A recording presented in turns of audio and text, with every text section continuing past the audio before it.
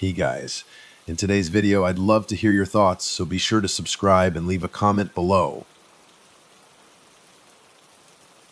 Story 1, my name is Alex Walker, and I'm 34 years old. What happened back in May of 2023 still sticks with me, clawing at the edges of my sanity. It went down in Whispering Canyons, a patch of nowhere in the Nevada desert. I've seen some messed up things in my life, combat zones overseas, government secrets whispered in the dark, the absolute worst of humanity. But nothing, and I mean nothing, could have prepped me for what was waiting out there. I used to be Army Rangers, yeah. Walked away from that life when I realized the flag I was fighting for wasn't as clean as I thought. After my service, I became a ghost drifting, haunted by flashbacks and a deep guilt. Figured the only way to find any kind of peace was to cut myself off completely. Whispering Canyons, with its empty plateaus and brutal landscape, seemed like the perfect place to test my limits, to start over. Barely any roads, ghost towns scattered around, and almost zero people to bug you. That was the plan anyway. I headed out there in early May, truck loaded with supplies for a few weeks. Small tent, sleeping bag rated for those crazy desert nights, an AR-15 for wildlife, or so I thought, and a rucksack stuffed with dehydrated food, water filters, and a basic med kit. I parked my beat, a pickup on a dirt track near a busted barbed wire fence. Beyond it, miles of rocky desert and scrub brush shimmered under the killer sun. Perfect. Lonely, silent, and vast. First night, I made camp near a dry wash, just a shallow dip in the earth. Wind kicked up dust devils that danced like ghosts in the twilight. Unease settled over me, a prickling feeling like I wasn't alone. I'd felt that in combat, that sensation of eyes on you, but out here. No logic to it. Just the hush of the empty land. Still, I chalked it up to nerves, being solo again. Dawn cracked, and I hiked deeper the wilderness, looking for a spot with a little more shelter. A few hours later, I ran into someone, another traveler. Name was Ben Carter. Looked about my age, maybe a bit older. Lean tanned, like he'd been living off the land for months. He carried himself with a kind of faded confidence, but his eyes were restless, always darting around. "Hey," he called out when he saw me, voice a little rough. "Don't see many folks out here alone." "More or less," I said, keeping it cautious. "Name's Alex." "You Ben, yeah?" He replied, adjusting a beat-up backpack looked like it had seen better decades. "Mind, I walk with you. Being out here a week, could use some company." I hesitated. I came to the desert to be alone, to ditch exactly these kinds of entanglements. But Ben looked half-starved, and I guess my conscience kicked in. "All right," I said. "I'm heading northwest, looking for a decent spot to set up a long-term camp." Ben's eyes flickered, like he was weighing whether to trust me. Finally, he shrugged, led the way. 2 days of hiking later, we stumbled across another soul, a photographer named Sarah Jenkins. We heard her before we saw her, the rapid-fire click, click of a camera shutter, then a frustrated sigh that hung in the still desert air. She was snapping pictures of these crazy, jagged rock formations, looking short and athletic, with this determined set to her jaw. Introduced herself right away, explaining she was an investigative journalist. Said she was out here documenting the seriously high number of disappearances in Whispering Canyons over the last 10 years. "People vanish out here all the time," she told us, adjusting her camera strap. "Some are hikers who get lost, get heat stroke. Others, well, the stories get weird." She lowered her voice, leaning in conspiratorially. "Locals whisper about some old legend. They call him the Canyon Man. Some kind of devil figure who preys on travelers." Ben and I exchanged a look. "Canyon Man," I repeated, skeptical. Never heard of him. Ghosts and devils weren't really my thing. But the mention of multiple disappearances that snagged my attention. I knew this region was rough, but the way Sarah was talking, it was more than just accidents. She pulled out this beat-up leather journal, weathered and worn, said she found it buried near an old, abandoned homestead. Flipped it open, showed us pages filled with spidery writing.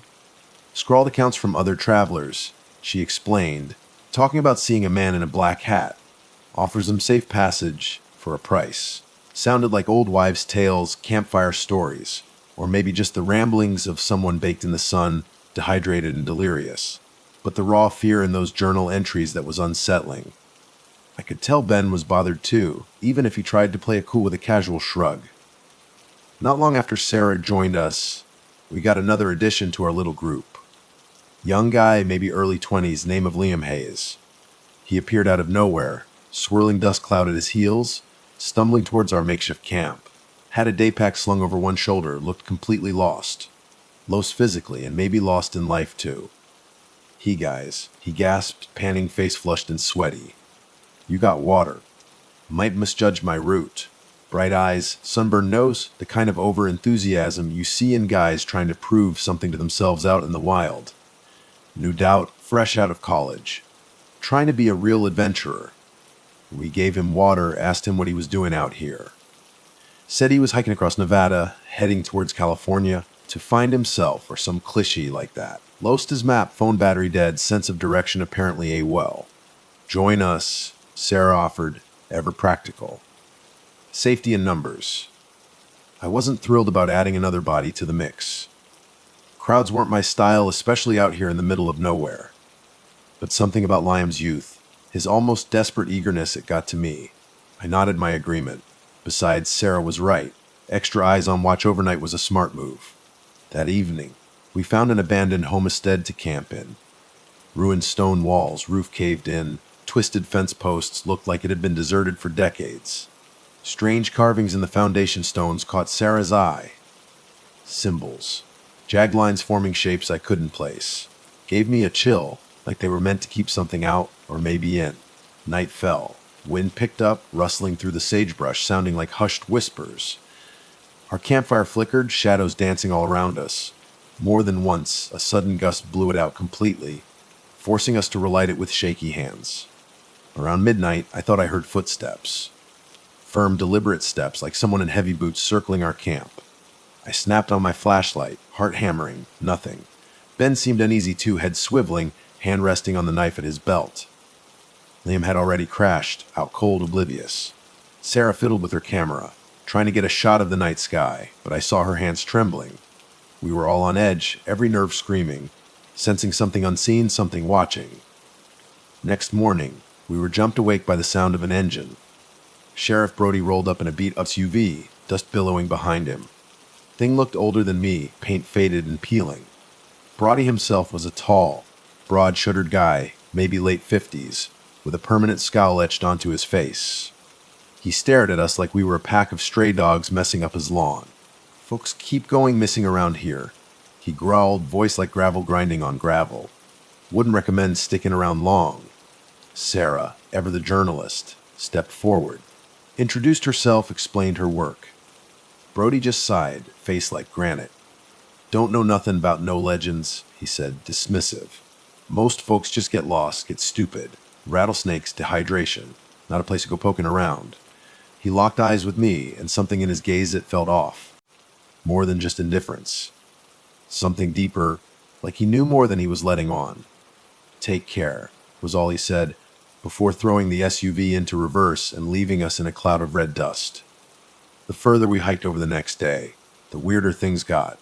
Our compass needles started spinning like crazy, sometimes just whirling around and around. Ben woke up one morning, completely freaked out. No memory of wandering almost a mile from camp. Just ended up there like he'd sleepwalked in his sleep. Sarah found boot prints in the sand that seemed to appear out of thin air, leading nowhere, just stopping in the middle of flat ground. Liam nearly stepped right on a coiled rattlesnake, swore he heard it hiss his name before he saw it. We tried to play it cool, chalking it up to nerves, desert heat playing tricks on us, the relentless sun frying our brains. But that evening we found something that blew all those flimsy explanations right out of the water. A corpse, half buried in a dry wash picked clean by vultures. Bones were bleached white, but still fresh, bits of stringy tissue still clinging to them, and the skull looked like something had gnawed on it. Strangest thing, footprints all around, deep boot prints, but they weren't normal. Steps were spaced too far apart, like whoever made them was unnaturally tall or taking impossibly long strides. Sarah started snapping photos, face pale as bone. Liam just stared, frozen, horror etched on his face. Ben swore under his breath, started dragging loose rocks to pile over remains. I checked around for ID, jeer, anything. Nothing, cleaned out. Once we'd covered the body as best we could, we retreated to a shallow cave for the night. None of us wanted to camp out in the open after that. That's when we first met him. The Canyon Man. I was on watch while the others tried to rest. Moon was almost full, bathing the desert in this ghostly silver light. Breeze rustled the sagebrush, whispering secrets I couldn't understand. Then I heard it, a gentle tapping, like metal on stone. I turned, rifle raised, and saw him. A figure perched on a flat boulder maybe 20 yards from the cave mouth. Even in the darkness, I could see the wide brim of a black hat, the long, old-fashioned duster coat boots that glinted in the moonlight. His face was hidden, swallowed by shadow beneath the hat. "Evening, friend," the figure said, slow and smooth, tipping his hat. His voice, it was weird, had this strange echo to it, like it wasn't coming from his mouth, but from deep within the rocks themselves. Fine night for wandering, wouldn't you say? My blood turned to ice. "Who are you?" I demanded, voice tight. He chuckled softly, a dry, rustling sound. "Nem's names mean so little in a place like this, but I've gone by many. Right now, you can call me the Canyon Man." Primal sense of danger slammed into me. I started to raise my rifle, but in that heartbeat, the figure was gone. No movement, no footsteps, just vanished. A second later, Ben burst out of the cave, knife already in his hand, eyes wide with terror. I told him what I'd seen. He looked at me like I'd just confirmed his worst nightmare. "We need to get the hell out of here," he whispered, voice shaking. And I saw him earlier. Thought I was hallucinating. We woke Sarah and Liam. They listened, half asleep at first, then eyes widening with dawning fear. None of us got any sleep that night. Next morning, Ben was gone, vanished. I woke up early, the desert air still cold and sharp, and his sleeping bag was just empty.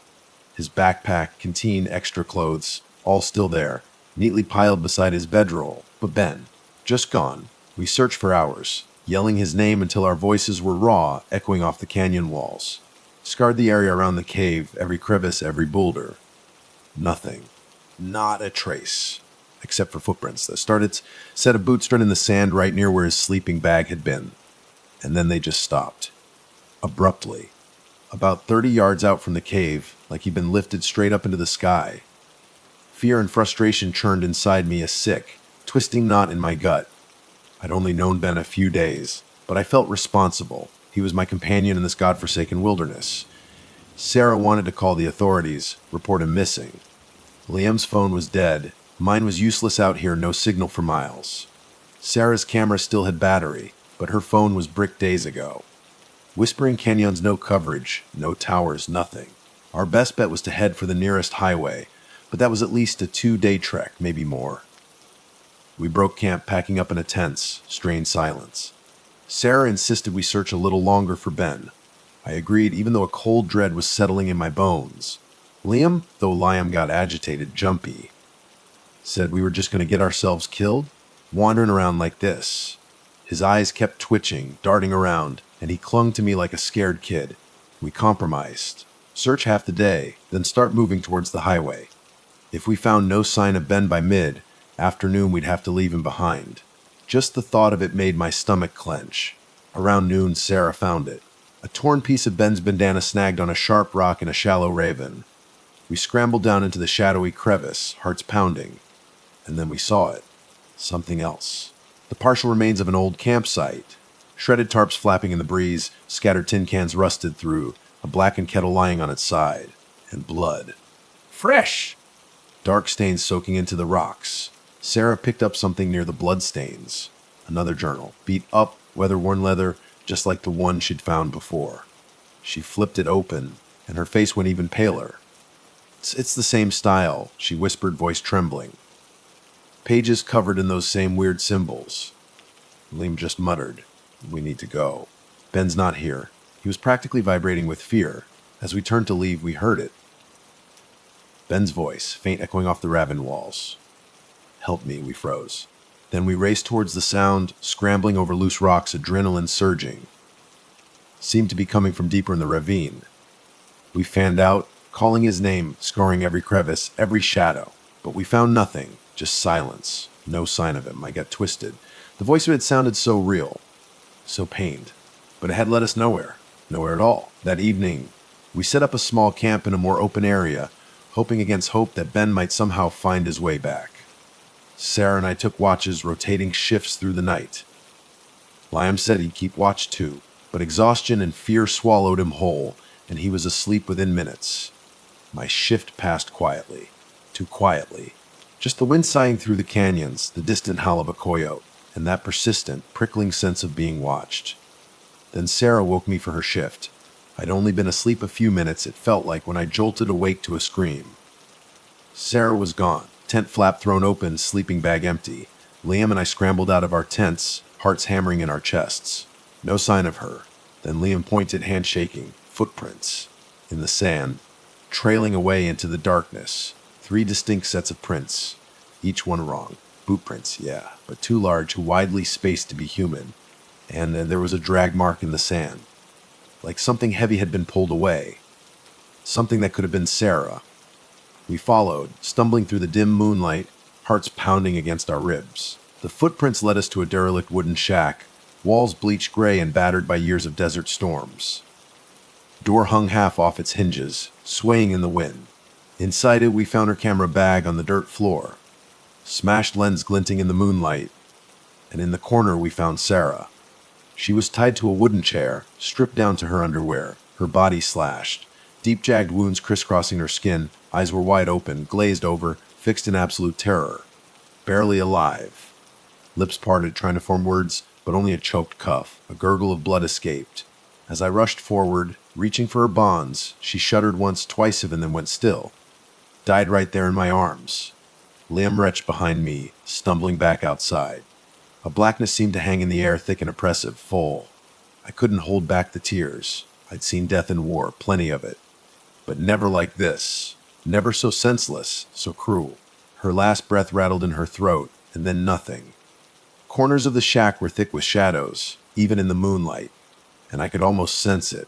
A presence, watching us, savoring the moment. Panicked, Liam and I stumbled back outside, blinking in the sudden wash of moonlight. Through the gaps in the battered boards of the shack wall, we saw it. More remains, in the next room. Bones scattered on the floor, scraps of clothing, old worn boots. This wasn't just where they'd taken Sarah. It was a slaughterhouse. Whether human, or something else I didn't know. But there were too many bones for just one killer. Too many bones to have collected in a short time. We grabbed what we could, my rifle, our packs, and ran. Didn't stop running until we were miles away from that cursed shack. My mind was racing, a whirlwind of grief and rage. Sarah, who just wanted to uncover the truth, had become part of the nightmare. I swore, right then and there, I wouldn't let the same thing happen to me, or to Liam. But that night the desert had other plans. We camped again that night, though camped is a generous word. More like huddled together in the lee of a rock outcropping, neither of us sleeping. Every time the wind shifted, every rustle in the sagebrush, we jumped, expecting to relive the horror of that shack. Around midnight, Liam stood up abruptly, just got to his feet and wandered off. I figured he just needed to take a leak, get some air, but when he didn't come back after a few minutes, unease prickled my skin. I went looking for him. Found him about 50 yards from our pathetic little campfire. Standing stock still, gazing up at the moon. His eyes had this vacant sheen, like he was staring right through it, and his lips moved, whispering silent words I couldn't make out. My neck prickled. He wore this slack-jawed grin that just didn't belong on his face. "Liam," I asked, voice low, cautious. "You all right, man?" He turned slowly in the moonlight, and I saw it then. Tears streaming down his cheeks, tracks glistening silver in the pale light. But the smile stayed fixed, a natural stretch too wide. "I talked to him," Liam said, voice flat, almost dual-toned, like two voices layered on top of each other. "Mr. Canyon Man, he says we're doomed. Unless we make a deal." Something in his tone, something in that fixed, tear-streaked smile made my skin crawl. "Liam, come back to the fire," I said, trying to keep my voice steady, calm. "Let's talk about it, okay?" He lunged. No warning, no hesitation, just lunged. Eyes gone wild, pupils blown wide, lips twisting into a snarl that was pure animal. And with unnatural strength, he tackled me, smashed me to the ground. My rifle clattered away, skittering across the rocks. He was on top of me in an instant, forearm pressed hard across my throat, cutting off my air. His face was inches from mine, and though it was Liam's face, Something else was looking out of his eyes. Something dark, something ancient. He hissed, breath hot and full in my face. You should have made a deal. I fought back. Every bit of Ranger training kicked in, adrenaline flooding my system. But he was disturbingly strong, like possessed, beyond human strength. My vision started to blur, black spots dancing at the edges. Desperation clawed at me. My hand fumbled for my survival knife, strapped to my belt. Found the handle, yanked it free, and drove the blade up hard into his side. He howled, not a human howl, more like a deep, guttural roar that echoed off the canyon walls. Staggered back, clutching at the wound. I scrambled to my feet, gasping for air, lungs burning. Liam pulled the knife out, blood glistening on the blade in the moonlight. Yet he advanced, like the pain meant nothing. A wet, gurgling laugh bubbled up from his lips. I backed away, eyes never leaving him, frantically searching for my rifle. He swung the knife at me, a wild, clumsy arc, forcing me to dart aside. My foot kicked something hard. The rifle. By sheer chance, my foot had landed right on it. I snatched it up, fumbled for the safety, clicked it off, and fired. One shot. Point blank center mass right into Liam's torso. He collapsed. Went down hard, choking on his own blood. For a moment, just a flicker, his possessed expression seemed to clear. And in his final seconds, he looked at me. Really looked at me. With pure, unadulterated terror. JC, he gasped, voice back to normal Liam's voice. I can't tell. The words choked off in a shudder, and he slumped forward dead. I dropped to my knees beside him, chest heaving, breath coming in ragged gasps. Had I just killed an innocent kid? Or had I saved myself from something far, far worse? Didn't have time for second guessing. Terror, raw and primal, took over. I scrambled to my feet, grabbed my pack, Liam's pack, everything I could carry. Dawn was still hours away, but I couldn't stay here. Not another minute. The desert, it was swallowing everything I had left. I made a decision. Head east, towards the nearest county road, about a 2-day walk, maybe more. With trembling limbs, I started off, stumbling through the darkness, hardly stopping for breath, for rest.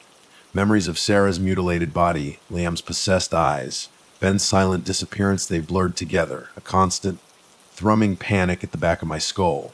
Every shadow, every twisted shape in the moonlit desert looked like a looming figure in a black hat. Somehow I survived the night. By noon the next day, the sun was a hammer beating down, cooking the earth, shimmering the horizon in waves of heat. That's when I saw it, dust plume in the distance. And then an old, battered SUV, bouncing along a barely visible track, Sheriff Brody. I flagged him down, heart racing, mind spinning, trying to figure out what to say, what to do. As soon as I started to tell him about Sarah, about Liam, about everything, he just nodded, face unreadable. Jet in, he ordered curt, no emotion in his voice. I hesitated, remembering that cold, unsettling feeling I'd gotten from him before. But what choice did I have? I climbed in, exhausted, numb. He drove deeper into the desert, not back towards town. I questioned him, asked where we were going. He just gave me vague assurances, muttered something about sorting things out. My gut screamed that something was wrong. But I was too drained, too broken, to resist. He eventually stopped at a small, prefab building, metal substation baking in the sun, a couple of barred cells in the back. No other deputies around, he led me inside, the metal door clanging shut behind us. Locked it. Turned to face me, that stern, unreadable look on his face. You shouldn't have come out here, he said, voice quiet, almost resigned. Some places just don't belong to men. Confusion and anger flared in me, pushing back against the exhaustion. Sheriff, people are dead. Sarah, Liam, Ben's missing. There's something out there. Calls himself the Canyon Man. I know. Brody cut me off, voice flat. He's been here a lot longer than you'd think. He let out a weary sigh, like he was carrying the weight of the world on his shoulders. This county been cursed for years. Tragedies, unsolved murders, livestock ripped apart. Savage animal attacks years ago. We figured it out. Pointed to him. And the higher-ups, the feds they want it contained, swept under the rug. Easier to pretend it's just lost hikers, dehydration. We do what we can to keep folks out. But you can't save them all. I stared at him, disbelief warring with a dawning, sickening understanding. So you just cover it up, let people die. He shrugged a jerky, defeated movement like it was just another unpleasant chore on a long list. Orders from above, son. I'm just doing my job. His face hardened. That wariness replaced by something cold, something determined. He reached for his belt. But we can't let you leave. You've seen too much. A realization hit me like a punch to the gut. Trapped, I was trapped. He pulled out a baton, telescoping metal glinting in the dim light of the substation. And before I could move, before I could react, he swung. Hard. Right at my head. White paint exploded behind my eyes, and everything went black. When I came to, I was in one of the cells. Locked behind iron bars, head throbbing like a drum solo. Dried blood crusted on my temple, sticky and stiff. Tested the bar's solid steel, wouldn't budge. Time lost all meaning in that concrete box. Small window high up on the wall let in a sliver of weak, dusty light. Then, late that night, or what I guessed was night, time was all messed up in that place. A shape moved outside my cell. At first, in the dim light filtering from somewhere beyond the substation, I thought it was Brody, but the figure was taller, wearing that same wide-brimmed black hat. Evening, friend, the canyon man said.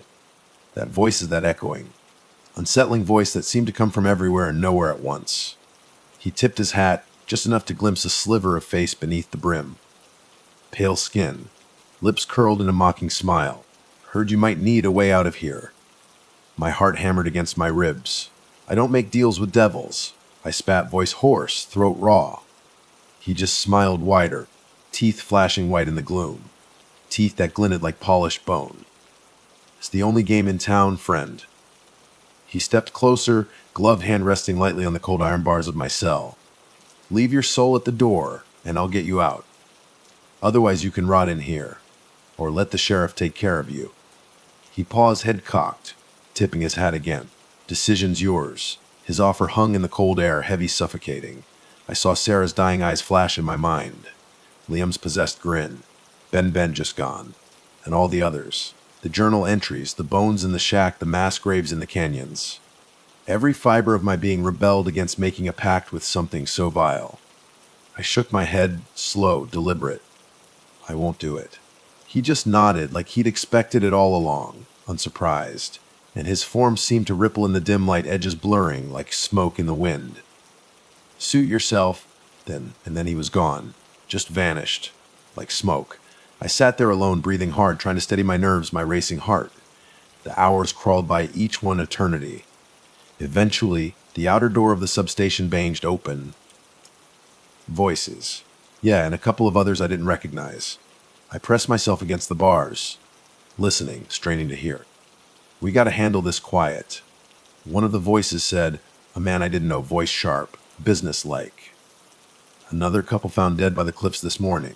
Bureau's already on edge. Brody grunted, voice low. Got one locked up. Saw more than he should. All right, the stranger said. Load him in my truck. We'll figure out how to spin this. My blood ran cold. They were going to disappear me. Make me vanish, just like Ben, just like Sarah, just like all the others. I'd act. Now, I waited, heart pounding, listening to them approach. Brody's heavy footsteps getting closer. Keys jingling. I braced myself against the back wall of the cell. As soon as Brody reached the door, baton in hand, ready to do whatever zorting out meant I moved. Heard the snick of the lock turning, the heavy metal door creaking open. I rushed him. Slammed the cell door right into his face. He staggered back with a grunt, surprised, off balance. I lunged for his sidearm, holstered on his belt. One of the other men tackled me, slamming into me from the side. We wrestled on the floor. A tangle of limbs, desperate struggle in the dim light. I kicked, twisted, fought like a cornered animal. Managed to grab Brody's gun. Yanked it free. A shot rang out, deafening in the small metal room. The bullet tore into the side of the man grappling with me. He screamed a high-pitched animal sound and fell away, clutching his bleeding side. Brody dove for cover behind a desk. I scrambled to my feet, adrenaline screaming through my veins. Sprinted for the open cell door, burst out of the desert night. Darkness swallowed me whole. Adrenaline carried me, legs pumping, lungs burning. Behind me, I heard Brody shouting curses, yelling for backup. Didn't look back, just kept running, weaving between stunted trees, scrambling over rocky outcroppings. Lungs burned, vision blurred from the blow to my head, but I kept going. The moon, thank God, the moon was bright, lighting my way just enough to keep me from falling into some unseen ravin. I ran until my legs felt like they were going to give out, until my lungs screamed for air. Dawn was just starting to paint the horizon, bruising the sky a pale purple. Covered miles, maybe. Still deep in the wilderness, no vehicle, minimal gear, blood drying in my hair, on my scalp. Eventually, I collapsed under a cluster of scraggly juniper trees, gasping for breath. Tried to regulate my breathing, tried to block out the memories. The horrors I'd witnessed. Everything gone. Sarah's life, Liam's mind, Ben's fate. Only me left. And I was pretty damn sure the Canyon Man wasn't done with me yet. After a short rest, forced myself onward, heading east, towards the road I'd originally been aiming for. Rationed the small amount of water I'd managed to steal from the substation as I fled. By midday, the sun was a furnace, hammering down relentless. Thoughts swam dizzy with thirst, exhaustion. Still, I trudged on. And then I saw it, a battered old pickup truck, kicking up dust on a dirt road in the distance. Renewed hope surged through me, a jolt of pure adrenaline. I stumbled towards it, waving my arms, shouting hoarsely. The pickup screeched to a halt. Middle-aged rancher behind the wheel, staring at me in shock, eyes wide. He asked if I was all right. I told him I needed help. People were dead. Sheriff was covering it up. At first, he looked at me like I was a lunatic, raving in the desert sun. But something in my eyes, maybe the sheer desperation, must have convinced him. Because he let me in. Didn't ask too many questions. Just threw the truck into gear and headed for the next town, a good 30 miles away. As we drove, bouncing along the rutted track, I looked back at the horizon. Just for a split second, I swore I saw him. A tall figure in a black hat, standing on the top of a distant mesa, silhouetted against the sky, watching me go. Then the dust swirled up and he was gone. We reached the outskirts of a small town. Rancher pulled over at the local clinic, insisted I get checked out. Told him everything more or less. Maybe he believed me, maybe not. He just nodded grimly. Said something about the area always having strange stories. And then he left me there. Promised to keep quiet, mind his own business. I tried calling the Oklahoma State Bureau of Investigation. Even the FBI. No one took me seriously. A few days later, paranoia creeping in. I realized some of my calls might be getting intercepted. Hell, Brody's people probably had ways to make sure no one believed a word I said. My head still ached from the bait and blow. Eventually, I just gave up. Gave up trying to sound credible, gave up trying to get anyone to listen. In time, I recovered physically. No permanent damage except for a jagged scar on my temple, hidden under my hair. But mentally, I can't escape it. Can't outrun the images. Sarah's last breath, Lamb's possessed eyes, Ben's silent disappearance, and the Canyon Man's mocking grin. Every time I close my eyes, I see them. I moved out of Nevada completely, been bouncing from one cheap muddle to another ever since, drifting, looking for a place where the nightmares don't follow. But I fear there's no such sanctuary. If the Canyon Man truly is some ancient evil, he might reach me wherever I go. And even if he doesn't, the knowledge of what lurks in whispering canyons that haunts me more than any war zone I ever knew. You might read this and call me insane, or dismiss it as just another desert myth, a tall tale spun under the desert stars. But if you ever find yourself in the empty stretches of Nevada, those lonely canyons and shadowy mesas, listen to that uneasy feeling in your gut. Beware the man in the black hat offering deals in the twilight. And if you ever hear footsteps pacing outside your campfire at midnight, do yourself a favor. Run, because some places just don't belong to men, and some deals come at the ultimate price. My name's Ethan Bell, and I'm 32. What I'm about to tell you happened back in November of 2022. Even now, it messes with my head. It all went down at Blackwood National Forest. Sometimes I swear it was just a nightmare that got stuck on repeat in my brain. Other times, I can't shake this feeling that whatever messed with me out there is still around, just waiting. But I'm getting ahead of myself. It started because I needed to get away from everything. My fiancée, Sarah, she left me 6 months before. Said she couldn't deal with my whole gotta prove I'm tough thing. Maybe she was right. I was always training, pushing myself, those stupid off-grid trips for personal growth as I called it. My therapist, she told me to get a new hobby, or deal with my issues. But I thought one more trip, a solo survival thing, that was the answer. A week alone in the woods, just me, my gear, and the wilderness. That plan went sideways when Caleb, this buddy from college, invited himself along. We used to be tight, bonded over hiking and all that outdoor stuff. But we drifted apart. He heard about my trip and suddenly it was a friendship or trade idea. Honestly, part of me was okay with it. Deep down, I figured Caleb had his own reasons, but I ignored the red flags. I told him I was heading out the first week of November, and he said he'd meet me at the main parking lot on day 2. Seemed fine at the time. I packed my truck, left Tulsa early, and got to Blackwood on a Sunday afternoon. Sky was pure gloom, that heavy gray that matched how I felt inside. Park ranger at the entrance, guy named Miller, looked like he'd seen it all. Stocky dude, lines on his face like a road map. "Where are you headed?" he asked, barely glancing up from his clipboard. "Setting up near the old logging trails," I said. "Some bushcraft exploring. Maybe check out the off-trail areas if it's allowed." He finally looked up then, stared at me like he was trying to figure out if I was messing with him. "Stay on the marked trails. We've had incidents in the park." He paused like he wasn't sure how much to say. "People get lost, it's not a joke. See anything unusual, you come back here. Immediately." I shrugged it off as the usual safety speech, but the way he said unusual gave me a weird chill. My first night alone was quiet enough. Found a clearing not too far from the main trails, pitched my tent, got a small fire going. Wind in the pines sounded almost like voices. Leaves were damp, fire was low and smoky. Despite the gloom, I actually managed to doze off around midnight. Woke up before dawn with this weird itch in my brain, like I was being watched. Went outside the tent, and that's when I saw them. Footprints, bare footprints, exactly like mine, but facing away from the tent. Tried to rationalize it. Someone found my camp in the night, sleepwalking. Never done that in my life. Still, I told myself it was a trick of the light, ground was soft, prints had shifted, animal had stepped around, anything but paranoia. Later that day, Caleb shows up at the parking lot, right on schedule, hops out of his SUV, big grin, slaps me on the shoulder. "Long time, Ethan. You look like hell, man." I forced a laugh. "You know how it is out here. No room service." He pops the trunk, pulls out his pack, fancy thing, looked expensive. Gotta admit, needed a break from city life. Work's killing me. We hiked back to my campsite. Caleb non-stop chatter about his job, some girl he was seeing, how he needed to blow off steam.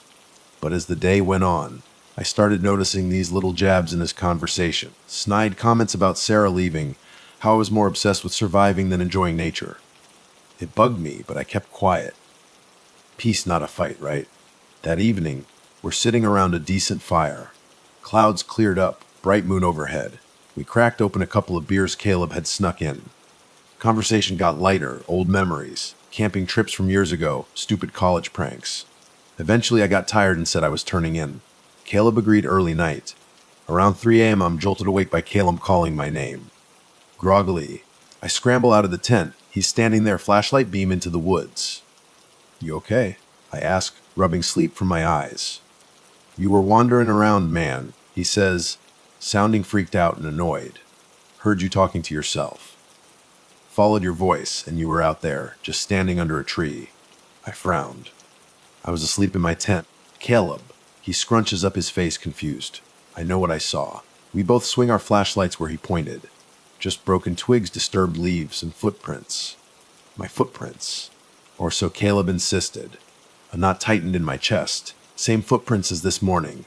But no way was that me out there. I tried to reassure Caleb and myself maybe he was dreaming, misread the prints. He didn't argue too hard, but I could tell it rattled him. Next morning, Caleb's gone to get water from the creek. I checked out those footprints again, more carefully. Yeah, my size, shape, even my stride. Heart pounding, I forced myself to think logically. Maybe Caleb followed someone else, someone who looked like me. Some vagrant, lost hiker. But how would a stranger have my exact shoe print? Around noon, Caleb comes back with water, and he's not alone. Woman with him, late 20s, maybe. Tangled hair, sunken cheeks. Ripped jacket, stained with mud. Eyes darting around like a scared animal. "This is Becca," Caleb says. "Found her by the creek. Says she's been lost for days." I give a quick nod, rummaging for food. Becca practically inhaled the granola bar I gave her, looked ready to cry with relief. "I got separated from my group," she stammered. "A while back." They're all gone. Dead, or worse. She glanced, trembling at the tree line. There's something here that... Where's your face? I froze, granola bar halfway to my mouth. Caleb frowned, more concerned about her mental state than her words. Becca, I said gently. What do you mean, where's your face? She shuddered. Followed us at night. We saw ourselves in the darkness, whispering. My Fankat, he disappeared. Then we found him. Except it wasn't him. It tried to lure us deeper into the forest. When we refused, it killed him. Took his place. My pulse hammered. Caleb gave me a look like, this is nuts, right? But the footprints, the figure Caleb swore he saw last night, maybe her story wasn't so crazy after all. We decided to get Becca to the ranger station. We hadn't gone too far off trail, so it should have been a simple hike back. Except the path felt wrong. The deeper we walked, the more turned around we got. Trees I swore I recognized turned out to be in totally different areas. Same fallen log kept showing up like we were walking in circles. Wind picked up, sky went darker, and we had to face it, we were lost. We set up camp around dusk, too tired to keep searching. Becca was pale, shaking. Clung to me every time a twig snapped. Caleb tried to calm her down, but she kept muttering, "It wants faces, wants to replace us." Night came down, a restless hush. I built a bigger fire than usual, hoping the flames would scare away whatever was out there. Caleb on edge paced back and forth, flashlight beam dancing through the trees. Becca sat by the fire, knees to her chest, rocking slightly. Around midnight, I heard leaves crunching, snapped awake instantly. Silhouette of a man stood at the edge of the firelight. Looked exactly like me. Shape of my shoulders, curve of my jaw. My heart hammered so hard I thought it would burst. "It's me," the silhouette said, voice identical to mine. "Caleb, can you hear me?" Caleb lunged forward, hunting knife in his hand. "Who the hell are you?" Becca screamed, "Don't listen to it." Then the figure slipped back into the darkness. In that split second, the firelight caught part of its face. Eyes too dark, like twin pits. I realized I'd stopped breathing. We tore down camp frantic. Was this some elaborate prank? Twisted joke. My mind raced for rational explanations. But seeing that face, my face, twisted in that unearthly grin, I couldn't deny it. Something was out there, copying me. Caleb was furious, practically hysterical. "Did you set this up? Is this your survival test? Trying to scare me to death?" I denied it, of course. But his accusation stung. Becca just clung to my arm, mumbling about leaving, burning everything. We barely slept, each of us taking turns on watch. When dawn finally broke, we tried again to find the ranger station. Footprints that should have led us back to our original campsite. They didn't line up. Forest felt like it had rearranged itself overnight. In the middle of this mess, Caleb's anger just festered. He kept demanding I admit I was behind it all. I told him I was as clueless as he was, but he wouldn't let it go. Later, we stumbled into this full-smelling clearing. Stench was so strong it made me gag. We found it then, half-buried human torso. Unidentifiable, rotting, no face. Like it had been stripped away. Becca collapsed, knees to the ground, retching. Caleb cursed under his breath, face white as a ghost. We left the remains. No way to bury them properly without tools, and I doubted we had the time. The discovery shook Caleb to his core. "We need to stick together," I said. "No matter what." Caleb just glared at me, then at Becca, like she might be hiding something. "You said your group got killed. Where did that happen?" She shook her head, tears welling up. "I'm not sure anymore. The forest, it kept changing. We decided to keep moving, hoping to find water, or at least a recognizable trail. Oars dragged on. Day felt too long, sun dipping lower than it should have been by mid-afternoon. Finally, we tripped onto a narrow path, looked official. Worn down, faded sign, Ranger Station 2 miles. Relief washed over us. We followed the path. Then I noticed Caleb lagging behind, turned to check on him, and he was whispering to someone, but no one was there. I called. He jumped, startled. "What? Who are you talking to?" He glowered. "No one. Just muttering to myself." Becca tugged my arm. "He's not okay," she whispered. Despite the tension, we kept a close eye on Caleb. By the time we reached the ranger station, it was almost dusk. Small wooden outpost, radio antenna on top. Recognized it from the park maps. Inside, we found Ranger Miller. He stared at us, confused, then concerned. "Good God, you look like you've been dragged through hell." Caleb blurted it all out. There's something out there, pretending to be people. We found a body with no face. Miller's expression hardened. He fiddled with the radio. I'll call for help. But the signal's been acting up. Radio crackled with static. He managed a few words. Something about visitors in distress, before the signal cut out completely. Then I saw him, second man in the corner. Dark chute neatly pressed. Air of authority screamed federal agent. He introduced himself as Agent Davies, FBI. We're investigating a missing person case, he said, flicking his eyes over us. Nothing you need to worry about. Becca's eyes widened. But there are bodies out there! We found one! Ranger Miller scowled at her like she'd said too much. Look, miss, we've had incidents in the area. We're handling it. Davies gestured to the back room. Let's talk privately. That's when I noticed it. Something off about Davies' voice. Slight echo, almost like two voices layered together. Scalp prickled. I glanced at Caleb. He was pacing restlessly. The agent led us into a cramped office, closed the door. Tell me exactly what you saw, he said, eyes boring into mine. Caleb jumped in, describing the footprints, the figure that looked like me, the faceless corpse. Davies nodded slowly, like it was old news. I stepped closer. Have there been other sightings? Other instances like this? His face twitched, cleared his throat. We're aware of unusual reports in Blackwood, but we need to keep this contained. Avoid panic. Ranger Miller looked uneasy. Agent, maybe we should. Davies cut him off. This conversation is classified. He took a measured breath. I'm sorry, but I can't let you leave until we secure the area. That set Caleb off. Like hell we're your prisoners. He lunged at Davies, who sidestepped easily. Miller drew his gun, pointing it at Caleb. Stand down. I grabbed Caleb, trying to calm him. We just want to get out of here, I pleaded. Davies turned to me. You can't. Not yet. Lines around his mouth deepened. Something felt sinister, more than just protocol. Then, lights flickered. Station's generator sputtered. Second later, darkness. Heard Miller cursing, fumbling for a flashlight.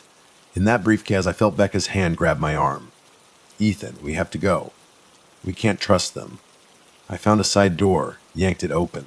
Moonlight spilled in. Beckoned Caleb and Becca to follow. Hallway was empty, but the whole building felt charged with tension. We tiptoed towards an exit sign. Behind us, I heard Davies whispering to someone. Don't let them escape. Who was he talking to? We rounded a corner. Figure stepped out of the shadows.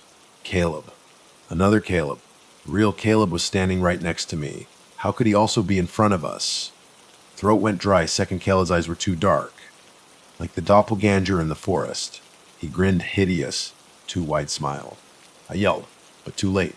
Doppelganger Caleb lunged, slammed into real Caleb. They both went down in a tangle of limbs. Becca screamed. Shot rang out. Miller must have fired. In the dark, couldn't see who got hit. Next thing I knew, one of the Calebs staggered to his feet, knife in hand, face twisted in rage. Couldn't tell which was real. Ethan, help me, they both screamed. Same voice, same desperation. I froze unsure. Then I saw it. Flicker in the eyes of the Caleb standing. Pupils normal. Had to be the real one. Or so I hoped. I lunged at the one on the ground, tried to pin it. It thrashed beneath me, hissing like an animal. Dim light glimpsed black tar dripping from the corners of its eyes. Chill shot through me. Ethan, we gotta get out of here. Real Caleb gasped, staggering back, clutching his side. Becca grabbed my sleeve, yanking me away from the struggling creature. Miller's flashlight beam flickered closer, face wild with confusion. He saw the rising figure fired again. Thunderous crack echoed in the hallway. When the light steadied, thing was gone. Dark smear on the floor. Miller looked like he was about to lose it. What in God's name? Suddenly, overhead lights blazed back on. Agent Davies stood at the end of the hall, flanked by two uniformed men. Pointed at us. Apprehend them. No choice but to run. We sprinted out the nearest door into the cold night air. Caleb stumbled, hand pressed to his wound, blood seeping through his fingers. Becca and I half carried him back into the forest. Shouts behind us, but the station disappeared into the dark. We ran blindly until we collapsed near a cluster of boulders.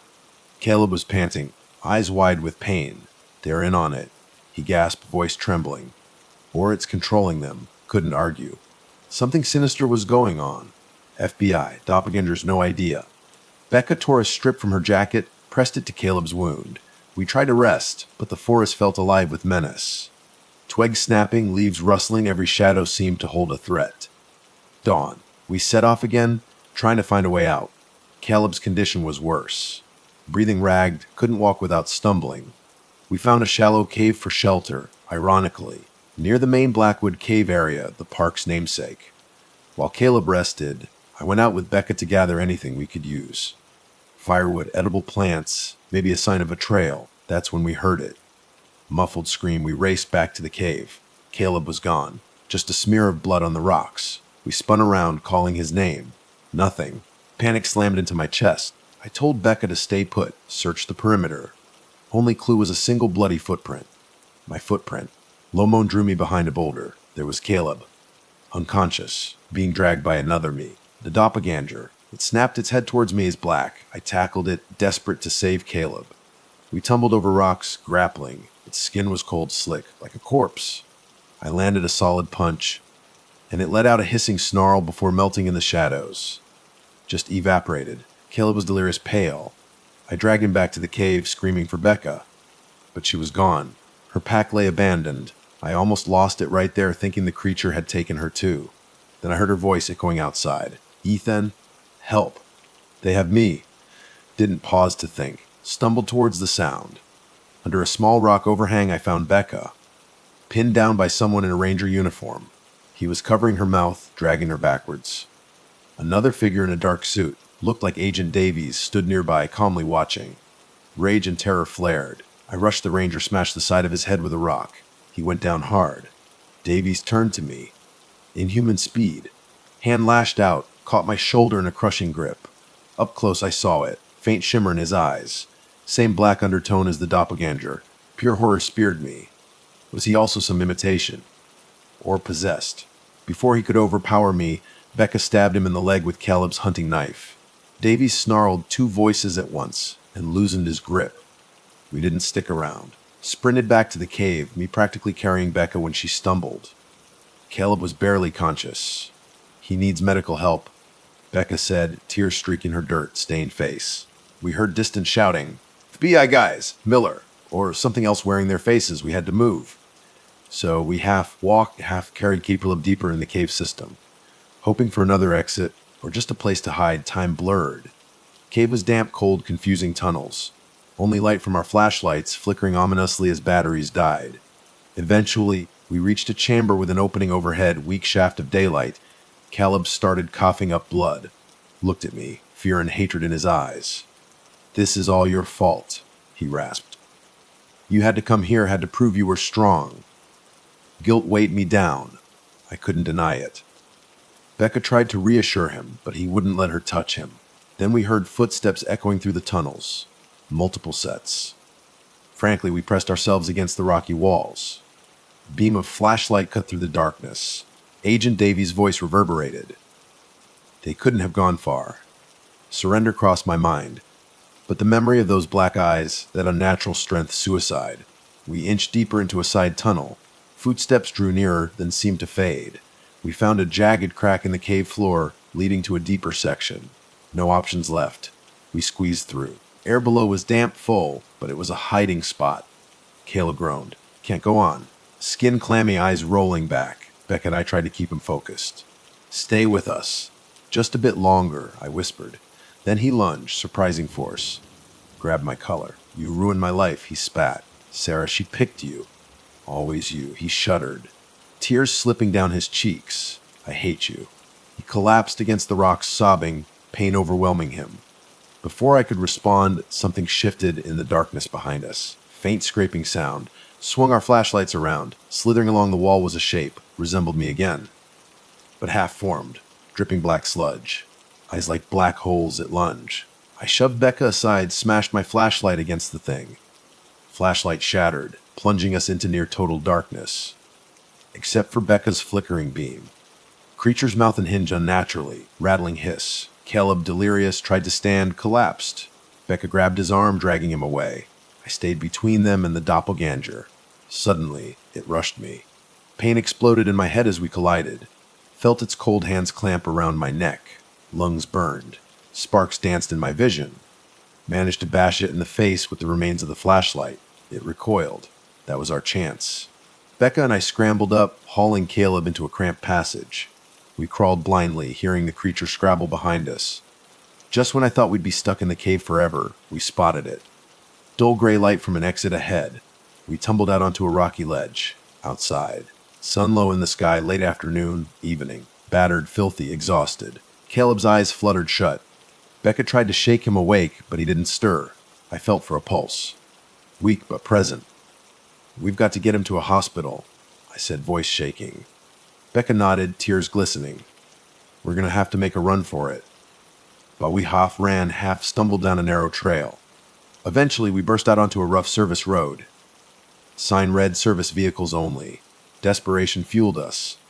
We followed the road until we saw headlights up ahead. Park Service truck approached. I flagged it down, nearly collapsing in the middle of the road.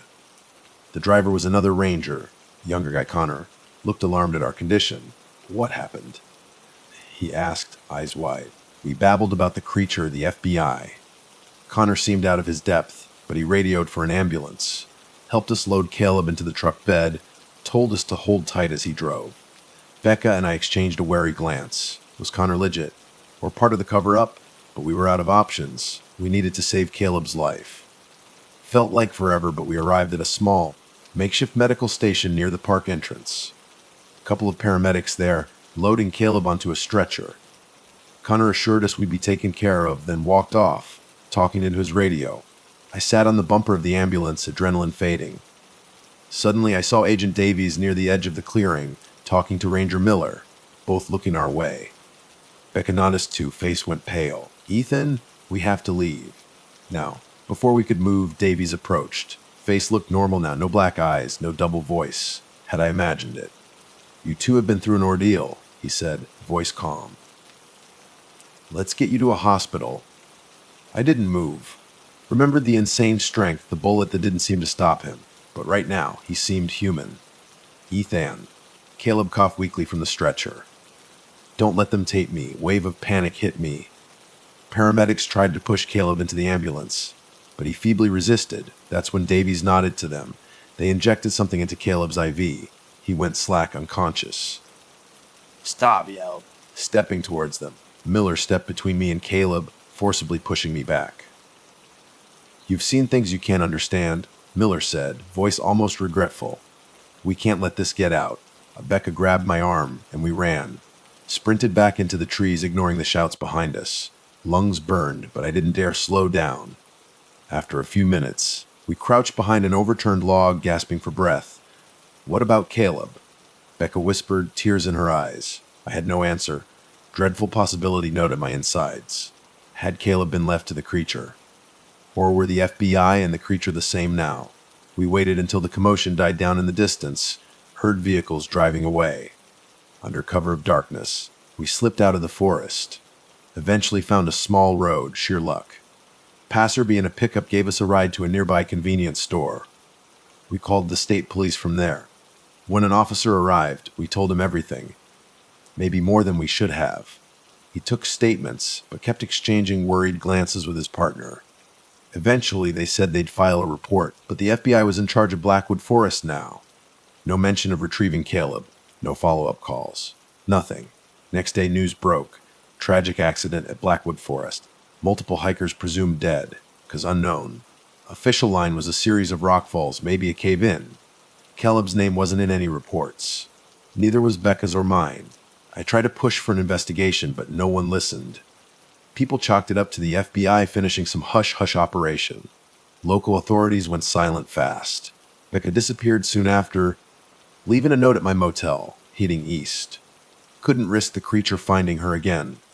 Note ended with "Take care. It's still out there. I'm left with nightmares. Can't sleep without seeing that doppelganger face, hearing Caleb's final plea not to let them take him. Sometimes I wake up feeling something's in the room with me, wearing my face. It's been months since that night in Blackwood. Official story is a minor earthquake caused unstable conditions, leading to the disappearance of a few campers. FBI and Park Service deny any involvement, but I know the truth. Or at least, I know what I saw. If you ever find yourself hiking in Blackwood National Forest and you see a figure that looks just like you, run. Don't hesitate. Don't try to rationalize it. Because once it sets its sights on you, you're never alone again. And if you hear someone calling your name in the dark, a voice you recognize as your own, pray it lets you leave. That's all I can do now. Pray. Because I have this horrible feeling that what started in Blackwood Forest didn't end there. It followed me home. My name is Alex, and I just turned 36. Last fall, around late September of 2023, I found myself driving deep in the Redwood National Park in Northern California. My old Jeep, affectionately nicknamed the Mule, was packed to the brim, trailer hitched, and groaning under the weight of lumber, tools, and enough supplies to last me a good long while. My plan was simple: build a completely off-grid cabin, a sanctuary, a place to outrun the ghosts rattling around in my head. Combat medic, that's what I used to be. Too many years patching up bodies on battlefields. Too many nights jolting awake, heart hammering, drenched in a cold sweat. Isolation. That's what the doc suggested. Complete and utter isolation. He figured the heart of the woods was just the place for a broken mind to mend. Maybe he was right. I wasn't entirely alone, thankfully. Luna, my German shepherd, sat shotgun in the passenger seat. 6 years old, trained for search and rescue, she was hyper alert, ears twitching at every pebble kicked up by the tires on the gravel road. I'd seen dogs like her work miracles. If I trusted anything in this world, it was her instincts. She was my shadow, my early warning system, and honestly my best friend. I also hired a local guy named Jed Carver, to give me a slogger. Something else he wasn't too keen on elaborating on. He knew the Redwood region like the back of his hand, though. His off-grid experience was the real draw. First time we met, Greasy Spoon Diner just outside of town, he looked me straight in the eye, calloused hands wrapped around a coffee mug, and said, "Look, I passed in a Sunday picnic, but I know these woods. Inside and out." He'd mentioned something vague about trouble with the law, wary eyes that suggested he'd seen things he couldn't unsee. Maybe both lies and nightmares, like me. We met up at a dusty gas station right near the park entrance. Jedidia, or Jed as he preferred, pulled up in his battered pickup. He hopped into the Mule, and we caravanned deeper into the wilderness. The plan was classic: find a decent spot near a creek, set up a basic camp, then start laying the foundation for the cabin. For the first time in a long time, I felt a flicker of something like hope. Stupid, maybe. That hope started to soar the moment we rolled in the designated campsite. It was a clearing, all right? Surrounded by towering redwoods that blocked out most of the already fading afternoon light. I killed the engine. Luna was out of the Jeep in a flash, nose working overtime. She went rigid, hackles raised along her spine. "Something spook you, girl," I murmured, but she just kept staring into the dense shadows under the trees. New territory jitters, I told myself, and started unloading gear. Jed pulled up a few minutes later, stepping out with a frown etched deep into his weathered face. "Feels off out here," he muttered, glancing around the clearing. I shrugged, trying to play it cool. Plenty of forest, plenty of wildlife.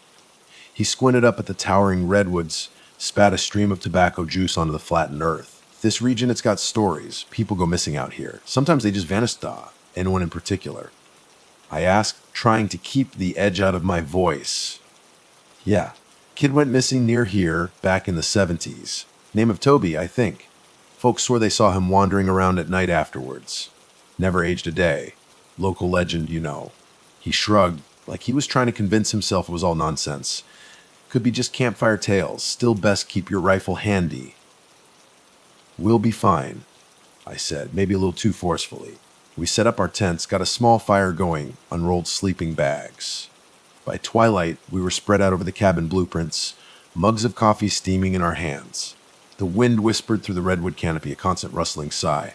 But under that, I heard something else. Faint, lilting, louder. I looked up sharply at Jed. "You hear that?" He paused, head cocked, then nodded once slowly. "Yeah, could be echo from far off. Sound carries funny in these woods." But we both knew how unlikely that was. We were miles from any town. Had passed maybe one isolated ranch house way back on the main road. Luna let out a low growl, staring intently beyond the flickering firelight. The hairs on the back of my neck prickled. I forced myself to stay calm, tried to focus on the blueprints, on the solid, tangible plans for the cabin. If something was out there, I hoped it was just a lost hiker, a coyote, something harmless. But that unsettling feeling, that creeping dread was starting to take root. That was our first night. Restless, uneasy, but ultimately uneventful, at least until sunrise. Because by morning, everything changed. I woke up to a rustling sound different from the wind sighing in the redwoods. More deliberate, my eyes snapped open. Dawn was just breaking, painting the eastern sky in pale streaks of gray and rose. And there, near our supply pile, was a woman. Rummaging, instinct took over. Years of training. I was on my feet in a heartbeat, rifle already in my hands. I yelled, adrenaline spiking. She whirled around, hands flying up, palms out. Don't shoot, she cried, voice hoarse with fear. Please, just looking for food. She looked rough, late 20s, maybe early 30s, blonde hair yanked back in a messy ponytail escaping a baseball cap. Mud-caked cargo pants, a torn vest with a faded patch that read Park Services. Her eyes were wide, bloodshot, darting nervously around the clearing. Jed stepped up beside me, moving with a quiet, practiced ease that spoke volumes about his kikes life. He had his hunting knife out, not pointed, but definitely ready. "Who are you?" he asked, voice low and gravelly. Sarah Walker, she stammered, clearly exhausted. And I was with a research team. Ecological survey deeper in the park. We got separated. Camp got hit. Her voice hitched, tears welling up in her eyes. Being alone for 2 days. No food, no water. Her story was a long shot, but not impossible. Researchers did work these parks, tracking wildlife, monitoring old-growth ecosystems. Park Services, Jed questioned, nodding to the patch on her vest. She nodded quickly. Yes, seasonal. Helping Dr. Aris Torn. He was leading the team. She trailed off, shoulders shaking. Something attacked our camp. I don't know what. Sounded wrong. Dr. Thorny, he's gone. The others, they ran. Scattered. Jed took a step closer, knife still in hand but held loosely at his side. Camp got hit, destroyed, you said. Where? She pointed vaguely north, deeper into the dense redwood forest. That way. Not too far. I think I can show you, and not a dread tightened in my gut. Everything about this felt wrong, but leaving her out here. All right, I said, slinging my rifle over my shoulder. You can share what we've got. You okay to walk? She nodded, though she was trembling visibly. Yeah. Just shaken. Despite the bad feeling crawling under my skin, we decided to follow her. Maybe we could help. Maybe her team was still out there alive. We left most of our gear at camp, just grabbed our rifles and some water. Luna, thankfully, seemed less tense now, though she still stayed close, nose working, leading the way. We hadn't gone more than half a mile when Luna suddenly stopped dead, nose twitching furiously at the base of a giant redwood. Nestled amongst the ferns was a backpack. Battered, faded blue canvas. It looked like a kid's backpack, something you'd see slung over the shoulder of a grade schooler. I crouched down, a cold unease settling in my stomach as I picked it up. It was light. Too light. Inside, just one thing of water, stained drawing on cheap paper, crayon lines. It depicted a stick figure of a kid, grinning way too wide, black circles for eyes that seemed to stare right through you. That grin, it felt like it was trying to crawl right off the paper and onto my skin. Sarah went pale, staring at the drawing. I found one of those in our camp too, she whispered, voice barely audible, just like that. We pressed on, following Sarah deeper into the woods. She led us off their trail through tangled undergrowth, pointing out broken branches, disturbed patches of dirt. Then the smell hit us. Rot, decay, heavy, cloying, sickeningly sweet. That's Sarah choked, hand flying to her mouth. We pushed through a thicket of ferns, and there he was. What was left of Dr. Aris Thorn? He was hanging from a redwood branch, halfway suspended, tangled in a thick rope that looked more like twine. His body was twisted at an unnatural angle, limbs contorted. His face, I didn't want to look at his face. His tongue was gone. The stench of decomposition was overpowering, thick in the damp air. He'd been there a while, days at least. But Sarah insisted it had only been 2 days since she'd last seen him alive. My stomach clenched. I'd seen death. Too much of it. But this felt different. Wrong in a way I couldn't articulate. Then Jed pointed to the redwood trunk right above the body. Faint, almost invisible in the rough bark, was a carving, scratched into the wood with something sharp. 3 words. Do not look at him. Jed breathed, stepping back, eyes wide. What the hell is that supposed to mean? Sarah stifled a sob, collapsing to her knees. Luna whimpered, tail tucked tight between her legs. I fought to keep my voice steady, to sound like I was in control, even though everything inside me was screaming to run. We need to call this in, I said, forcing myself to look away from the body, from the grotesque carving. Authorities. They'll handle this. We can't just leave him like this. Sarah pulled out a battered handheld radio, her hands shaking so badly she almost dropped it. She flipped the power switch, held it to her ear. Static. Just a hiss of white noise. No good, she whispered, defeated. I'll static out here. My phone's dead too. And even if it had signaled no reception this deep in, Jed nodded grimly. We'll have to hike back to the main road. Get help from there.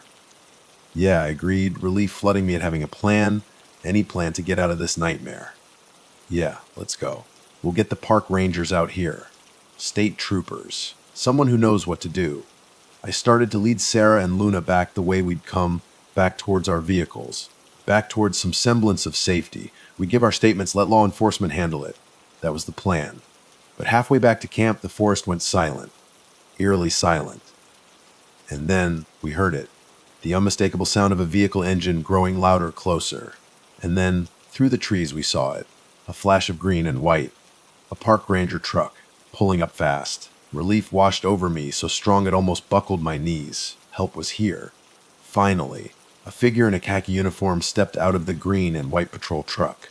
He was older than I expected, maybe pushing 60, with a thick, gray mustache that drooped down past the corners of his mouth. A bit overweight, his gut strained against the buttons of his uniform shirt. Afternoon, he drawled, voice surprisingly soft, scanning us with small, beady eyes that didn't seem to miss a thing. Deputy Carl Reynolds, Park Services Sheriff's Office. He looked at Sarah, then back at me and Jed. Missing persons, I assume.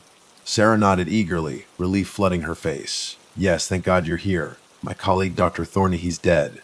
Hanged from a tree. Back that way. She gestured vaguely back into the woods, still shaking. Reynolds raised a hand, palm out, silencing her. I see. Let's talk.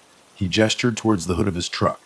We gathered around, the sudden arrival of authority a strange comfort in the oppressive silence of the redwoods. Reynolds started asking questions, his gaze shifting between us. He wanted to know everything.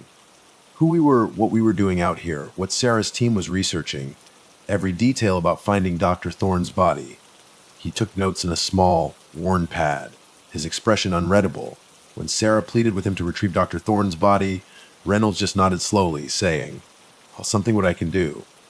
But something about him felt off. Wrong, like the woods themselves. I dealt with my share of shady authority figures in the service, and this guy, he radiated that same unsettling vibe. Reynolds' eyes lingered a little too long on our rifles, on Jed's hunting knife, on Sarah's frantic, tear-streaked face.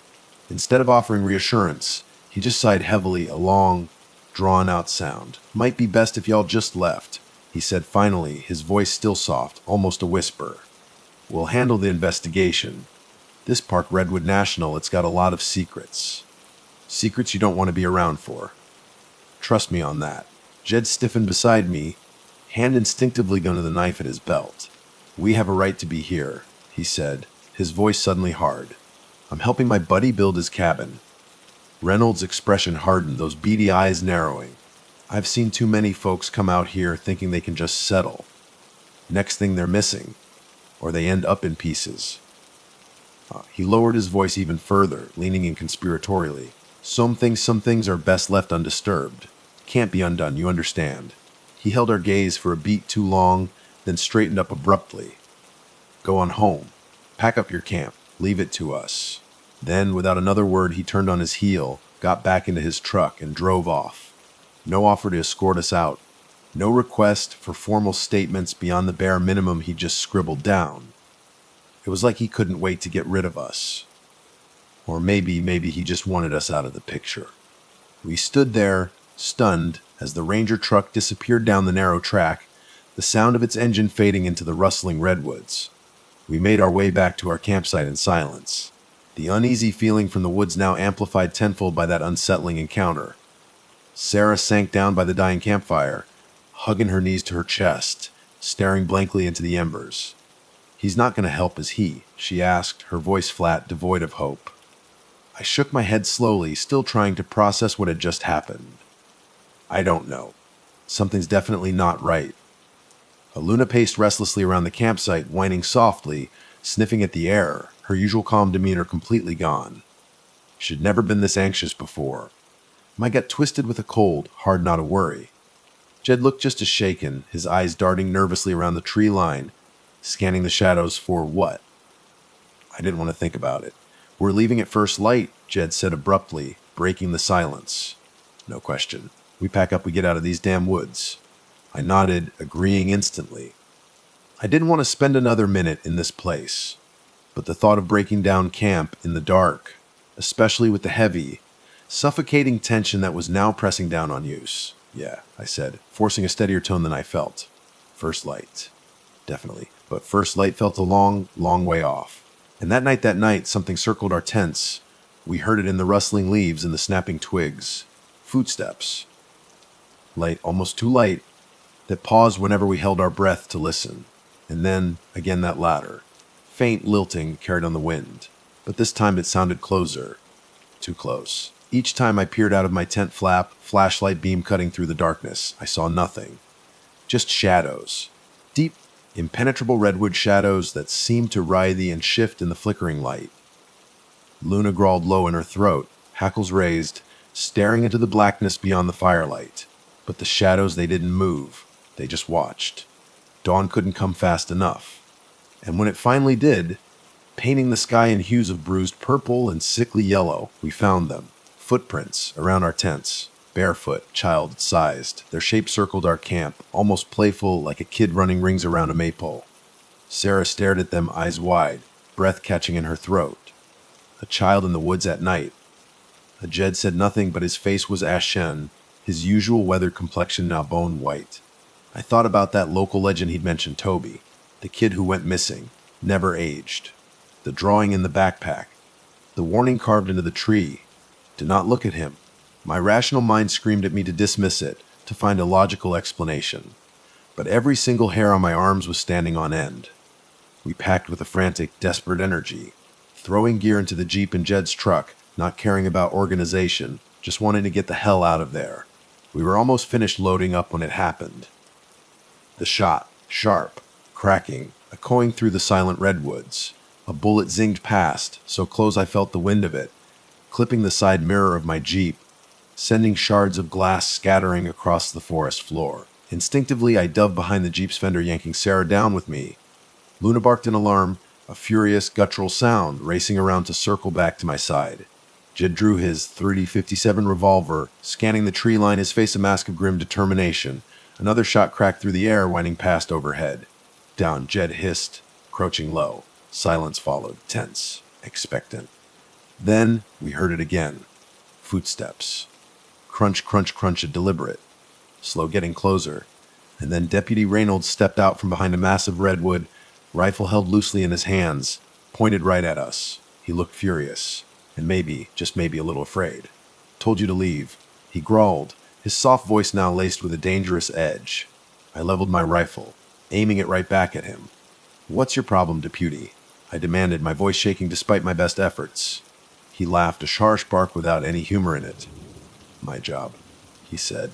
Stepping closer, rifle still trained on us, is cleaning up these woods. Folks keep turning up dead out here. And the county's tired of the negative attention. My boss, he tells me to handle it. Quiet like.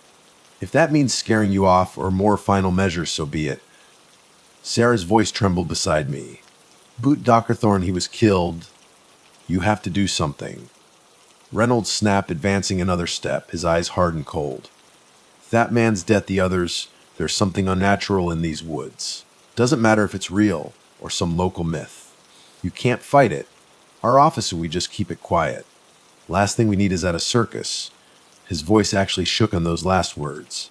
He was part of something bigger, some kind of hush-up operation. And we'd stumbled right into the middle of it.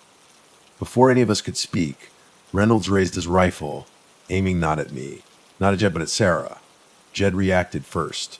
The .357 roared, spitting fire in lead. The shot ripped into Reynolds' shoulder, spinning him around. He yelped a high-pitched, surprised sound and staggered back behind the redwood, leaving a dark trail of blood smeared on the rough bark. "Grab her," I yelled at Jed, adrenaline surging. "We need to go now." I grabbed Sarah's wrist, pulling her to her feet. We ran for the trucks, bullets whistling past us as Reynolds, wounded but still dangerous, tried to lay down suppressive fire. Luna stayed glued to my side, barking furiously, a snarling protective whirlwind. Jed scrambled into his truck, fumbling with the keys. The engine sputtered. Coven died. A bullet must have hit something vital under the hood. "Damn it," he cursed, slamming his fist against the dashboard. "Ride with me." I yelled over the gunfire, already shoving Sarah into the passenger seat of the Jeep. He scrambled out of his useless truck, and we all piled into the mool. Reynolds loomed in the rearview mirror, leaning against the redwood, rifle still clutched in his good hand. I couldn't tell if he was going to chase us, if he even could, wounded like that. But I wasn't waiting to find out. I stomped on the gas, tires spitting gravel, and we tore off down the narrow track, back the way we'd come. But the park roads weren't designed for speed. Fallen branches, jutting rocks, deep gullies the Jeep bucked and bounced, making driving treacherous. Eventually, we had to slow down, the rough terrain forcing us to crawl. And then, as we reached a fork in the dirt road, the Jeep lurched violently, tires spinning uselessly and thick, sucking mud. We were stuck. Jed cursed again, slamming his hand against the dashboard. "We can try pushing," he said, his voice tight with desperation. "But we might as well be sitting ducks out here." Sarah sank into her seat, her face pale and drawn, eyes wide with terror. "So what do we do now?" I grabbed my rifle, checking the magazine, the weight of it suddenly a small comfort in the chaos. "We head out on foot," I said grimly. "There's a main road about 5 miles west. We can reach it by dusk if we hurry. Maybe find help there. Help that wasn't corrupt. Help that wasn't trying to bury the truth in the redwood shadows." We got out of the Jeep, the sucking mud clinging to our boots. Luna jumped down beside me, hackles raised again, a low growl rumbling in her chest. The towering redwoods loomed around us, casting long, twisted shadows in the early morning light. We had no choice. We plunged deeper into the forest. To survive, we had to get through it. We pushed west, deeper into the redwoods, hoping to loop back towards that main road. 5 miles. It didn't sound far on paper, but in this dense, ancient forest, with the sun barely filtering through the canopy and the constant threat of Reynolds, or whatever else was out there, it felt like a lifetime away. Reynolds was wounded, yeah. But that didn't necessarily mean he was out of the game. Maybe it just made him angrier, more desperate. Sarah stumbled along behind me, trying to keep pace, but she was clearly weakening. Roots snaked across the forest floor, hidden under layers of pine needles and damp earth, tripping her up every few steps. What if we can't find the road?" She gasped, her breath ragged. I forced a grim smile, trying to project a confidence I definitely didn't feel. "We will," I said, my voice sounding hollow even to my own ears. "We have to." The alternative, yeah, the alternative was unthinkable. The day wore on, the sun climbing higher, then beginning its slow descent. We found a small creek, the water icy cold and clear, and refilled our canteens. Luna still seemed on edge, sniffing the air constantly, circling nervously. Then a sudden shift in the air, a new smell. Rot, yes, but mixed with something else. Something musty, like old earth. Disturbed, I followed Luna's nose, pushing through a dense cluster of ferns. And then I saw it, another campsite, or what was left of one. Torn sleeping bags lay scattered amongst the undergrowth, ripped open like they'd been clawed apart. Papers, research notes maybe, were strewn everywhere, stained and crumpled. A trampled tent lay half, collapsed, its fabric shredded. Sarah scanned the wreckage, her face paling even further. This was my team's secondary site," she whispered, her voice trembling. They must have tried to set up here after the first attack." I moved closer, my senses on high alert, every nerve ending screaming. Then something glinted in the dirt. Metal. I knelt down, pushing aside some fallen leaves. A broken handheld radio. Battered, cracked, but still recognizable. Sarah's eyes welled up again. That's Mitch's radio," she choked out. "Mitch, one of my team." I reached out to pick it up, but a wave of warm, rancid stench hit me, making me gag.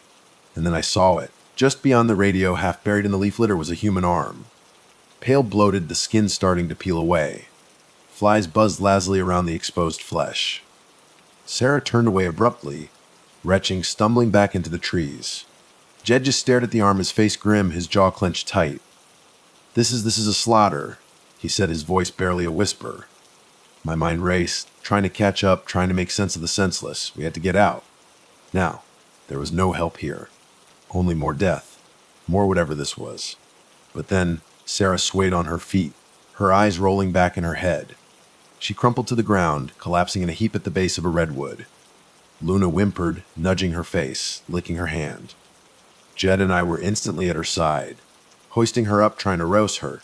She came to, her eyes fluttering open, unfocused. Blurry, she mumbles weak, almost childlike. "Dark, I'm sorry, so tired." And then, she went limp again, her head lolling to the side.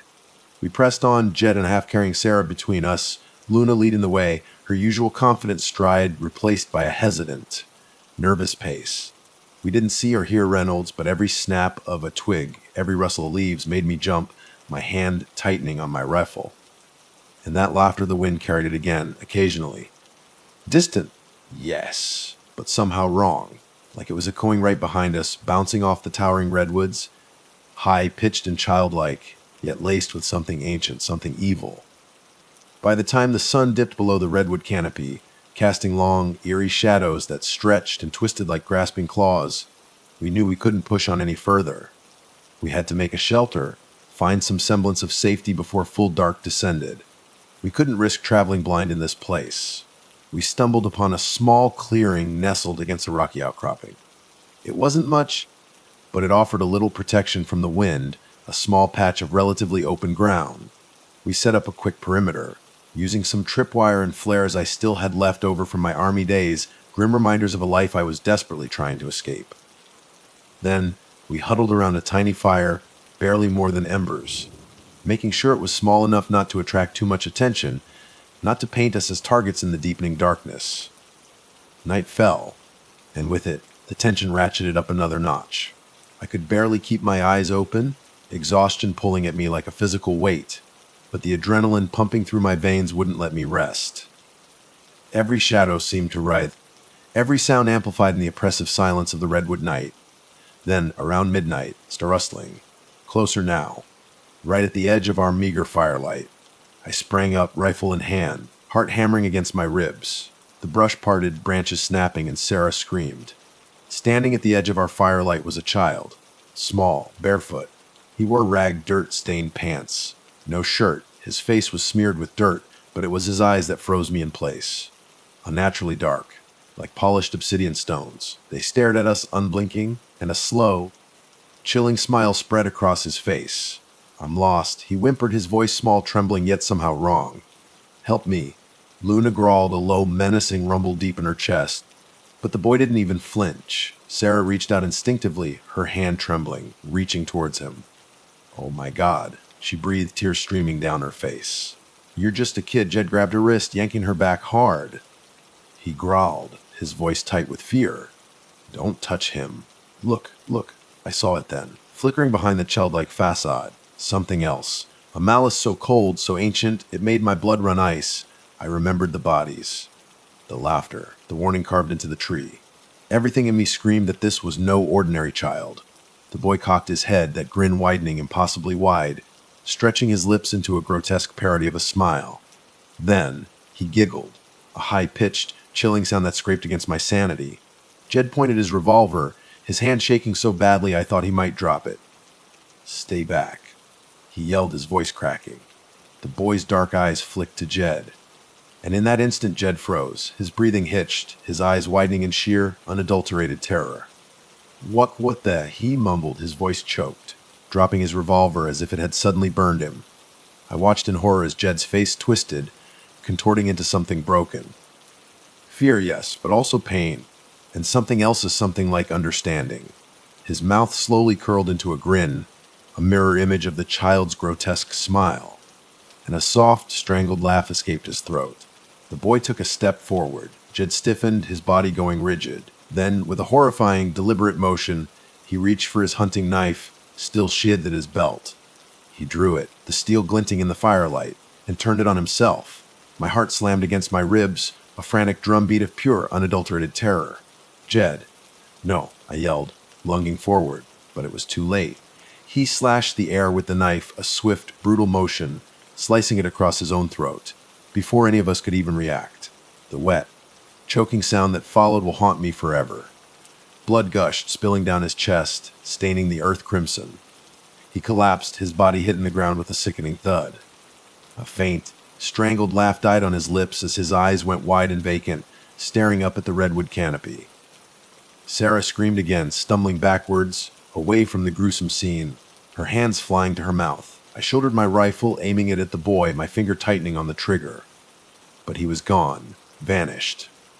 Only a flicker of movement in the deepest shadows. Luna lunged after him, barking furiously in raged sound, but I called her back, my voice trembling. Luna, here. He's gone. Fear paralyzed me. Jed was gone, just like that. His lifeblood soaking into the forest floor. I crouched over him, my combat medic instinct screaming at me to do something, anything, but I knew it was useless. He'd severed too much. There's nothing I could do. Sarah was hysterical, sobbing, her body shaking uncontrollably. We have to go. Luke. She choked, grabbing my arm, her fingers digging into my flesh. We have to get out of here. Now. I stared down at Jed's lifeless body, a wave of nausea washing over me. We can't just leave him. I stammered, the words feeling weak, inadequate even to my own ears. But we had no choice. That thing, whatever it was, whatever wore the shape of a child, could come back at any moment. And I knew with a chilling certainty that we were next. Numb, I grabbed Sarah's arm, pulling her to her feet. Let's go, I said, my voice flat, devoid of emotion.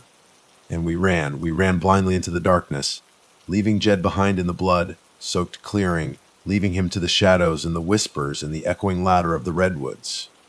Luna stayed close, whining softly, her warm body pressed against my leg, the only source of comfort in that terrifying, lightless forest. We were alone now, truly alone. And I had a sickening feeling that the redwoods, they weren't going to let us go. My name is Alex Riley, and I'm 32 years old. June of last year, 2024, is when it happened. I went to Whispering Pines National Park in Montana for what was supposed to be a straightforward documentary shoot. Even now, months later, it feels unreal to talk about, but I'll do my best to tell you exactly what happened, just as I remember it. I left the military almost 5 years ago after multiple tours overseas as a combat medic. I carry scars you can't always see, the occasional nightmares, the constant hum of anxiety that tells you something terrible is always just around the corner. When I got out, I needed to pour my energy into something else, something positive.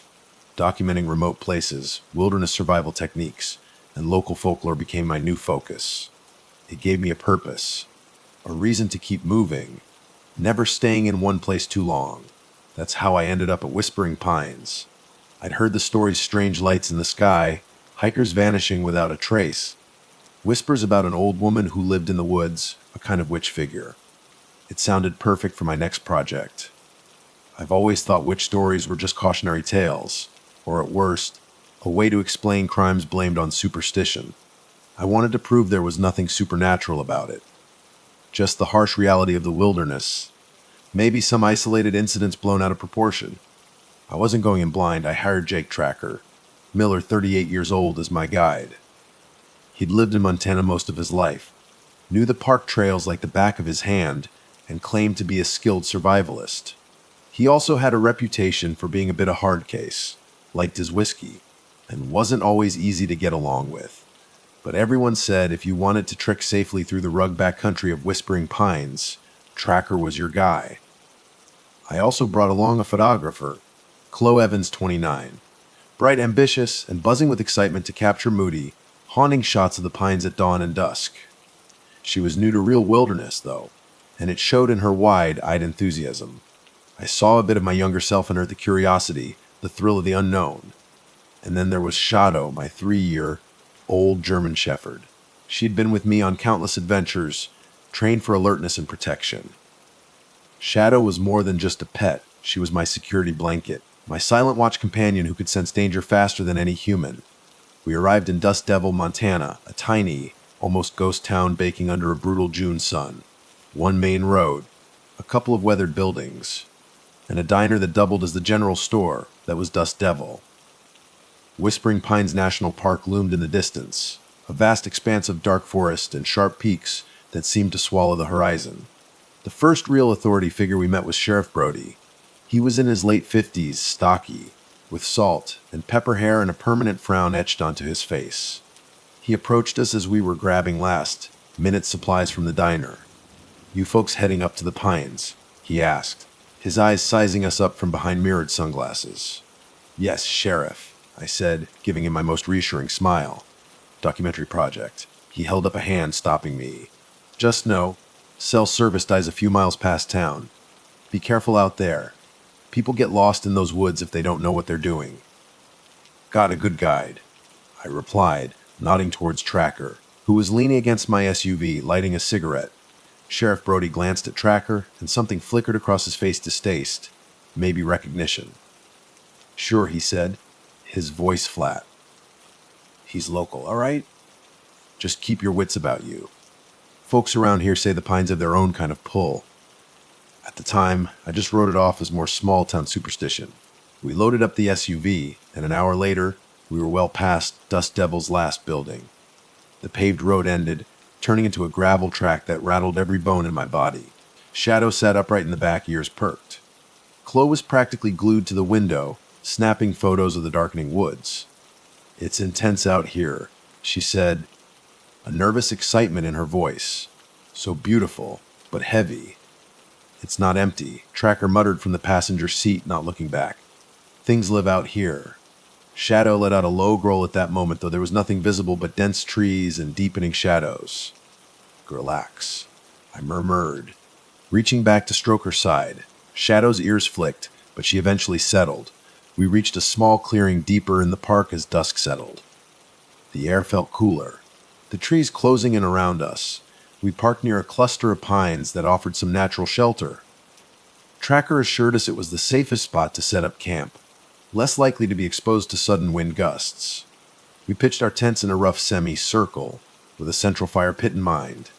There was a dense wall of pines surrounding the clearing, and beyond that, the forest stretched out, dark and unknown. Night fell quickly, and the temperature plummeted. We lit a campfire, the flames battling against the encroaching darkness. Warming ourselves as we ate freeze-dried meals. Conversation was easy at first. Chloe was buzzing about sunrise shots. I was double, checking camera gear. Tracker was sipping from a flask and occasionally grumbling about the dampness in the air. But there was an edge to the silence when we stopped talking. The wind rustled through the pines, carrying distant sounds, whispers, maybe, or the cry of some night animal. Shadow kept getting up, circling the campsite, sniffing at the darkness beyond the firelight. Around 10 p.m., Chloe excused herself to her tent, saying she wanted to be up well before dawn. I watched her go, noticing how she cast a quick glance over her shoulder, as if she sensed something in the shadows. Tracker was on his second or third swig from the flask. He caught me looking and offered it to me. "No thanks," I said. He shrugged. "Suit yourself." After a moment, he leaned forward, voice low. "Heard rumors about you. Ex-military." Combat-Met, he nodded, a grim sort of approval in his eyes. "Good. Then you won't freak out if things go sideways." "Do you expect them to go sideways?" I asked, a knot forming in my stomach. "In my experience," he said, his voice rough. "It always does." With that, he stood and walked to his tent, leaving me alone by the fire. The flames danced, casting long, flickering shadows that played tricks on the surrounding trees. Shadow sat close, eyes fixed on the darkness beyond the firelight, a low rumble in her chest. I was about to call it a night myself when I heard it, a faint, lilting giggle like a child. It echoed once, then was gone. Shadow's ears shot up, and she growled again, a sharp, warning sound. I grabbed my flashlight and shone it towards where the sound had come from, seeing only trees and shadows. The hair on the back of my neck prickled. Just the wind, I told myself, trying to sound convincing even to my own ears. But the goosebumps on my arms wouldn't go away. Eventually, I crawled into my tent and tried to sleep, the unsettling giggle echoing in my mind. The next morning, we were up before sunrise, but only partly because Chloe was eager for the early light. Mostly, it was the wind. It had picked up overnight, buffeting our tents relentlessly, making sleep fitful and uneasy. Chloe was already scrambling around with her camera gear, wanting to catch the first rays of light filter through the pines. I took Shadow for a quick walk while Tracker fumbled with the camp stove, trying to get coffee going. We huddled around the small stove as the sun finally crested the horizon, painting the forest in streaks of orange and gold. Chloe looked genuinely excited, showing me some of the shots on her camera screen. Dramatic silhouettes of the pines against the fiery sky. But in one photo, zoomed in on a distant ridge, I thought I saw something faint, something off. A dark, hunched outline, almost like a figure standing at the edge of the trees. It was so small and indistinct in the frame, it could easily have been a trick of the light. Probably just a weird rock formation, I said, trying to sound more confident than I felt. I needed to reassure both Chloe and myself. She nodded, chewing her lip. Her initial enthusiasm dampened slightly. Yeah, probably. We decided to break camp after a quick breakfast and head out for our hike. Tracker had talked about a rumored cave system, deep in the park that wasn't marked on any official maps. That was our goal for the day. All set, I asked, strapping on my backpack. Shadow was already harnessed, tail wagging with anticipation, or maybe just the promise of movement. Tracker checked his rifle. He'd insisted on bringing it, claiming it was for mountain lions or bears.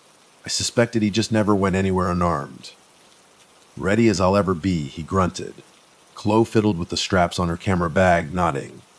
And we started off deeper into Whispering Pines. The day was already hot, even in the early morning, and the terrain was rough, a constant up and down over fallen logs and rocky paths. Every few hours, we paused to rest or film. I did short pieces to camera, describing the environment, the local folklore, trying to sound enthusiastic and professional even though a growing unease was gnawing at me. Chloe captured B-roll footage, twisted trees, sunlight dappling through the leaves, close-ups of strange fungi growing on fallen bark. As midday approached, we found ourselves in a narrow ravine. The trees thinning out, replaced by steep rock walls that snaked deeper into the park's interior. That's when Shadow started acting strange again. She tugged hard at her leash, a low growl rumbling in her chest, her focus fixed on a rocky overhang above us. The moment I looked up, I saw it. A small arrangement of bones near the ledge, tied together with what looked like dried twine forming a crude circle. It hung there, swaying slightly in the breeze, like some kind of primitive wind chime. Chloe gasped, stepping back. What is that? Tracker exhaled, a shaky breath. Locals call those warning markers, means we shouldn't be here. Did you know about this? I asked, my voice sharper than I intended. He shrugged, avoiding my eyes, heard rumors. Didn't think they were real. Shadow let out a low whine, ears pinned back against her head. I lifted my camera, filming the strange ornament. The bones were small, definitely animal rabbits, squirrels, maybe coyotes, I couldn't tell. But each one had been meticulously cleaned, bleached white by the sun and time. A cold wave of unease washed over me. We decided to press on deeper into the ravine, but I logged the coordinates of the bone marker in my GPS. If someone was out here doing this, it wasn't just spooky, it was deliberately unsettling. Threatening, even. Around mid-afternoon, the ravine walls narrowed even further, forcing us to scramble over large boulders. The air grew heavy still, and the silence was almost absolute, broken only by our own breathing and the crunch of our boots on loose rock.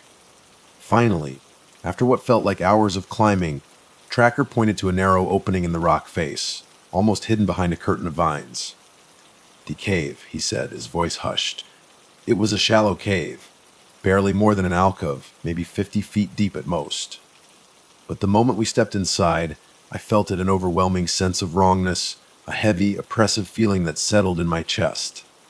Scattered on the cave floor were more bones, arranged in patterns that looked intentional, almost ritualistic.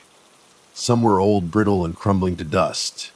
Others seemed disturbingly fresh, still stained with something dark and viscous. The air inside was thick with a musty, earthy smell, overlaid with a faint, metallic tang that made my stomach churn. Chloe covered her mouth with her hand, gagging softly. Tracker cursed under his breath, shifting his rifle in his hands. Shadow barked, the sound echoing unnaturally loud against the stone walls.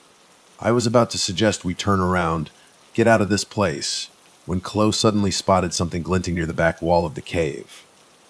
She crouched down, brushing aside some loose stones, and picked it up. It was a cheap plastic bracelet, the kind kids wear, bright pink and flimsy. It read, Hell IOY, in peeling glittery letters. Could be from a hiker's kid, I said, but even as the words left my mouth, I knew I didn't believe it. Not here, not in this place. The hair on my arms stood up again, the same prickling sensation I'd felt by the campfire the night before, only stronger now, colder. We didn't need to say anything. We all felt it. This place said it was wrong. We left the cave quickly, almost stumbling over each other in our haste to get out into the sunlight. We started heading back towards camp, the unspoken agreement hanging heavy in the air. We were done exploring caves for this documentary. Nobody spoke much on the trek back. Chloe was visibly shaken, her usual bubbly energy completely gone. Tracker was gruff and silent, his jaw tight. And I felt an anxious pressure building in my chest, a sense of dread that was hard to shake off. Whispering Pines was no longer just a location for my documentary. It was starting to feel like a trap. When we finally reached camp, the sun was low in the sky, casting long, distorted shadows from the pines. We moved like automatons, setting about gathering firewood, starting a fire, and preparing a silent dinner.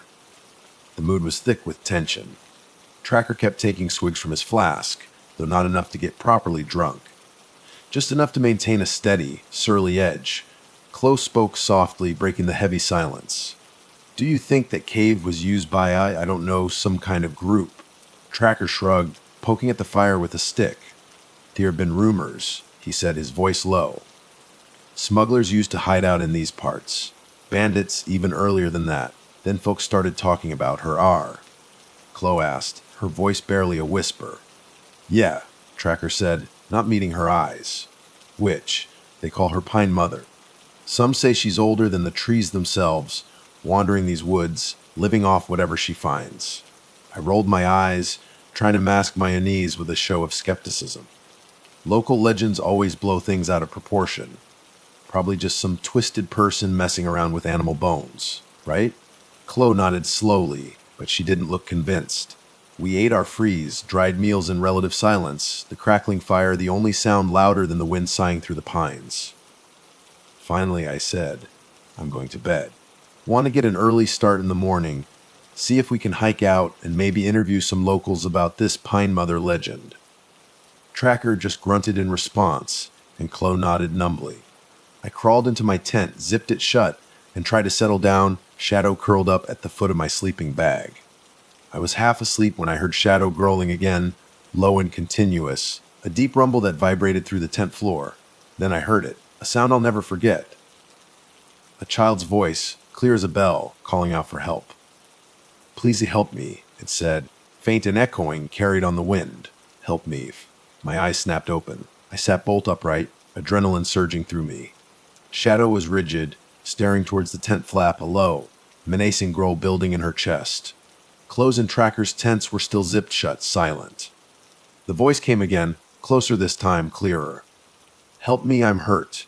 Without thinking, I grabbed my flashlight, unzipped the tent, and stepped outside, Shadow instantly at my side, a dark shadow in the dim moonlight. The wind was a little stronger now, carrying a damp chill. I scanned the campsite, the beam of my flashlight cutting through the darkness. Hello. I called out, my heart pounding against my ribs. Is someone there? Are you hurt? Where are you? No answer. Just the rustle of pine needles under the wind, the sighing of the trees.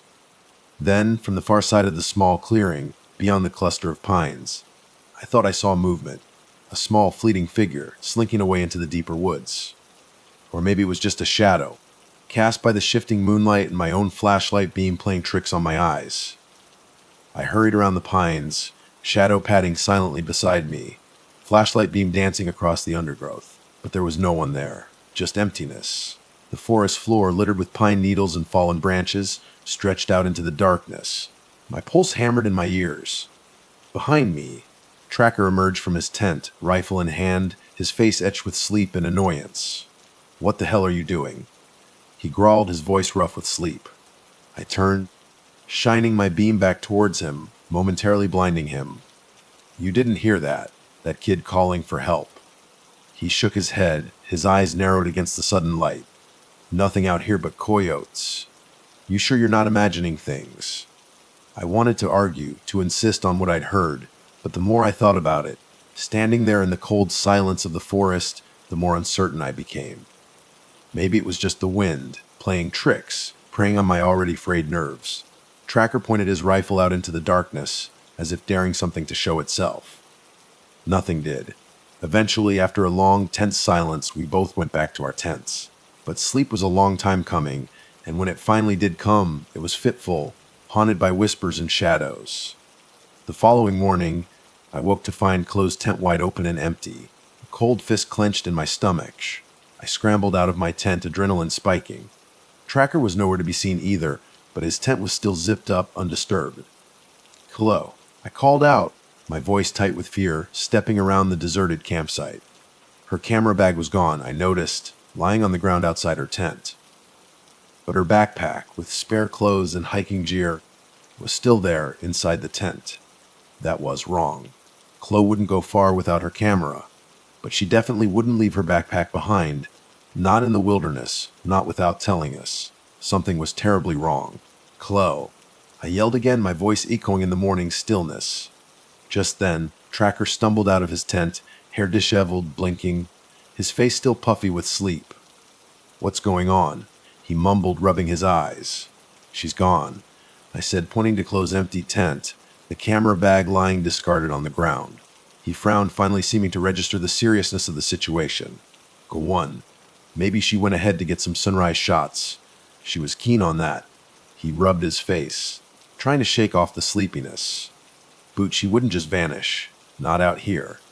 Not without telling us. We started scouring the immediate area around the campsite, calling her name, our voices rising in panic. Can you hear us? Finally, Shadow picked up a scent.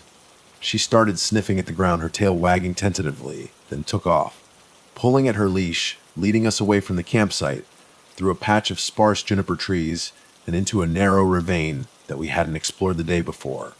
Halfway into the ravine, in a small, shadowed hollow, we found it. Chloe's phone lying face down in the dirt. The screen was cracked, spiderweb fracture spreading across the glass. My gut twisted in fear, and then I saw it. Blood. A dark smear on the rocks, a small, sickening trail leading into a deeper, narrower crevice in the ravine wall. We followed the blood trail, hearts pounding in our chests, the silence of the forest amplifying the dread. Chloe, I yelled again, my voice echoing off the cold rock walls. Chloe, can you hear me? We turned a sharp corner in the crevice, and the blood trail ended. Abruptly, Chloe was nowhere to be seen. In its place, lying on a flat rock, was one of her hiking boots. Stained crimson, Tracker swore violently, a string of curses erupting from his lips. He spun around, scanning the heights of the ravine, his rifle raised, searching for any sign of movement, any sign of anything. But there was nothing. Just silent, looming rock walls, the whispering wind, and the chilling emptiness of the forest. Shadow sniffed at the air, whining softly, but the scent trail seemed to vanish at the bloodstained boot, leaving us with nothing but a gaping void of fear and the horrifying certainty that something terrible had happened to Chloe in the heart of Whispering Pines. Shadow sniffed the air, whining, but the trail seemed to vanish at the bloodstained boot. Could she have fallen? I asked, my voice trembling though the logic felt thin, desperate. Fallen, then crawled somewhere. Tracker's face was pale, his eyes wide with a dawning horror that mirrored my own. No, he said, his voice barely above a whisper. No fall could do this. We needed to look for her. Now. For hours, we combed the ravine and the surrounding woods, calling Chloe's name until our voices were hoarse. We found no footprints except our own and Chloe's initial tracks leading into the ravine.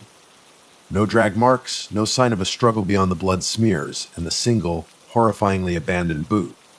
It was as if she'd been lifted away, vanished into thin air.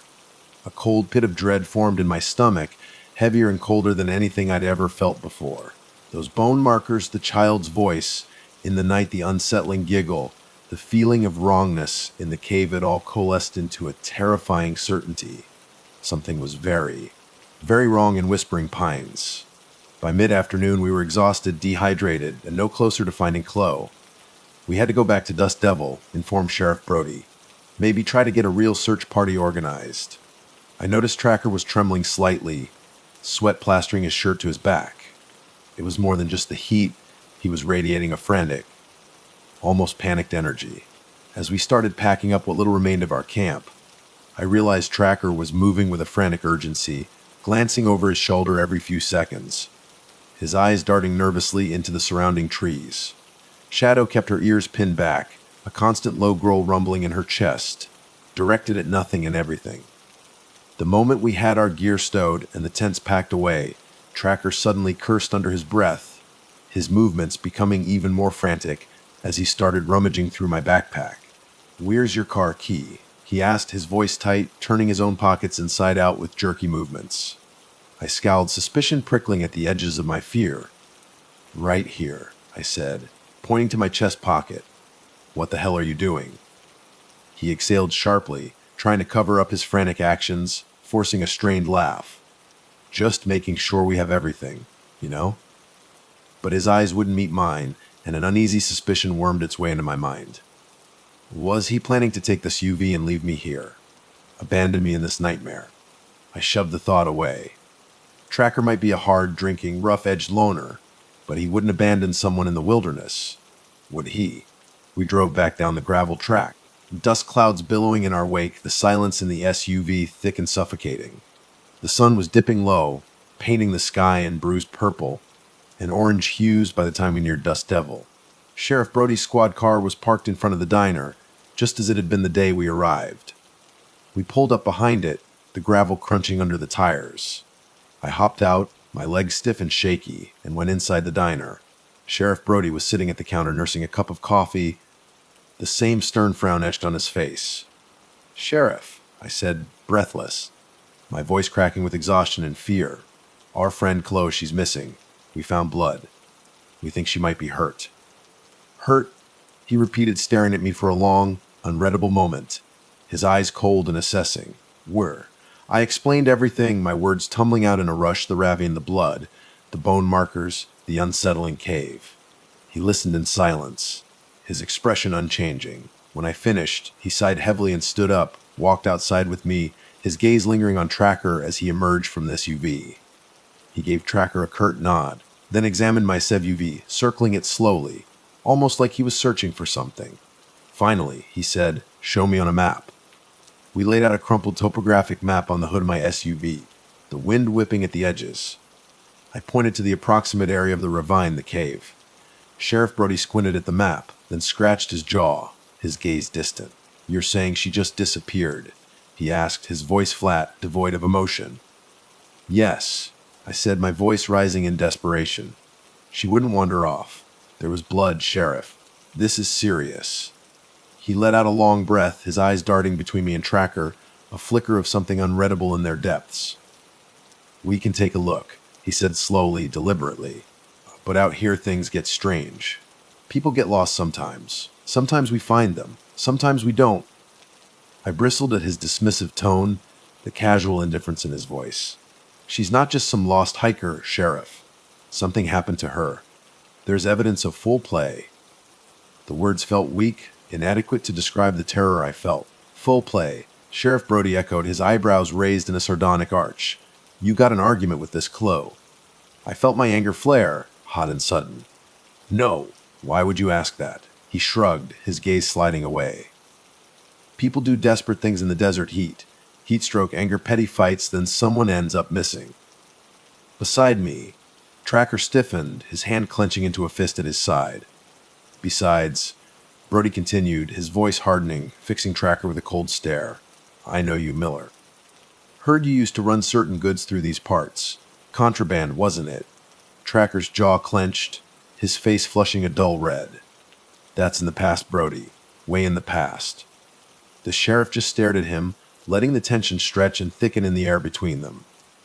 Then he spoke again, slowly, deliberately, his eyes still fixed on Tracker. "I'll send a couple of my deputies to scout the area in the morning. First light. Until then, I suggest you two stay in town." My disbelief must have shown on my face. "Morning. She could die of exposure before then. It's already getting dark. Too dark to mount a safe search tonight," he said, his expression flat, unyielding. "Not out in those canyons. You can bunk in the motel down the road if you need to." I felt rage, fear, helplessness coil tight inside me, a suffocating knot in my chest. But maybe he was right about the danger of searching at night. We had no choice but to comply. I watched him climb back into his cruiser and drive off, leaving us standing in the dust, feeling more unsettled and vulnerable than ever. That night, Tracker and I got a shabby double room at the only motel in Dust Devil, a depressing run-down place on the edge of town. Shadow slept by my bed, occasionally lifting her head to growl softly at the closed door. Tracker paced the room, restless and agitated, drinking steadily from his flask, muttering to himself under his breath. Eventually, I confronted him, my nerves stretched to breaking point. "What's going on with you, Tracker? You're acting jumpy." He barked a humorless laugh, the sound sharp and brittle in the small room. "Because I am Jumpy Alex. We shouldn't be poking around those woods, those caves. People disappear there. Maybe it's the Pine Mother. Maybe it's local criminals. Hell, maybe it's both. But you forced me to take you out there." His accusations stung, even though I knew he was just lashing out in fear.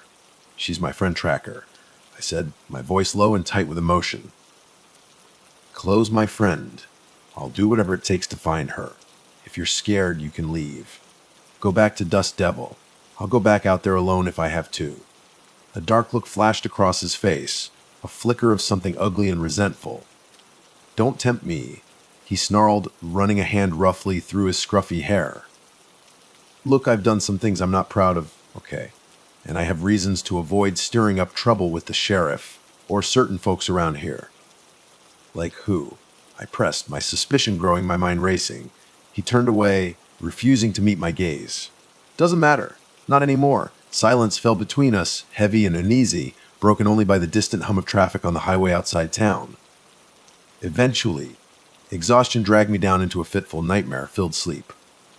Images of the cave, those bones, Clue's bloodstained boot, danced behind my eyelids.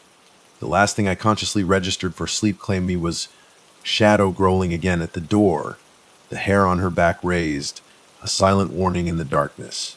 Morning couldn't come soon enough.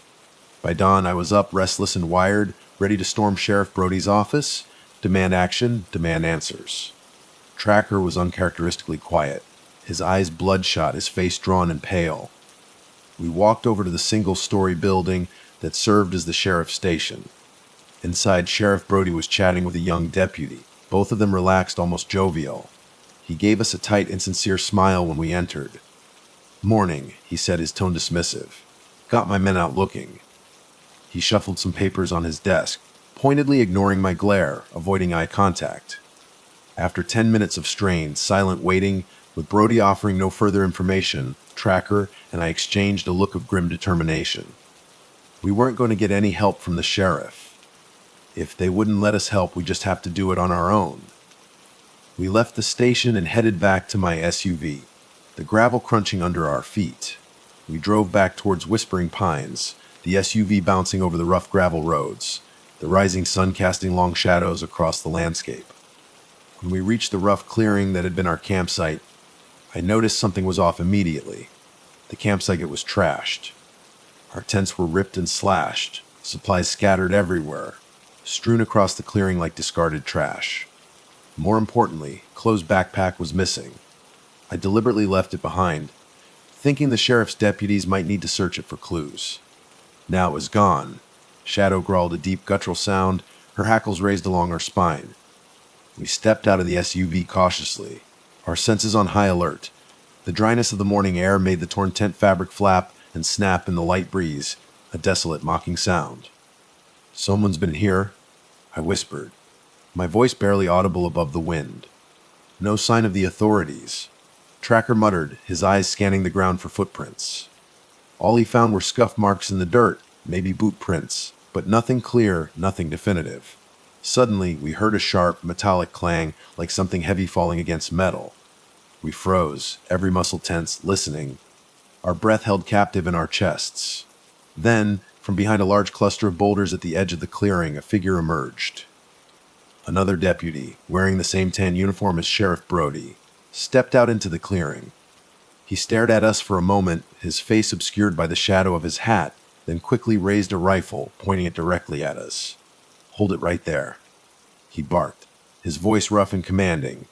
I lifted my hands slowly, palms open, trying to project calm, trying to keep Shadow from reacting. Tracker swore under his breath and dropped his own bag heavily onto the ground, his hands raised in a gesture of surrender. The deputy frowned, stepping closer, recognition dawning in his eyes. "You're supposed to be out of here," he snapped, his voice laced with irritation and something else you knees. "We came to help find Chloe," I said, my heart pounding against my ribs, trying to keep my voice steady even. He lowered the rifle slightly, his gaze shifting nervously around the clearing, still looking uneasy. "Search is over," he said, nodding vaguely towards the deeper woods, the shadowed ravines. "Nothing to see here. Best you head back to town." Now, before I could protest, could question him, he raised his rifle again, the movement sharp and threatening. The message was clear: we weren't welcome here. We were being ordered to leave. Tracker and I slowly backed away, our eyes locked on the figure of the deputy, until we reached the SUV. We scrambled inside, slamming the doors shut, the sound echoing in the sudden silence. "You see that patch on his uniform?" Tracker asked in a low, urgent voice, his eyes wide with adrenaline and fear. "The one on his shoulder. It was old. Worn out. The real deputy patches, they look new. I've seen Brody's men before. That guy, that wasn't one of them." A cold dread, colder than anything I'd felt before, ran down my spine. "You think he's impersonating a deputy?" "Wouldn't be the first time," Tracker said grimly, starting the engine, his hands shaking slightly on the wheel. "Criminals. Smugglers, they used old uniforms out here sometimes. Might be some kind of hush-hush operation." I glanced at him, then back at the figure of the false deputy, still watching us from behind the boulders. "You think the real sheriff might be in on it, or they'd have arrested that phony?" Tracker shook his head slowly, his face grim. "I don't know, Alex. But this is bigger than we thought. Way bigger. We decided to drive around the perimeter of Whispering Pines, keeping to the rough tracks and back roads, looking for any sign of a real search party, any sign of anything official. But there was nothing. After hours of fruitless scanning, the sun climbing higher in the sky, baking the landscape, we ended up in a remote section of the park, a canyon we hadn't explored yet. We parked near a steep slope that led down into a narrow shadowed wash. It was eerily quiet. Even the wind seemed to have died down. Shadow barked suddenly, a sharp, urgent sound, jumping out of the SUV and bounding ahead of us down the slope.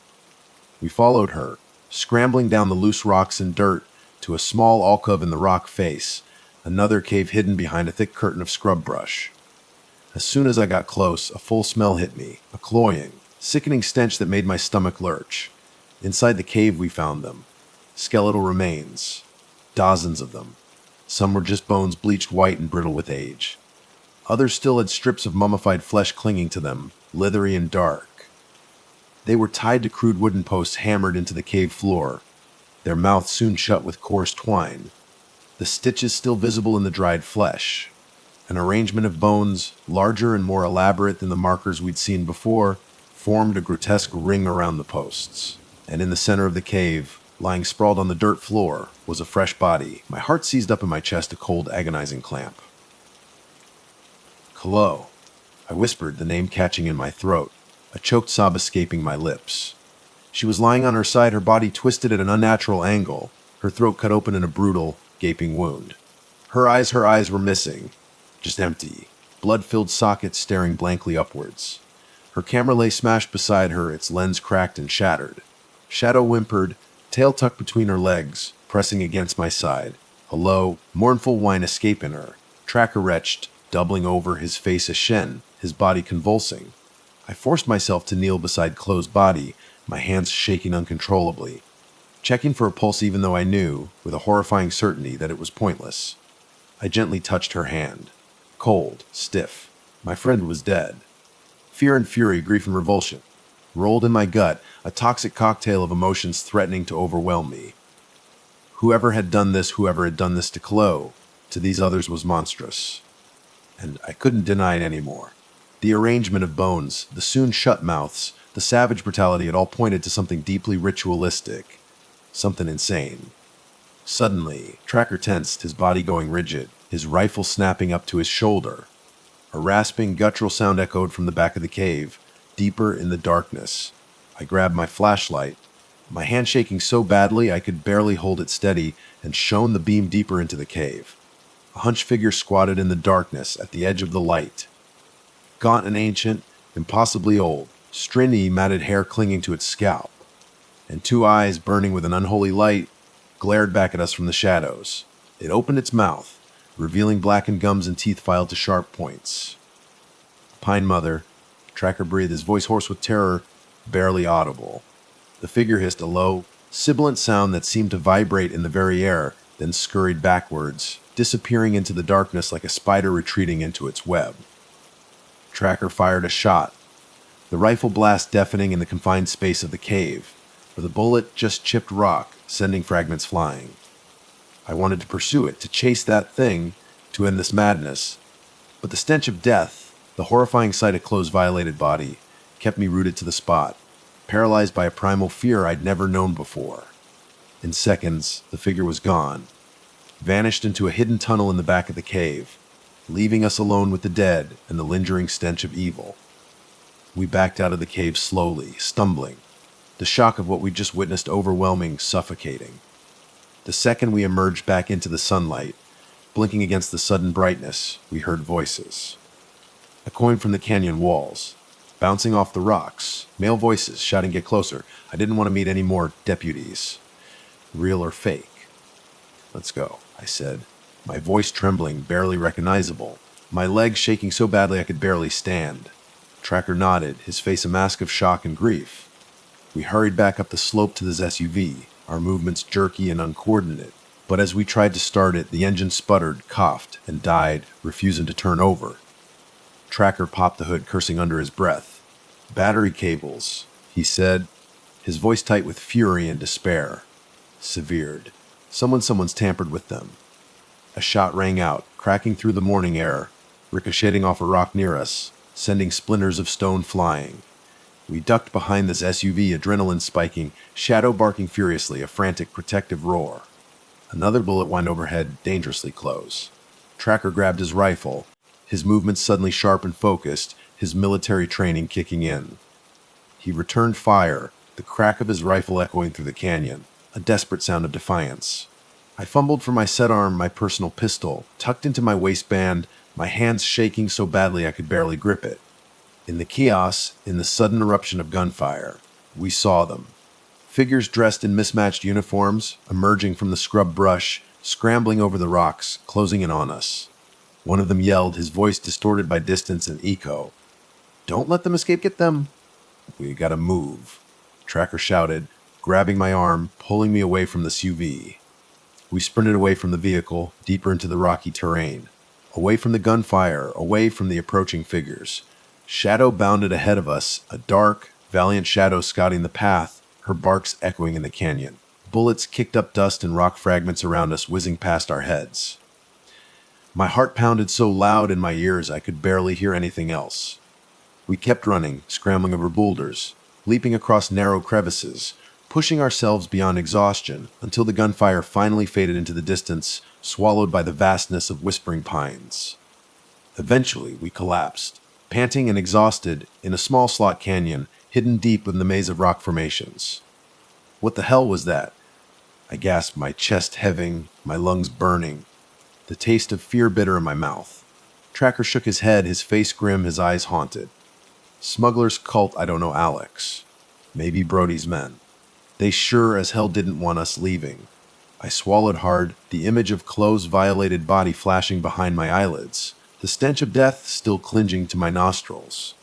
She had to be one of many victims. Those skeletal remains, those soon-shut mouths, Pine Mother. I whispered, the name feeling heavy and cold on my tongue, trying to make sense of the senseless horror. "Some psycho living in these caves kidnapping people." He nodded grimly, his gaze distant, lost in the darkness of his own thoughts. "I told you not to poke around," he muttered, almost to himself. I wanted to slap him for that remark, for the bitter, useless "I told you so." But I also couldn't ignore the tremor in his voice, the way he was shaking, the sheen of tears in his eyes. He might have been rough around the edges, a hard case, but seeing Chloe like that had shattered him too. We spent the night hidden amongst the rocks, too afraid to light a fire, the darkness pressing in around us, heavy and oppressive. Shadow stood guard, a silent, watchful sentinel, occasionally growling at unseen threats in the darkness. At one point, in the dead of night, I thought I heard chanting in the distance, faint and carried by the wind, a lao, rhythmic drone that sounded like multiple voices or perhaps just an echo, playing tricks on my exhausted mind. When dawn finally broke, painting the sky in pale, watery colors, our plan was clear. We had to get out of here. Get out of Whispering Pines, find real authorities, call in the FBI if the local sheriff was compromised. We were done playing around. This was no longer a documentary. It was a fight for survival. We carefully made our way out of the slot canyon, traveling light, leaving most of our gear behind. Before we left the hidden rocks, Tracker confided in me, his voice low and strained. I used to run with some guys' smugglers, stolen goods mostly, through these woods. We were told never to go near certain caves. Pine Mother territory, they said. Those who did sometimes never came back. The local police, they either turned a blind eye or were in on it. It made a twisted, horrifying kind of sense. Some local legend of a witch, combined with criminals using fear and superstition to keep people away from their illegal operations.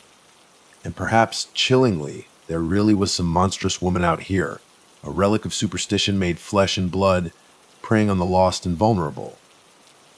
Either way, Clue's murder was proof enough that something monstrous was real, human or otherwise, lurking in the shadows of Whispering Pines. We hiked for hours, avoiding trails, sticking to the dense undergrowth, half expecting more armed men to emerge from the trees at any moment. Our goal was to circle around to a different highway, maybe hitch a ride to the next county, get somewhere safe, somewhere with real law enforcement. By noon, we were dehydrated, nerves frayed to the breaking point, our bodies pushed to their limits. That's when Tracker collapsed. He just crumpled to his knees on the forest floor, gasping for breath, his face contorted in pain. "I can't," he gasped, clutching at his head. "My head, it's pounding." Concerned, I helped him sit back against a large boulder, Shadow whimpering, nudging his leg with her nose. His skin was clammy, ice cold to the touch, his eyes glassy and unfocused. I checked for fever, my medic instincts kicking in despite the overwhelming fear and exhaustion. Then he started mumbling, his voice low and slurred, almost like he wasn't talking to me at all. "She's inside me," he repeated, his eyes rolling back in his head, unfocused, pupils dilated. "She's inside me, Tracker." I demanded, alarmed, shaking his shoulder. "Tracker, what's wrong? Who's inside you?" He thrashed suddenly, his body convulsing, nearly knocking me off balance. A bizarre, twisted grin stretched across his lips, a grin that wasn't Tracker's, wasn't human. His voice changed, deepening, growing raspy, inhuman. "You brought her here." The voice rasped, not Tracker's voice at all, a chilling alien sound. "You keep feeding her with your fear." The grin widened, a horrifying, predatory expression. "Pine Mother is hungry." It was like he was possessed. Completely, utterly possessed. I tried to restrain him, to hold him down, but he surged forward with unnatural strength, pushing me off balance, sending me sprawling backwards onto the rocky ground. Shadow growled, snapping at his sleeve, her teeth bared in a ferocious snarl. A high-pitched, haunting laugh slipped from his mouth, a sound that chilled me to the bone. A sound that was definitely not Tracker, not human. I scrambled back to my feet, adrenaline surging through me, my military training kicking in, years of combat reflexes taking over. I pinned him to the rocky ground, my weight pressing down on his chest, trying to restrain his thrashing limbs. "Tracker, snap out of it." I yelled, my voice desperate, pleading. "Tracker."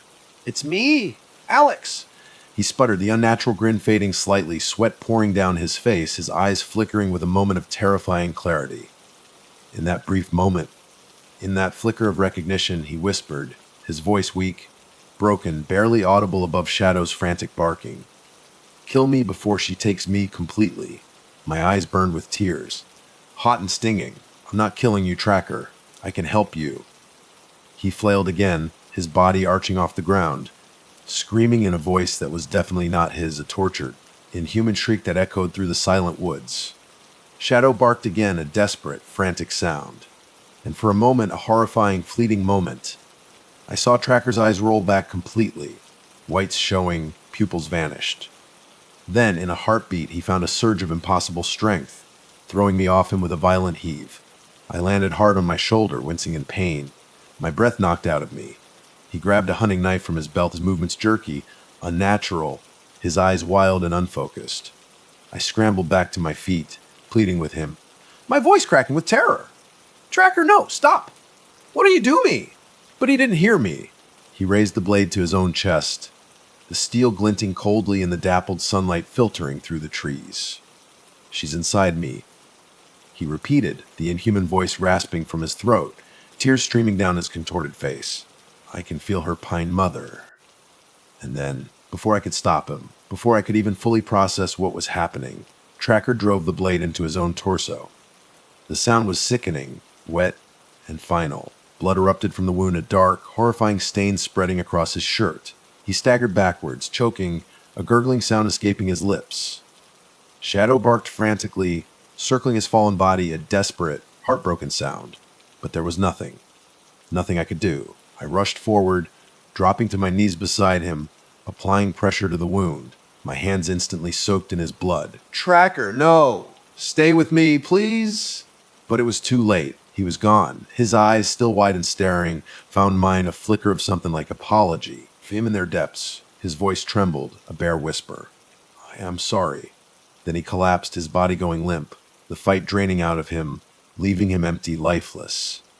I knelt there, numb, my hands pressed against the gaping wound, tears rolling down my cheeks, mingling with the blood on my hands. No, no, no, stay with me. But it was too late. Tracker was gone, lost to whispering pines, lost to whatever darkness had claimed him. I knelt there for a long time, numb with grief and horror, shadow pressing against me, her warm body a small comfort in the vast, terrifying wilderness. With shaking fingers, I closed Tracker's eyelids, shutting out the sightless stare. I don't know as an actual possession, some supernatural force, or if the horrors we'd witnessed, the unbearable stress and fear, had simply broken his mind, driven him to madness. Either way had ended in blood, in death, in a horrifying, senseless tragedy. I couldn't linger. I knew those men, those things might still be tracking us. I took Tracker's rifle, grabbed as much water and supplies as I could carry, leaving everything else behind, and stumbled on Shadow padding silently beside me, subdued and quiet, the life and energy drained out of her too. Eventually, after hours of walking, stumbling blindly through the trees, I spotted it. A lonely dirt road, wending through the trees in the distance. Hope surged through me, a fragile, desperate thing. A battered pickup truck approached, dust trailing behind it like a ghostly shroud. I flagged it down, adrenaline flooding my system, my heart hammering against my ribs. The truck slowed, the driver rolling down the window.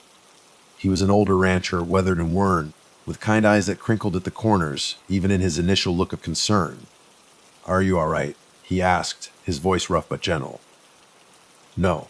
I choked out, the word barely escaping my lips. I need help.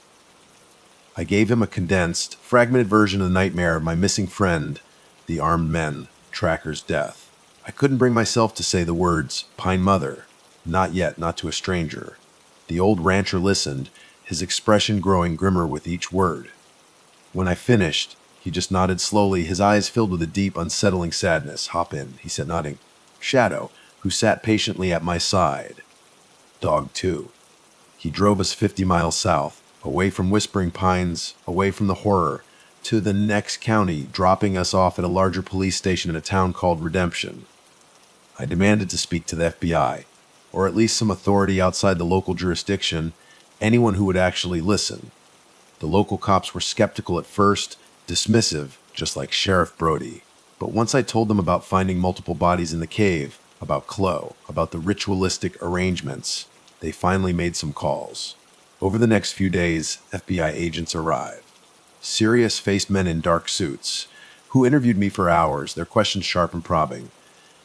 I told them everything, every detail, about Pine Mother, the bone arrangements, Chloe's murder, how the local sheriff's department seemed complicit, or at least deeply uninterested in helping.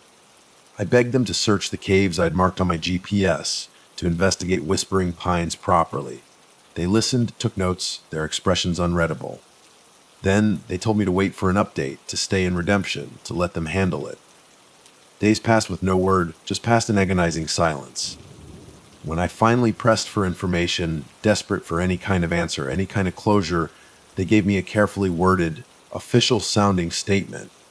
The cave I'd indicated, they said, had collapsed in a recent rock slide. No remains found, no evidence discovered.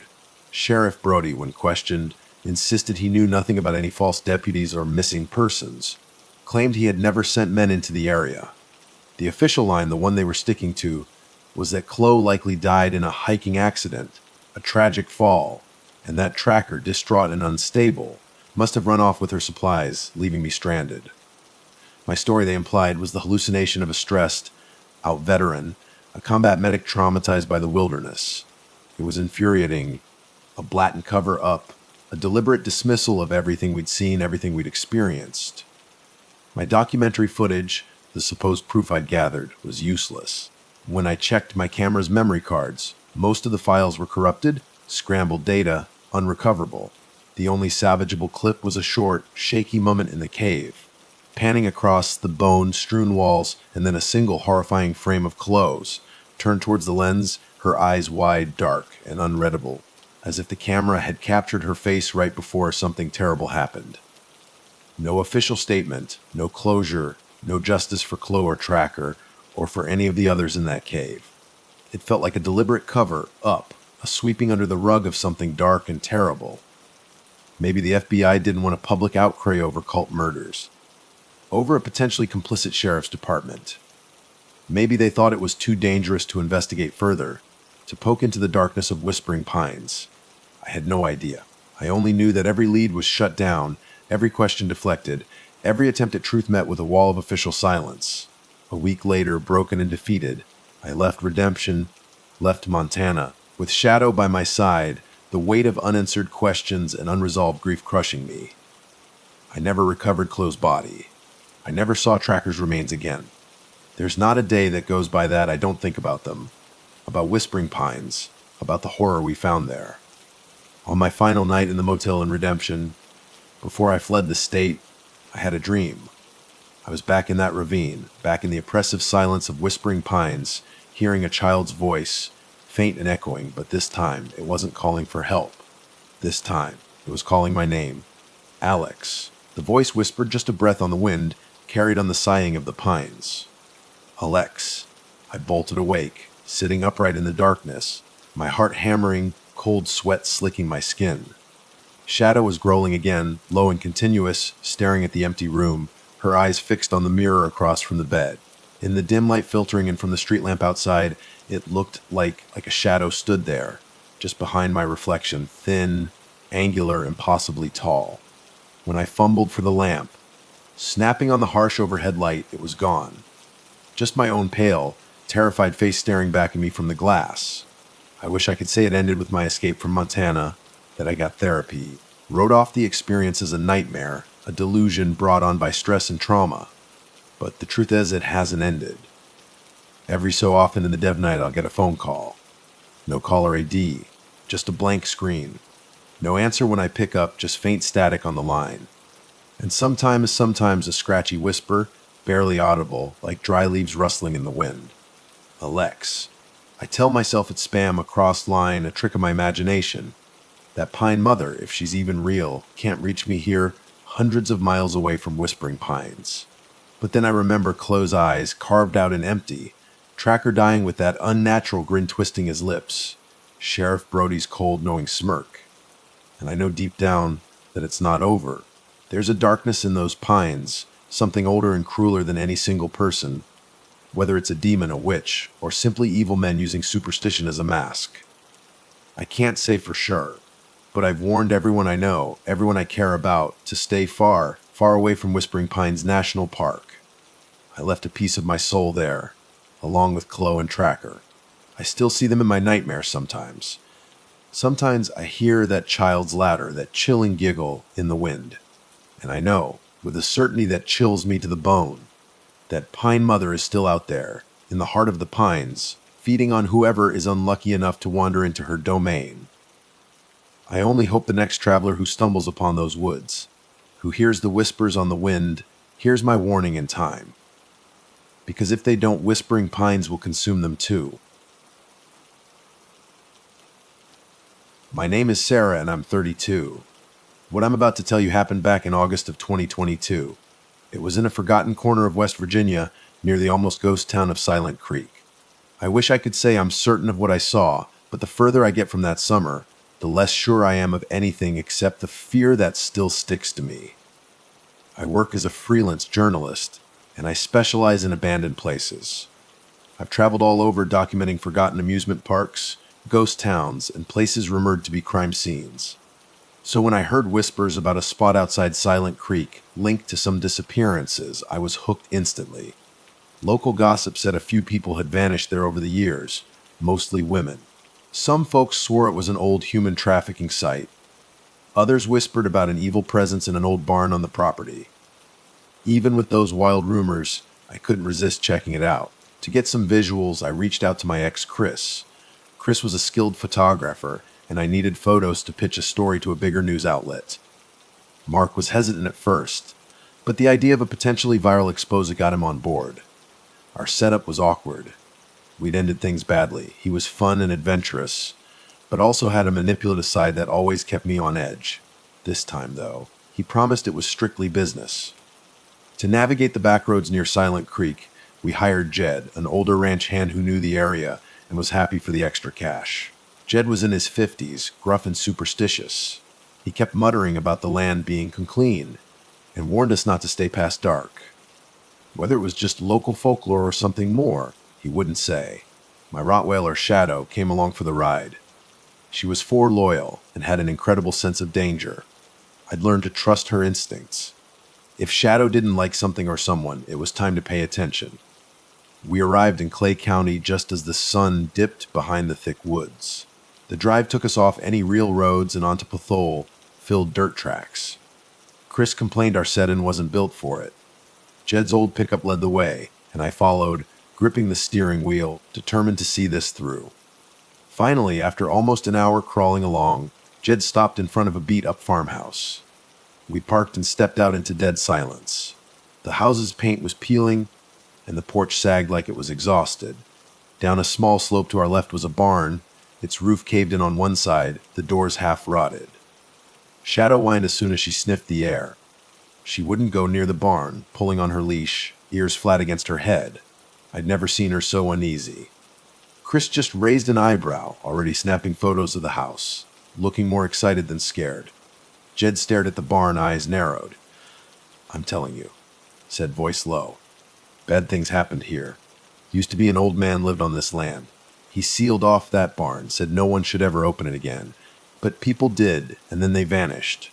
He spat on the ground. "I'll show you around a bit, but I ain't staying long." A chill went down my spine. "What exactly happened here?" I asked. "You'll see soon enough," was all Jed said. We set up our tents in the farmhouse yard. The house was too dusty and falling apart to sleep in, and the barn reeked of rot. Normally, I might have driven back to town if things felt this off, but we'd come too far. I was determined not to leave empty-handed. As darkness fell, a summer storm started rolling in. Thunder rumbled in the distance, and the sky bruised purple. Shadow paced near my tent, whining. Chris and I huddled inside, looking at the day's photos on his camera.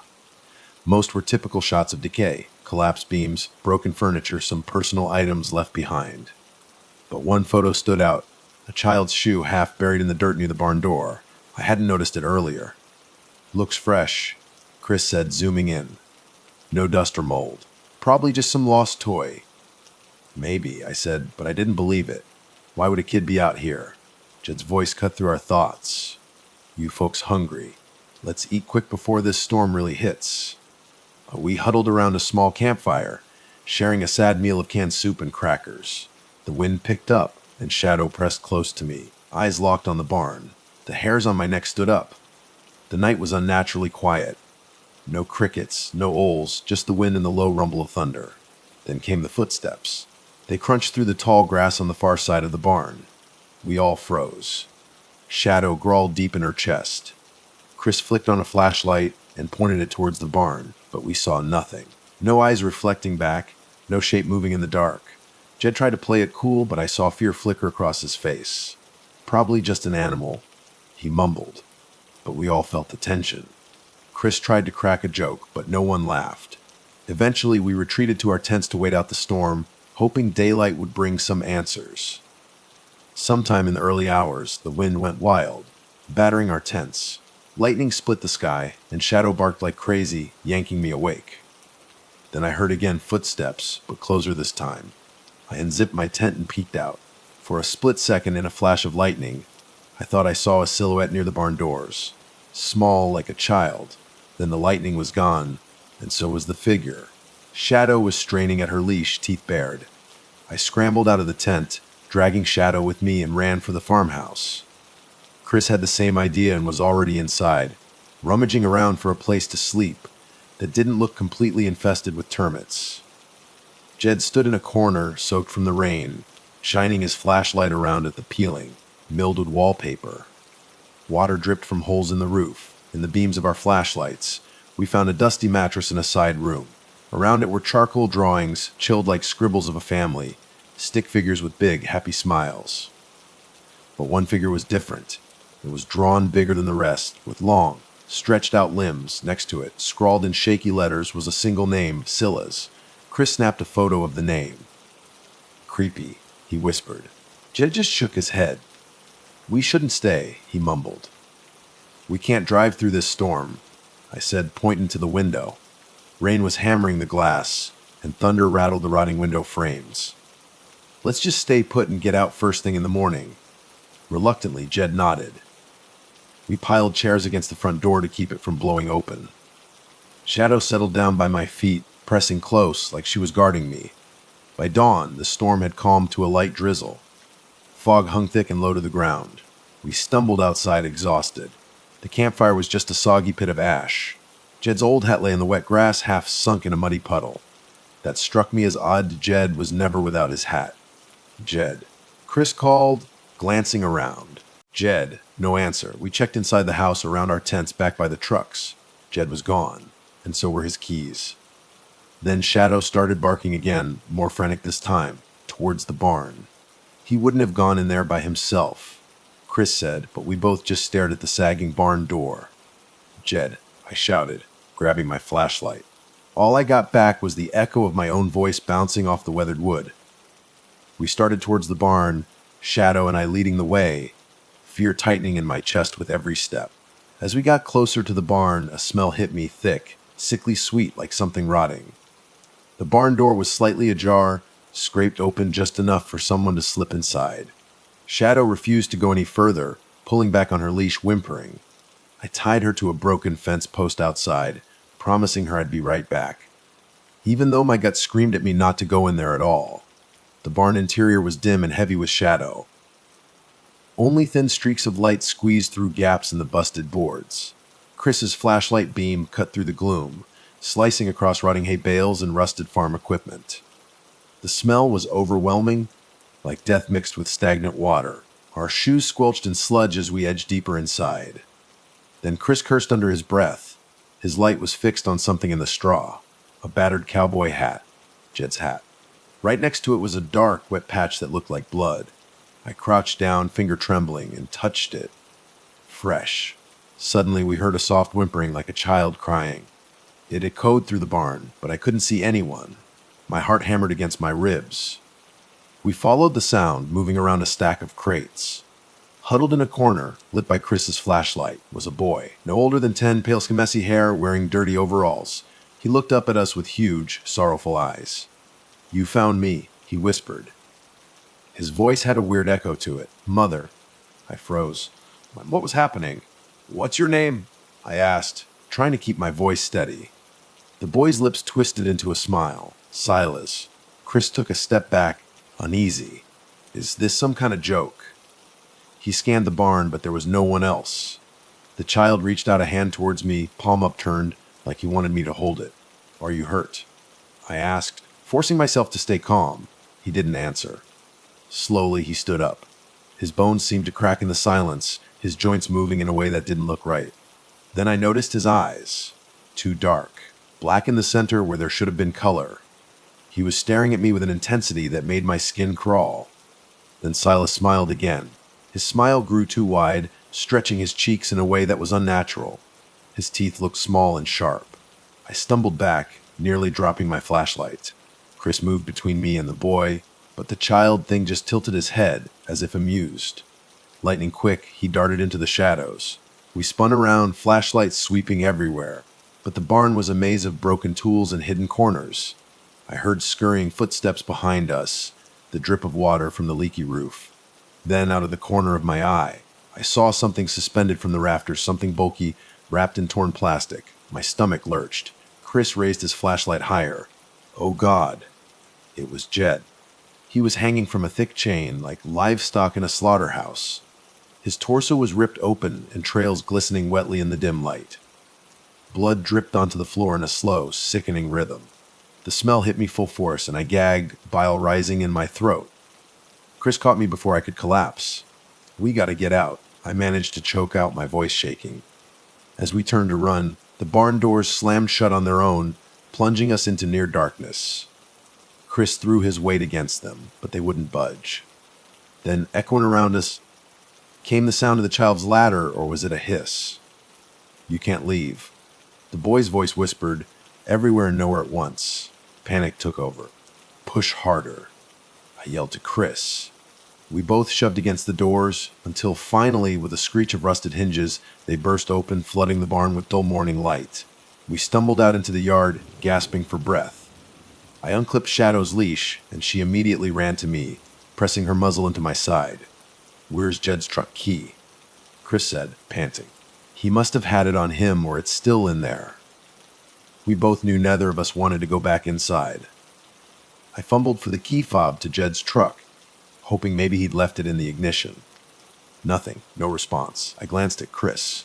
For the first time, I really saw how pale and freaked out he looked. He was muttering under his breath, cursing. This wasn't part of the plan, he kept saying. It was a weird thing to say. Lightning from the night storm had brought down some branches, partly blocking the path to my sedan. We sprinted towards it anyway, Shadow at my heels. I yanked open the driver's side door, and my heart sank. The ignition was wrecked. Someone had taken a blunt instrument to it and smashed it to pieces. Chris slammed a fist against the window in frustration. "We can't drive out," I yelled. I was about to ask about Jed's truck when I saw Chris already sprinting towards the old pickup. I followed, my heart pounding. The truck's hood was slightly open, wires dangling from the engine. Sabotage 2. It felt like the world was collapsing around me, and I was trapped in some kind of nightmare. Chris whirled around, his eyes wild, accusing. "This is your story, Sarah. You're Big Scoop, right? Dragging me out here for your career." I was stunned by his sudden anger. "Are you kidding me? You volunteered for this." He let out a harsh, humorless laugh, glaring at me. "I can't believe I let you talk me into coming here." And then, without another word, he started jogging away from the farm, heading down the muddy road we'd come in on. "We'll have to walk out," he yelled back over his shoulder. I followed him, Shadow at my side, disbelief and betrayal churning in my gut. The sky had cleared a bit, but the road was still thick with mud and littered with broken branches. Thunder rumbled in the distance, a leftover growl from the storm. Each step felt like wading through quicksand. Chris walked faster than I could, and a few times I had to call out to him to slow down. The tension between us was a live wire. I didn't have time to process it. I just knew something was seriously off with him.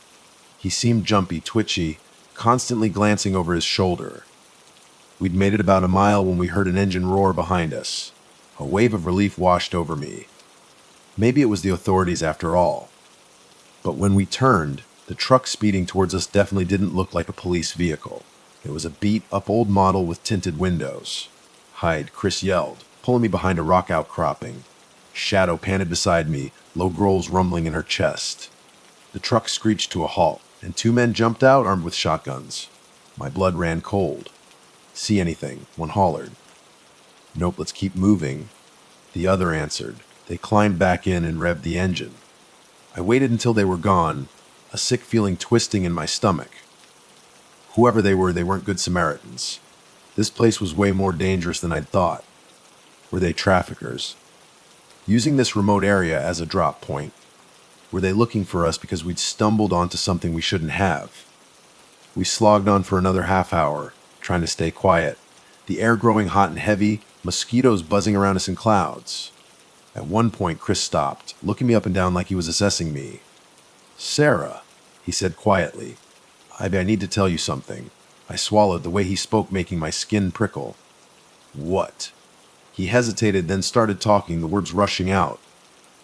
"The rumors you were after, about the trafficking routes, I knew they were real. I was hired." He grimaced, disgust twisting his features. "I was hired by certain people to figure out if any local authorities were onto them. I used your investigation as cover to come out here and make sure nobody was sniffing around for the wrong reasons." My heart pounded in my ears. "What are you talking about?" I thought it was just an old deserted property. He ran a trembling hand through his hair. "I didn't know about whatever that child thing is, but I did know about the disappearances. They told me the farm was used to hide people. Now it's worthless, apparently, but they wanted me to see if we could salvage it, or if it was too much of a risk." I stared at him, realization dawning cold and sharp.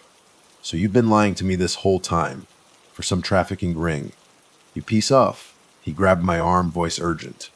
I was going to cut ties, I swear.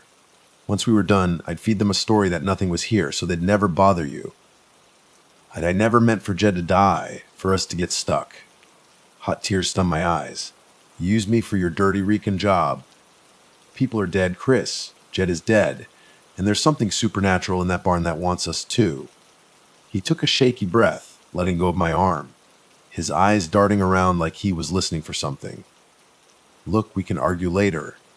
Let's just get out of here." I didn't have the energy to fight back. My mind was reeling with betrayal and horror. Shadow nudged my hand as if telling me to keep moving, so I did. For the moment, Chris was the only help I had, traitor or not. We walked another quarter-mile in silence until we reached an overturned tree blocking the road. Deep ruts and mud made it impossible to pass without climbing around a steep drop. Chris went first, gingerly stepping across the fallen trunk. I waited for him to reach a stable spot, then started to follow with Shadow. Without warning, a figure appeared on the other side of the trunk. Barefoot, wearing tattered pants. It was one of the men from the truck, his face twisted in shock when he saw us. He raised his shotgun, barking something I couldn't hear over my pulse roaring in my ears. Chris dove behind the trunk for cover. I pressed myself into the mud, hard-hammering, Shadow snarling at my side. Shots exploded, splintering wood and sending bits of bark flying.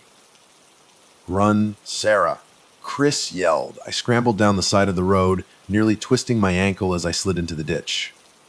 The man reloaded with terrifying speed, and I braced for a bullet in my back any second. Then, above us, the attacker screamed. A high, strangled sound. I risked a glance. He was thrashing his arms, flailing like an invisible force had seized him. Then I saw it, Silas. The boy, clinging to the man's back, smiling that unnaturally wide smile. The man collapsed, his throat torn open in a geyser of blood. Silas turned, stared straight at me with those black eyes, and vanished into the trees. We stood there, panting, trying to process what we'd just seen. Chris's face had gone ashen. "This is insane," he whispered, sounding like he was on the verge of hysteria. I slowly inched forward, Shadow sniffing around the man's body. He lay in the mud, shotgun at his side, eyes glassy in death. My stomach twisted. The second man from the truck was nowhere to be seen. "We have to keep moving," I choked out. "We're obviously not alone out here." We stumbled on, trying to put as much distance between us and the farm as possible. Chris grew increasingly agitated, muttering half-formed sentences.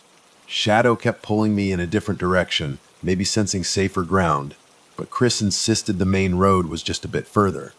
After what felt like hours, we came upon a battered barbed wire fence. Just beyond it was a weathered sign, PRIT Popawai, Keep OT. Past the fence, hidden by tall grass and a cluster of dead trees, was another structure, an outbuilding or small cabin. Chris hurried forward, saying we could find shelter, maybe a working vehicle. Reluctantly, I followed, though every instinct screamed at me not to.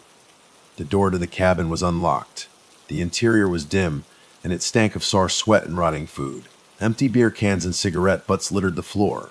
A single, grimy mattress lay in the corner, stained beyond recognition. Shadow growled, low and menacing, at a dark corner. And then I saw them cages. Small, rusted cages. My heart seized. This was some kind of holding area for trafficking victims, or something equally horrific. Suddenly, a voice hissed from outside. Hey! I hear you in there! The second man from the truck. He must have circled around. We crouched low, scanning for an exit.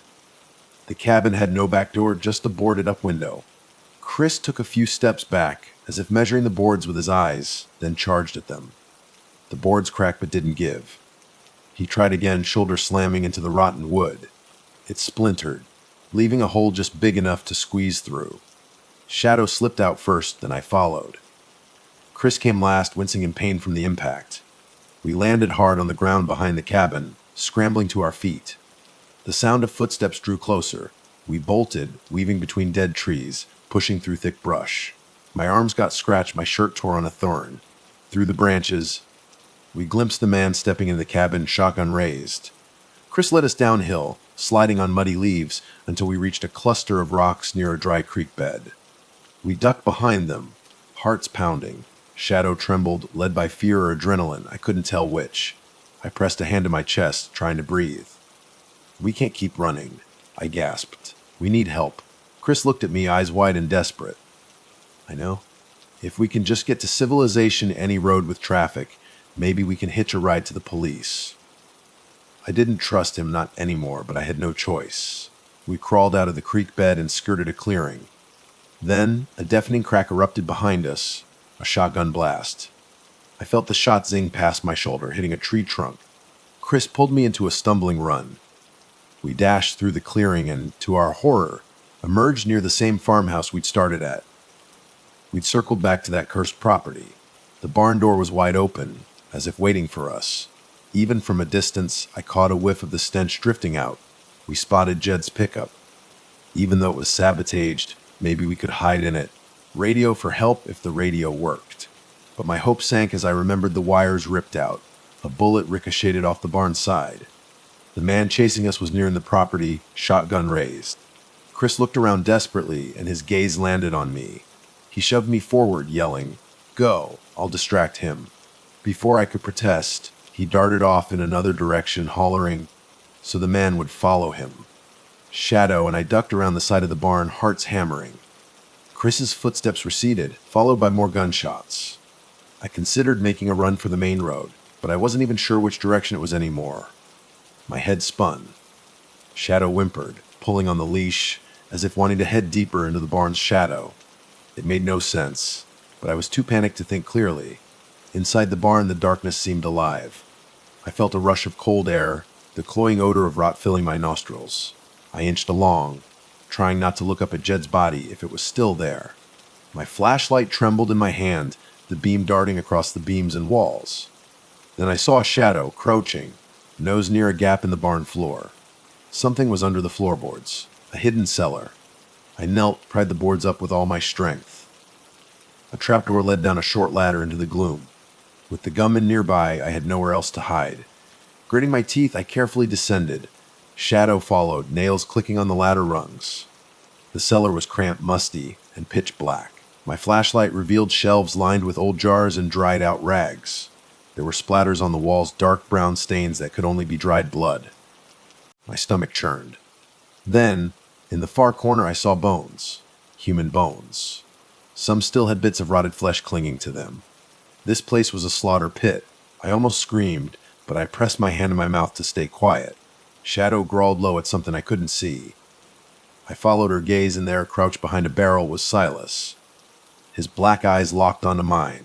He spoke in a voice that grated like broken glass. "Mother, don't be afraid." I stumbled backward, but there was nowhere to go. Shadow barked, baring her teeth. Silas stood slowly, and up close, I could see how unnatural his movements were, like a puppet on tangled strings. A wave of cold fear washed over me. I couldn't even lift my flashlight. He took one step closer. Then Shadow lunged. She sank her teeth into his arm.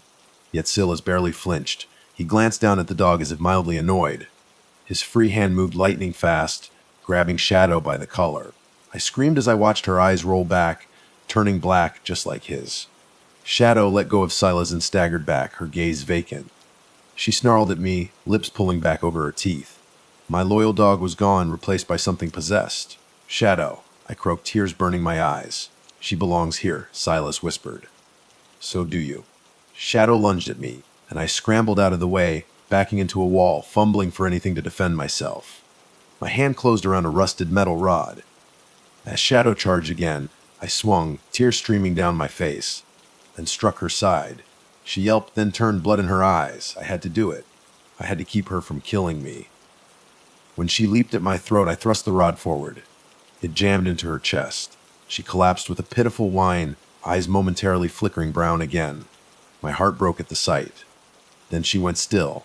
I collapsed beside her, a sob ripping from my chest. Silas regarded me with something like curiosity, his head tilted at an unnatural angle.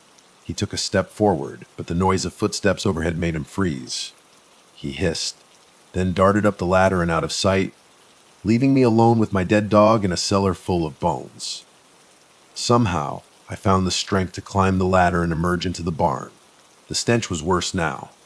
Jed's corpse had fallen from the rafters, or maybe Silas had pulled it down. It lay in a congealed mess on the barn floor. I gagged, stumbling over the remains, tears blinding me. Outside I heard voices. One was Chris, the other the gunman. A shot rang out, then silence. My pulse thundered in my ears. Could Chris be dead? Another wave of adrenaline propelled me forward, out of the barn. I saw Chris near Jed's pickup truck, bleeding from a shoulder wound, but still alive. The gunman lay face down in the dirt, throat torn open. Silas stood over the body, black eyes fixed on Chris, who tried to crawl away. Leave me alone, Chris rasped, pressing a hand to his wound. Silas only smiled. He reached out, gripping Chris's ankle. I watched as Chris's eyes went wide with terror. Blood trickled from Chris's lips, and he let out a rasping moan. I wanted to look away, but I couldn't. Something dark slid over Chris's body as if Silas were a living shadow. Then Chris stopped moving. I forced myself to turn, legs shaking, and ran for the wooded area beyond the pickup truck. Branches lashed at my arms and face, but I kept going. My only goal was to find a road, a house, a person, anything. After what felt like hours of crashing through the underbrush, I saw flashing lights, a highway patrol cruiser. Relief flooded me. I stumbled towards it, waving my arms. Help! Please! I nearly collapsed on the hood, breathless and soaked in sweat. The trooper stepped out, eyes widening at my blood-spattered clothes. He caught me before I fell, asking what had happened. I babbled about Jed, Chris, the bodies he radioed for backup, and placed me in the cruiser, telling me to stay put. The next thing I remember, more police arrived, plus what looked like a black SU with government plates, maybe the FBI. They took my statement, but they exchanged glances that spoke of disbelief, or possibly a cover-up. When they finally drove me back to the farmhouse, the sun was sinking again behind the horizon. My stomach dropped as we pulled up. The barn was gone, replaced by an overgrown field, as if it had never existed. No sign of Jed's pickup, no blood, no bodies. My mind reeled. I insisted there had been a barn, but all the troopers found were rotted boards piled in a heap, old enough to have decayed for decades. The sheriff put a hand on my shoulder. Mom, we don't see any evidence out here. Are you sure you're telling the truth? I'm telling the truth, I shouted, near hysteria. Silas is real. Chris, Jed, they're dead. One of the FBI agents stepped forward, speaking in a cold, measured tone. We've heard these stories before. Some folks disappear out here, but we never find proof. Probably just an accident, or wildlife. Then what happened to my dog? I cried. Shadow was, my voice broke. He stared at me, unblinking. If there's no evidence, it didn't happen. Understand. I locked eyes with him, reading the subtext. He wanted me to drop it. They all did. There would be no official investigation, no closure for Jed or Chris. Whatever was out here, whatever Silas was, would remain free to claim more victims. I sank to my knees in the dirt, anguish and helplessness crashing over me. The sheriff exchanged a look with the agent, then helped me to my feet and led me to the cruiser. They dropped me off at a motel in a nearby town, telling me to rest up. I left West Virginia the very next day, driving on sheer autopilot. For weeks, I couldn't eat or sleep. Every shadow made me jump. Worse, I had nightmares about Shadow's eyes turning black, about Silas's whisper in my ear. I tried to write a story about it, but again, no proof, no photos, and my own mental state frayed, no editor would touch it. People said I was traumatized, that I was seeing things. Maybe that's what they wanted me to believe. A month later, I sat alone in my small apartment, sorting through old files. A package arrived, no return address. Inside was Chris's camera. My breath caught in my throat. How had it found me? I flipped through the memory card. The same photos of the property, the house, the child's shoe. Then, at the very end, I found a new image, one I hadn't taken. It showed me asleep in my tent. Hair splayed on my pillow, shadow at my side. The photo had been taken from inside my tent. Someone or something had been right there, inches away, and I never even knew. My hands shook so badly that the camera tumbled to the floor. In that moment, I felt a presence behind me, a cold whisper crawling up my spine. Then came a familiar voice, soft as a breeze, right next to my ear. Mother. I'm left with that final memory, that single word echoing in the silence of my apartment. People ask if I'll ever return to West Virginia to find proof or seek justice, but I know I won't. I already saw too much and nobody believed me anyway.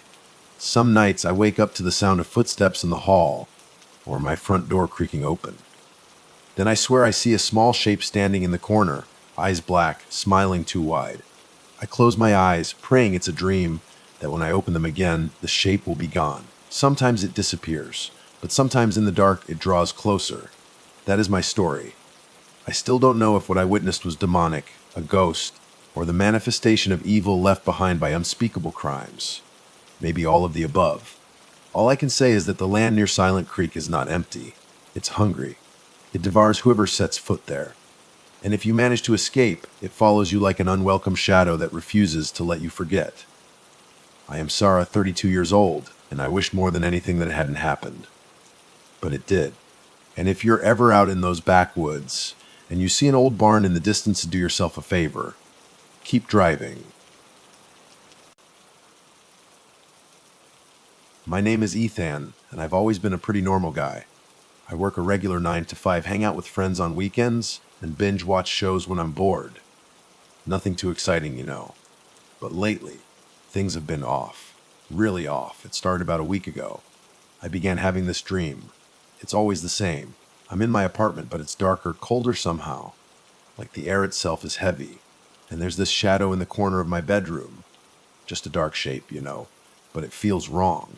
Like it shouldn't be there. In the dream, I can't move. I'm just standing there, frozen, staring at this shadow. And it starts to shift. Slowly at first, like it's unfolding itself. It gets bigger, taller, and the darkness seems to deepen around it. It's hard to explain, but it's like the shadow is swallowing the light in the room. The worst part is the feeling. This crushing sense of dread. Like something terrible is about to happen. Something unavoidable. My heart pounds in my chest, and I can feel sweat dripping down my back even in the dream. And then, just as the shadows seem to reach out to touch me, I wake up. Heart racing, sheets soaked, the whole 9 yards. I usually just chalk it up to stress, maybe too much caffeine before bed. But it's been every night. The same dream, the same shadow, the same terrifying feeling. Last night was worse, though. Much worse. In the dream, the shadow was closer. It was bigger, too. It wasn't just a shape anymore. It started to have features. Long, spindly limbs that seemed to writhe and twist, and a head sort of... just a darker patch at the top, but I could feel it watching me. Those dream eyes, you know. Even though I couldn't see them, I knew they were there, fixed on me. This time, when it started to move, it wasn't just shifting, it was gliding. Smoothly, silently, across the floor towards me. The dread was almost unbearable. I wanted to scream, to run, but I was still frozen just like before. And then it spoke. Not with a voice, not really. More like thoughts pushed directly into my head. Cold, sharp thoughts that made my blood run cold. "You're next," it whispered, or thought, or whatever. "It's time." That's when I woke up, gasping for air, heart hammering like it wanted to break free of my ribs. I sat up in bed, drenched in sweat, and stared into the corner of my bedroom. And for a second, just a fleeting second, I could have sworn I saw it. A flicker of darkness, a shift in the shadows, right there in the corner. Then it was gone. Just my normal bedroom, bathed in the pale light of the street lamp outside. I told myself it was just my imagination, just the dream messing with my head. But I can't shake the feeling. The feeling that the shadow is real, that it's not just in my dreams anymore, that it's here in my apartment waiting for me. I'm going to try and get some sleep tonight. But honestly, I'm terrified of what I might see in the shadows this time, and even more terrified of what might be waiting for me when I wake up. I tried to stay up as late as possible.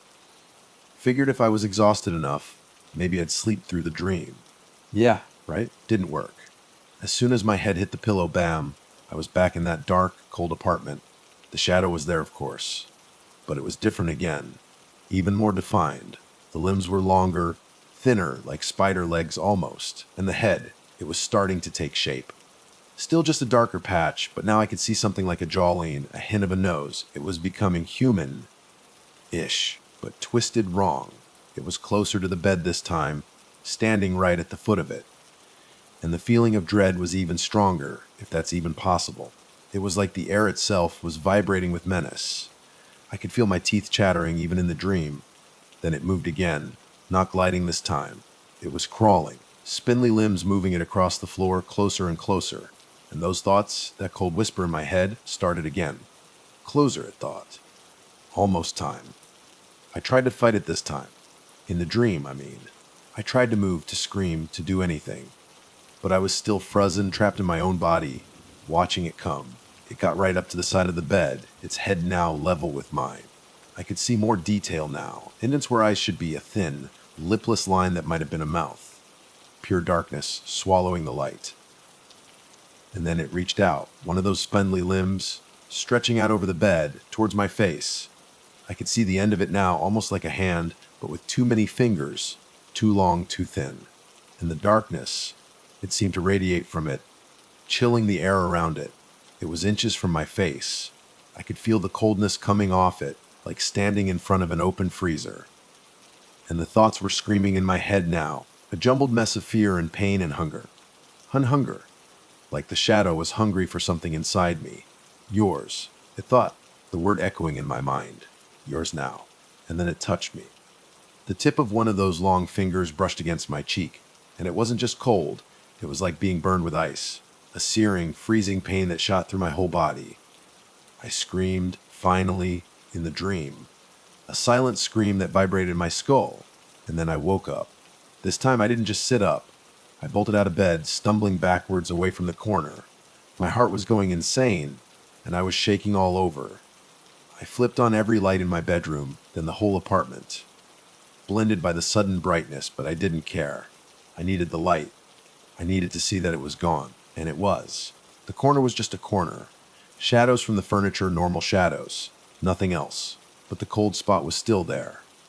Right where the shadow had been in my dream. I could feel it, a patch of air that was noticeably colder than the rest of the room. Even with all the lights on, it was still there. I backed away from it, slowly, until I was out of my bedroom. I'm sitting on the couch now, wrapped in a blanket, even though it's not really cold in here. Just that spot in the bedroom. I don't know what to do. This isn't just a dream anymore. Something is happening, something real. And I think it wants to take something from me, something important. I'm going to try and stay awake tonight. Maybe if I don't sleep, it can't get to me. Maybe if I stay in the light, it can't reach me. I don't know if it will work, but I have to try something. Because if that shadow comes any closer, I don't know what will happen, but I know it won't be good. Okay, so staying awake all night. Epic fail. I lasted maybe a couple of hours. Exhaustion just slammed into me like a truck, and before I knew it, I was out. And yeah, you guessed it, the dream was waiting. This time, it was different right from the start. The apartment was even darker, colder than before. Like all the warmth and light had been sucked out of it. And the shadow, it wasn't in the corner anymore. It was right in the middle of the bedroom, looming over the bed. It was almost completely formed now. Definitely humanoid, but stretched and distorted. Long, thin limbs, a torso too narrow, a head too big. And the darkness, it was almost solid now, like black smoke swirling around a frame. I could see those eye indents clearer now, and that lipless mouth was wider, stretched into something like a grin. A terrifying, hungry grin. The dread was I don't even have words for it anymore. It was beyond fear. It was like my soul was trying to crawl out of my body and hide. I was shaking so hard in the dream I thought my teeth would shatter. It didn't crawl this time. It just stood there, in the middle of the room, staring down at me, and the thoughts started colder and sharper than ever. So close. It whispered, or thought, or whatever. Almost ready. I tried to close my eyes in the dream. Stupid, I know, but I just couldn't look at it anymore. It didn't work. I could still feel it there, still sense its presence, that crushing weight of dread, and then it moved. It didn't glide, didn't crawl. It walked, long, deliberate strides across the room towards the bed. Each step seemed to echo in the silence, each one bringing it closer, closer. It stopped right next to the bed again, looming over me. And then it leaned down, lower and lower, until its face, if you could call it that, was right in front of mine. I could feel its breath now, a cold, dead breath that smelled of nothingness, like the absence of everything. And the thoughts were a torrent now, a flood of icy dread pouring into my mind. But this time, there was something else mixed in with the fear. Something possessive. Mine. It thought, the word echoing over and over. Mine, mine. It reached out again, both spindly hands this time, and placed them on either side of my head, on the pillow trapping me. I was completely helpless, staring up into that dark, twisted face, feeling that cold, dead breath on my skin. And then it leaned in even closer, its mouth opening wider, wider, until it was a gaping maw of darkness. And I knew, somehow, what it wanted. It wanted to take something from me. My life, my soul. I didn't know, didn't care. Just wanted it to stop. And then it started to lower its face. That gaping maw coming closer, closer to mine. I closed my eyes, waiting for I don't know what. Pain oblivion. Just something. And then nothing. Silence. The cold breath was gone. The crushing dread lessened. Just a little. I opened my eyes slowly, terrified of what I'd see. And it was gone. The shadow was gone. The dark apartment was still dark, but normal dark. Bedroom dark. Not that dark. I sat up, heart still hammering, but not as bad as before. The cold spot was gone too, just normal air temperature. I looked around the room, every corner, under the bed and the closet. Nothing. Just my normal messy bedroom. I got out of bed slowly, cautiously. Walked around the room, touched the walls, the furniture. Everything felt normal. Relatively normal anyway. Considering. I don't understand. Was it gone? Did it just leave? Or is it just waiting? Lulling me into a false sense of security before it comes back for real. I'm still scared. Really scared. But maybe a little less scared than before. Maybe because it didn't do anything. Maybe because it just stopped. I don't know what to think. I don't know what to do. But I know one thing. I'm not sleeping in my bedroom tonight. Kutch it is. And maybe I should try to find out what the hell is going on. This can't just be nothing, right? Alright, so name's Ethan. I'm 35, and this whole messed up thing went down back in September of last year, 2023. Picture this middle of nowhere, deep in the swamps of Tate's Hell State Forest in Florida. Yeah, Tate's Hell. Even the name sounds creepy, right? I went there to disappear. Plain and simple. 10 years in the slammer does things to you. After all the crap I did, and all the crap that was done to me, I just wanted some freaking peace. So I built myself a shack, miles off any trail, surrounded by these spooky-looking cypress trees that whisper in the wind, and black mud that stank like, well, death. Most folks wouldn't last a day in that place, but me. Isolation was exactly what I was after. The cabin was a dump, honestly. One-room bunk bed, rough-hewn kitchen counter, and a wood stove. Walls were paper-thin, barely kept out the bugs, let alone the humidity. Originally, I was thinking tent, but then I saw the locals' gators, snakes that could drop you with one bite, and mosquitoes the size of my thumb. Nope. Needed something tougher. By the time I actually moved in, the cabin had a leaky roof, warped floorboards, and zero electricity. But hey, it was mine. And I had Rex, my dog. Big black mutt. Part lab. Part who knows what, and loyal as hell. First few days were almost peaceful. Spent my time fishing, catching rainwater in barrels, trying to get some kind of routine going. Rex seemed to be adjusting okay. He'd sniff around the trees, then just freeze. Give me this look like. You sure about this, dude? I'd just laugh it off. We were out there to be free, right? After 10 years behind bars, any place without fences was paradise. Day 4, that's when things started to get weird. I was chopping wood behind the cabin, and Rex starts whining. I turn around, and he's pawing at the ground near this dead cypress stump. Curious, I guess, I started digging in the loose dirt. And that's when I found them. Old bones. Most looked like animal bones, whatever, swamp critters, right?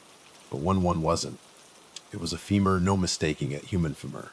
Too long, too thick to be anything else.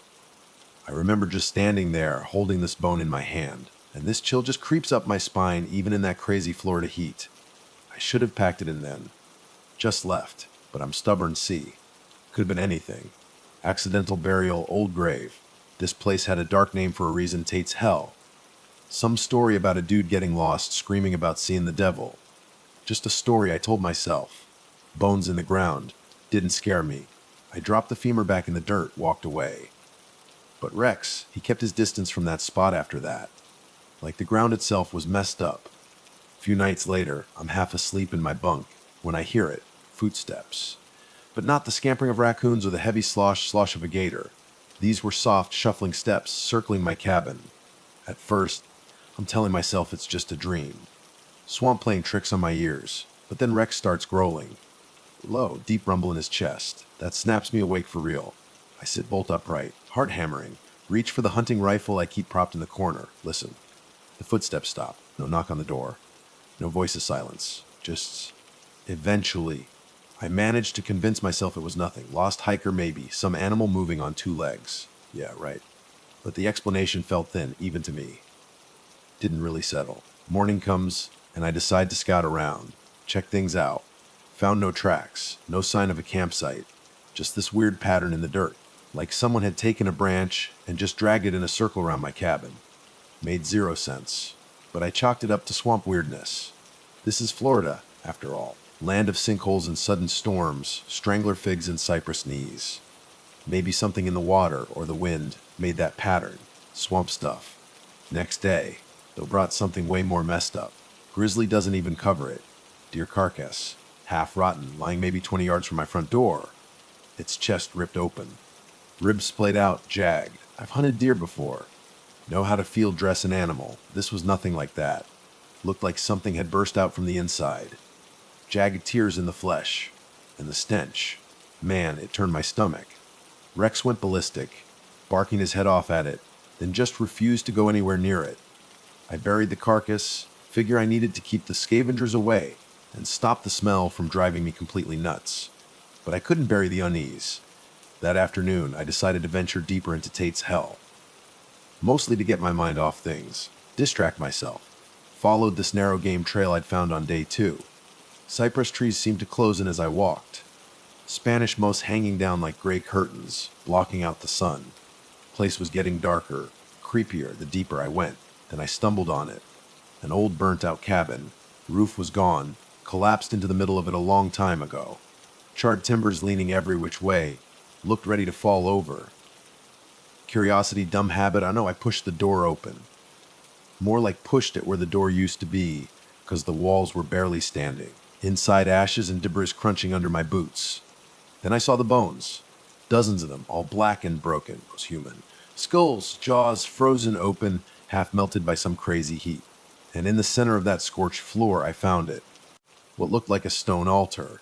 Surface etched with symbols, stuff I couldn't even begin to guess at. Felt this surge of dread, like someone just dumped a bucket of ice water down my back. Almost bolted right then and there.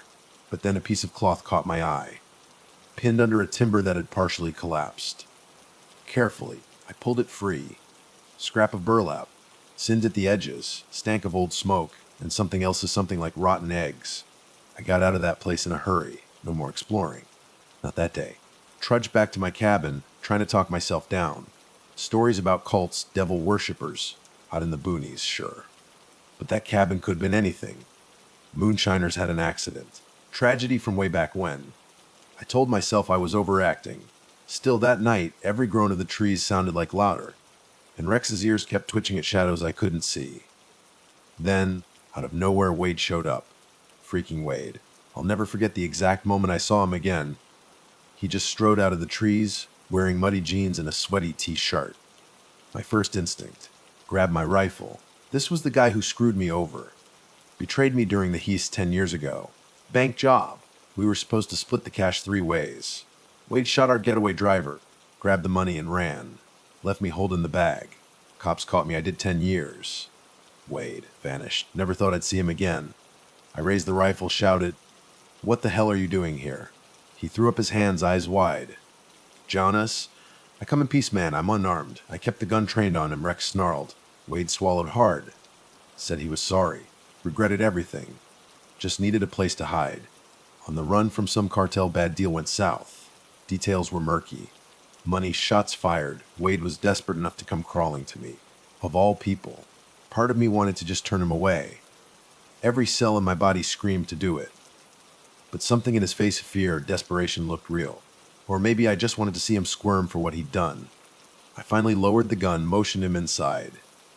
"You can stay one night," I said through gritted teeth, "but don't try anything." He collapsed on my rickety chair like he was about to pass out. I offered him water, which he gulped down.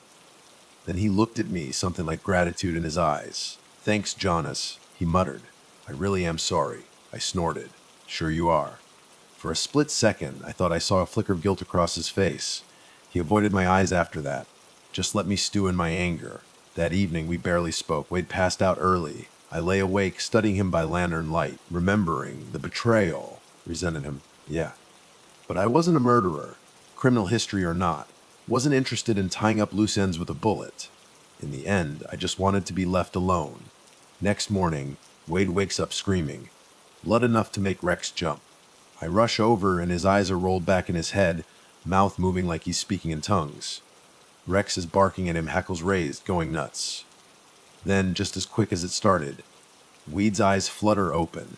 He comes to, looks around, totally disoriented. I ask him what happened. He claims he doesn't remember a thing. But he's sweating like crazy, skin clammy and pale. Something was definitely wrong with him.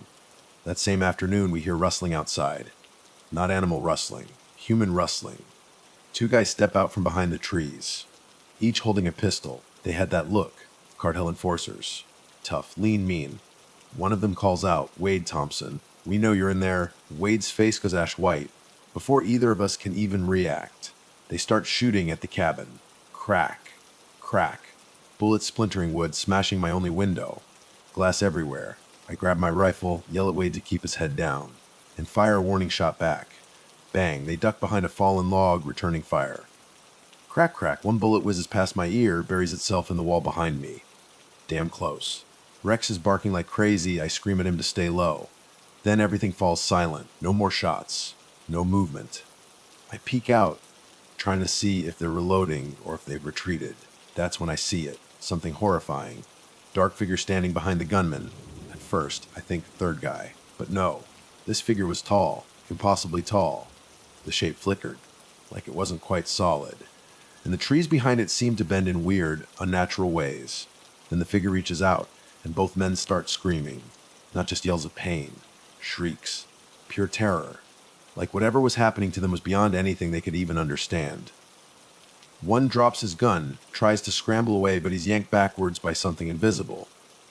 I watch, disbelief washing over me as he's dragged straight into the swamp. Legs kicking, frantic. The other guy turns to run, only to be lifted right off the ground. Thrashing, choking. I catch a glimpse of his face, twisted in absolute horror. A moment later, he too disappears into the bog. Just gone. Wade and I just stare at each other, breathing hard. "What the hell was that?" he stammers. But I got no answer. I rush outside, rifle raised. Aside from a few bullet casings and deep drag marks in the mud leading into the swamp, there's nothing. No sign of the two guys, or whatever took them. The tall figure vanished. That night, Wade and I build a fire outside the cabin. Stay close to the warmth, half hoping it'll ward off whatever the hell lurks in these woods. We talk in hushed voices. Finally, we start sharing truths. He admits he'd hoped I'd take pity on him, or at least let him lay low until he could get out of Florida.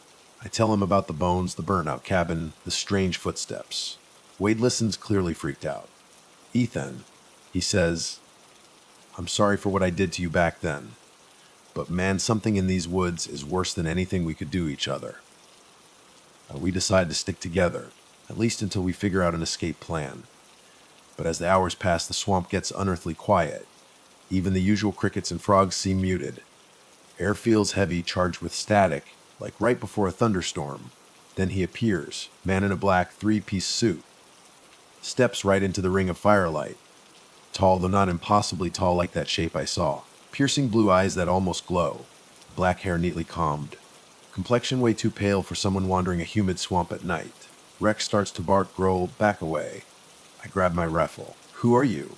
I demand. The stranger smiles. Lucian Blackwood. He says, calm as you please. I believe you two are lost. Wade and I exchange a look. We ain't lost, I mutter. This is my cabin. Lucian tilts his head, eyes flick into the flickering flames. I suppose you could say that. But you are lost in a grander sense, Ethan. We can change that.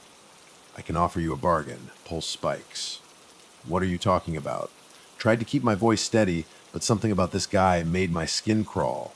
Lucian's smile widens. I've been here a very long time. Locals once called this place hell. They weren't entirely mistaken. I can grant you safety, or wealth, or vengeance, anything you desire. All I require is something in return. A mouth goes dry. My soul, right? I say, sarcastic but terrified. He doesn't confirm, doesn't deny it. Just his eyes glitter, like embers in the firelight. Wade stands up, swears under his breath, points his pistol at Lucian. Stay back. Lucian's gaze falls on him, and Wade just freezes. Literally freezes, like every muscle in his body turned to stone. Lucian looks back at me unperturbed. He's yours to command, or to kill, if that's what you want.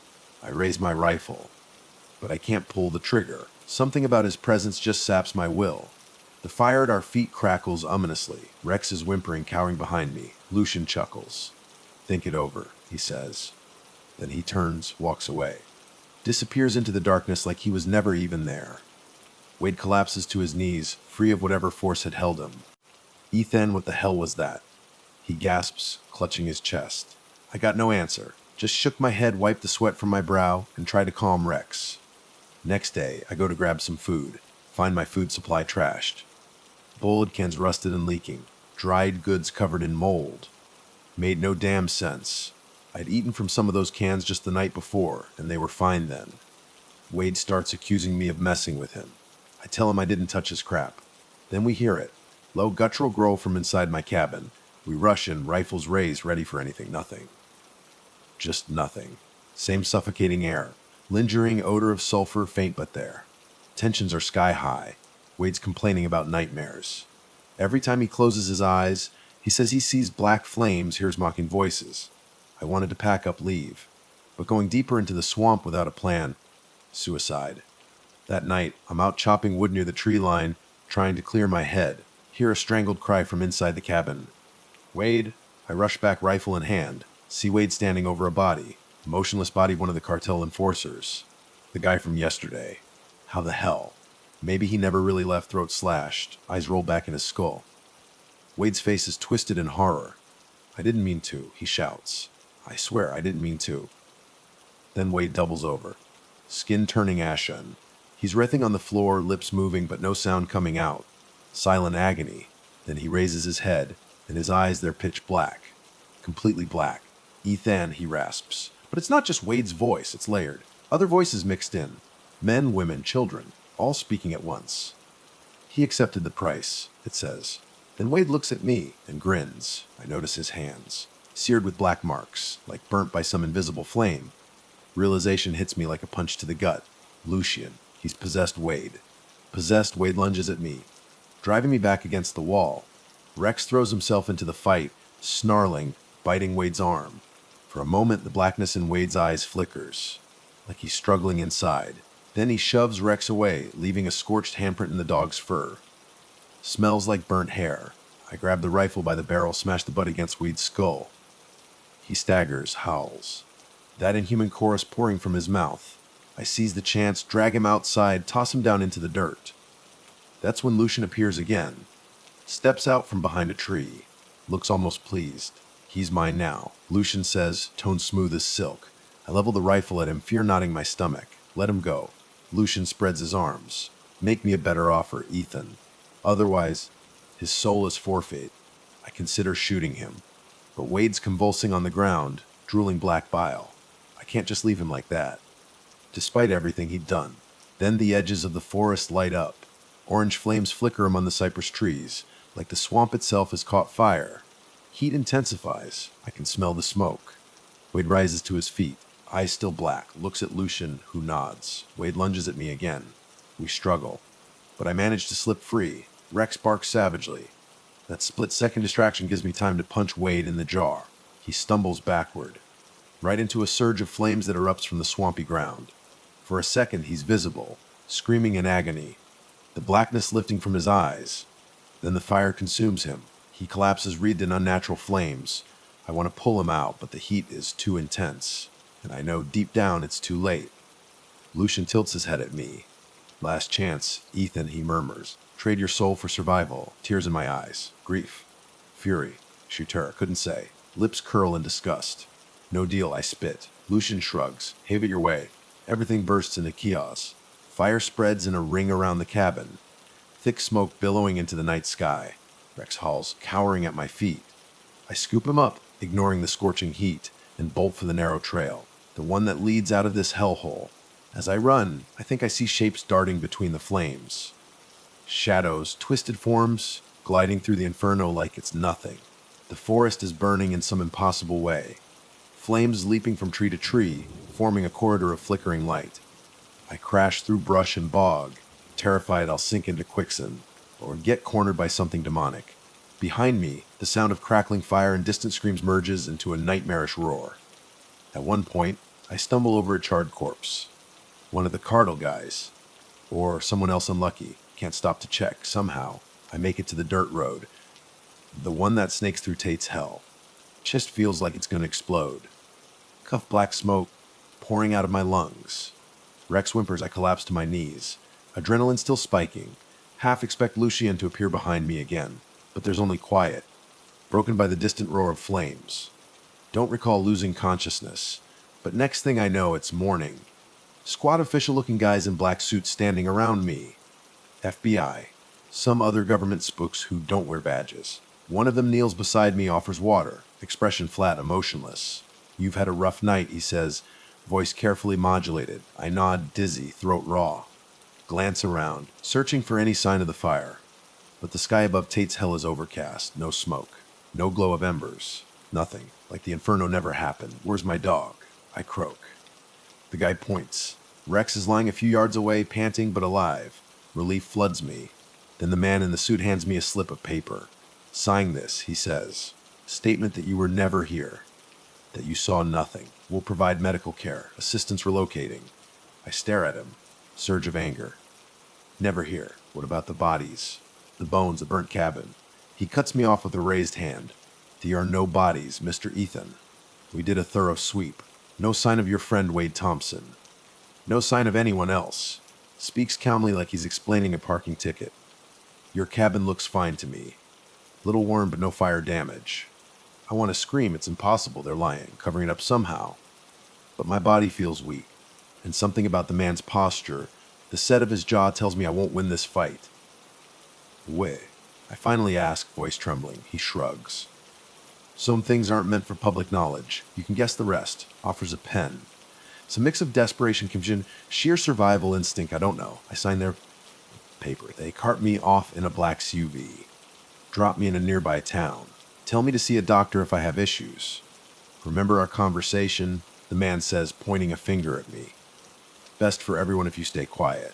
For a week. I wander around that small Florida town haunted by nightmares. No place to go. Eventually scraped together enough cash for a bus ticket north. Ended up in some city. Cheap model. Manager was friendly enough, didn't ask too many questions. Rex stuck by my side. Blackened fur patch on his side. Permanent reminder of the night we almost burned. Tried to forget. Really did. But some things can't be forgotten. Even away from Tate's hell, I could still smell sulfur in my dreams. Hear footsteps circling my bed at night. Then one evening, I came back from buying groceries. Business card sitting on the motel table. My door had been locked. Card was simple. Black and white. Lucia Blackwood. Deals made. Prices paid. I stared at it, heart pounding. Electric light overhead flickered once. In that flicker, I caught sight of a tall shadow behind me in the mirror. By the time I spun around, I was alone. A voice, barely more than a whisper, seemed to linger in the silence. Are you ready to beg? Wanted to scream, but no sound came out. Sank onto the bed, trembling. card clenched in my fist. Remember the government agent's words. The hush of the burning swamp. Wade's last anguished scream. Thought about how easy it would be to give in. Make a deal. Maybe even get a normal life out of it. Then Rex pressed against my side, whining softly. And I remembered the price. No, wouldn't beg. Not yet. Still had enough fight left in me to resist. But I'd learned one harsh truth in the blazing depths of Tate's hell. The devil walks among us. And he's always willing to bargain. And if he hasn't claimed your soul yet, it's only because he's waiting for you to crack. To be desperate enough to make the same mistake Wade did. That's my story. Believe it or don't. All I know is I'm still looking over my shoulder. Because if Lucian Blackwood wants my soul, he'll come calling again. And next time, there might not be a way out. My name's Ethan. I'm 29, and what I'm about to tell you happened back in June of 2023. If you're reading this, it means someone out there is still interested, or at least curious enough to dig for the truth. Before I get started, you need to know this all went down in the middle of nowhere, in the Navajo Nation desert in Arizona. And whether you believe me or not, I swear every word of this is real. I've got the scars inside and out to prove it. I'm a travel blogger, see. People pay me to go to places way off the map, sleep under the stars, and basically make content that makes them feel like they're right there with me. Amazon jungles. Done it. Nordic fjords by kayak. Check. African savannas on foot. Been there. But the American Southwest, man, that place always had this pull on me. Maybe it's the massive sky, or the red rock stretching forever. Maybe it's just the way the desert feels like it's holding on to secrets for centuries. This time, though, the desert covered up a secret that's been messing with my head ever since. I talked my best friend, Liam Orga, into coming along as my guide.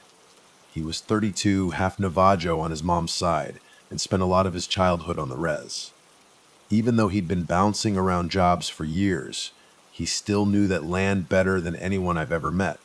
Liam was the kind of guy you'd want with you if things went south, totally grounded, rational, and fearless when it came to surviving. Plus, we'd done trips like this before. We trusted each other with our lives. At least we did until everything went to hell. We were planning to camp for a week in this spot that the locals whispered was cursed. For my job, cursed is gold. Curse means viewers, clicks, comments, all that good stuff. But Liam was uneasy about it from the jump. He kept saying we needed to pay our respects, ask permission, something like that, before we even thought about heading out there. Typical me, I just brushed it off, adrenaline already pumping at the thought of checking out some spooky legends. If I just listened to him, maybe things would have gone down different. We drove out from Flagstaff in my old Jeep Wrangler, deep into Navajo Nation. Our destination was about an hour from any paved road. The gravel track took us through messes and dry washes, across these dusty plains covered in sagebrush. We finally rolled into this tiny outpost, planning to load up on water and any last-minute supplies. That's where we met Nathan Yazzie. Nathan was maybe 40, lean, with these deep lines etched across his forehead. Wide-brimmed hat, flannel shirt, even in the heat.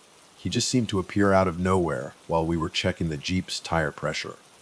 I looked up and bam, locked eyes with him. He was standing right at the edge of the gas station awning, half in shadow. "You folks heading out to the deep desert?" he asked. His voice was rough, and he spoke real slow, like he was weighing every word. Liam shot me a quick, wary look, then nodded. "We're camping for a bit," he said carefully. "Doing some filming." Nathan's eyes flicked to me, then back to Liam. "You know about the stories, right? That area's no good. People go missing out there." Missing how? I jumped in, leaning forward. I could practically hear my camera in my bag, just itching to get rolling. Nathan just shrugged.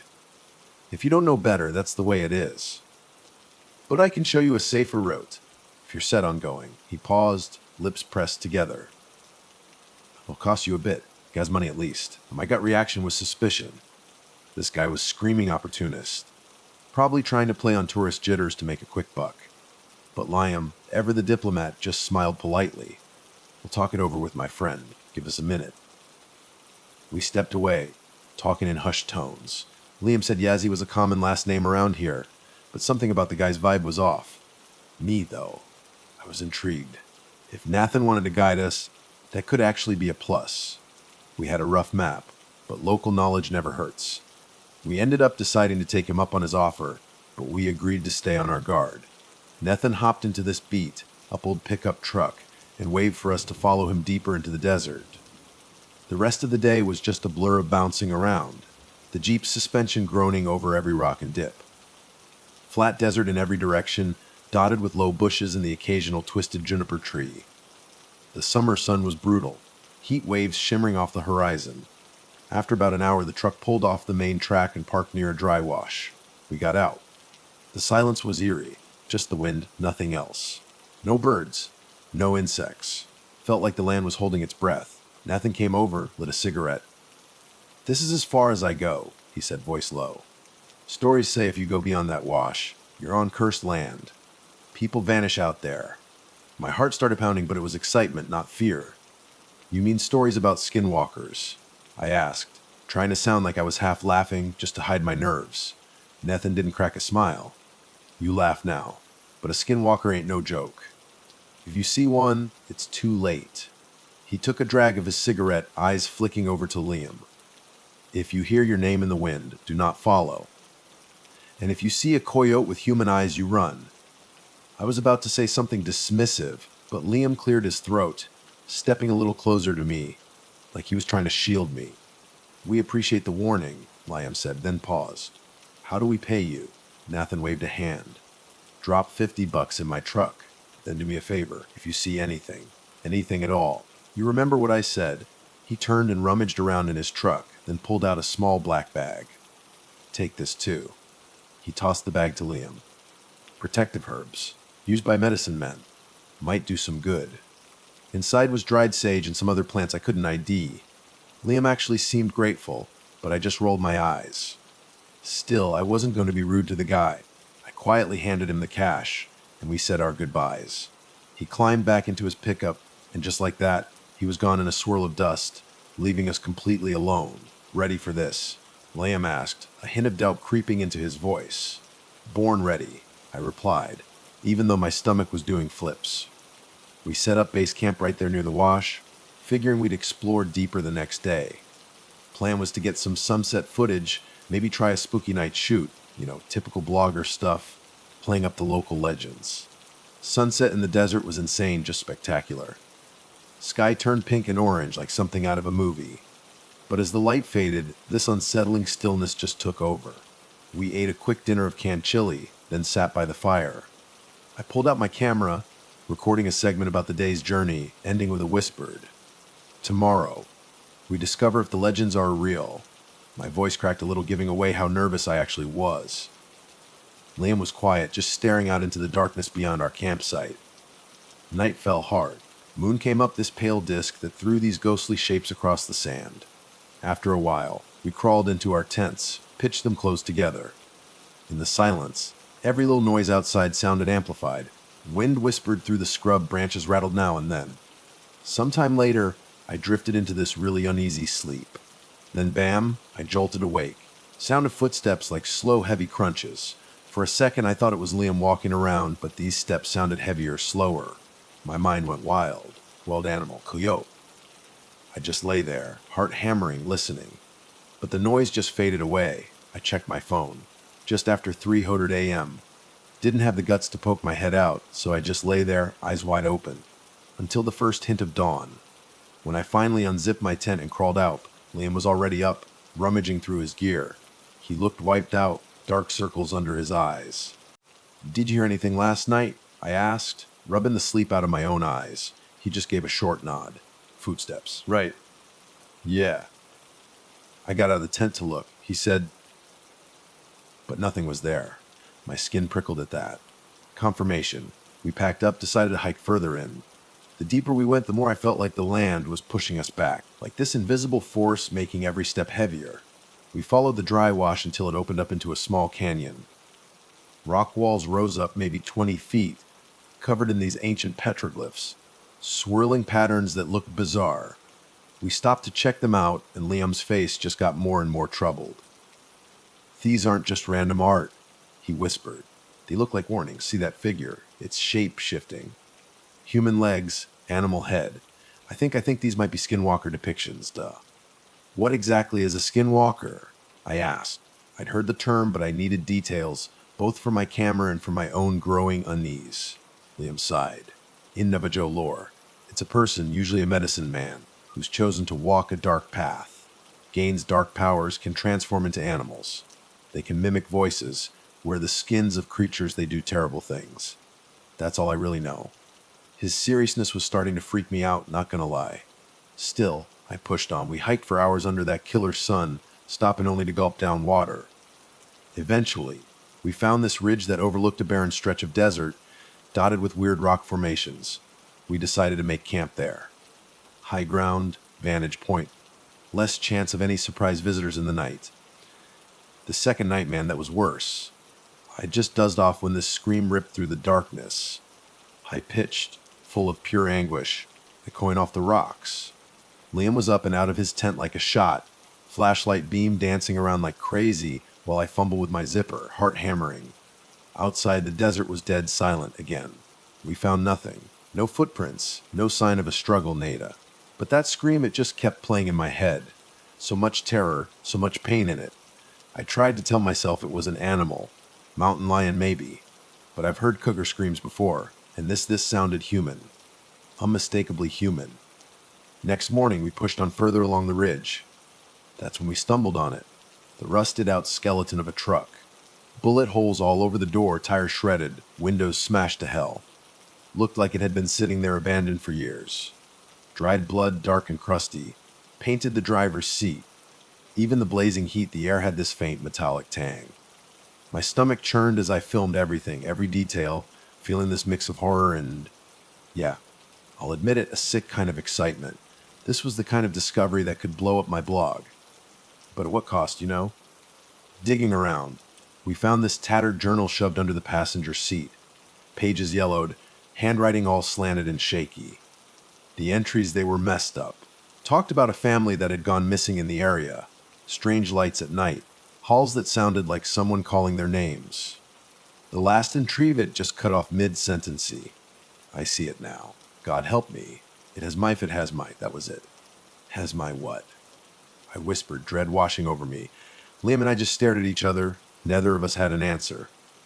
Standing there, the echo of that scream from the night before just replayed in my head, like the desert itself wanted me to remember it. Maybe those were the last moments of whoever wrote that journal. Just terror. Terror I couldn't even wrap my head around. We decided right then we needed to head back to the Jeep. Safety first, right? But fear sharpens your senses, man. Every scrub bush seemed to twitch in the corner of my eye. Every rock, every shadow felt like it could be hiding something, someone. Sun was setting by the time we got back to our original campsite near the wash. Plan was to cut our losses, drive back to civilization first thing in the morning. Enough content, I told myself. Enough spooky vibes for one trip, even if it meant leaving with more questions than answers. As dusk settled, I saw dust kicking up in the distance. Someone was driving towards us. Liam tensed up, hand going to the hunting knife on his belt. Then we both let out a breath when we saw the beat-up pickup. Nathan. He climbed out, wide-brimmed hat pulled low. "You're still here?" he asked, like he couldn't believe it. "Thought you'd have left by now." "Why would we leave?" I shot back, maybe a little too defensively. "What's going on?" Nathan just stared at me, eyes filled with something pity, dread. "I've been tracking something," he said. "There's a cave system near here. Old ruins. That's where it nests." My skin prickled all over. "It?" I asked. He nodded, grim-faced. The skinwalker, or what's left of the man it once was. This was too perfect. Local guy, insider knowledge. Right when things were getting seriously creepy. If I wasn't so freaked out, I'd be jumping for joy at the blogger Goldman. Liam, though, was just flat-out suspicious. "You're tracking a skinwalker by yourself." He didn't even try to hide the disbelief in his voice. Nathan just shrugged, ignoring Liam's tone. "I've seen tracks. I know how to stay out of sight." He paused, rubbing the back of his neck. "I can take you there tomorrow, if you want proof. But you gotta follow my rules." I glanced at Liam. He was giving me this look, like I just suggested we wrestle a beer. Every survival instinct in his body was screaming bad idea. But the journalist in me, that stupid, reckless part of me, just took over. We'll go, I said, ignoring Liam's tight-lipped glare. Knife again. We built up the fire, and Nathan sat with us, fiddling with the ash of a half-smoked cigarette. He started laying down the rules. Don't call each other's names in the dark. No whistling. And never acknowledge any voices that don't come from us. They lure you, he said, voice low and serious. The moment you respond, they got a thread linking them to you. And once they got that thread, he made this snapping motion with his fingers. I tried to act cool, but inside I was just a knot of nerves. Sleep came in fits and starts. Sometime after midnight, I heard this rustling, then Liam's voice quiet but urgent. Ethan, wake up. I froze. Don't respond to voices in the dark. Nathan's warning slammed into my head. My heart was pounding in my chest. Could the Skinwalker mimic Liam's voice? Ethan. The whisper was closer now. I unzipped my tent just a crack, peering out. Liam was crouched by the dying embers of the fire, flashlight in hand, beckoning me over real quiet. I slipped out, double-checking it was really him. His eyes were wide, face drawn. Nathan's gone, he whispered. Nathan's gone, Liam whispered, and that just sent a fresh wave of ice through my veins. Sleeping bags empty. Footprints leading away from camp. We grabbed our flashlights and followed the tracks in the moonlight. They led us to this small clearing, maybe 50 yards from the fire pit, and then the tracks just stopped, vanished. But there was something else. A single set of coyote prints, clear as day in the dust, heading off into the darkness. A sick feeling just wormed its way into my gut. Had Nathan just walked off? Or had something else walked off, wearing Nathan's skin? We didn't stick around to figure it out. We hauled ass back to the fire, hearts pounding like crazy. Figured it was safer to wait for daylight. We stayed up the rest of the night, taking turns keeping watch. The silence was heavy, broken only by the wind every now and then. Too damn quiet. Morning finally crawled in, and with it, this grim feeling of determination, maybe. Liam and I had this tense debate about just packing it in, getting the hell out of there. But my stupid curiosity, my pride, maybe it was still burning. There's a cave system, I argued. Nathan said so. He might be leading us into a trap. Yeah, but what if he actually needs help? Liam finally caved, after giving me this look that could curdle milk. He thought I was being reckless. Suicidal even. But we set off anyway, heading in the direction Nathan had pointed the night before, following this faint trail around the base of a rocky outcrop. Desert sun was already beating down, cooking us in our own sweat. Around midday we stumbled on it, this wide, jagged opening in the side of a cliff, a cave entrance half hidden by these massive boulders. As soon as we got close, the air just changed. Cooler for stale, too. Smelled like damp earth and something else. Something metallic, faintly like blood. I flicked on my flashlight, boots crunching on loose gravel as we stepped inside. First thing I saw, claw like scratches raking down the stone walls. Deeper in, these dark, dried stains that could only be blood. We moved forward, real slow, hearts thumping in our chests. The cave tunnel wound downwards, opening up into this larger chamber. Shaft of sunlight punching through a natural skylight in the ceiling. And that's when we saw them. The remains, bones, so many bones. Animal skeletons scattered all over the place. Yeah, but mixed in human fragments, clothing scraps too. Over in the debris, this battered, cracked phone, way beyond repair. My flashlight beam shook in my hand. Horror just slammed into me. This wasn't just a cave. This was a goddamn graveyard. Then I heard it, a muffled cry. My head snapped up. Over against the far wall, slumped in the shadows, this figure, bound and gagged. A woman. Face gaunt, tears streaking her cheeks. Adrenaline surged through me. Liam and I just rushed over. Wrists tied tight with old rope mouth covered in cloth. We ripped the gag off, cut her loose. She gasped, voice hoarse. Thank you, please help me. She just clung to us, eyes darting around, terrified. He'll come back, she whispered. Didn't need to ask who was. The whole cavern just felt heavy, oppressive, like we were being watched from every shadow. Liam hoisted the woman to her feet. I checked her over, weak, dehydrated, shaking like a leaf. She said her name was Maria, kidnapped weeks ago. No idea how long exactly. Her captor, she couldn't really describe him. Sometimes he looked like a man, sometimes like an animal. Sometimes both. We had to get out of there. Plan was simple, get Maria outside, find the jeep, drive straight to the authorities. But as we turned back towards the cave entrance, Nathan was there, blocking our path. Looms out of the shadows, hat gone, scalp covered in these half-healed scratches. Eyes they just glinted unnatural in the dim light. "You shouldn't have come here," he rasped, voice echoing, guttural undertone that made my skin crawl. "Not after I warned you." Liam stepped in front of me, shielding me, and Maria fists clenched. "What do you want, Nathan?" Nathan's lips just peeled back in this nasty snarl. "I want you gone." He started moving towards us real slow, but first payment. For trespassing. For interfering. Maria whimpered, pressing herself behind me. I was shaking so bad I could barely hold the flashlight steady. Nathan, or whatever the hell was controlling him, just lunged. Liam met him head on, grappling, fighting in the flickering flashlight beam. Nathan's strength was unreal. He twisted, broke free, sent Liam flying in the rocky wall. I heard Liam grunt in pain, then this sickening crack as his arm bent all wrong. Instinct took over. I swung my flashlight hard, right at Nathan's head. Barely phased him. He just turned those wild eyes on me. But in that split second, Maria found something in her. Courage, maybe. She grabbed this rock, good-sized, and just slammed it against the side of Nathan's skull. He stumbled, hissed like an animal. I grabbed my chance, yanking Liam up, his arm just hanging limp, clearly broken. Together, we helped Maria scramble past Nathan, who was still on the ground, groaning. We ran, hearts in our throats, deeper into the cave system. Counterintuitive, yeah, but it was the only direction away from him. Panic just surged as we plunged deeper into the cave. Twisting tunnels all around us, each one darker than the last. Our flashlights flickered against damp walls, showing us more bones, more horrific evidence of what had been happening in this place. We squeezed through this narrow passage, led us to a subterranean chamber.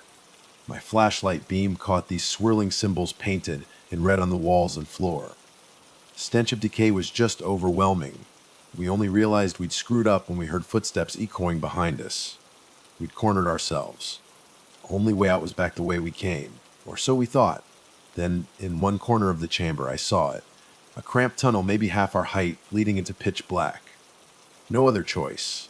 We squeezed through, dragging Liam, who was barely conscious, and Maria, who was just shaking with terror. That tunnel opened into another space, smaller, but with cracks in the walls.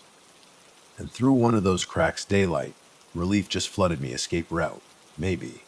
Adrenaline pumping, Maria and I started moving rubble, pulling at loose rocks, trying to widen that opening. After what felt like forever, we managed to make a gap big enough to wriggle through. But just as we were about to climb out, scraping noise behind us.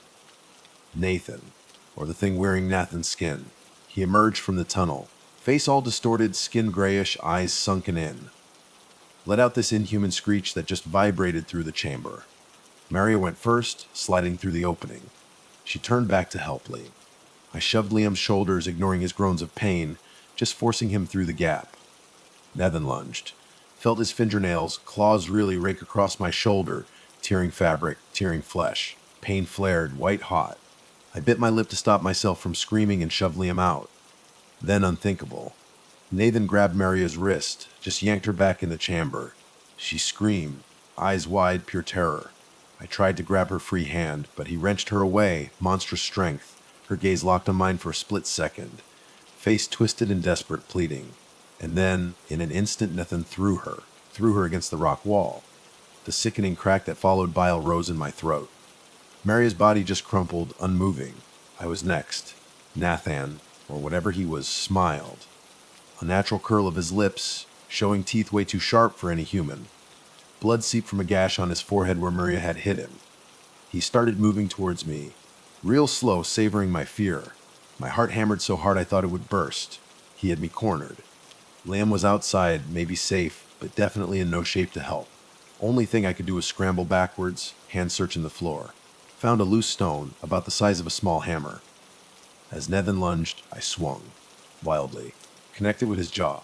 Impact jarred my arm, but I felt something crack. He staggered back, hissing, giving me the second I needed. I dove for the opening, wriggled through, ignoring the pain in my shoulder, the burning of fresh cuts. He reached a hand after me, fingers grazing my calf, but I pulled free, collapsed into blinding sunlight, panting. Desert stretched out in front of us. Liam was sprawled on the ground, clutching his broken arm, face a mask of pain. Nathan's shrieks echoed from the cave mouth. I half expected him to crawl out after us, but he didn't. Maybe the sun, maybe he was too messed up. Either way, we were free, for now. Took everything I had to haul Liam to his feet, supporting his weight. Jeep was miles away back at the wash. Limited water, no real medical supplies beyond basic first aid. But I wasn't going to die out here. Not after that. Hour after brutal hour, we stumbled across the desert. Sun scorching our necks. Wounded shoulder throbbing, dried blood stiffening my shirt. Liam's face was just agony with every step. Twice, he nearly collapsed. Only the thought of that cave, that horror, kept us moving. Late afternoon, we spotted it. The Jeep. In the distance, baking in the sun. Relief washed over me like a cool wave. We rushed as best we could, staggering the last 100 yards. Hands shaking, fumbled for the keys. Got inside, turned the ignition. Thank God it roared to life. Tires spun in the loose sand as we tore away, leaving a cloud of dust behind. Drive back was a fever dream. Vision swimming from dehydration and shock. Lamb was delirious at points, muttering about voices, shapes in the distance. But we made it. Nearest paved road, then to a small clinic near Tuba City. On the res, we burst in bloodied, half-crazed, just begging for help. Doctors rushed Liam into a room, setting his broken arm, pumping him full of fluids. Cleaned and stitched my shoulder. Authorities were called. Local tribal officer and surprisingly an FBI agent. To Detective Sarah Baines. Stationed in Flagstaff, apparently assigned to missing persons cases in the region. We told them everything. Well, almost everything. Left out the supernatural stuff at first, focused on the kidnapping, the murders, Nathan's involvement. Baines listened, stoic expression. Mid-40s, hair pulled back tight, gaze sharp as she took notes. And you say you found remains in the cave, she asked. Human remains, I emphasized, voice trembling. Many. There was a woman, Maria. We tried to save her, but he killed her. Tears welled up. Memory of that awful crack as she hit the wall just lodged in my brain. Baines nodded slowly, face unreadable. I'll have a team out there tomorrow. She closed her notebook. For now, we'll get you medical attention, place to stay. No energy to argue, no questions. Exhaustion just swallowed me whole. Slumped into an uncomfortable plastic chair in the waiting area. Sometime later, a nurse must have led me to a cot. Dreamless sleep. Woke up early morning. Clinic was quiet. Found Liam in another room strapped to an IV, looked better, though still pale. Sat beside him, laced my fingers through his good hand. We made it, I whispered. We're alive. He nodded, swallowed hard.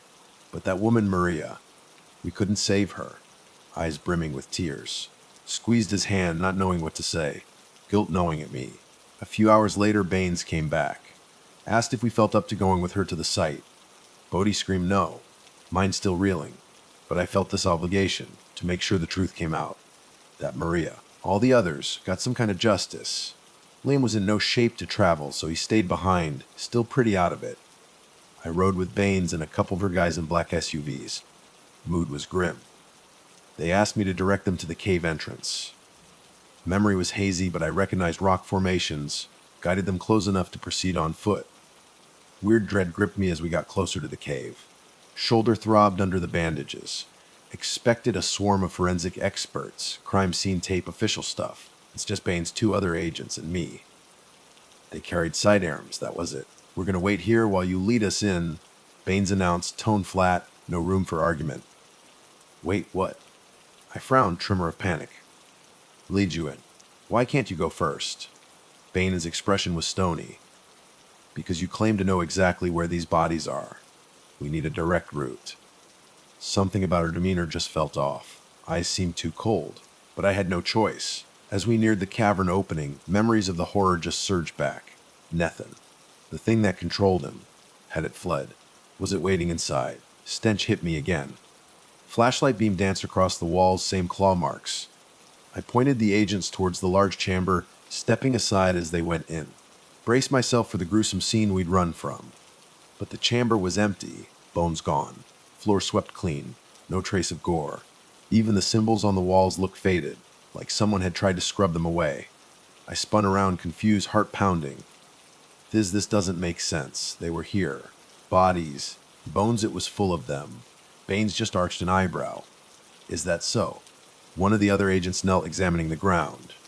No sign of recent disturbance. Could be a smuggler's hideout, but not seeing evidence of bodies. I stammered, stepping further in, shining my light everywhere. Nothing.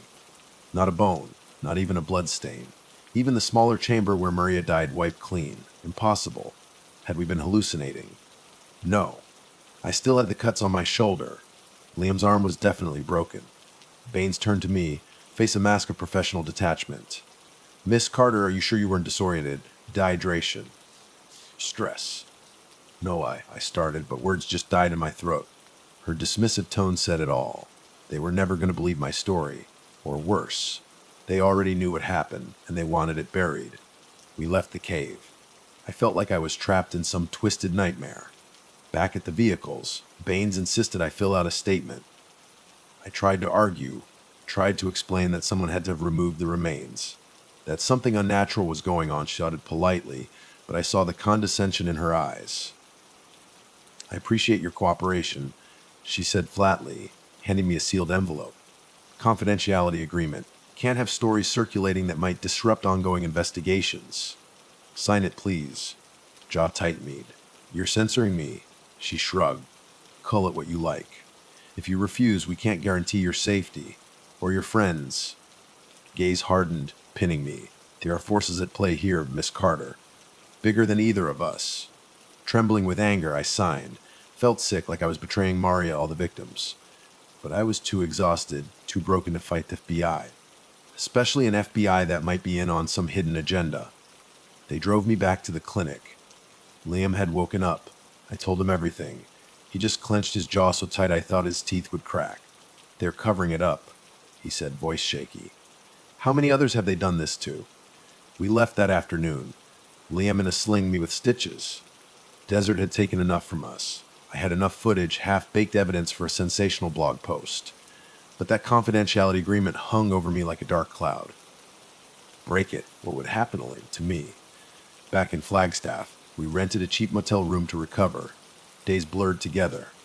Trying to process what we'd been through, Maria's death, monstrous Nathan, vanished bones.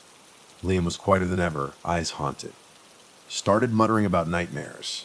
Wouldn't tell me what they were about, just that they involved voices calling his name. One evening, dozing off in front of the motel TV, Liam just jolted upright in bed, sweat dripping down his face. It's here, he gasped, sprang up, adrenaline spiking. What's here? He clutched his sling, grimacing. Something's outside. I saw it in the window. I dashed to the window, peering out into the darkness. Nothing. Empty parking lot, single flickering street lamp. You're just dreaming, I soothed, even though my own heart was pounding. He stared at me, eyes that looked way older than 32. It wants me. It saw me in that cave. It followed us. Tried to calm him down, but part of me believed him. We checked out next day, determined to leave Arizona for good. Morning of loading bags into the Jeep, I noticed it. Single coyote track in the motel's dusty parking lot, right under our room window. Blood ran cold. Coyote track. Just one print. Nothing else around it, just one perfect print, like a calling card. Drove for hours crossing state line into New Mexico. Liam dozzed in and out, wincing every time the road got bumpy. Radio was static most of the way, just this hiss and crackle. Broken now and then by a news update. Missing persons found remains, then signal would just fade again. Finally stopped at a roadside diner. Liam ordered coffee. I scrolled through my phone, sifting through the footage, photos I'd managed to grab before everything went to hell. Most too dark, too shaky to prove anything. Truck with bullet holes was clear enough. Tattered journal pages were stuffed in my bag, hadn't even read them all yet. Then I saw it. One photo. Set of footprints. Mine, Liam's, plus a third set that looked morphed. Human to coyote. Finger hovered over delete button, remembering the confidentiality agreement. But I couldn't do it. Couldn't destroy the evidence. Some truths deserve to be preserved, no matter the cost. Got back on the road. Tension in the Jeep was suffocating. Eyes flicking to the rearview mirror every few seconds, half expecting to see something with glowing eyes tailing us. Hours passed. Stopped at another motel just over the border in eastern New Mexico. And that's where it happened, midnight.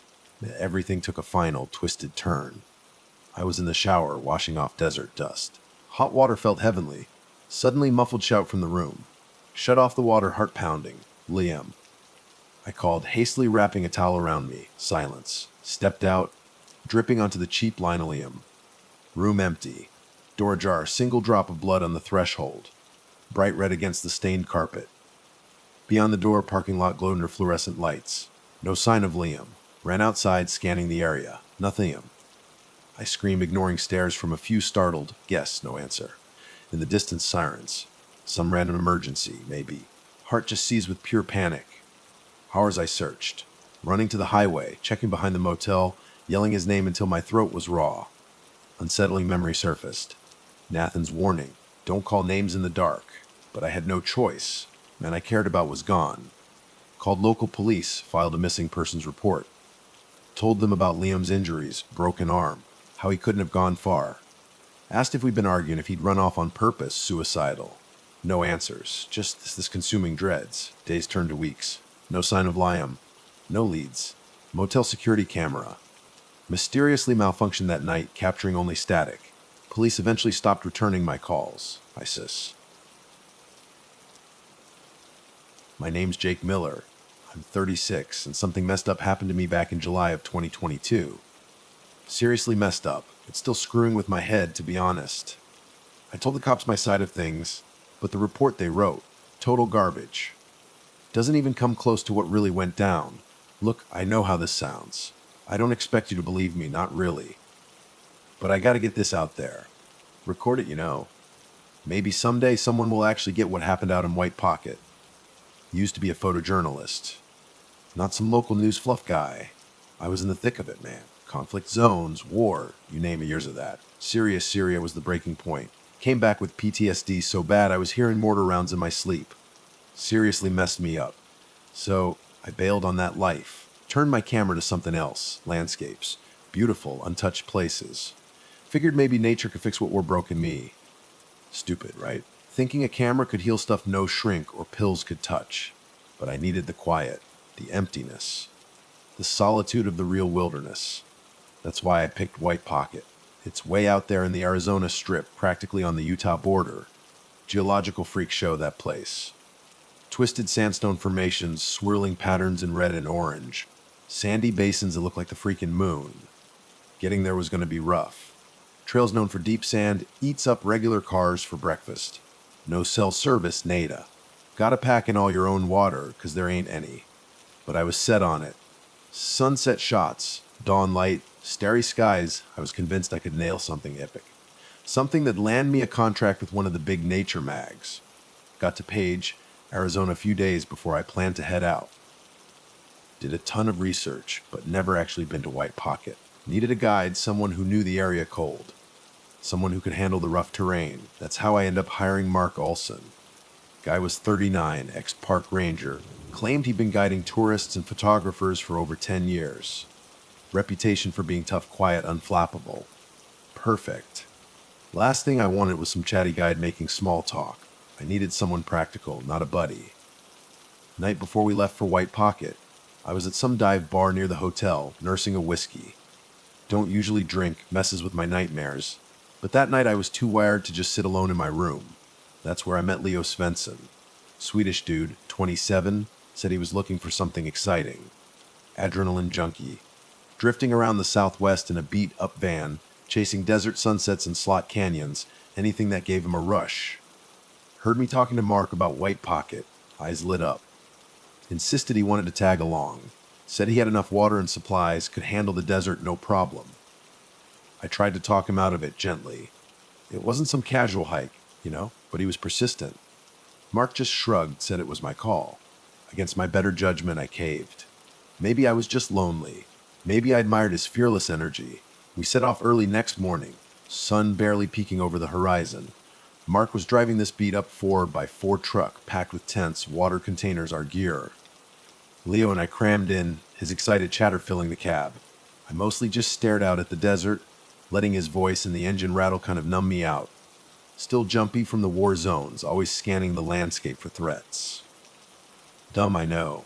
Out in the open desert. But that, I'd soon learn, was my first mistake. Hour or so on the road, we stopped at a supply point near Big Water. Tiny place on the Utah side. That's where we ran into Sam Davis. Tall, lean guy, maybe 43, dusty jeans, pistol on his hip. Eyed his up and down worry. Mark seemed to know him, but the vibe was tense. Sam asks, "You sure you want to take these folks out to White Pocket? Ain't a good time to be out there." Gives a sideways look at Leo and me. Cartel's been moving through the strip more than usual. Folks gone missing. Found a couple vehicles burned out near Old Ranch Road. Leo just shrugs. "Sounds thrilling," he says, way too cheerful. Felt a little chill run down my spine. Heard about smuggling routes through the area, but hadn't really thought about running into anyone. Figured it was just rumors, you know. People always talk about the borderlands like it's the Wild West. Still, Sam's warning got under my skin. He turns to me, looks me straight in the eye, hard stare. "You watch yourself," he says, "and watch your guide. Folks out here got skeletons in their closets." Mark gives him a dark look, doesn't say anything. We topped off our water containers, then headed back onto the rough track south. Another hour of crawling through deep sand, truck bucking and fishtailing, before we finally got to White Pocket. And man, it was even more insane than any photo. Alien landscape, contorted sandstone, swirling ridges of red, pink, creamy white. Sun was high, air shimmering with desert heat. Leo practically leaps out of the truck, phone camera in hand, yelling about how it's the coolest place ever. Mark's face was unreadable behind his shades, but he gave me a curt nod. Took it as a "we're here safe" kind of nod. We pitched camp near a little bunch of gnarled juniper trees, only shade around. Plan was 3 nights. Give me time to shoot sunsets, sunrises, night skies. Water for 4 days, some freeze-dried food. Tents to keep the worst of the desert out. Mark was totally pro about it. Set up his own tent a little ways off from ours. Showed us how to stash supplies so animals wouldn't get into them. Leo was already halfway up a sandstone formation, fearless and agile, taking selfies. Wanted to tell him to be careful, but he seemed so damn confident I just let him go. First day was uneventful, scorching hot though. Spent my time scouting out sunrise spots, studying the rock patterns under the blazing sun. By sunset, the sky was on fire. Pinks, oranges, blending perfect with the marbled formations. Snapped dozens of shots, lost myself in it for a bit. Felt like maybe I was actually finding that healing I came for. Back to camp after dark. Leo lit a little camp lantern. Mark handed out freeze-dried meals. Shoulders were atching, but I was feeling okay. We told some stories around the lantern. Leo talked about backpacking through Europe, hitchhiking across Eastern Europe with basically nothing. Mark quiet as usual. Just mentioned he used to be a ranger at a national park, left under complicated circumstances. Didn't want to get into it. I talked about Syria, vague stuff. Wasn't ready to go deep into that. That night, sleep was crap. Desert got colder than I expected. Wind picked up, whistling over the rocks. Sometime in the night I drifted off, then woke up, standing outside my tent, camera in my hands. Sky was still dark, millions of stars. Sliver of moon barely lighting the rocks. No freaking clue how I got there. Checked my camera roll, couple new pictures, nothing. Black frames, blurry night sky shots. Then, in 2 of them, faint outline. Looked like a person standing behind Leo's tent. Figure was blurred, like they moved when the shutter went off, or maybe I just shook the camera. Still, it messed with me. Shrugged it off as PTSD, some half-asleep haze. But this unease, man, settled right in my gut. Crawled back in the tent, tried to shake it off. Morning came way too soon. Didn't tell anyone about my midnight wanderings. Leo was up before sunrise, perched on a rock, meditating or something. Mark was rummaging through supplies, counting water containers. I lugged my gear to the highest spot I could find, caught the dawn light painting those sandstone waves. Breathtaking. Forgot about the weirdness of the night before, just lost myself in the moment. Back at camp, Leo and Mark were talking about a hike. Deeper into White Pocket. Rumor of some formation shaped like a broken spiral. Leo wanted to see everything. Mark looked hesitant, muttering about getting lost easy. Sandstone messing with your head. But Leo was hyped, and honestly, I was kind of drawn to the idea of getting a unique shot. So, around midday, we set off. Scorching hot even then, Leo's wearing just a tank top, shorts, wide-brimmed hat, bounding across the sand like it was a playground. I'm taking longer strides, heavier gear. Mark's bringing up the rear, keeping an eye on things. Noticed he kept glancing back the way we came. like he was expecting someone. Eventually, we hit this dip in the sandstone, ringed by these towering shapes, looked like petrified waves. Leo yells, excited, scrambles down, ignoring Mark yelling to be careful. I carefully stepped after him, still not wanting to twist an ankle miles from nowhere. Near the bottom, I saw it, half buried in the pale sand. Wait, Smooth, curved, heart-lurched. Skull, human skull, shape of it. Leo froze a few feet away, staring, face gone white. Mark came up, knelt down, brushed sand off. Sun-bleached jawbone right next to it. We just looked at each other. No one said a word. Felt like a full minute. Finally, Mark spoke, voice hushed. We should go back now. We just stood there, staring at that skull. Then, almost like we were all on the same creepy wavelength, we started looking around. Not really searching, more like drawn to it. Like something was pulling us to see more of this messed up scene. And yeah, we found more. Maybe 20 yards away in this little hollow, we found what was left of a campsite. Collapsed tent, ripped to shreds and faded all to hell. Scorched circle of dirt where a fire probably was. Dried, reddish stains on the sandstone. Couple of backpacks torn open, stuff spilled everywhere. And bones. More bones scattered around. Partial skeleton picked clean. Desert air, man, it felt thick, heavy. Like it was holding onto the memory of something really bad. Back of my neck prickled. Lee looked like he was about to puke. Face totally drained of color. He actually stumbled, then just retched into the sand. Mark, he just stood there with his arms crossed, scanning the horizon. We need to notify the sheriff, he says, voice quiet, serious. This is way out of my league. Then, under his breath, almost too quiet to hear, he mutters, damn it, Travis. Wasn't sure if I heard him right or what he meant by that. Didn't ask. We just turned around, started backtracking. Mood was heavy, man, grim. Leo stuck close to me now, not running ahead anymore. Kept expecting to see footprints that weren't ours. Some sign of whoever or whatever did this. Remains looked old. Yeah, maybe been there for months. Still, this question kept bugging May. Why hadn't anyone found them before? Finally got back to camp, late afternoon. First thing Mark does, he pulls out a satellite phone from his pack. Walks off a little ways to make the call. Leo and I just sat by the tent silent. Felt like we'd stumbled into something ancient. Malevolent. Wind started whistling through the rock formations again, sounding unnerving. Like whispers. Creepy whispers. At one point, Leo reaches for my hand, just grabs it. Face was tight, eyes haunted. I didn't sign up for this. He whispers. Didn't say anything back. My head was back in those war zones, seeing faces, bodies. Desert wasn't a battlefield, not like Syria, but death felt just as real here. Mark comes back, jaw set hard. Sheriff Lanning says he'll come out tomorrow morning. Gotta arrange transport for the remains. He wouldn't even say bodies. Says meanwhile we stay put. Sounded like an order. Leo looked like he was gonna argue. Protest about cutting the trip short, but he shut his mouth. Staying put, especially after what we'd just seen, felt like a really bad idea. But going out at night, even worse. Couldn't sleep that night. Wind died down, silence was even creepier. Just lay there in my sleeping bag, eyes wide open, every nerve on edge. Skull. Kept seeing that damn skull in my head. Sometime around midnight, exhaustion finally got me. Then I woke up, not in my tent, standing under the freaking moonlight, miles from camp, low ridge of sandstone, camera around my neck, boots caked in dust, heart hammering in my chest. How the hell did I get here? Disoriented, like waking up from a nightmare you can't shake. Looked around, didn't recognize anything. Maze of pale rock, all lit up by the moon. Turned in circles till I saw them. Footprints, my footprints. Looked like I'd walked in a straight line. But straight to where?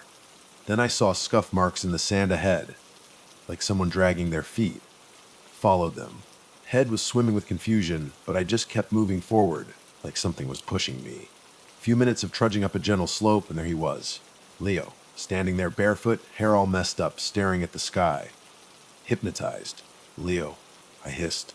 What's going on? Are you sleepwalking? Didn't react. Lips moved wordlessly like he was chanting something. Then he turns, slow eyes lock on mine. Jake, he says, voice soft, distant. I heard you calling me. Chill went right through me. I hadn't called anyone. Before I could say anything, he just collapsed. Rushed to catch him, body went limp in my arms. Panic spiked. Checked his pulse fast but steady. Tried to shake him awake, calling his name. Nothing. Unresponsive. Half carrying, half dragging him, I started back, following our footprints. Took almost an hour, felt like forever. Then finally saw it, glow of a lantern in the distance. Mark must have realized we were gone. Stumbled into camp yelling for help. Mark comes out of his tent, eyes wide. What the hell? He mutters, rushing over, helping me lay Leo down by the lantern. Leo stirs, blinks at us, says nothing. Just drained. Exhausted. Like his mind had been somewhere else entirely. You two decide to go for a midnight stroll. Mark demands, voice tight with anger, confusion. Dave, I don't know, I say, honestly. Just woke up out there. Found him like that. Leo just stares at me like he doesn't even recognize me. Mark's jaw clenches. Caught him glancing at the satellite phone again, but he didn't reach for it. He just helped me get Leo into his tent. By the time I had the energy to crawl back into my own sleeping bag, eastern sky was already getting lighter. Dawn was coming. Must have drifted off for a couple hours, because next thing I knew, full daylight and Sheriff Ed Lanning had arrived. Sheriff Ed Lanning. Grizzled dude, maybe 55, tired eyes under a wide-brimmed hat. Drove up in a beat-up 4X4 with his silent deputy guy riding shotgun. Mark greeted them, stiffly. Sheriff, he just gets right down to business. Wants to see the remains we found. Leo was still out of it, groggy, but insisted on coming along. I was against it, but the sheriff wanted all of us there, to give our account. Back at that messed up site, Sheriff's face goes stone cold. Crouches down by the skull and the skeleton, starts snapping photos with his phone, careful, professional. Deputy just stands guard, silent as a tome. Sheriff Lanning asks us some basic questions. When we arrive, who found the remains? Seen anyone else out here? Leo was quiet, arms wrapped around himself, shivering even in the sun. Mark's voice was low, guarded. I mentioned the old campsite. Sheriff goes over to check it out. Finds something that looks like an ID card, too weathered to read. Mutters something about missing couple from earlier in the year, but doesn't give us details. Way back to camp, Sheriff gets a little more pointed. Asks if we'd seen any suspicious persons. Mark keeps shaking his head. Wondered if he was thinking about Sam Davis or those cardinal warnings. But he didn't say anything. Finally, Sheriff tells us to pack it up. We're escorting you folks out, he says. Gotta get these remains to the medical examiner. This place ain't safe. Don't know if it ever was. Back at camp, Sheriff Lanning radios for backup. Some team to collect their remains. Leo mumbles something about cutting our trip short, but I was secretly relieved to get the hell out of White Pocket. Whatever was going on out here, I wanted no part of it. But as we're packing up, I see this weird tension in Mark's face. Jumpy. Looking around like he's expecting trouble. Then he pulls me aside, whispers, I need to tell you something. We might have some trouble. Jolt of fear goes right through me. Trouble? What kind of trouble, Mark? He just shakes his head, looks regretful. Used tour run with some people. Move product through these parts. Don't want them finding me out here, or you. That's not exactly comforting, Mark, I say, voice tight. He just shakes his head again. Didn't expect them this far north this soon, he mumbles. But then Travis's warning. It clicks. Mark had been scanning the horizon. Not for desert wildlife, for smugglers, cartel lookouts. That dread I'd been feeling just doubled. Got the gear back in the truck. Sheriff Lanning's waiting in his own 4X4. Leo climbs into the passenger seat of our truck, head down, eyes half-lidded. Still not herself. Sheriff's deputy loads up the body bag with the remains. We start out, small convoy. Mark's truck in front, sheriff and deputy behind. Sand was even worse than before. Maybe 30 minutes of slow going, then crack, loud crack. Truck lurches sideways, flat tire. Probably some sharp rock buried in the sand. We stop. Sheriff Lanning pulls around to help while Mark starts working on the tire. I watch Leo. She gets out of the truck, wanders off a little ways. Stumbles on the uneven ground, then just falls to her knees. Rush over to her. Leo, I say, shaking her gently. She looks up at me, eyes full of tears. I can't remember last night, she whispers. But I feel like something's in my head, a voice. Presses her palms to her temples like she's in pain. Gave me the freaking creeps, man.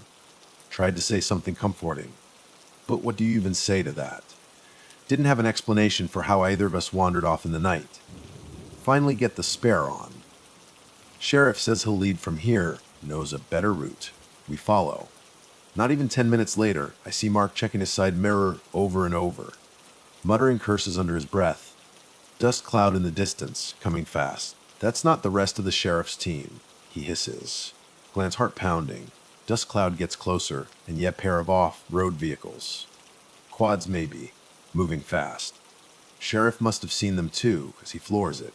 Road's rough as hell, but we got no choice. Barrel over dips and ridges, sand flying everywhere. Leo's hanging on knuckles white. Heads in overdrive, imagining some shootout with armed traffickers. War zone memories flashing back. Adrenaline pumping. Swing around a sandstone outcrop. Sheriff's vehicle skids to a stop. 2 more off-road vehicles blocking the path ahead. Heart just sinks. Sheriff Lanning steps out, hand on his holster. Mark does the same. Hear shouts in Spanish. Then chilling click of guns being cocked. Duck down, pulling Leo with me. Everything feels surreal, like I'm back in Syria. Angry voices. Sheriff trying to negotiate. Can't make out the words. Then single gunshot, rings out sharp clear. Blood runs cold. Peered over the dash. Sheriff's deputy. Lying on the ground. Dark stain spreading on his chest. Sheriff shouts something. Another shot. Silence. Felt Leo chilling beside me. Mark turns to me, eyes wild. We can't fight them, he whispers. We gotta run. Run where? Open desert. Nowhere to go. Started to open my door, but Mark shoves me back. We listen. Scuffle outside. Muffled groans. Then passenger door yanks open. Dude with a rifle right in my face. Leo screams. Guy barks at us to get out, rifle barrel pointed at my head. Hands shaking, raise them slow. Mark slides out of the driver's seat, hands up too. Chaos. At least 5 armed guys. Bandanas hiding their faces. Smuggling ring, gotta be. One of them recognizes Mark. Spits something in Spanish, calls him traitor. Mark tries to talk calm, but the guy just steps forward, slams the butt of his rifle into Mark's gut. Mark crumples, gasping. Leo tries to rush to him, but another guy grabs her, forces her arms behind her back. She cries out. Sheriff Lanning still alive, kneeling in the sand, hands on his head. Deputy's body still. Eyes open, blood soaking into the desert. Stomach just twisted. One of the guys starts rummaging in the sheriff's truck, pulls out the body bag, the remains. He looks confused, like he wasn't expecting bones. Barks a question at the sheriff. Sheriff doesn't answer. Then something weird happens. Leo, who was whimpering just seconds ago, suddenly goes still. Eerily still. Stops struggling. Eyes roll back in her head. Then she speaks. Voice and not hers. Low, guttural, raspy chant. Guys holding her freeze. Everyone just stunned, like the air changed, went silent. Lee's head jerks back. Strangled moan. Then words. Language I didn't understand. Prickle of primal terror. Mark tries to inch towards her, but one of the guys kicks him down again. Next few seconds blurred. Leo lunges forward. Sinks her teeth into the neck of the guy holding her. He screams, staggers back, blood sprays the sand. Another guy raises his rifle, hesitates, doesn't know if he should shoot her. Leo moves horrifying speed, twisting away like she's made of liquid, eyes black. Expressionless. Locks eyes with mine. Wave of revulsion. That wasn't Leo. Wasn't human. Everything just explodes. Guys start yelling, some firing wildly in the air. Mark grabs my arm, drags me towards the truck. Sheriff Lanning, he sees his chance, lunges at one of the gunmen. Wrestling for his rifle, shot fired. Sheriff cries out, clutches his thigh, but still manages to knock the guy down. More shots. Sand kicks up, Leo spins on another guy, fingernails ripping at his face. Screams, gunfire, desert turning into a freaking nightmare. Somehow Mark and I scramble into the truck. Keys still in the ignition.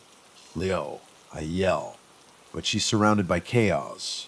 Looks at me, eyes still black, lets out this shriek that just spikes adrenaline right through my heart. Mark guns the engine, yanks the wheel hard. One of the off-road vehicles tried to block us, but we slam right into it. Bounce off, jolt almost knocks me out. See in the side mirror one of the armed guys lying on the ground. Ref will ask you. Another figure. Couldn't tell who tackles someone else. We tear away. Truck rattling like crazy. Mark's breathing ragged, blood running from his mouth where he got hit. We can't leave her, I shout, even though part of me was terrified of what Leo had become. Can't go back. Mark snaps, eyes crazed. They'll kill us, glares at me. Maybe sees the horror on my face. We'll circle back. Call for help, he adds. But I wasn't sure he meant it. Felt like hours we were barreling through the desert, but but it was probably just minutes. Eventually, Mark slows down. Adrenaline crash hits me like a brick. Shaking all over, heart hammering, heads just tatters. What the hell did I just see? Leo's transformation. Whatever it was. The ambush. Dead deputy. Wounded sheriff. Way too much to process. Mark veers off the main track, heads into this pocket of sandstone. Partly to hide the truck, partly because we both just needed to breathe. Slid to a stop in this little hollow, high rock walls sheltering us. Mark kills the engine. For a while, we just sit there. Stunned silence. Finally, I just gotta say something. What the hell just happened? Mark shakes his head, eyes distant, like he's seeing something way off in the distance. Leo, that wasn't natural. Voice trembling. I've heard stories about this land. Legends. Old tribe spirits that can take over a person. Make him do terrible things. Never believed it, he chokes out a bitter laugh. Guess I was wrong. Head spinning. Nighttime wanderings. Bizarre photos on my camera. Leo's dazed state. Forgotten campsite, bones, something evil was out here. Infesting white pock here. Feeding Wong deeper. Stare at Mark. Trying to see if he actually believes this spirit crap. One look at his face, haunted, pale, yeah, he buys it. We crouch there for maybe half an hour, nervous, frayed, listening for any sign of the guys we left behind. Desert silent. Just the wind. Occasional gust. Head keeps going back to Leo. That look in her eyes. Unholy. Wave of guilt hits me. We abandoned her to those people. Those monsters. But then I remember how she attacked them. How unhuman she looked. Could we have saved her? Or was she already gone? Eventually, we decide we gotta try to reach some kind of civilization. Nearest outpost. Maybe that supply point near Big Water where we saw Sam Davis. Truck's in rough shape, though. Front bumper bent, tire losing air slow, engine clanking bad. Still it moves. We wind our way through the maze of sandy tracks. Then, suddenly figure appears in front of us. Stumbling in the sand, Mark slams on the brakes. Sheriff Lenning. Clutching his thigh, blood soaking his pants. Limps towards the truck. Relief floods his face when he sees it's us. Jump out, help him climb in. Collapses in the back seat, grimacing in pain. What happened? I ask, voice shaking. He closes his eyes, swallows hard. They took Leo, or whatever was controlling Leo. They left with some of their wounded. Threatened me. Managed to slip away when they were distracted. He breathes raggedly, pointing to his leg, bullet graze. Tried to call it in. Radio's busted. Mark bites his lip. Can't stay here. Gotta keep moving. Get you medical help. But Sheriff's next words chill me to the bone. We can't let that girl leave this desert. Whatever's in her, it's not human. Heard her speaking, don't know how to describe it. It's an abomination. Eyes wild, terrified. Need you to understand.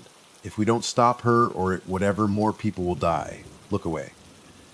Not twisting in my gut. This is madness. Leo was our friend. Or I thought she was.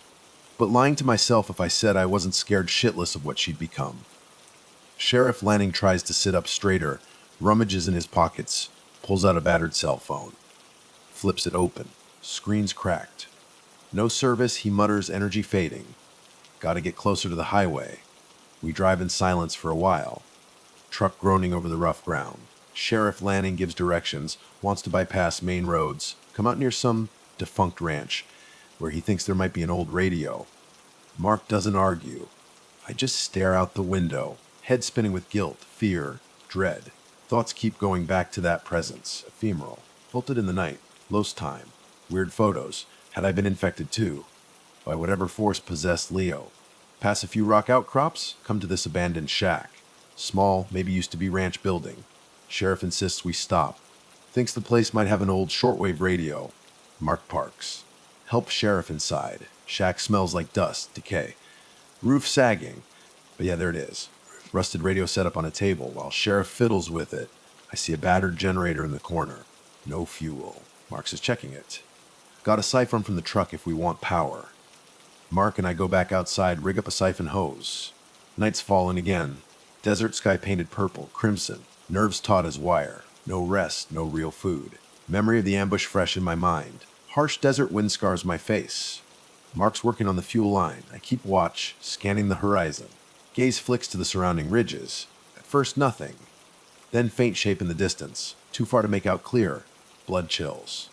Someone following us. Got enough for a small run, Mark says, sealing a plastic container, maybe half a gallon of fuel. Hurry back inside. Pour the gas in the generator tank, try to fire it up. Few sputtering covs, then roar. Generator kicks to life. Lights inside the shack flicker, showing peeling wallpaper, cracked windows. Sheriff Lanning's fumbling with the radio knobs. Static crackles through the speakers. I stand by the window, heart pounding. Shape I saw earlier gone. Maybe just a trick of the light. Come on. I whisper, urging the radio to work. Finally, faint voice, distorted by static. Sheriff identifies himself, requests emergency assistance. Explains injured officer. Multiple dead in the desert. Doesn't mention possession. Or bodies we found earlier. Just armed threat. Voice on the other end acknowledges, says team will be dispatched. But Sheriff's face twists into a grimace.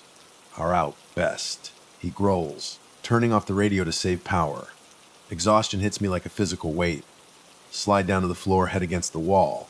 Mark paces, muttering about disaster. Sheriff Lanning tries to stop the bleeding in his leg with a makeshift bandage. Outside, night deepens. Wind rising to a low moan. Shack windows rattle, making me jumpy. Imagine I hear footsteps, voices, drifting on the wind. Then, without warning, generator sputters, dies. Darkness engulfs us. Just a single flashlight beam in Mark's hand. Must have run out of gas, he mumbles. Tension tightens in my chest. Sense we're not alone. In the wavering flashlight beam, Sheriff's face is pale, haggard. Clutching his leg, sweat on his brow. Then we hear it, scraping outside, like something dragging across the wooden walls. Mark gestures for me to kill my flashlight, but I don't have one. Just stay silent. Breath held. And now this time at the back of the shack, skin prickles. Smugglers. Or desert thing that took Leo. Faint voice. Calling my name. Jake, it's Leo's voice. Or close enough. Heart thunders. Glance at Mark. Eyes wide. Sheriff Lanning hisses. Don't answer again. Cloister. Jake, help me. Clenched jaw, fighting the instinct to respond. Rational brain screams not Leo. Something mimicking her. But part of me wants to fling open the door, rush to her side. Suddenly, footsteps on the porch. Slow, deliberate. Front door rattles, like tested by a light push. Soft knock. Leo's voice again, plaintive. Please let me in. Chest constricts. Wave of sorrow, dread. Remember her smile when we first met. Fearless climb on the sandstone.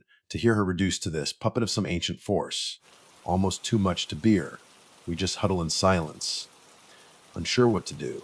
Door shakes again. Harder this time. Sheriff mutters under his breath, pulls out his sidearm, aims it at the door. Mark finds a crowbar lying on a dusty shelf. I hold the flashlight, palms slick with sweat. Another series of knocks, loader. More insistent. Then without warning, splintering crack. Tears through the shack. Door frame cracks, something hitting it from outside. Pounding. A natural strength. Get away from the door, Sheriff barks. We scramble back. Just as the hinges of door bursts inward, slams against the wall. Splintered wood everywhere, and it's standing there. Silhouette in the doorway, moonlight behind it, blocking out the stars. Too tall, wrong shape. Not Leo. But something wearing Leo's shape. Something wrong. Sheriff Lanning fires. Bange. Flash of light in the dark shack. Figure doesn't even flinch. Just tilts its head, slowly. Creaking sound, like rusty metal. Then it moves. Faster than anything human. Lunges into the shack. Mark yells, swings the crowbar, thwack. Solid hit. Doesn't even slow it down. Thing swats the crowbar aside like it's a twig. Mark stumbles back, eyes wide with pure terror. Sheriff fires again. Bay, point blank. Thing just keeps coming. Sheriff's cursing, scrambling back, trying to reload. It's too fast. Too strongest. Smell it's me then. Rotten. Like something dead and buried for weeks. Makes my stomach heave. Thing reaches for Mark long. Unnatural fingers. Grabs his arm. Mark screams. Not a yell, a scream. High-pitched, desperate. Like a rabbit caught in a snare. Thing yanks him forward, slams him against the wall. Hard. Hear bones crack. Mark goes lumps to the floor. Sheriff's yelling, firing again. B-N-A-G. B. Empty. Gun clicks uselessly. He throws it. Doesn't even try to reload. Just pure panic now. Thing turns to the sheriff. Slowly. Deliberately. Like a predator toying with its prey. Sheriff's backing away, dragging his bad leg. Stay back. He shouts, voice cracking. Stay back, you thing. Thing just looks at him. No expression. Just emptiness. Then it speaks. Leo's voice. but twisted. Wrong, like nails on a chalkboard mixed with something ancient, something cold. Sheriff, it whispers. You can't stop what's coming.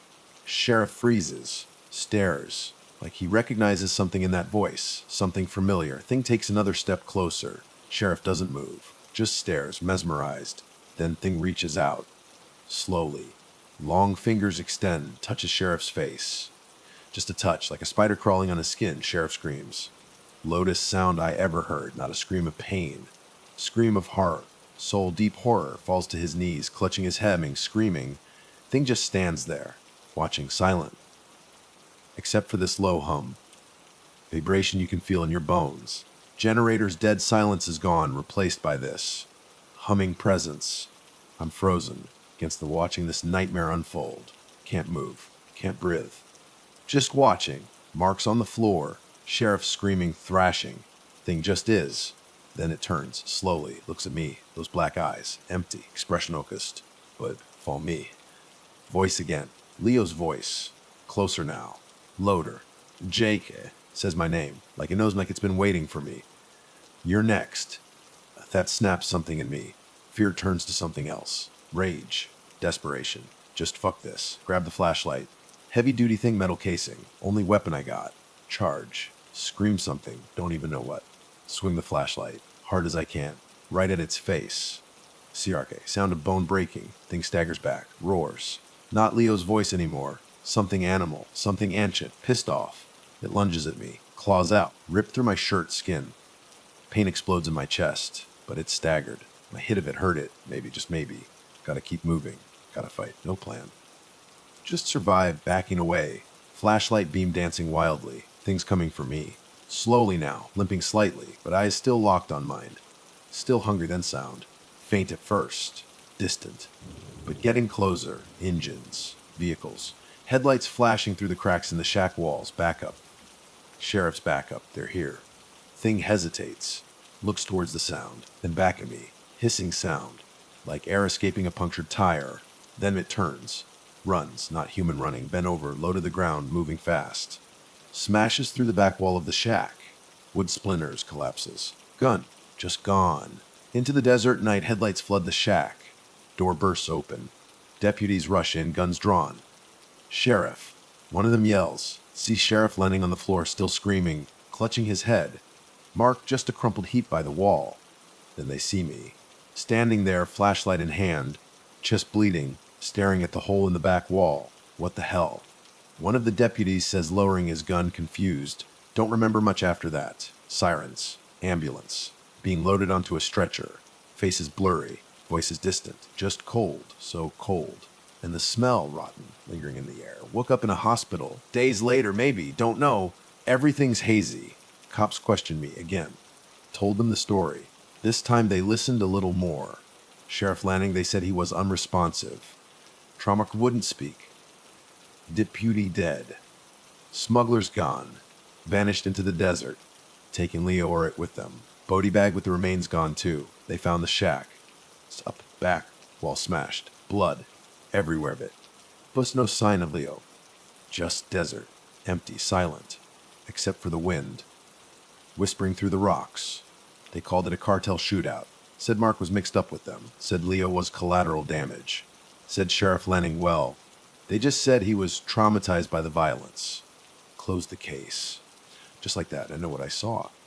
What I felt out there in White Pocket. It wasn't just smugglers. It wasn't just violence. It was something else. Something ancient. Something evil. Something that took Leo. And almost took me. Still hear her voice sometimes. In the wind.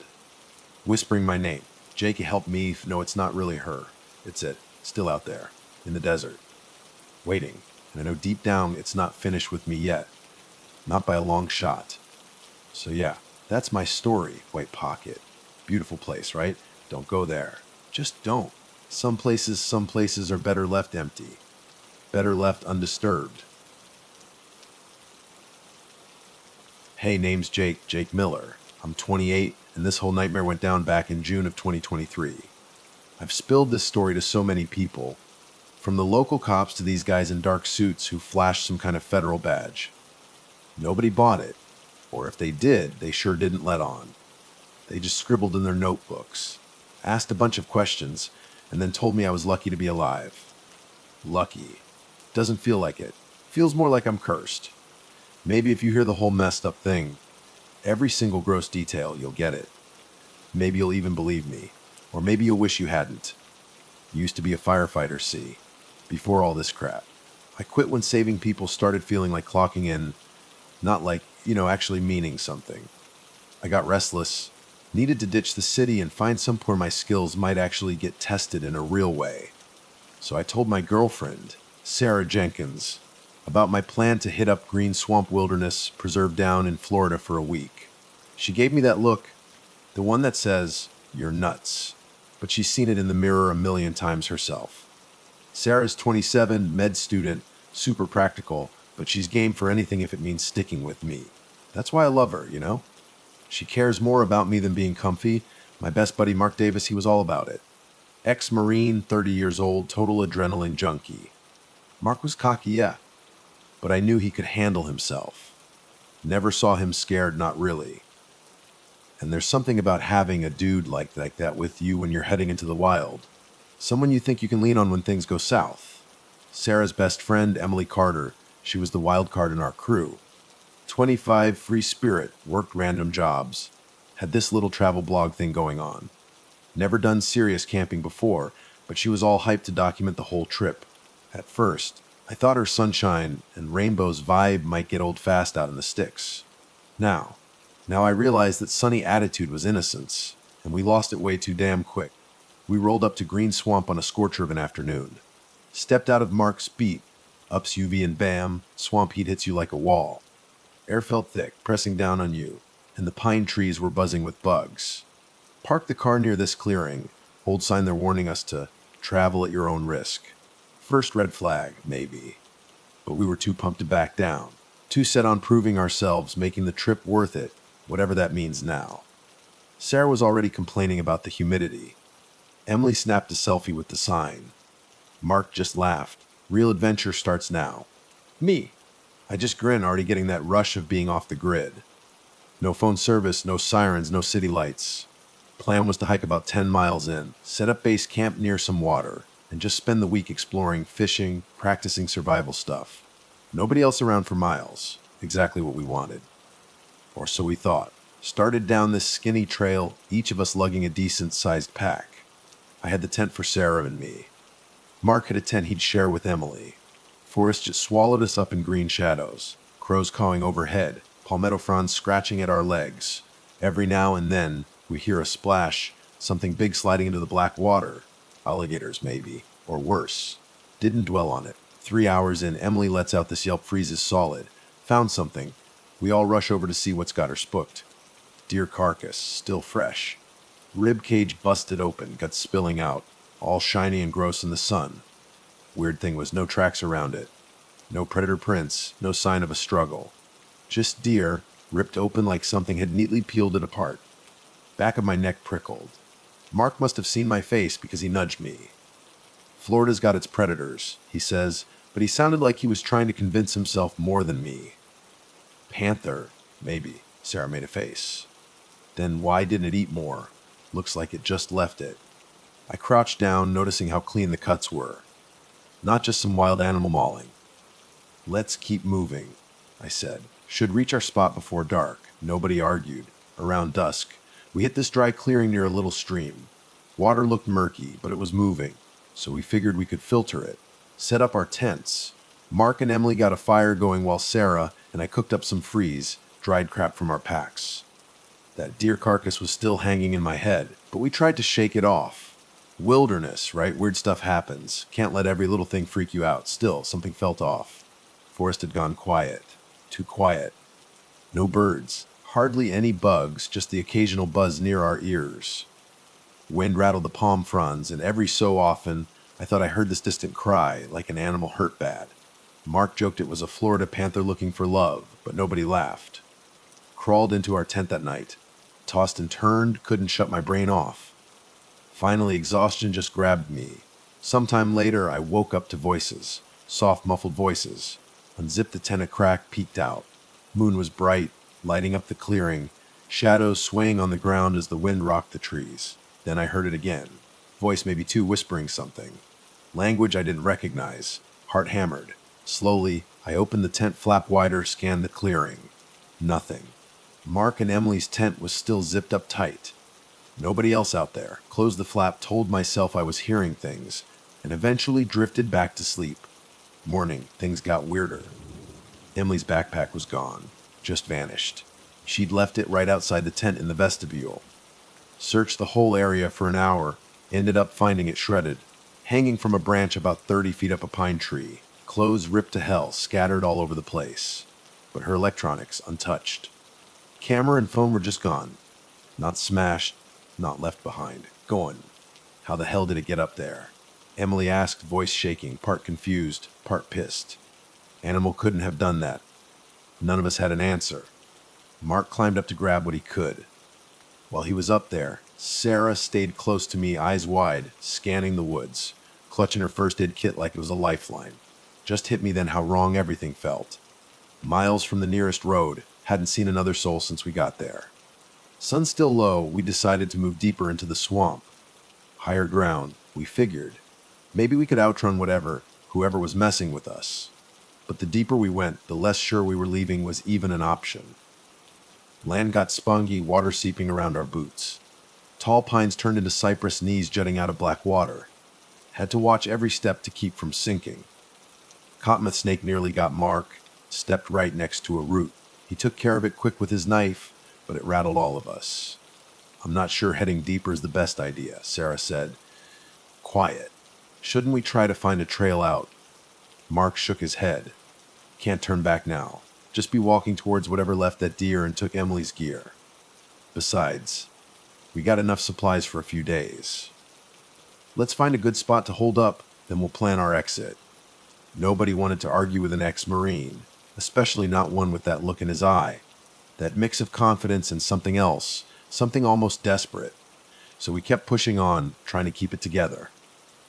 Emily started limping, twisted her ankle stepping in some hidden hole, so Mark and I ended up rotating, carrying her smaller pack for her. Mid-afternoon, we stumbled onto something that stopped us cold. Abandoned campsite. Abandoned campsite. At first, we thought it was just empty, small tent half collapsed. Smoldering fire pit. No people. Then we found the notebook, just lying on the ground, open, pages smeared with mud. Most of it was just scribbled nonsense illegible, but a few words jumped out. It's wearing my face.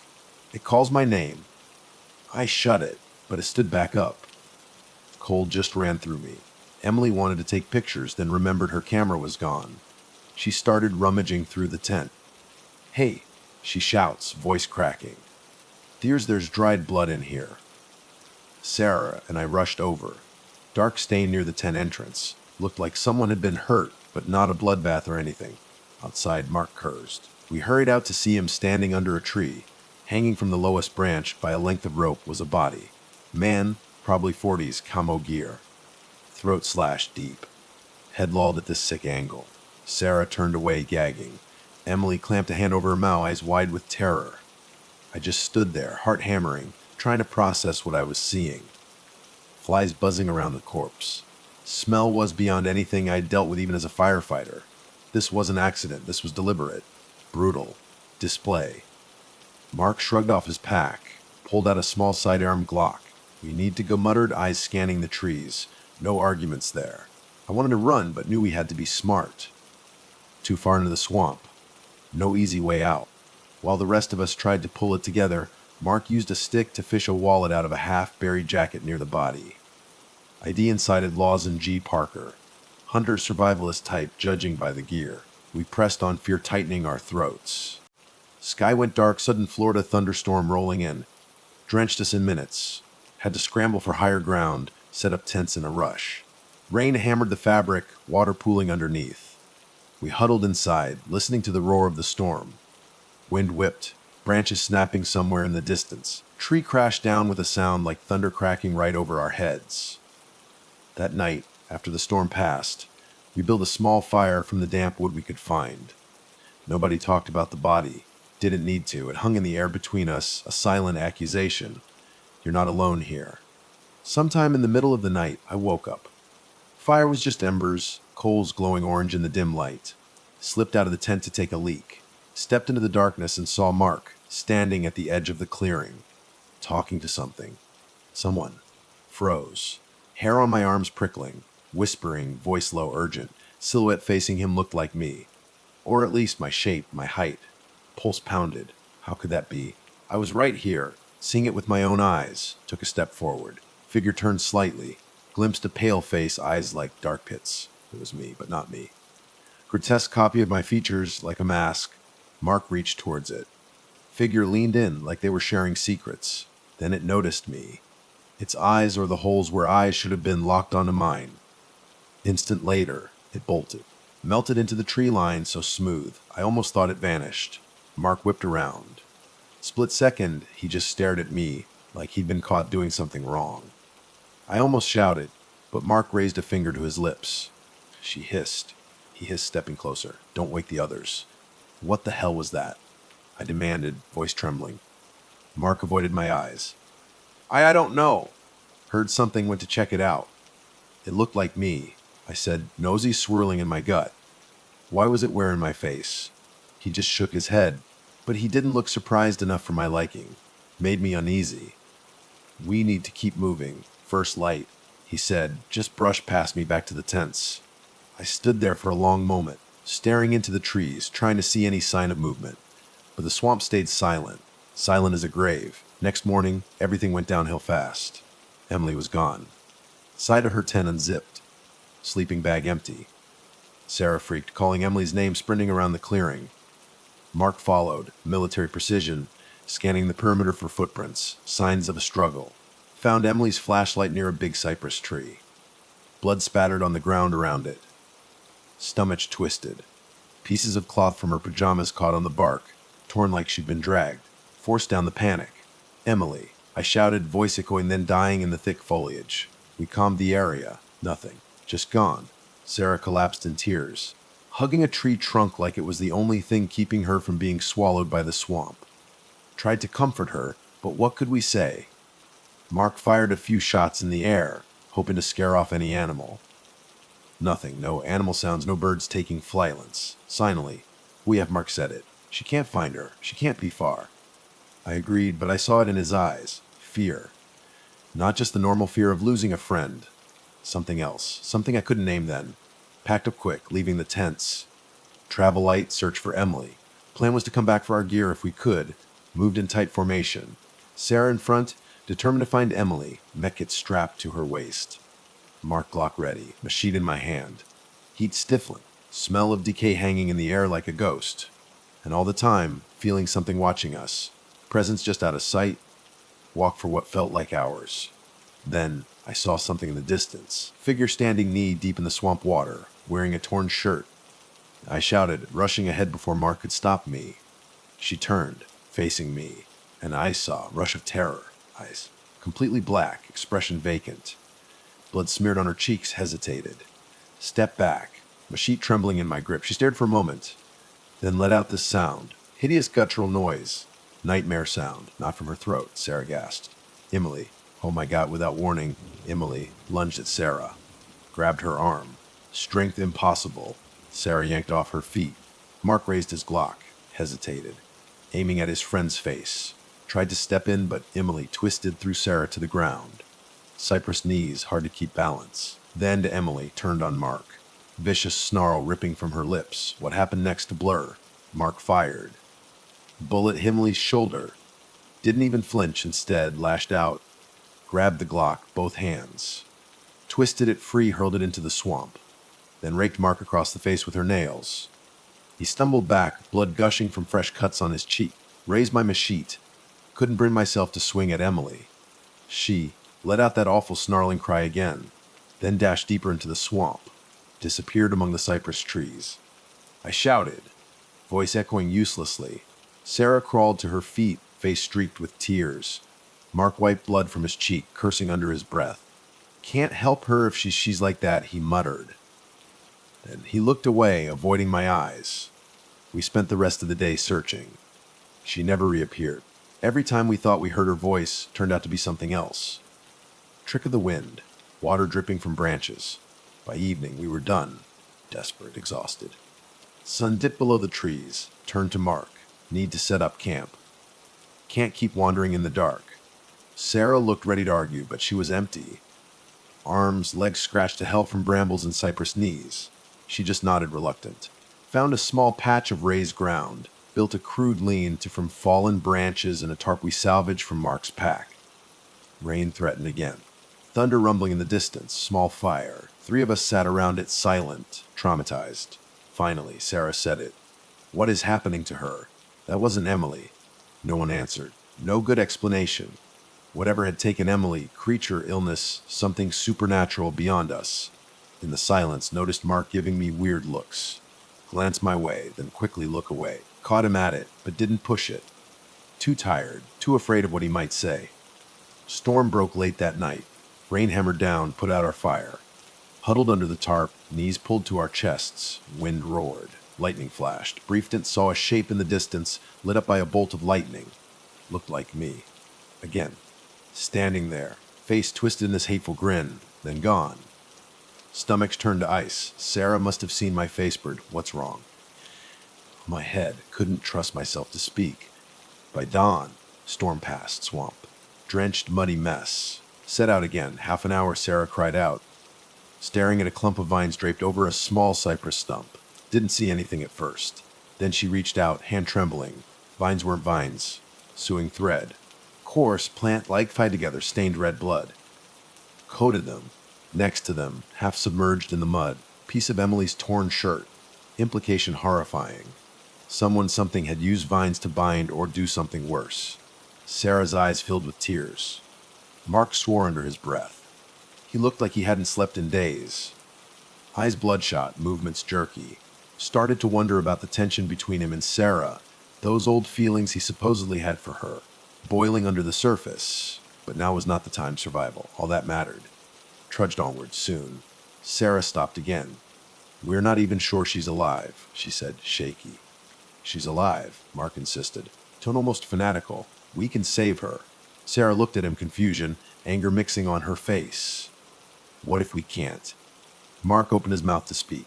Echoing scream cut through the trees. Emily's voice, or sounded like her. We ran. Water up to our calves, mud sucking at our boots. Palmetto fronds whipping our faces, hurrying towards the sound. Reached a clearing. Froze, figure lying face down in the water. Thought it was Emily at first, but as I got closer realized man, local hunter maybe. Camel pants, torso ripped open, but wounds different this time. Almost surgical. Precise. Bile rose in my throat. Sarah gagged, covering her mouth. Mark grabbed the man's shoulders, flipped him over. Face contorted, pure terror, eyes bulging. Dog tag around his neck, Lawson G. Parker. Same name from the wallet, hanged corpse. But how? Had we found Lawson Parker already? Hanging from a tree, mind reeling. Was this man also Lawson Parker? Or had we found the same man, somehow reanimated, then killed again? None of it made sense. Stomach churned. That's when I realized. Mark was staring past me, at Sarah, gaze cold. Calculating. He stood up, dripping water, blood. This place isn't normal, he said. You realize that, don't you? Things that look like us. They're out here. Sarah nodded, tears in her eyes. I just want to go home. He turned his gaze on me, eyes flicking to the machine in my hand. We need to do something about this. Jake, Mark, I said carefully. We might be past the point of rescue. She tried to kill us. He glared. We don't leave our own behind. Something in his tone sent a chill through me. Was it just the Marine in him talking? Or something else? That evening, we found a slightly higher patch of land. Swamp sloped down in all directions, water shimmering under the setting sun. Started to set up a small fire again. As I gathered kindling, noticed Mark and Sarah talking in hushed voices. Got closer, conversation stopped cold. Mark turned to me, hardness in his eyes. Sarah thinks we should leave tomorrow morning, he said flat. Even if it means leaving Emily behind, swallowed, discomfort thick in my throat. And you disagree. I do, he said. We came here together. We leave together. Sarah sighed, tears threatening again. She's dangerous, Mark. I know this is hard for you. She's dangerous because that thing made her that way, Mark snapped. But we can save her. Exchanged a tense glance with Sarah. How? I asked, softly. How do we save someone who isn't herself anymore? Mark didn't answer. That night, huddled around the small, struggling fire, something changed in Mark. He kept staring into the darkness, muttering under his breath, caught snippets, talked to me, and promised, but couldn't piece it together. Finally, exhaustion just dragged me under. Drifted off, leaning against Sarah. Scream yanked me awake. Sarah was gone. Mark standing over me, eyes wild, face twisted with anger. She ran off. He barked. I woke up and saw her leaving camp, heart hammered. "Sarah!" I shouted, grabbing my machete. Swamp silent, except for Mark's ragged breathing.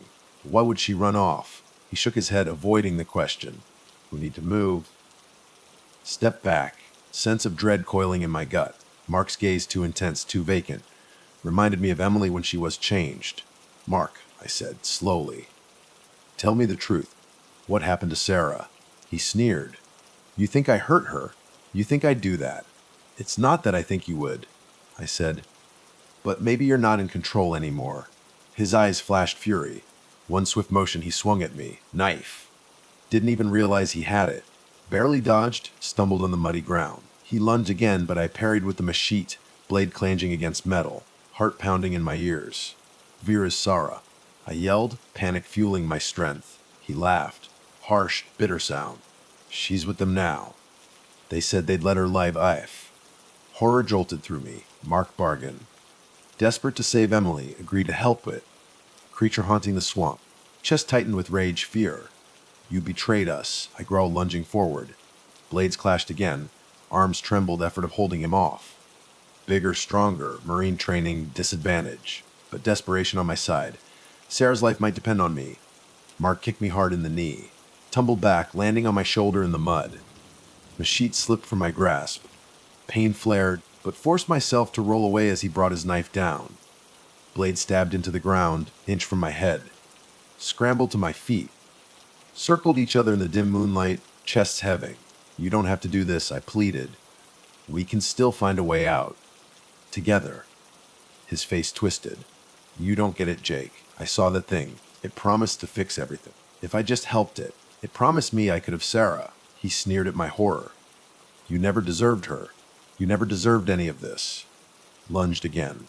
Grabbed a fallen branch. Swung it at his arm. Impact made him stagger. Spun a boy me in the jaw. Sent me sprawling backward, stars exploding behind my eyes. Lip tasted of blood. Suddenly, high-pitched scream cut through the night. Sounded like Sarah. Forced myself up, ignoring dizzying pain. Mark, distracted by the scream, turned his head, chance. Launched at him, crashing into his side. We hit the ground, tangle of limbs, mud fury. Managed to grab the hilt of my machete, sticking out of the swampy ground. Without thinking, swung. He tried to dodge, but caught him across the arm. Howled in pain. Second, saw real fear in his eyes. Then expression went blank. Cuffed, spray of blood spattering my face. Slowly, sagged to the side. Realized horror. Machete cut deeper than intended, crossing into his chest. Stared, heart pounding, at my former friend. Swamp silent, rasp his breathing. Managed to say something, fragments, they never wanted to let us leave. Then eyes rolled back. Body went limp. Limbs trembled. Adrenaline raging. Tears burned my eyes, but couldn't break down. Sarah still out there. Prayed Mark's knife from his hand, got to my feet. Stumbled through the swamp following direction of Sarah's scream. Boots squelched in the mud. Cypress knees seemed to reach out, trip me, yelled her name, voice cracking. Up ahead, figure leaning against a tree. "Sarah!" Alive. Face pale, wrist bound with those same vine like threads. Bleeding from a cut on her forehead. Sprinted to her side, carefully cutting vines. Hands free, she collapsed into my arms, sobbing. "Jake," she whispered, voice raw. "Emily, I saw her, she tied me up." Or something that looked like her. Stroked her hair, own tears threatening to fall. "Marky's gone. He tried to, I had no choice." Throat closed around the words. She nodded, eyes dazed, too exhausted to fully register. Rustling behind us, raised the knife, heart in my throat. Shadows, stepped Emily, or the thing that was once Emily. Eyes glinted, unnatural darkness. Bared teeth, grotesque smile. Opened her mouth to speak. Sound came out, chorus of voices. Swirl of hate, despair. Took a step forward, water rippling around her ankles. Then moonlight shifted, illuminated space behind her. Saw it. Cluster of bones. Human bones. Scattered among the cypress knees. Skulls, rib cages. More than one body's worth. Place of feeding ground, graveyard. Stomach churned. Emily, creature wearing her flesh, lunged.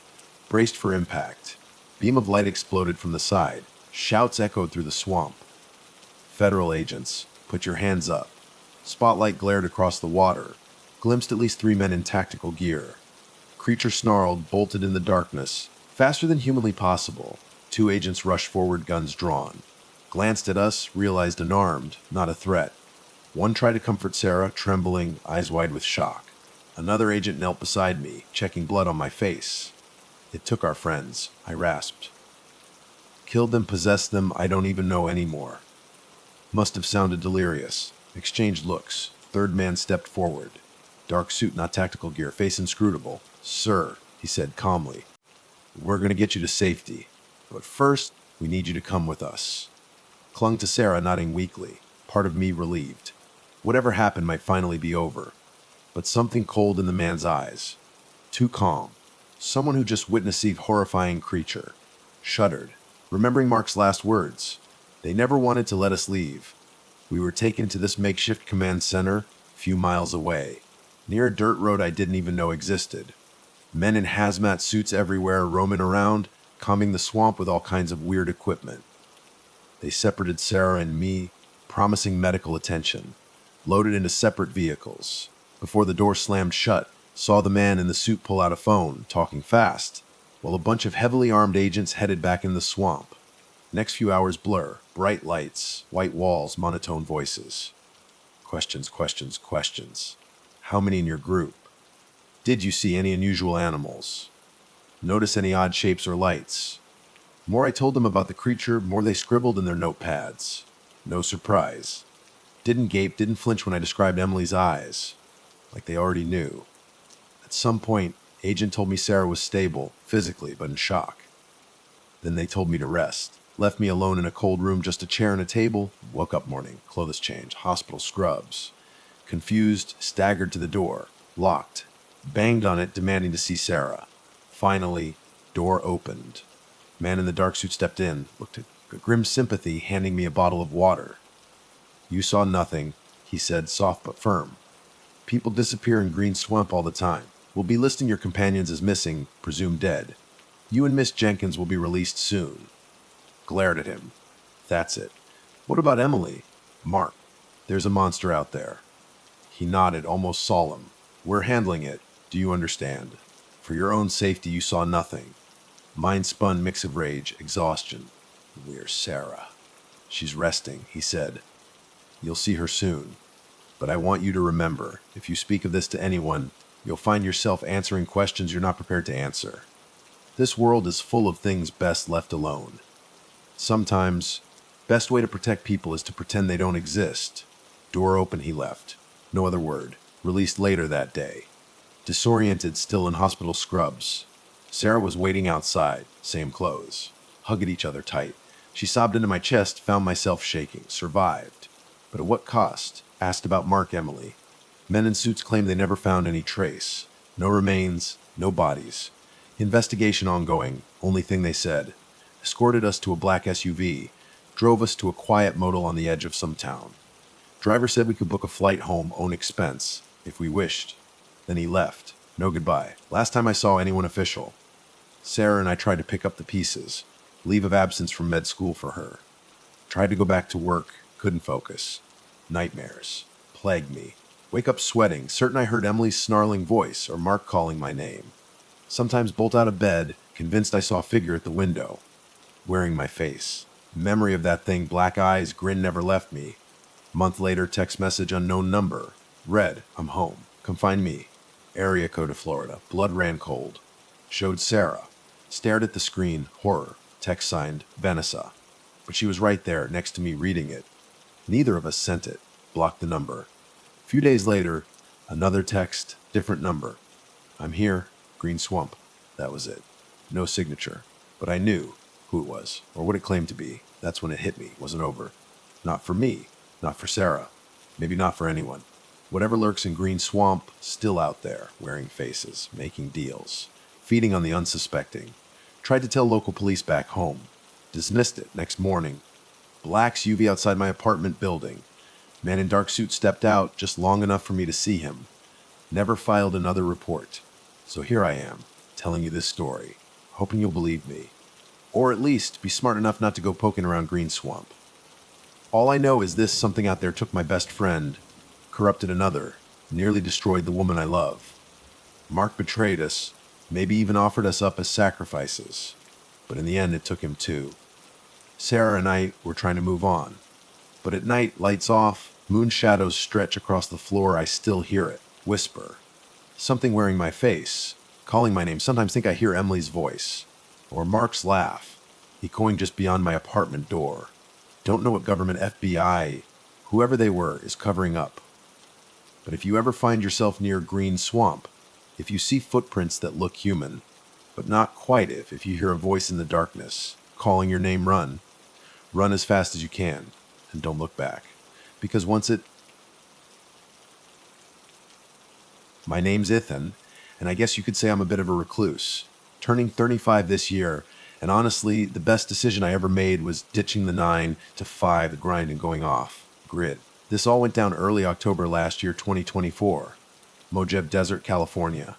Middle of nowhere. Exactly how I liked it. Used to have the whole suburban dream wife house, the works. But when the marriage imploded, all that just vanished. The quiet of the wilderness started calling to me. No drama, no bills, no people asking questions.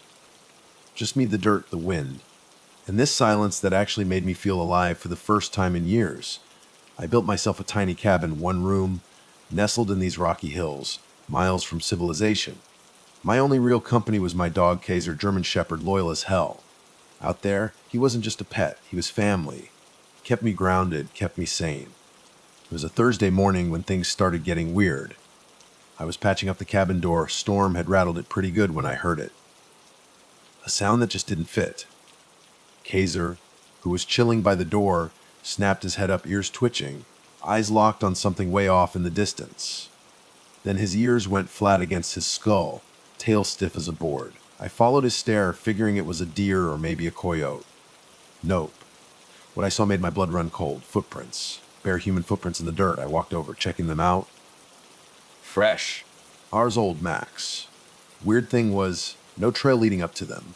It was like whoever made them just materialized there. They stopped right at the edge of the clearing where my cabin stood. No one around. Hello. I yelled, voice echoing in the silence. Nothing. I crouched down, looking closer at the tracks. Not deep, but definitely there. Could make out the shape of a foot, faint to prints. But something was off. The spacing, the way they were pressed into the ground, didn't make sense. Like whoever walked there was floating, not stepping. Gliding instead of walking. Kaiser let out a low growl deep in his chest, eyes never leaving the spot where the track started. Every muscle in his body was tense. I knew that look. Something was wrong. Seriously wrong. I stood up, scanned the area again. Still nothing. Just the silence, thick and heavy. A few hours later, my old buddy Danny rolls up out of the blue. Danny and I go way back. Always had some hustle going. Always chasing the next big thing. We used to run together back in the day before I bailed on all that. Turns out, Danny was in the area, trying to keep a low profile after some deal went south. Danny had a knack for trouble, and now he needed a place to hide. His beat-up truck pulls up, kicking up dust, tires spitting gravel. He wasn't alone. Some dude I didn't recognize with shotgun, heavy-set guy, late 40s, camo jacket, and a permanent scowl etched on his face. Danny hops out, waves, all smiles. Ethan, good to see you, man. Figured I might find you out here. I didn't exactly share his enthusiasm, just nodded. What brings you to my neck of the woods, Danny? He hesitated, glanced at the stranger in the truck. Need a place to lay low. Just for a couple days, things got complicated. His eyes darted away, and I caught this nervous edge in his voice. Danny wasn't one to show fear. Something was definitely up. Didn't trust it, but I owed Danny a few. All right, I said, stepping back to let them in. Roof over your head. But I don't want any trouble, Danny. Danny grins, but it looked forced. No trouble, I promise. Just need to get our bearings, then we're out of your hair. That night, after a dinner of beans and rice, nothing fancy out here, Danny starts telling me this story. A story I really didn't want to hear. Listen, man, Danny says, voice low, almost a whisper. There's something out here. Something bad. can't explain it, but it's been hunting me for weeks. I raise an eyebrow. Hunting you? What are you talking about? He glances at the stranger beside him, then back at me. I think we messed with the wrong people. Cartel. Yeah, but there's something else. Something that's been picking us off, one by one. I didn't laugh. Didn't call him crazy. Because as he's talking, the hairs on my neck are standing up. I'd heard whispers about things out in these deserts, old stories, but I never bought into them. Not until now. You think something's hunting you? I ask, skeptical. Like a person. Danny shakes his head, eyes wide. No, not a person, something worth seeing it. It doesn't look human. I almost laughed then, but something in his eyes stopped me. Danny was a lot of things, but superstitious wasn't one of them. Something in the desert. I ask, still doubtful. What is it? A beer. He shakes his head harder this time, almost frantic. No beer. Something else. I don't know, just coming for me. Silence hangs heavy in the cabin. Then I hear it, faint sound carried on the wind. Almost a whisper, but too clear. Do you hear that? I ask, standing up, heart hammering. Danny and the stranger exchange a look, both just as spooked as I am. But neither of them says anything. And that's when I knew something was seriously wrong. Kaiser, who'd been quiet by the fire, suddenly jumps up, low growl rumbling in his chest. For raised teeth bared, I follow his gaze across the clearing to the edge of the trees. Something moved. Just a shadow, a flicker of something tall, unnatural. A figure standing too still. I take a step forward, heart pounding. Who's out there? I call, but my voice is swallowed by the vast emptiness. The figure doesn't move. Then it's gone. The night drags on. Sleep is a joke. Too on edge to even close my eyes properly. But when I finally do drift off and wake up the next morning, something's changed. The footprints are back. Closer this time, right up to the cabin door. I look over at Danny. He's not even paying attention. Eyes wide, lost somewhere else. I try to shake it off, tell myself it's nothing. But I can't. Something is out there, and it isn't human. We have no freaking idea what we're dealing with.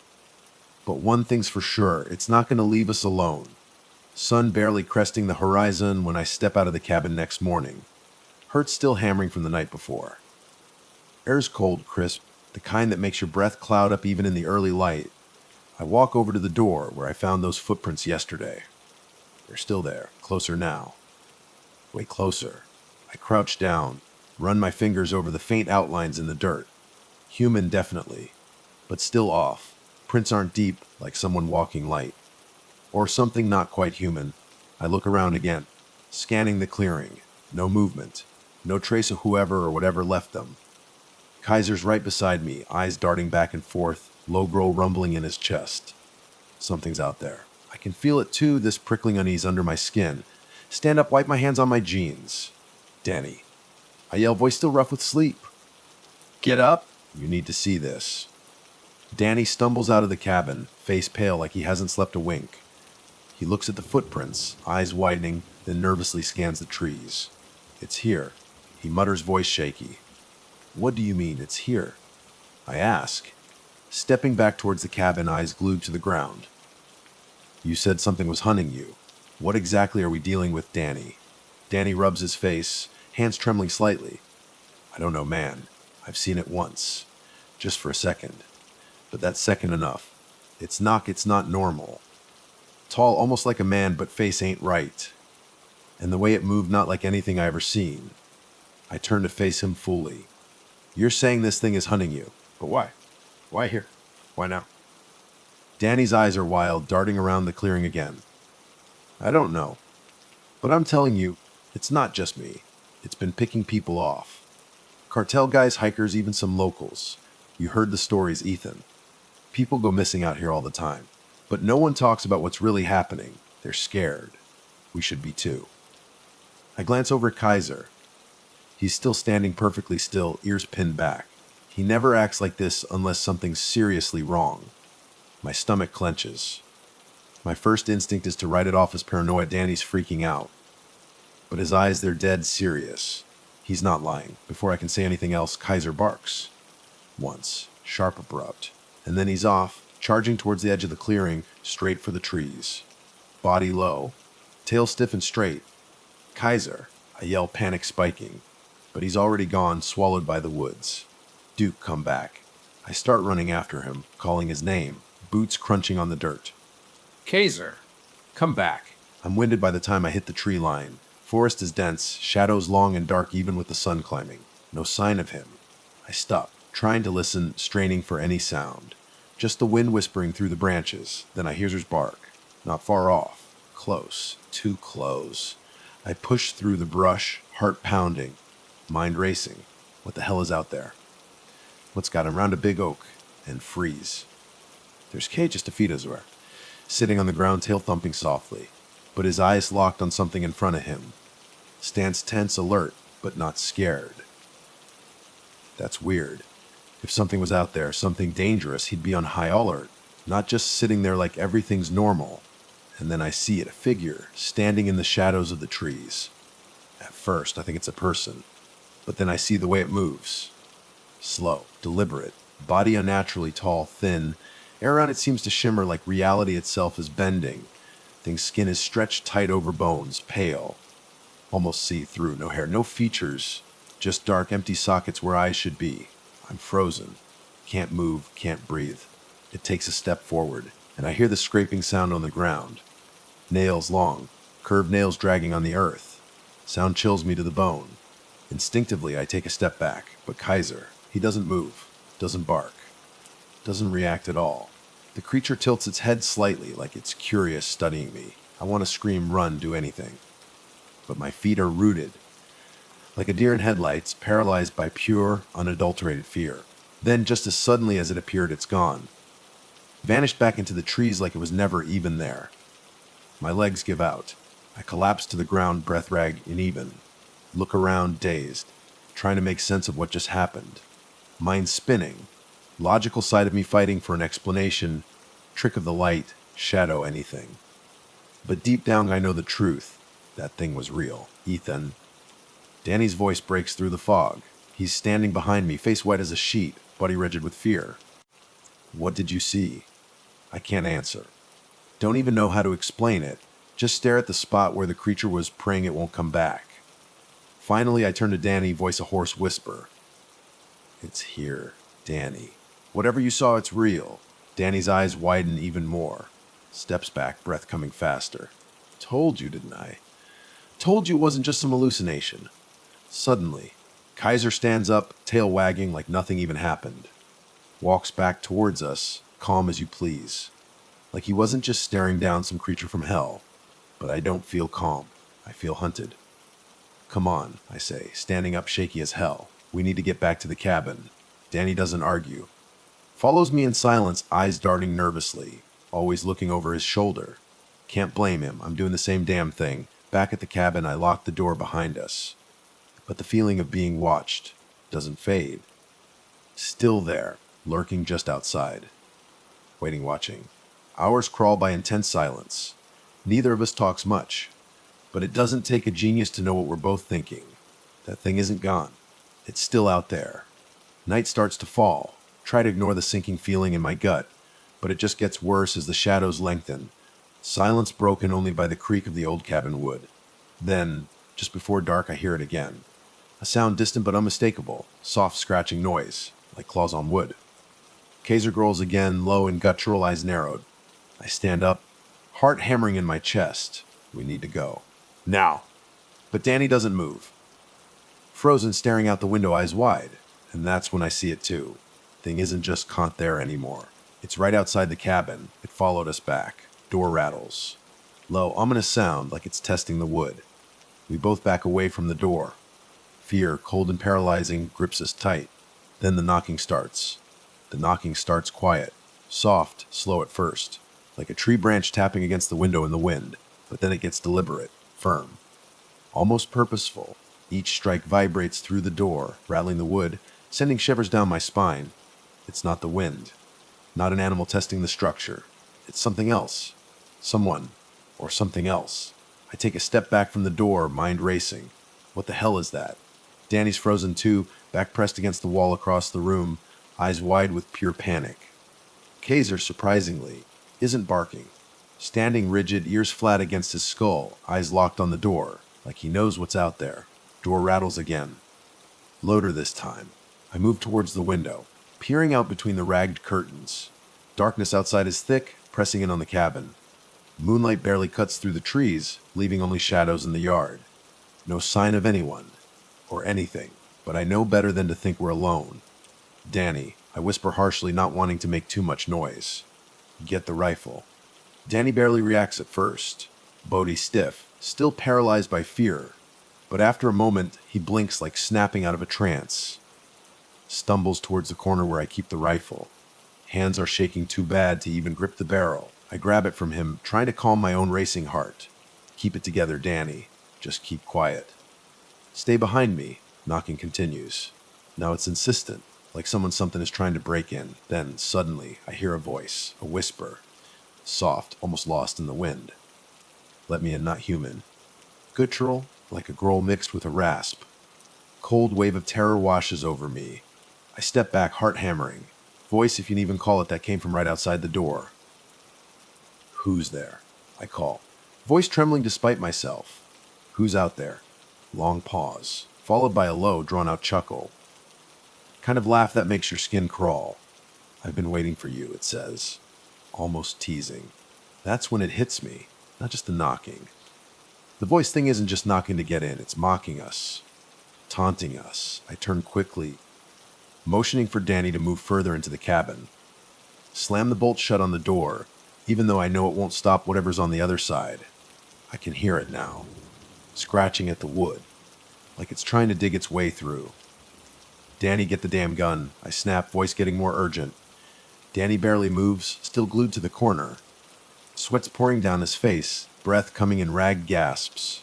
See it then. The man who seemed so self-assured, so confident just hours ago. Completely broken. Whatever's outside has shattered him. And I'm not sure how much longer he can hold it together. I look back at the door, then to the window, then back to the door again. It's right outside, whatever it is. And it's waiting. Then, as suddenly as it started, the knocking stops. Complete silence fills the cabin. I can hear my own heartbeat in my ears. Wait, it feels like hours, trying to steady my breath. Kaiser's beside me, growling softly, but he's not tense anymore. Just alert, like he's waiting for something to happen. But nothing does. Silence stretches on. Still frozen, gripped tight on the rifle. Should we go outside? Danny asks, voice barely a whisper. No, I say too quickly, too loud. We're not going out there. We wait. Another half hour. An hour. Time loses all meaning. Can't tell if it's morning or night anymore. All I know is the knocking hasn't come back. But that doesn't mean we're safe. I can still feel it. Feel the eyes of whatever's out there, watching us, waiting for us to screw up. I pace around the cabin, mind racing. Creature got close. Too close. And Danny's story, as unbelievable as it sounded, starting to make sense. We're not dealing with an animal. Not even a person. Think about the footprints. Found them earlier, leading right up to the cabin. Weren't there yesterday. Appeared out of nowhere. Thing that made them, it's toying with us. Playing some sick game. And I have no freaking clue what the rules are. That's when I hear it. Soft scraping sound from the ceiling. Freeze, staring up at the darkened rafters. There it is again, like claws against wood. Slow, deliberate. Kind of noise that makes you wonder if you're even hearing it or just imagining things. Scratching grows louder. I raise the rifle, moving quietly across the room, finger on the trigger. Danny doesn't move, just watches, face pale and slack. Looks like he's aged 10 years in the last few hours. Then ceiling collapses. Not the whole roof, just part of it. Enough to let something fall through. Hurt nearly stops as a dark figure drops from the rafters, landing on the floor with an eerie thud. Tall, thin, unnaturally long limbs stretching out like a spider. No face. Just black empty sockets where eyes should be. Kaiser barks, charging towards it. But before I can react, the thing reaches down, grabs him by the throat. Kaiser yelps, struggling. But creature's grip is like iron. Kaiser, I shout, raising the rifle. No, too late. Creature grip tightens, one violent tug. Snap. Kaiser's neck breaks. Wave of rage and despair washes over me, mixed with the terror. Not sure which is stronger.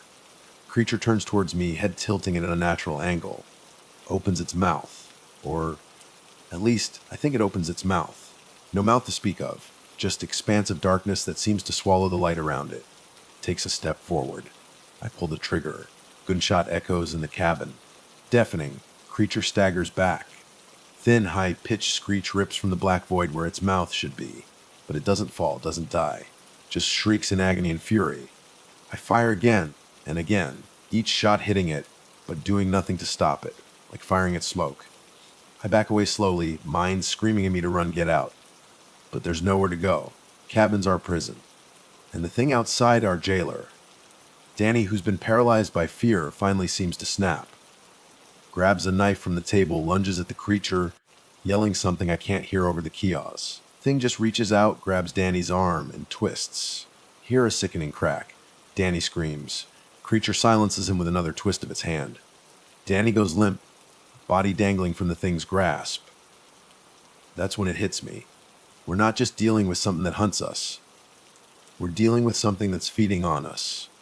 I can't breathe. Body frozen, paralyzed. Danny's body dangles limply, arm bent at an impossible angle, blood dripping on the floor. Eyes wide, glazed over with shock and pain. But he's not screaming anymore. Life's gone out of him in an instant. I have to move. Do something, but I can't think. Creature thing is not like anything I've ever encountered. Not human, not just hunting. It's enjoying this, feeding off our terror. Can see it in the way its head tilts, the way those dark, empty sockets seem to pierce right through me. Not just alive, something older, something evil. Raise the rifle, hands trembling, heart pounding in my ears. Has to be a way to stop it. I fire again, point blank, straight at the creature's chest, where its heart should beat. Shot echoes through the cabin again, deafening in the enclosed space. Creature recoils, but not in pain, not hurt, amused. Seems to grow taller, limbs elongating further, body shifting, like a shadow made flesh, twisting in impossible ways. I fire again and again. Not enough. Every bullet seems to pass right through it, like it's nothing, like it's not even there. It just gets closer, and now it's smiling, or at least, that's what I think when I see the gaping hole open wide in the center of its face. Jagged black teeth that don't belong to any creature on this earth. I turn away, scream ripping out of my throat. What the hell do you want from us? I shout, voice breaking. Why are you doing this? Creature doesn't answer, just reaches towards me with its long, skeletal hand. And I know in that instant it's gonna kill me, but then something strange happens. Something I don't understand. Danny's body. His lifeless, limp form twitches. Spasms. Can see it even though my vision's blurring with panic. Eyes roll back in his head, and then, with an awful creaking sound, his mouth opens. Ethan. Voice muffled, like he's speaking underwater. Ethan, don't let it take you. Creature's grip loosens. Split second. And in that moment, I see the truth.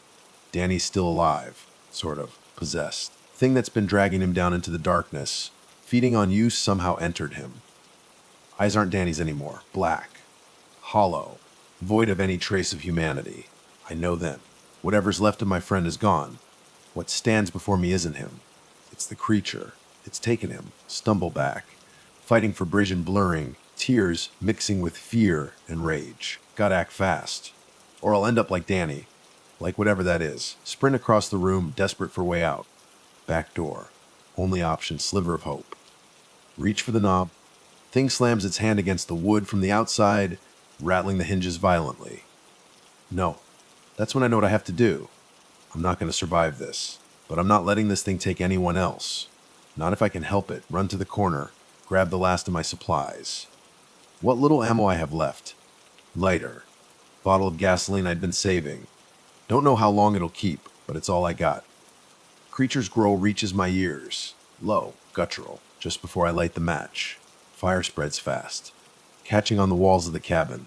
Flames lick at the beams above, heat scorching my skin. Can see it in the flickering light. Creature. Thing that took Danny. Killed, guided me. Lunges towards me. Long limbs reaching for my throat. But as it moves, flames touch it. It screams. Noise like nails scraping across metal. Crackles like the fire itself has a mind of its own. Creature shrieks. Twisting, writhing in the flames. Form starts to distort, disintegrate. Like fire's not just consuming its body, but its very existence. Air around it warps, bends. Shadowy form collapsing in on itself like it was never solid to begin with. Don't stop to watch. Turn bolt through the door, gasping for breath, fleeing into the desert. Flames from the cabin light up the night sky, casting long, twisted shadows across the barren land. Earth's thick with smoke, choking me as I run. I don't know where I'm going. Don't know if anyone will ever find me, but I made it out barely. Night stretches on, hours slipping by as I stumble through the wilderness, trying to outrun the memory of the cabin. The things inside, what happened to Danny? By the time sun starts to rise, painting the sky in reds and oranges, I've reached the nearest road, nearest town, nearest place that isn't a nightmare. Try to call for help. No signal. No one will know where I am. FBI will come eventually, I'm sure of it. No, whatever happened in that cabin will be covered up. Just like all the disappearances in this desert before. Stories of people going missing in Mojave for years. Government wants to keep it that way.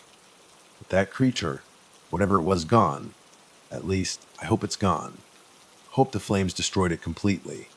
Sitting there, waiting for someone to find me, I hear a voice. Soft at first. Just a whisper in the wind. Ethan, whip my head around. No one there. But then I hear it again. Louder this time. Ethany. Then I noticed that. Don't turn around. Don't look. And when the wind shifts, I run. As fast as I can because I know something worse is coming. Darkness has followed me. And it's never really gone. My name's Alex and I'm 27 years old. This whole messed up thing happened back in October of 2022. I was on a road trip, one I seriously should never have taken alone. I was hauling ass from Oklahoma to California, trying to ditch a past I wanted to bury 6 feet under. My ex, Mark, had just gotten out of prison and started sending me messages, all promises about how he'd find me. I couldn't handle the fear anymore, so I crammed everything I owned into my beat, up Chevy Blazer, and took off before sunrise. My plan was simple. Drive straight through Arizona, skirt around Flagstaff, and hit the California border in a couple of days. Honestly, being on the road felt safer than constantly looking over my shoulder back home. The first few hours were a blur: highways, cheap gas stations, and miles of desert. By the time I was getting close to Flagstaff, my nerves were shot. I hadn't slept worth a damn the night before, just kept seeing Mark cornering me in my apartment in my nightmares. When my stomach started growling, I pulled into some small diner for a quick burger and a massive coffee. I was itching to keep moving, but I needed the break. It was just past 6 p.m. when I limped into this ancient, dusty gas station on the edge of some tiny Arizona town. The pump looked like it was straight out of a black and white photo, and the lights flickered like they were about to give up the ghost. An old dude who introduced himself as Wyatt was chilling on a wooden stool outside, nursing a soda. He had on this greasy ball cap pulled way down over his eyes, and his face was all leathery from years of sun and desert wind. "You best not take the old highway," Wyatt drawled after I paid for gas and asked for the fastest way west. Canyon Diblo Way. Ghost town. Folks go missing out there. I forced a smile, trying to keep it polite.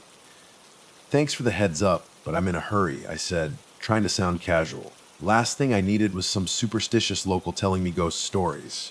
I was running from bigger horrors back in Oklahoma. He gave me this long, hard look, then just shrugged. "Suit yourself, young fella. Just don't say I didn't warn you." It was the kind of ominous thing you'd normally laugh off, but the way Wyatt looked at me gave me pause. Like he was memorizing my face, worried he'd never see it again. Creeped out, I jumped back in my Chevy and pulled onto the old highway, ignoring this prickly feeling of bad luck in my gut. The desert just stretched out forever, lit up by the last bit of pale twilight. Sagebrush and cacti blurred past my windows. Every now and then I'd see some busted up shack or rusty sign for some roadside attraction nobody remembered anymore. My radio was just static, so I turned it off. Suddenly it was just me, the highway, and the dark shapes of rock formations in the distance. About 30 miles down this deserted road, my car's temperature gauge started creeping up. At first, I ignored it, figured it was just a glitch. But then steam started hissing from under the hood. I pulled over, killed the engine, and cursed my rotten luck. Popped the hood and stood there in the fading light. The desert air was cooling down, making my arms prickle through my jacket. I'm no car expert, but even I could see the radiator hose was leaking. I kept a gallon of water in the trunk, but that wouldn't fix a busted hose. I needed a mechanic or at least some duct tape to patch it up until I could find a town. My phone had zero signal, which wasn't a shock. This stretch of highway looked like it hadn't seen traffic in ages. I scanned the horizon.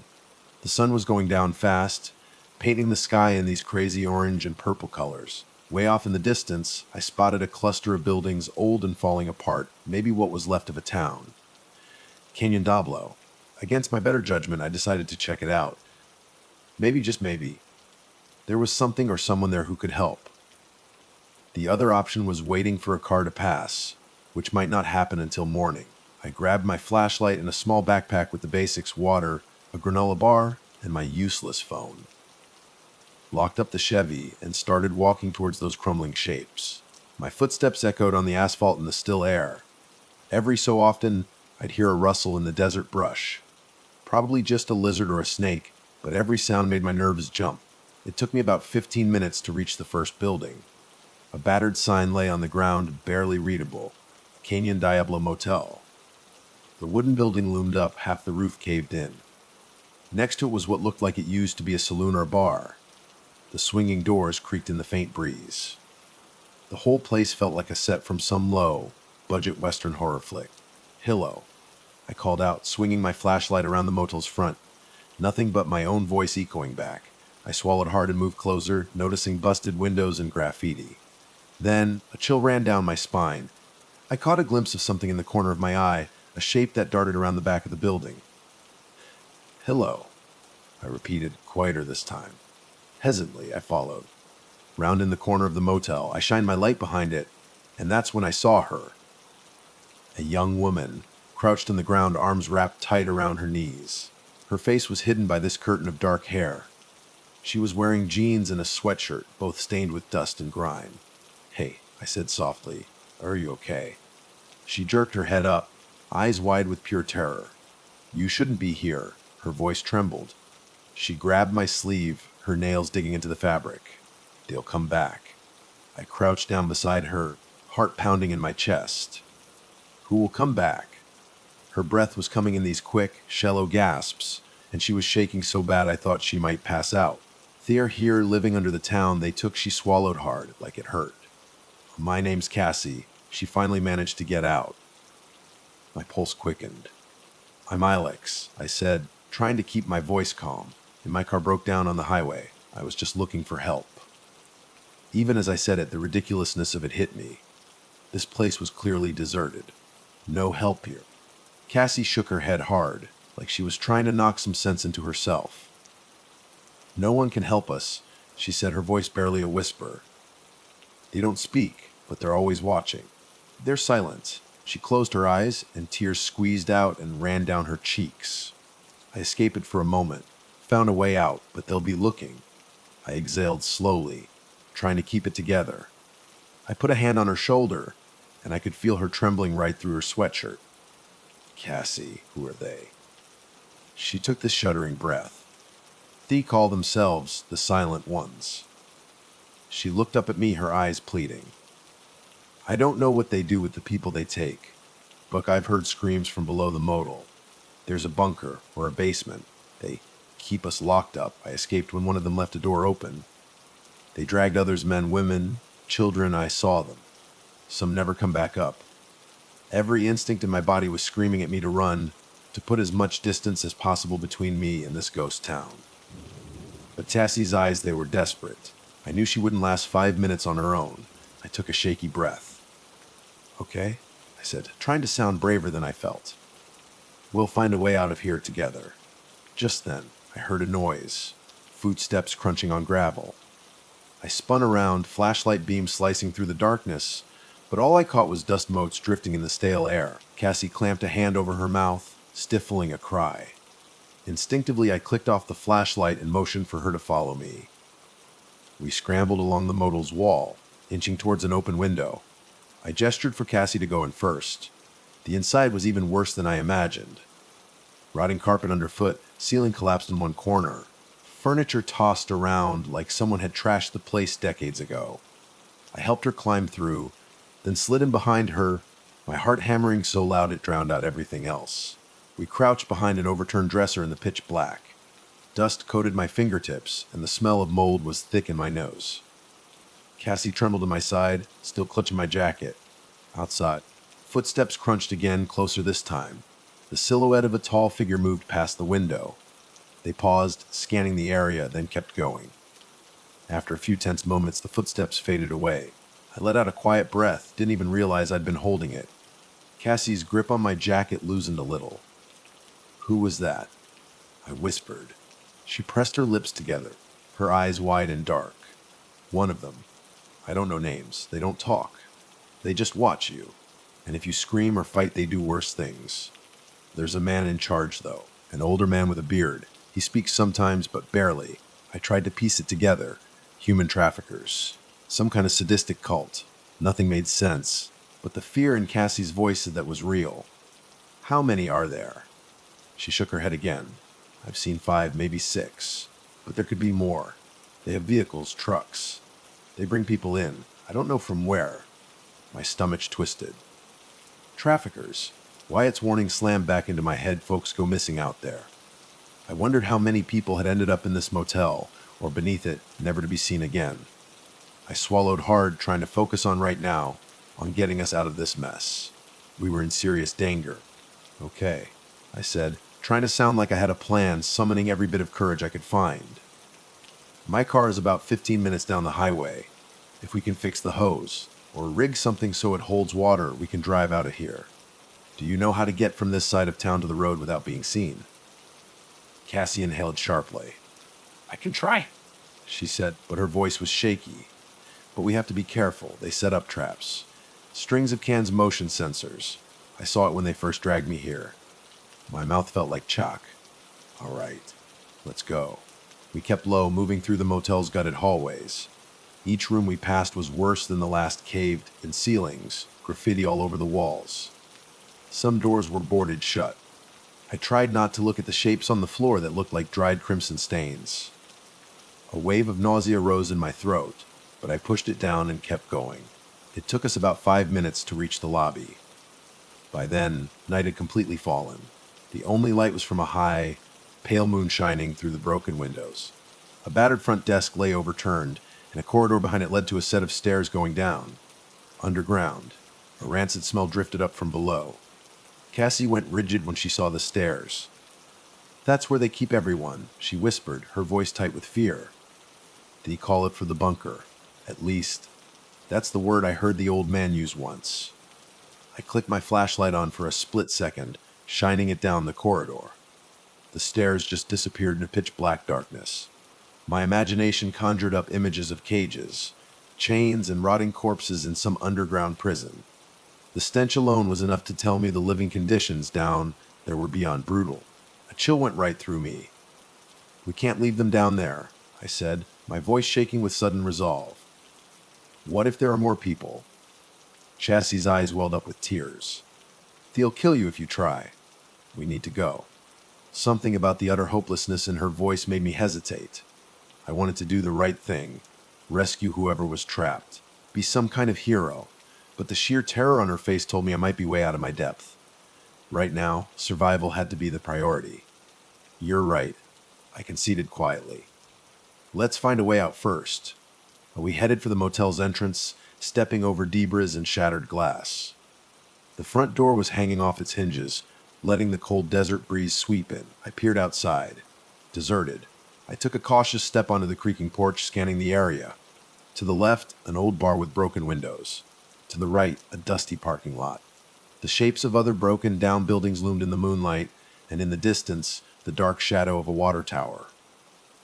"Let's cross the lot," Cassie whispered, her voice barely audible. "We can skirt around the back of the bar and head towards the road." I nodded, heart thumping. We moved quickly, staying close to the building walls. Adrenaline was flooding my veins, making my hands shake. Twice I thought I saw movement near the old bar, but Cassie just tugged my arm, and we kept going. We reached the far side of the lot, a patch of scrubby desert leading towards the highway. Relief washed over me. Just a little further, and we'd be free of this nightmare. Then, suddenly, a bright beam of light flared up ahead. My body tensed. We dropped to the ground behind a rusted metal barrel. A flashlight swept across the desert floor, followed by the silent approach of several figures in dark clothing. They wore bandanas over their faces, and their eyes reflected the cold moonlight. My breath hitched. The silent ones, Cassie whispered, clutching at my sleeve. I could feel her trembling again. Neither of us dared to move. The group passed within 20 feet of us, scanning the ground. One man, tall and broad-shouldered, paused. He raised his flashlight, sweeping it right over our hiding spot. My pulse hammered in my ears. I prayed the barrel and the shadows were enough to hide us. After what felt like forever, the beam moved away. The group continued towards the motel. Once their footsteps faded, we carefully rose to a crouch. "They're searching," Cassie whispered. "Let's go now." We broke into a run, half crouched, across the scrubland. My lungs burned and every bush snagged at my pants. We moved in a zigzag, dodging the open stretches of moonlit sand. Eventually, we crested a small rise, and I could see the faint glimmer of the highway. Just as hope started to swell in my chest, Cassie stumbled, letting out a gasp. I turned to help her up and froze. Another beam of light swept towards us. They'd seen us. "Run," I shouted, yanking Cassie to her feet. We sprinted the last 50 yards. My chest felt like it was going to explode as we burst onto the cracked asphalt of the highway. The silhouettes behind us yelled, low guttural sounds that made my blood run cold. I saw my Chevy up ahead, still parked where I'd left it. My breath caught. If I could just get it started, maybe, just maybe, I could get us out of there. We reached the driver's side door. I fumbled for my keys, jerked the door open, and Cassie scrambled into the passenger seat. The engine cuffed, struggling to turn over in the darkness behind the car. I saw the flash of approaching flashlights. Another attempt. Finally, the engine cranked to life, but steam immediately started hissing from under the hood again. "Come on," I growled, slamming the steering wheel. The heat gauge was pegged in the red zone, but I had no choice. I threw it into drive and hit the gas. We lurched forward just as a figure lunged from the roadside, slamming something against the passenger window. Cassie shrieked. I jerked the wheel, the Blazer swerved, tires squealing on the cracked asphalt. The figure bounced off the side, and I felt this sickening thud. We sped down the highway, the engine sputtering and protesting. I had to keep going, even if we ruined the motor. Anything was better than being at the mercy of those silent maniacs. After about a mile, the engine started losing power fast. The temperature gauge was buried, steam billowing out from under the hood. The Blazer slowed to a painful crawl. I managed to pull it onto the shoulder before it completely died. Cassie's face was ashen. "We're stuck," she whispered. My heart pounded. "Need a phone signal. Maybe we can call for help." I grabbed my cell and turned it on. Nothing. Not a single bar of reception. We just sat there in the intense silence. The only sound the ticking of the overheated engine. The desert night stretched out around us, an ocean of darkness. I leaned my head against the steering wheel, trying to think. The next town could be hours away on foot, and we didn't even know which direction was safest. Suddenly, bright headlights lit up behind us, way down the highway. My heart leaped. "Maybe a passerby?" Relief surged, quickly replaced by dread. What if it was them? The headlights grew brighter, approaching fast. I thought about telling Cassie to hide, but there was nowhere to go. The truck or car rolled to a stop behind us, its engine idling. My pulse hammered as a door creaked open. A man's voice called out, "Need some help." I exhaled, nerves frayed to breaking point. At least he was speaking, right? I glanced at Cassie. She looked petrified. I opened my door just enough to peek out. I answered, my voice wavering a little. My car overheated. A flashlight beam swept over me, then aimed downwards like he was trying not to blind me. The man looked to be in his early 30s, sandy brown hair, and a thin build. He approached cautiously, hands out. "Name's No," he said. "I live nearby. Came to see what was going on out here." Cassie peered over my shoulder, still trembling. "You're with them?" She hissed, her eyes wild. No's expression faltered. "I'm not with them," he insisted, though he didn't sound entirely convincing. "Look, I can help you fix your car, or at least get you somewhere safe for the night." He paused. "I know a place." I felt caught between relief and suspicion. Cassie had said the silent ones didn't speak, but that didn't mean there couldn't be collaborators. Yet, if he could help us, what choice did we have? "Who are you really?" I asked. stepping out of the car, keeping my distance.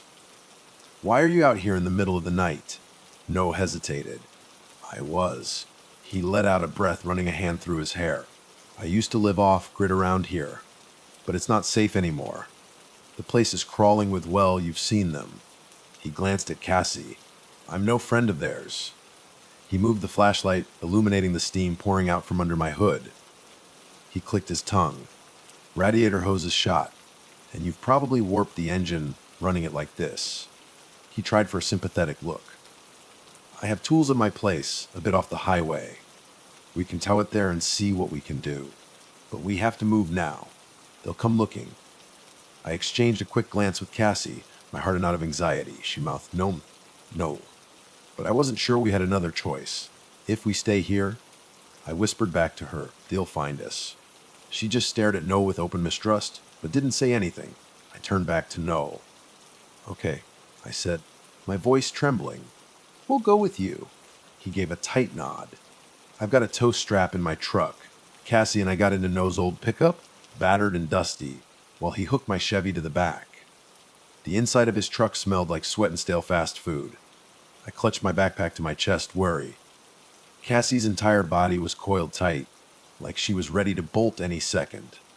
No drove slowly down the highway until he reached a narrow dirt road that veered off into the darkness. We bumped along for about 10 minutes, the scrubland passing by in an endless blur of dark shapes. Finally, we arrived at a small cabin, or what looked like one, hidden among rocks and stunted trees. The windows were dark, and there was no sign of electricity. No parked. "We can check the damage in the morning," he said, turning off the engine. "There's a generator in the back if we need lights." Cassie was rigid with fear. I felt it too, this cold dread twisting my insides. But we really didn't have any better options. We climbed out. The night air was cold enough to make me shiver. No grabbed a lantern from his truck and lit it, casting flickering shadows across the cabin's rough wooden walls. He led us inside. The smell of must and wood smoke hit me as soon as we stepped in. An old couch sagged against one wall, a small table against another, and a shelf was crammed with canned food. A single door led to what I guessed was a bedroom. "You two can rest here," Noah said, gesturing towards the couch. "I'll keep watch outside. If we see any sign of them, we move." He picked up a rifle from a corner of the room and stepped back outside, leaving us alone. Cassie and I exchanged a long look. "Do you believe him?" she asked, her voice low. "I don't know," I admitted honestly. "But at least he's speaking, right? He's not dressed like them. No bandana, no silent routine." I sighed, exhaustion finally starting to weigh me down. "We'll keep one eye open tonight." We settled onto the couch, the only real piece of furniture that offered any kind of comfort. My muscles ached from running, and fear was gnawing at me. Cassie rested her head on the armrest, eyes wide and unblinking. The flickering lantern made her face look gaunt and pale. Eventually, adrenaline gave way to sheer exhaustion. My eyelids got heavy, and even though I tried to stay awake, I must have drifted off at some point. I dreamed of twisted corridors beneath the modal, of silent figures dragging me into the darkness, of Mark's face merging with a faceless man. A sudden noise jerked me awake. My heart slammed in my chest as I blinked in the dim lantern light. The cabin door creaked open, and No stepped inside, setting the rifle down gently. "Didn't mean to wake you," he murmured. "All's quiet." Cassie roused, letting out a low moan of anxiety. "What time is it?" she asked, her voice thick with sleep and fear. He shrugged. "Around 3 in the morning, maybe. Hard to tell out here." I sat up, running a hand through my hair. "You said you know something about these people. The ones who took Cassie. Tell us." Noah hesitated, his eyes flicking to Cassie. He rubbed his temples. "They call themselves the Silent Ones," he began, his voice low. "I don't know how many there are total, but I guess at least 10, probably more. They operate under a man named Deacon Mason, though everyone just calls him D. He's older, has a beard going gray. Rumor is he used to run guns or drugs across the border. No, he traffics people. Sells them or worse." My skin crawled. Cassie looked like she was about to shatter into pieces. "So why are you out here?" I pressed. "How'd you escape them?" His gaze turned distant, like he was looking at something far away and terrible. "I was a prisoner for a while," he admitted, his voice barely above a whisper. Saw things I can't unsee. He swallowed hard. One night, I managed to slip away. D had left just me to guard some of the others. He trailed off, his voice trembling. I did terrible things to earn their trust. I had no choice. Chassie's fear flared into suspicion. What kind of things? He looked at her, his face pained. You don't want to know, but I had to do it, or they would have killed me, or worse. I felt a chill run down my spine, worse than death. I really didn't want to imagine. So you got away, I said, trying to steer him back to the point. Why haven't you gone to the police? A bitter laugh escaped his lips. I tried. Once they pretend to listen, but then men in suits show up. FBI, they say. Next thing I know, the sheriff is telling me I'm imagining things or I'm not credible. I realized the feds must be in on it. Or at least some of them. There's money to be made in silence, and that's all that matters out here. Cassie's voice was shaky. So there's no help. None that I've found, Noah muttered. He looked down at his hands like he was ashamed to meet our eyes. I've been thinking of leaving Arizona for good, but my truck broke down a while ago. I salvaged parts and managed to get it running again, but it's always on the verge of dying. I stay off the main roads, collecting supplies here and there. He nodded at us. When I saw your car, I almost kept going, but something told me to stop. The small cabin was heavy with tension. Cassie's eyes darted to me. So what do we do now?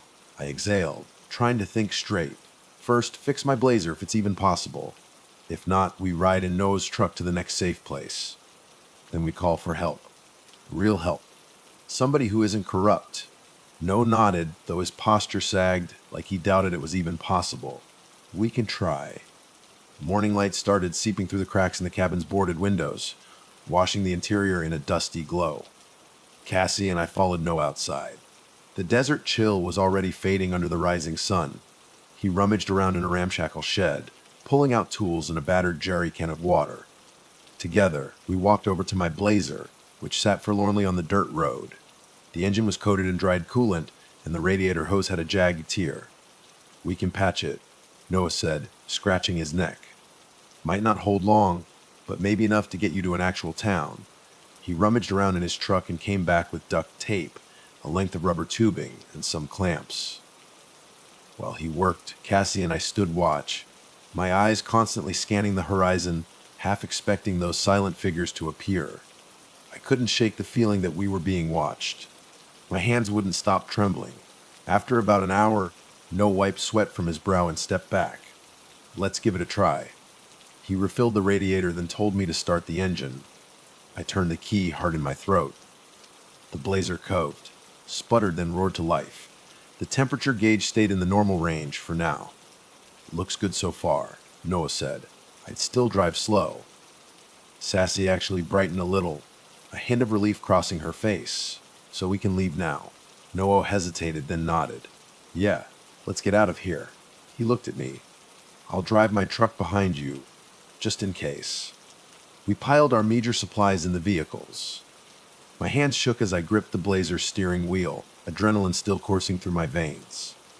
Cassie climbed into the passenger seat beside me, turning to look back at Noah as he got into his truck. Just as we pulled onto the dirt track, the roar of engines shattered the quiet. 3 pickups emerged from the desert scrub, fanning out in front of us in a blockade. My stomach dropped.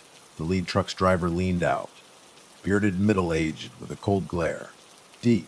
Noah's voice crackled over the walkie-talkie he'd given me. That's them, he said, his tone tight with panic.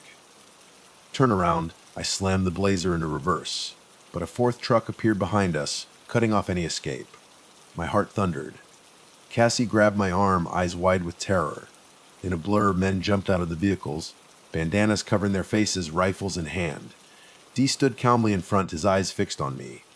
He lifted a hand, signaling for me to lower my window. I did nothing at first, fear paralyzing me. Finally, under the threat of armed men, I rolled it down. He pulled down his bandana, revealing a rugged, angular face with a streak of gray in his beard. He looked at me, then at Cassie. Come on out, he said, his voice barely above a murmur. His tone was eerily calm, almost gentle, but his posture screamed violence. We're leaving, I said, Surprised my voice didn't shake more. A shadow of amusement crossed his face. Not without my permission. He turned his head to the truck behind me. "No," he called. "You gonna come out too?" My blood ran cold. Noah had said he was once part of them. Apparently, Dee knew him well. Cassie gasped, and I felt sick to my stomach. My mind raced. Was this all a setup? Noah stepped out of his truck, rifle in hand, looking like a cornered animal. His eyes flicked between Dee and me, beads of sweat rolling down his temple. "Dee," he said carefully, "I'm just trying to help them get out of here." Dee just tilted his head, a cruel smile playing on his lips. "No, no, no," he said, shaking his head slowly. "You left your post. I gave you a second chance, and this is how you repay me." He turned his gaze back to me. Harboring runaways. My thoughts were churning. So Noah was deeper in this than he'd let on. Maybe he was forced, maybe not. It didn't matter now. Armed men surrounded us. Cassie's face went pale, and she started to tremble. "Oh, to the car," Dee repeated, his voice hardening. "Both of you." I glanced at Cassie, then slowly opened my door. We stepped onto the dirt, hands raised. Several of the silent men moved in, surrounding us. I noticed one had a coil of rope slung over his shoulder. Another had plastic zip ties. This was planned. They were prepared. "What do you want from us?" I demanded, my voice cracking with fear and anger. Dee met my gaze, his eyes cold and empty. "To remind you who's in control here." He nodded to one of his men, who grabbed Cassie by the hair, forcing her onto the ground. She cried out, and I lunged to help, only to have another man smash the butt of his rifle into my gut. I collapsed to my knees, gasping for air. No edged forward. "Dee, please." Dee raised a hand, silencing him. "Not another word out of you," he growled. Then he studied me, crouching down so we were eye to eye. His breath smelled of tobacco and stale coffee. "You came snooping around my property, stole one of my girls, and tried to run off." He stood and motioned to his men. "Can't have that. Load them up." Before I could even try to resist, they tied my hands behind my back. Cassie was yanked upright and similarly restrained. Noah stood frozen, guilt and fear warring on his face. I spat in his direction, anger surging through my terror. "You bastard," I hissed. He opened his mouth to speak, but Dee cut him off again. "Noah, you too," he said quietly. "Since you like to play both sides, you can ride with them." His men disarmed Noah and tied him as well. We were shoved into the back of one of their trucks. The bed was littered with metal chains and old tarps. I felt Cassie's body shaking against mine, and my own heart pounded so loud I couldn't hear anything else. Noah sat grimly to my left, eyes downcast. The trucks roared back through the desert, heading towards Canyon Diablo. Dust swirled in the headlights, creating this otherworldly tunnel of swirling particles. My mind raced with panic. We were going back. Back to the nightmare. By the time we arrived, early morning light was burning away the last traces of night. They hustled us into the old motel's lobby, the same derelict place Cassie and I had tiptoed through hours before. I noticed more men inside, some rummaging through supplies, others posted at windows with rifles. Dee led us to the corridor behind the front desk. A heavy wooden door creaked open, revealing the descending staircase to the bunker below. My stomach lurched at the rancid smell.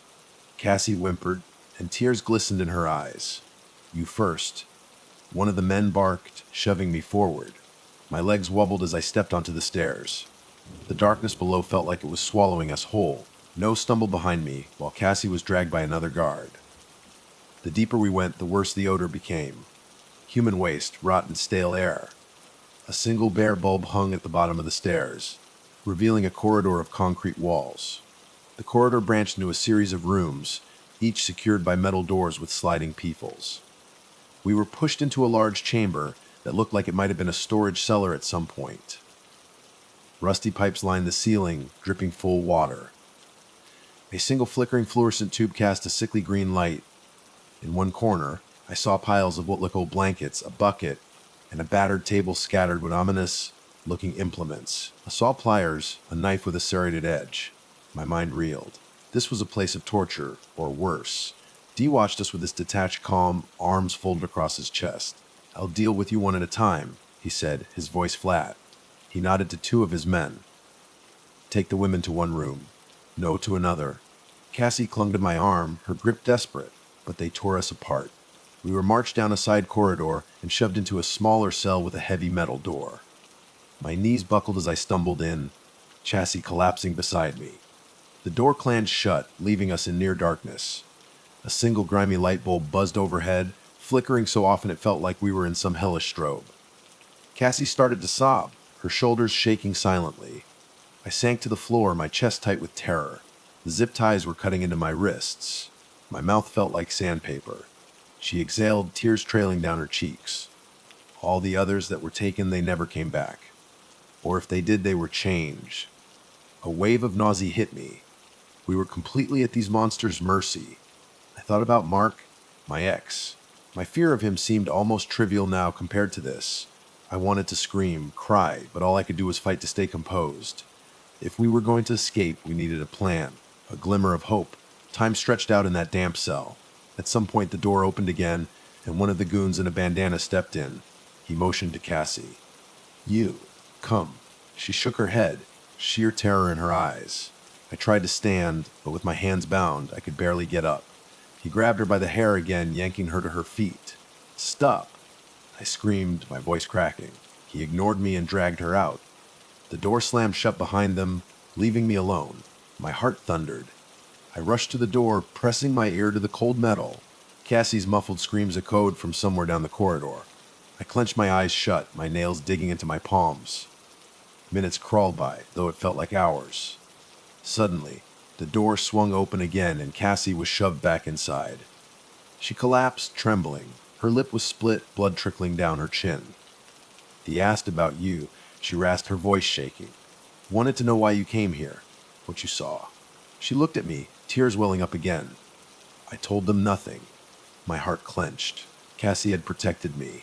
I gently helped her sit upright, even though my own hands were still bound. "Thank you," I whispered, tears burning at the corners of my eyes. She took a ragged breath. "They said if we cooperate, maybe they'll let us go." Her gaze flickered with despair. "I know they're lying." But I said whatever I had to. I nodded, fear and anger twisting inside me. I looked around the cell, desperate for anything. An old pipe, a loose piece of metal, something to cut through these zip ties. The room was nearly empty, except for a stained mattress in one corner and a corroded drain on the floor. To my surprise, the door creaked open again a short while later, and D himself walked in. He held a small, worn leather-bound book in his hand. Not a weapon, which was almost more unsettling. He stepped into the cell, the guard closing the metal door behind him with a clang. It echoed in the small space, making Cassie jump. D ignored her, his eyes fixed on me. He held up the book. "Found this in your bag," he said, his voice still that unnervingly calm murmur. "A journal." He flipped it open to a random page, scanned it for a second, then looked back at me. "Lots of feelings in here, Alex." He almost made it sound like a question, but it wasn't. It was a statement, a threat. My stomach dropped, my journal. I'd been writing in it since everything went to hell back in Oklahoma. It was full of all the stuff I couldn't say out loud, all the fear and anger, and feelings. Raw, messy feelings I definitely didn't want this guy reading. "Private," I managed to croak out, my voice rough. He chuckled, a low, humorless sound. "Out here, son, nothing's private. Especially not anymore." He took a step closer, and the flickering bulb above cast long, distorted shadows on the concrete walls. He smelled like dust and something metallic like old blood. "You were running," he continued, still flipping through the pages, "running from something. Or someone." He paused, his eyes narrowing slightly. "Someone named Mark." Cassie flinched beside me, but I forced myself to meet Dee's gaze. "That's none of your business." He smiled, a slow, chilling curve of his lips. "Everything that happens in Canyon Diablo is my business." He closed the journal with a snap. "Mark sounds like trouble. The kind of trouble you run from. The kind of trouble that finds you anyway." He was right, of course. Mark was trouble. A walking, breathing nightmare I thought I'd finally escaped. But now I was trapped in something way worse. "What do you want?" I asked, trying to keep my voice steady.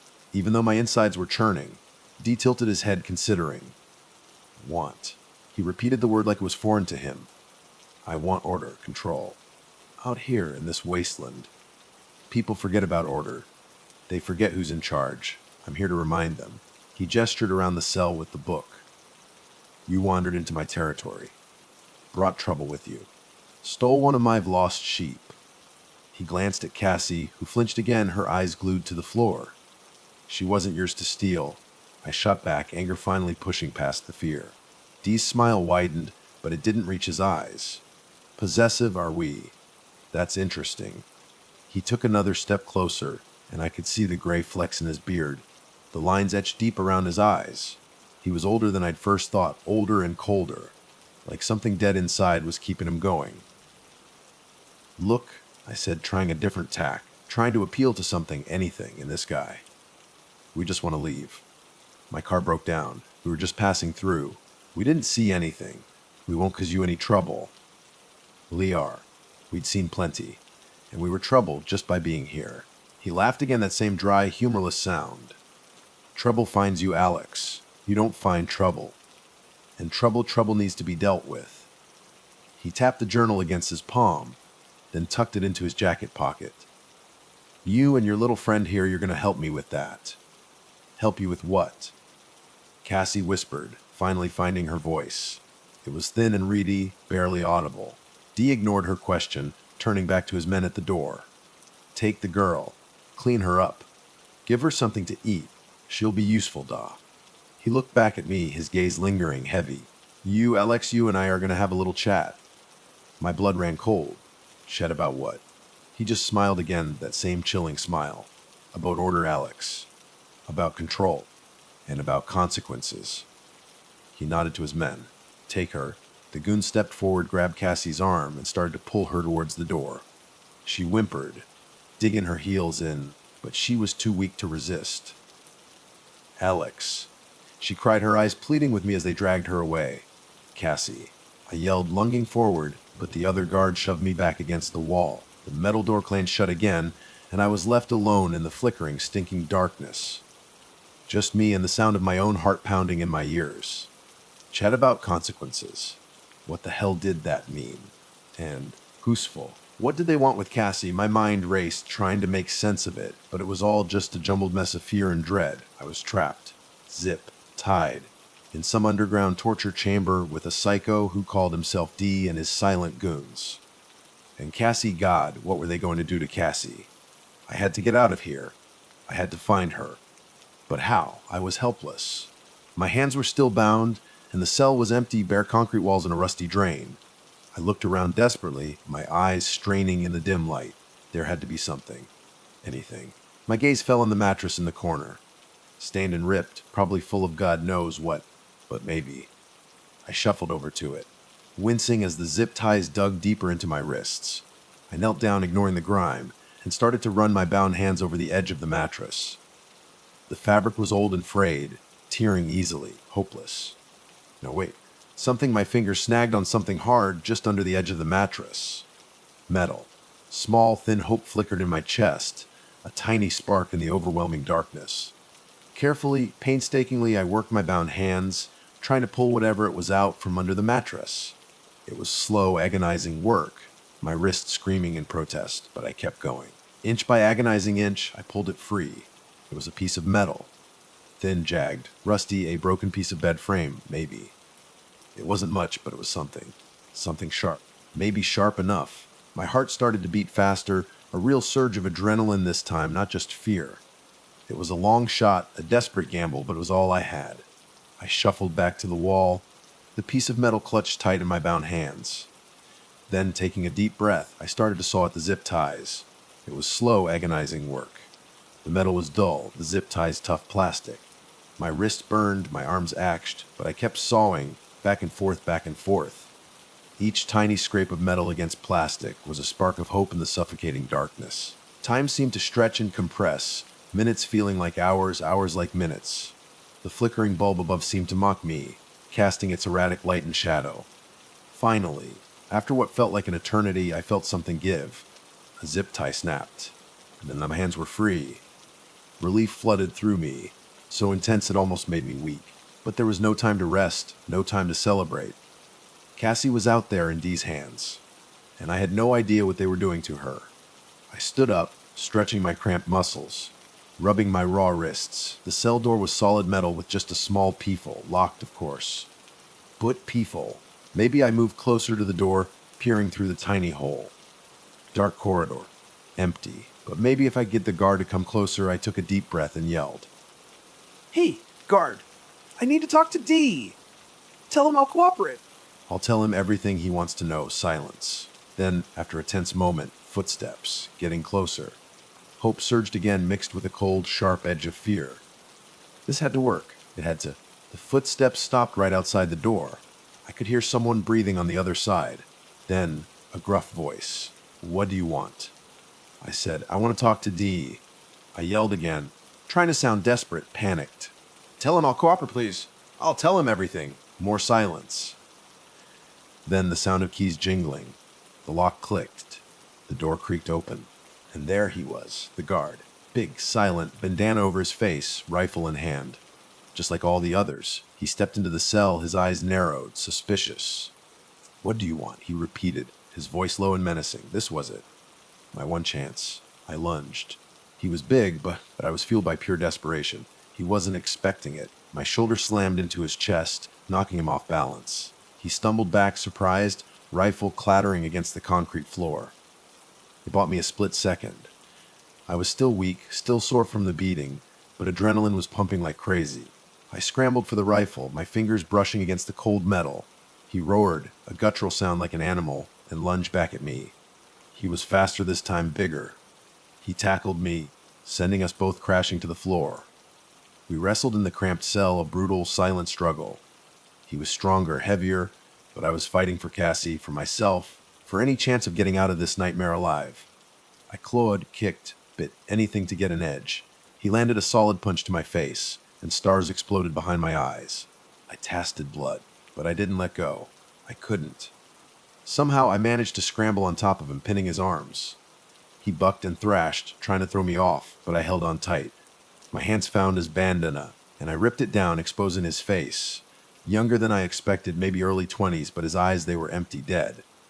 Just like Cassie said. Silent. He kept struggling, but I was on top, and I had something he didn't. Rage. Fear and a burning need to survive. I grabbed the piece of metal I'd used to cut the zip ties, still clutched in my hand.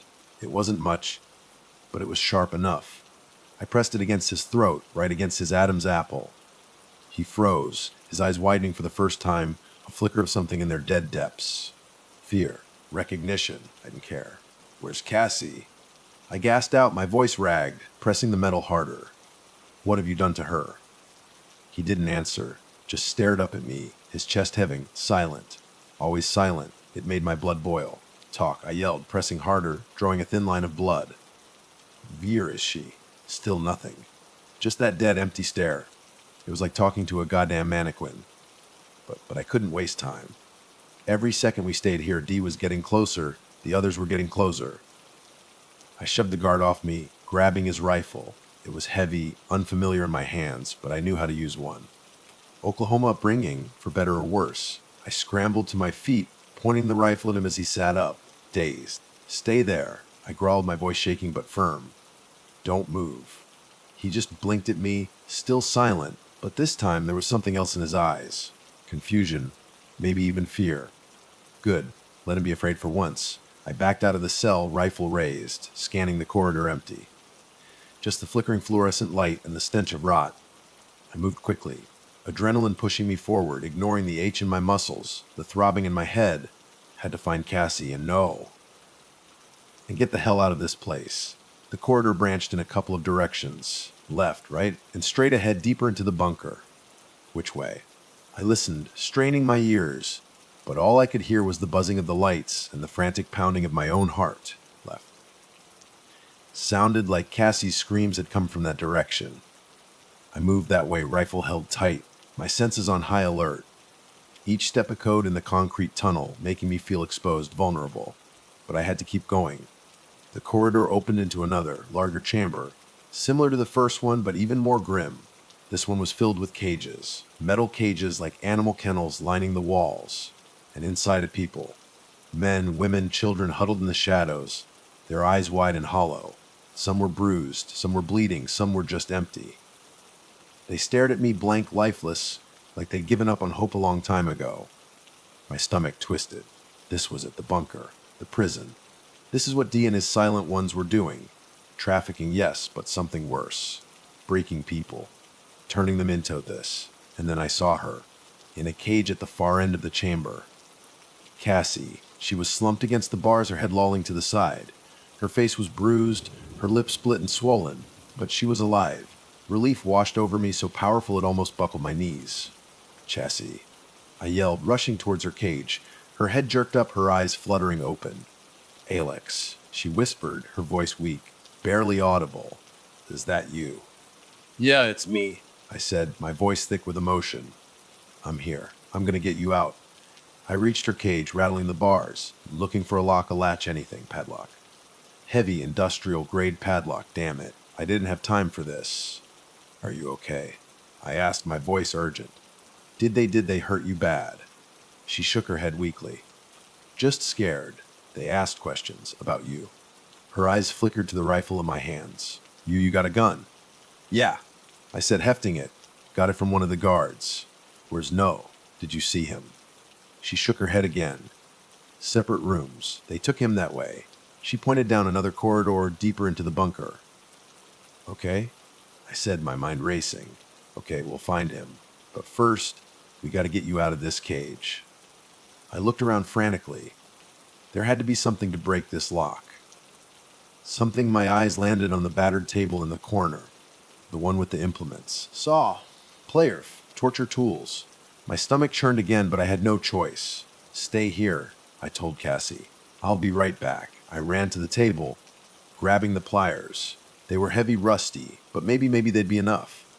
I ran back to Cassie's cage, jamming the pliers into the padlock, trying to pry it open.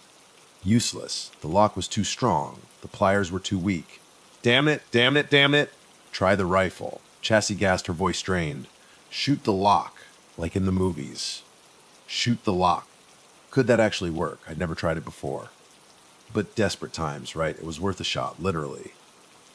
I backed up a few feet, aiming the rifle at the padlock. My hands were shaking so bad I could barely hold it steady. I took a deep breath, trying to remember everything I'd ever seen in movies, every dumb action flick, every cop show. Aim small, miss small. Right? I closed one eye, lined up the sights as best I could on the tiny padlock, and pulled the trigger. The rifle roared, deafening in the enclosed space. The recoil slammed into my shoulder, almost knocking me off my feet. Sparks flew from the cage, metal shrieked, and the padlock snapped open. It actually worked. Holy shit, it actually worked. I fumbled with the cage door, throwing it open and pulling Cassie out. She was weak, shaky, but she was free. She stumbled into my arms, clinging to me tight. Thank you, she whispered, tears streaming down her face. Thank you, Alex. We're not out of here yet, I said, pulling back, my eyes scanning the chamber. We gotta find Noel and get out of this place. Now, I helped Cassie to her feet, keeping the rifle raised, ready for anything. The other prisoners in the cages watched us, their eyes still blank, unmoving. It was like they were already ghosts. It broke my heart, but I couldn't help them all right now. I had to focus on Cassie, on getting us both out alive. We moved down the corridor, towards where Cassie said they'd taken No. It was even darker down here, the air thick with the smell of damp concrete and decay. We passed more cells, more metal doors, all locked, all silent, too silent. Where were the guards? Where was Dee? Then I heard it, voices. Muffled, but definitely voices, and something else. A rhythmic thumping sound like machinery. The corridor opened into another large chamber, and I froze, my breath catching in my throat. This wasn't a prison cell. This was a workshop. A torture chamber. Worse. In the center of the room, under a harsh spotlight, was a metal table. Strapped to the table, naked, was Noel. Dee stood over him, holding something in his hand. Something shiny, metallic, a scalpel. And around them, the silent ones. Not silent now. They were chanting. A low, guttural drone, rhythmic, hypnotic. The thumping sound I'd heard was their feet, stamping in unison on the concrete floor. A ritual. This was some kind of sick, twisted ritual. Dee raised the scalpel, the light glinting off the blade. He was about toe-o. I roared, charging into the chamber, rifle raised. The chanting stopped. Everyone turned, their dead eyes focusing on me. Dee looked up, a flicker of surprise then anger crossing his face. Alex, he said, his voice low, dangerous. You shouldn't have come back. Let him go. Dee, I yelled, my voice shaking with rage. Let them both go. It's over. He laughed, a cold mocking sound. Over. It's just beginning, son. You're just in time for the main event. He gestured to Noah, strapped to the table. See, Noah here, he betrayed me, broke my trust. And in Canyon Diablo, betrayal has consequences. He raised the scalpel again. Don't you touch him. Cassie screamed, stepping out from behind me, her voice surprisingly strong. Leave him alone, you monster. Dee's eyes flickered to Cassie, a flicker of something amusement, pride. Cassie, he said, his voice almost gentle. Your girl. See, Alex, cooperation, it's always the best way. Cooperate with what? With torture, with murder. I yelled, my finger tightening on the trigger. It ends now, D. Let them go, or I swear to God go. Or you'll what, son? D sneered, taking a step towards me, still holding the scalpel. You'll shoot me. Go ahead, see what happens. He gestured to the silent ones, surrounding us, their rifles raised now, pointed right at me and Cassie. You think you can take us all. You think you can stop what's coming. He was right, I was outnumbered, outgunned. But I had the element of surprise, and I had nothing left to lose. Maybe not, I said, my voice low. Steady now, all the fear and panic replaced by a cold, hard resolve. But I can take you. And not at D. Not yet. I aimed high at the flickering fluorescent light above the table and pulled the trigger. Glass shattered, sparks showered down, and the chamber plunged into darkness. Chaos erupted. The silent ones roared, confused, disoriented. Cassie screamed. D yelled something, but I couldn't make out the words. I didn't wait to see what happened next. I grabbed Cassie's hand, yanking her forward towards no towards the table. Cut him loose. I yelled at Cassie, shoving the rifle into her hands. Cut no loose, now. I'll cover you. She fumbled with the rifle, her hands shaking, but she understood. She scrambled onto the table, fumbling for the straps holding No down. I turned, facing the darkness, rifle raised, firing blindly into the shadows, hoping to keep them back, to buy us time. Gunfire flashed in the darkness, muzzle flashes lighting up the chamber in brief, strobe like bursts. Bullets whizzed past my head, ricocheting off the concrete walls. I fired back again and again, just aiming for the flashes, for the sounds, praying I hit something, anything. Cassie was working frantically at the straps, her small hands moving like lightning. Almost, she gasped. Suddenly, a figure lunged out of the darkness right at me. Silent, fast, deadly. I barely had time to react. He tackled me again, knocking the rifle from my hands. We crashed to the ground, rolling, grappling in the dark. This time he was ready. He was stronger, more skilled. He pinned me, his weight crushing the air from my lungs. I could feel his hands going for my throat. This was it. This was how it ended, in the dark, in the dirt, in this hellhole of a bunker. But then, a shot rang out, loud, sharp, echoing in the confined space, and the weight on top of me went limp. The body slumped onto me, heavy, lifeless. I shoved it off, scrambling back, blinking in the flickering light of a single flashlight beam. Cassie stood over me, rifle smoking in her hands. She was shaking, pale as a ghost, but her eyes, they were different now. Harder, fiercer, I love. You okay? She gasped, her voice trembling but steady. I stared at her speechless for a moment. Yeah. I finally managed to croak out. Yeah, I'm okay. You saved me. She just nodded, her gaze still fixed on the fallen guard. We need to go, she said, her voice urgent. No. She was right. We weren't safe yet. Not by a long shot. But we had a chance. A slim one, maybe, but a chance. We cut Noah loose. He was barely conscious, but alive. We half carried, half dragged him out of the bunker, back up the stairs, back into the modal lobby. It was chaos. Shouts, gunshots, men running around in confusion. Dee's control was broken. For now. We didn't stop to think, didn't stop to plan. We just ran. Out of the motel, across the parking lot, towards the highway. We could hear them behind us, yelling, chasing. But we didn't look back. We just kept running, Cassie and me. And no stumbling between us, towards the faint glimmer of dawn on the horizon. We made it to the highway. Miraculously, Noah's truck was still there, keys in the ignition. We piled in, Cassie behind the wheel, Noah slumped in the middle, me in the passenger seat, rifle across my lap. Cassie jammed the key in the ignition, turned it, and prayed.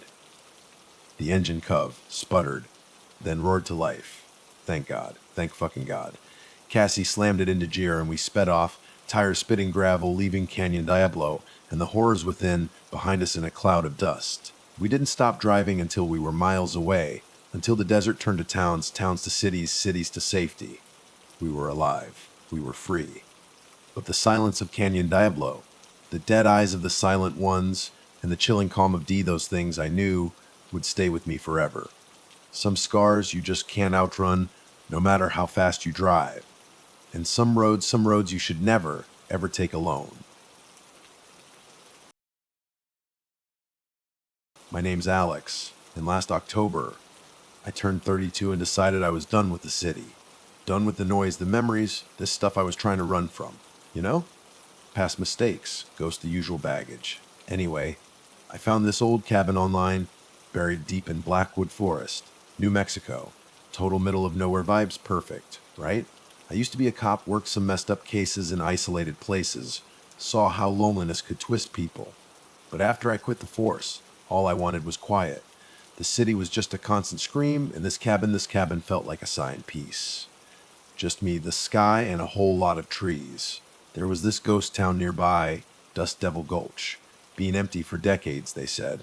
Locals whispered stories, the kind old timers loved to spin around campfires.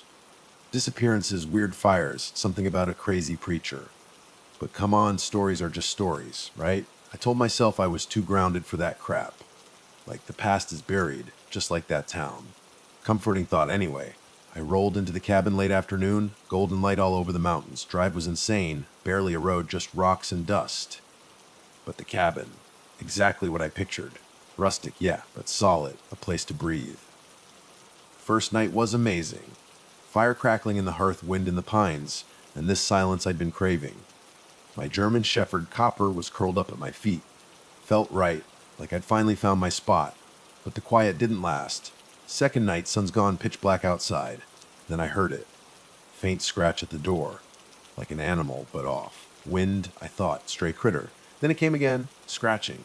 Looter, rhythmic now. Tap, tap, tap. And barely their whisper bare, but clear as day. Alex. I froze, my name. How? Nobody knew I was here. I left everything behind. I walked to the door, hand shaking like crazy, gripped the handle. Night outside was dead silent. Trees still as statues. No sound at all. I opened the door slow, heart hammering. Nothing, nobody. Just black woods stretching out forever. Copper growled low in his throat for bristling. Something was wrong. Wind picked up then, howling through the trees, but no other sound. I stood there staring into the dark, feeling this chill air just press in on me. Exposed. Vulnerable. I showed myself I was imagining things. Mind playing tricks. Closed the door, went back to the fire. But the uneasy man, it just settled in my bones. Days turned into a weird routine. I'd hike around the woods, try to clear my head, chop wood, keep the fire going.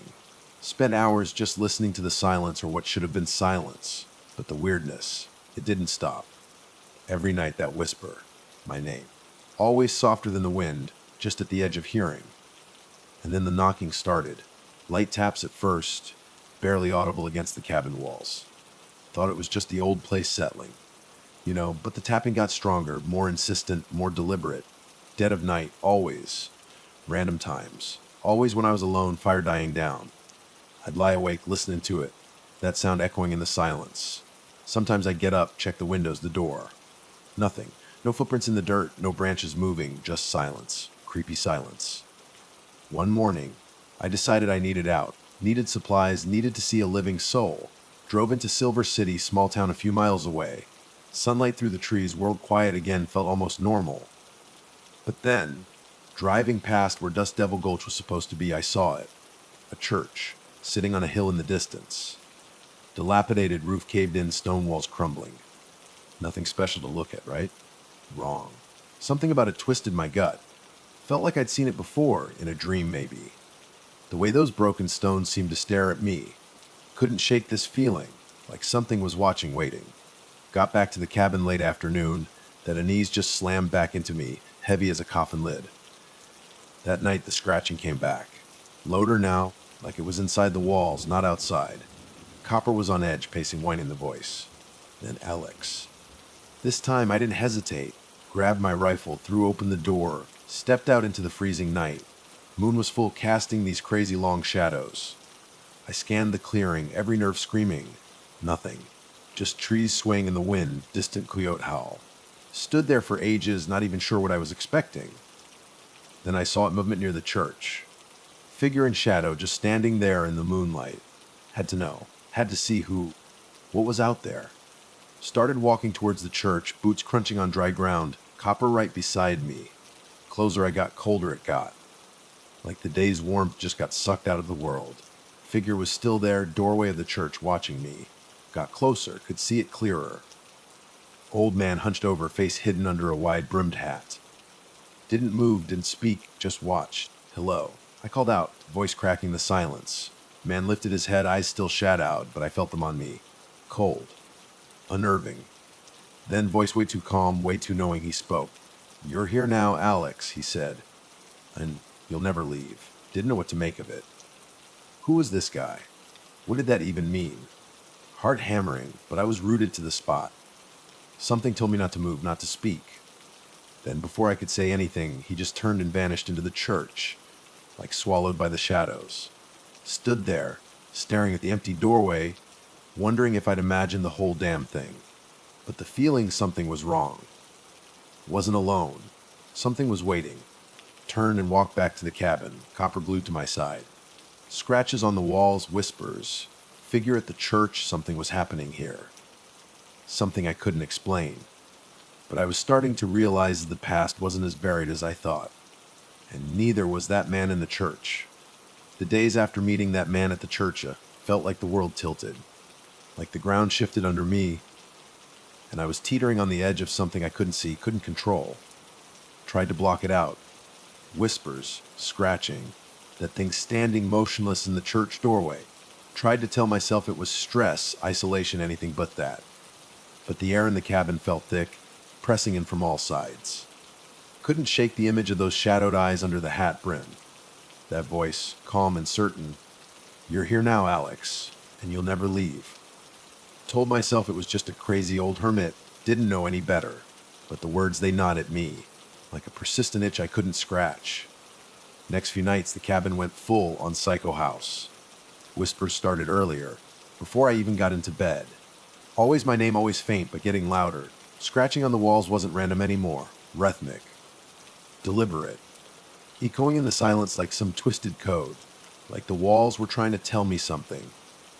Had to fight the urge to answer back, to talk to the damn walls. Shadows in the cabin, they moved wrong, stretching across the walls in ways that shouldn't happen. Started checking corners before bed, expecting something to step out of the dark. Copper was freaking me out. Used to be so solid, so calm. Now he'd sit at the window, ears pinned forward, growling low at the woods.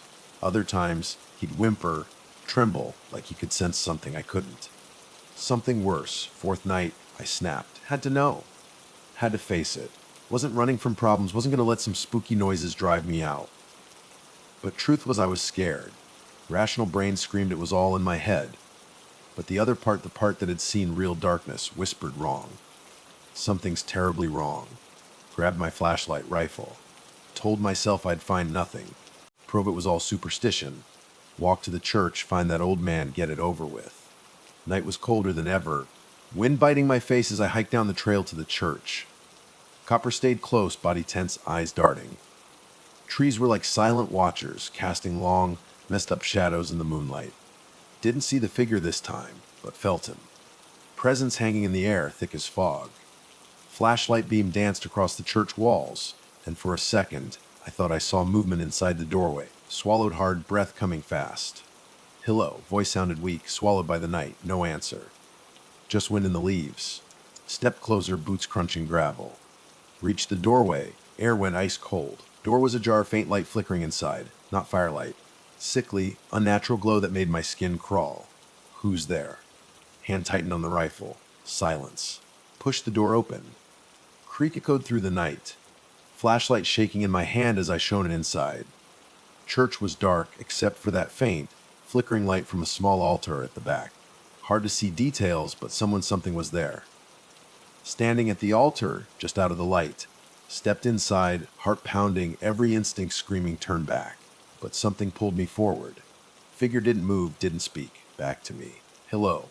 Voice shaky. Slowly the figure turned. Him. Man from before altar, head lowered, face shadow. You came back? He said, voice slow, deliberate. Same unnatural calm, like it wasn't even his voice. Froze. Heart hammering. Who are you? Are you rifle raised? Head tilted up. Saw his eyes for the first time. Not normal eyes. Black, empty. No warmth, no humanity, like nothing behind them. Just abyss. I told you, Alex, he said, voice cold, final. You're here now, and you'll never leave. Wanted to run, legs felt like stone. Copper growled behind me, but I couldn't look away. I've been waiting for you, he went on, voice softer now, almost a whisper. For a long time, air went thick, oppressive. Flickering light at the altar flared, bathed the room in eerie glow. Shadows twisted, warped. Temperature dropped like a stone. Raised the rifle, ready to fight.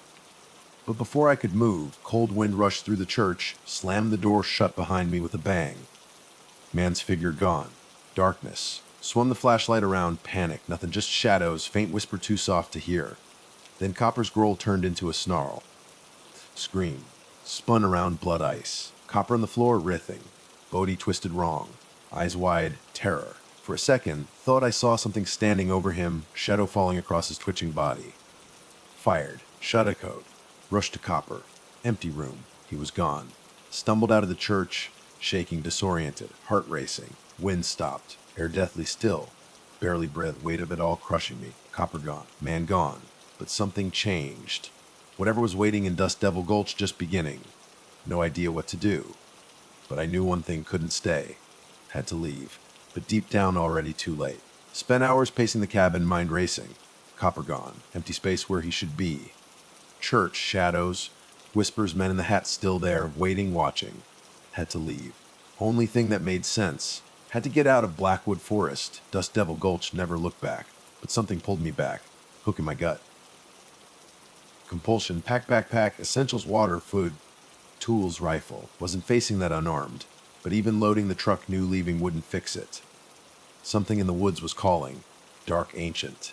Getting closer. Drive to Silver City was a blur. Hands shaking on the wheel. Headlights cutting through blackness. Nothing felt real. Road endless, trees closing and watching. Glanced in the mirror, expecting to see him. Nothing. Just empty road, endless night. Silver City well past midnight. Pulled into a gas station, desperate for human contact. Attendant old guy, grizzled face. Didn't even blink when I walked in, tired nod. You're out late. Voice rough. Seen it all. Yeah, just gas. Tried to sound normal. He eyed me, gaze lingering. Nodded again. You one of them folks staying out in Dust Devil. Heart skipped. What do you mean at them folks? People come and go. Something wrong out there. He said, voice dropping. Always has been. Folks get drawn in. Some leave, some don't. Words hit like a punch. Whispers figure church, Copper, was I becoming one of them? Already too far gone. Filled the truck, attendant's words echoing. Went inside to pay. He was gone. Store empty. Fluorescent lights flickering, tired of the night. Turned to leave. Saw it. Dark shape near the edge of the station, just beyond the lights. Him. Man in the hat. Froze. Heart hammering. Rustle of leaves behind me. Figure stepped into the dim light, face shadowed. Alex, it whispered. Blood ran cold. Didn't look back. Couldn't. Threw myself into the truck, slammed the door. Breath panicked. Engine roared. Foot down, tires screaming, tore out of there. Didn't know where I was going. Silver City too close. Road endless, dark landscape swallowing me. Going back to the cabin, get my stuff, leave for good. Part of me knew it wouldn't work. Thing wasn't tied to Dust Devil Gulch. Tied to me. Drove, didn't stop. Had to outrun it. Outrun whatever it was. Man in the hat, whispers, Copper, none of it made sense. But couldn't ignore it. Then mine finally snapped. Truck sputtered, died. Cursed, slammed the wheel, miles from Silver City, middle nowhere. Truck dead. Headlights flickered, died. Pitch black. Grabbed flashlight, stepped out. Cold night air. Breath puffing out. Forest silent, too silent. Darkness closing in, tightening around my chest. Then I saw it. Figure in the distance, edge of the trees. Froze. Hand on rifle. Him. Man in the hat. Not alone this time. Second figure stepped out of the trees, tall cloaked face shadowed. Then another. More, too many to count. Standing just outside the truck lights, eyes gleaming in the dark, backed up, breath caught. Not where he can't be, but it was. Stumbled back to the truck, hands shaking, fumbling for the door. Voice echoed from the dark, cold, sharp. "You can't run, Alex," man in the hat said. Hollow voice, like coming from the air itself. Spun around, rifle raised. No one there. Figure's gun melted into shadows. Then, corner of my eye copper, standing in the distance, eyes glowing, body rigid, unmoving, dead. I'd seen him die, but there he was, beyond the light, waiting for me to come closer. Couldn't stay, knew it now. Not just haunting, not coincidence. Thing had a hold on me, on this place. Wasn't letting go. Turned back to the truck, heart pounding, climbed inside. Engine roared to life again, but didn't drive away. Drove straight for the church. Deep down, knew it started there. Only place it could end. Drove like possessed. Road blurred. Hands white knuckled on the wheel. Copper's ghost form, burning eyes following, always just out of reach, pulling me towards the church. Night oppressive, air thick. Ancient malevolent shroud. Headlights barely cut through the black. Couldn't stop. Had to go back. Confront it. Dust Devil Gulch dead silent. Trees leaning in, silent witnesses to something long forgotten. Wind whispered in the branches, voice I almost understood, all too familiar, didn't look back. Couldn't. Just drove. Church came into view. Outline dark, twisted against moonless sky. Stomach churn, no denying it now. Whatever was in that place had tied to everything. Whispers, figure, Copper's death. Not coincidence. Being drawn in, moth to a flame. Had to know why. Parked the truck at the clearing's edge. Engine sputtered, dial-in sets. Unnerving. Breath shallagathings. Rifle, flashlight, purpose all trembling. Copper's eyes burned in my mind. Almost turned around, almost left. Could not now. Not after everything. Stepped out, air cold on skin, started towards the church. Boots crunching gravel, each step heavier. Church loomed. Door wide open, inviting me in. Smell hit me first. Rotting wood, damp earth, something worse. Metallic SAR burned the back of my throat. Stepped inside. Light flickered weakly from the altar, casting twisted shadows.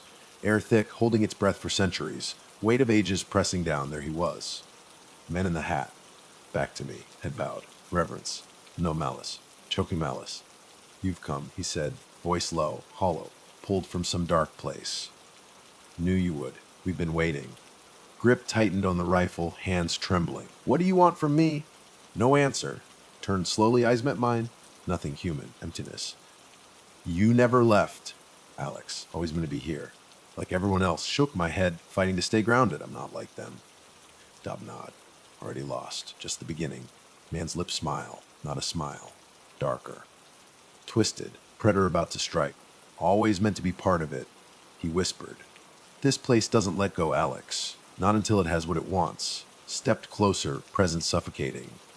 Walls closing in. Church no longer building. Alive. Breathing.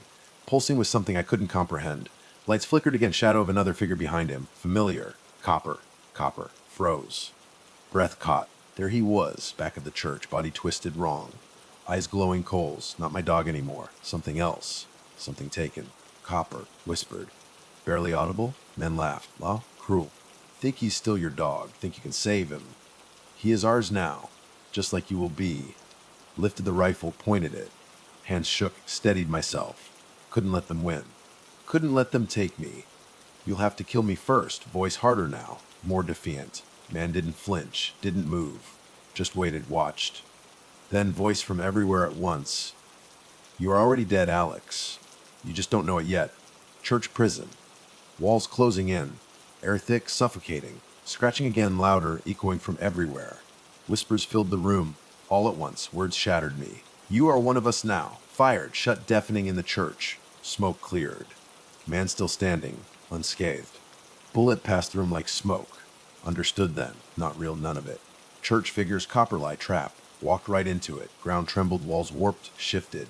Church alive. Altar cracked open. Dark gaping hole beneath. Felt the pull. Hunger from below. Calling me. Try to run. Floor gave way. Fell, rifle slipped from my hands, tumbled into darkness. Woke up in a place not a place. Endless darkness. No sounds, no whispers. Oppressive silence. Couldn't move, couldn't feel. Mind fog, chest unbearable pain. Then I heard it. Copper voice, low familiar, calling from the dark. Turned. There he was. Distance. Eyes not his, eyes of something else. Something waiting new then. No escaping. Not ever. Darkness claimed me. Church claimed me. Never leave. Just another lost soul. Another whisper in the wind. Trapped in the place always waiting for me. Man in the hat right all along. Never meant to leave. And now I never would. My name's Alex and I'm 27. August of last year, 2023, I did something so unbelievably dumb it still keeps me up at night. Seriously, I should have known better than to take that deeder. Sarah warned me. It's a bad idea, Alex, she said, all serious, but you know how it is when a good story's calling your name. I'm a sucker for urban legends, always have been.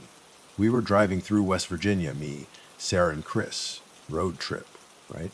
Supposed to be fun. The plan was simple: to check out some of the backwoods caves around the Appalachians.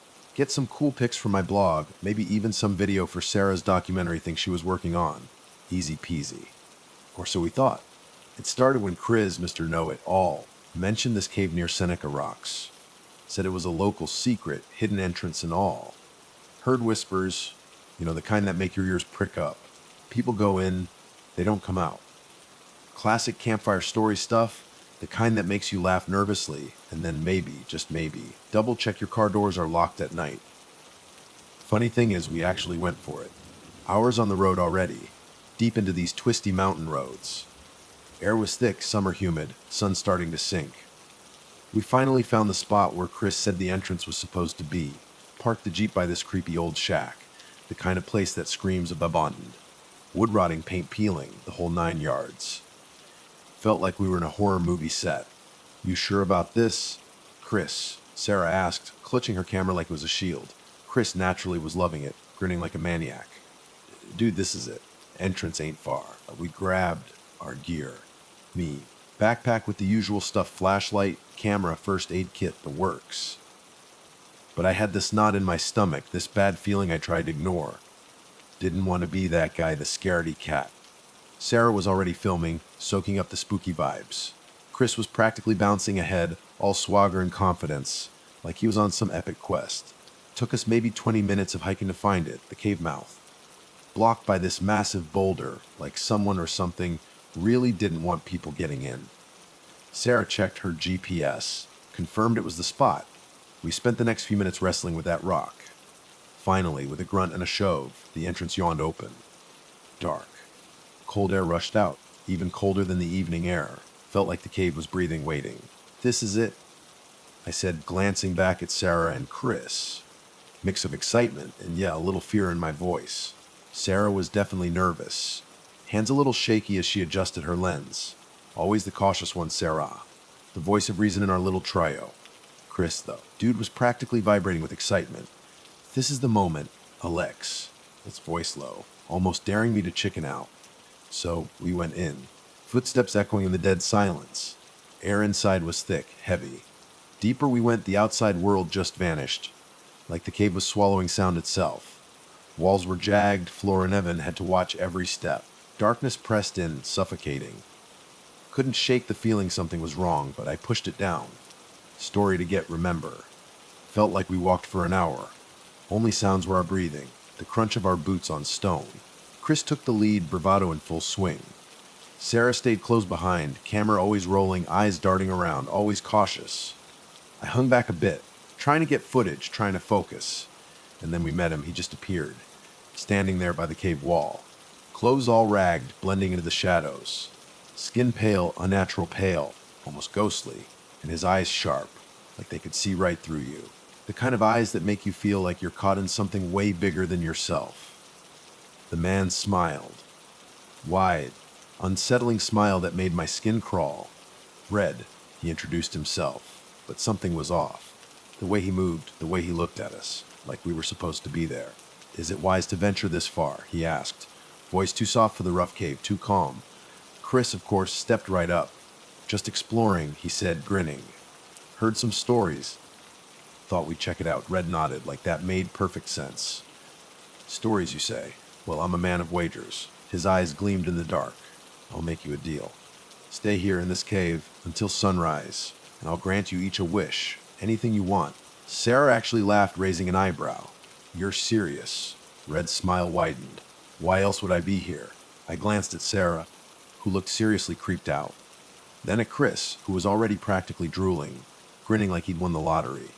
Typical Chris, always chasing the thrill. Sarah started to say something. "Chris, this is..."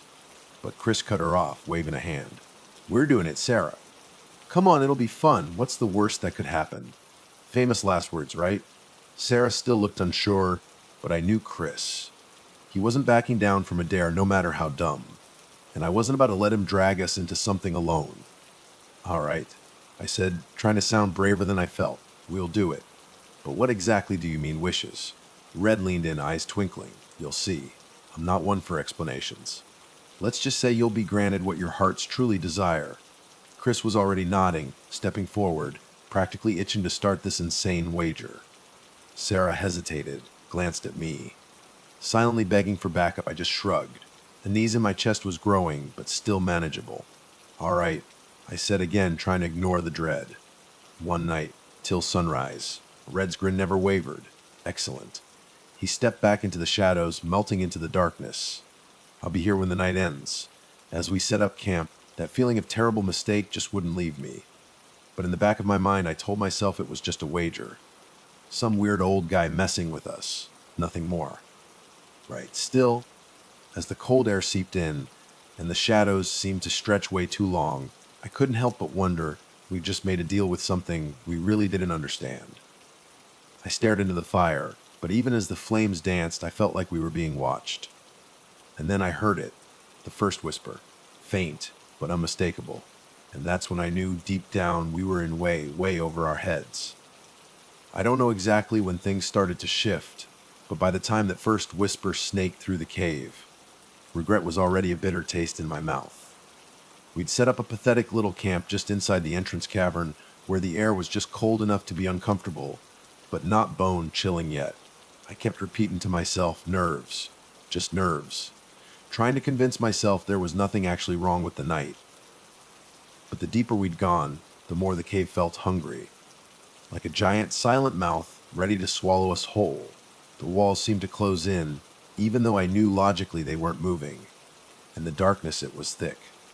Thicker than any natural dark should be. Sarah, bless her pragmatic heart, had her camera rolling, trying to capture the shadows dancing on the walls, the weak flicker of our campfire. She was trying to keep it light, making small talk about her documentary, how this cave would be an amazing natural set, how timeless it all felt. But even Sarah's usual steady voice had a tremor in it. She was spooked, no doubt. Chris, on the other hand, was in his element, danger junkie.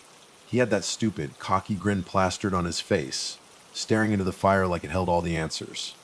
The firelight flickered in his eyes, making them gleam in a way that wasn't exactly reassuring. He wasn't even trying to hide how much he was digging this whole strange wager with a creepy stranger thing. For Chris, this was just the ultimate adventure, bragging rights for days when we got back to civilization. If we got back, dude, this is going to be epic, Chris said, finally breaking the strained silence. I mean, think about it. We're spending the night in, like, the most cursed cave in the state. And we've got some freaky dude offering us wishes. What's the worst that can happen? Sarah just shook her head, rolling her eyes but not really laughing. It just feels wrong, Chris. Seriously, people don't just vanish for no reason. This place is dangerous. I had to admit I was leaning Sarah's way. Something about this whole situation was screaming red flags. Maybe it was the oppressive silence that seemed to press in from all sides, or the way the shadows moved even when the firelight was steady. Whatever it was gnawing at me, but I didn't want to be that guy. The scared one, the buzzkill. After a few more minutes of tense quiet, Chris suddenly stood up, stretching like he was about to conquer the world. All right, boredom's setting in. I'm going to check out the rest of this place. See if there's anything else worth documenting. Anyone want to join? Nope, Sarah said instantly, not even looking up from her camera. I'm good here. I didn't want to go either, but Chris was already striding off into the deeper darkness, his boots crunching on the stone floor. Without even thinking about it, I stood up. I'll go with you. I blurted out, surprising myself as much as anyone. I wasn't sure why I said it. Maybe I didn't want to be left alone with Sarah and my own creeping fear. Maybe I was actually curious about the cave despite everything. Or maybe I just didn't want to look like coward in front of Chris. Sweet.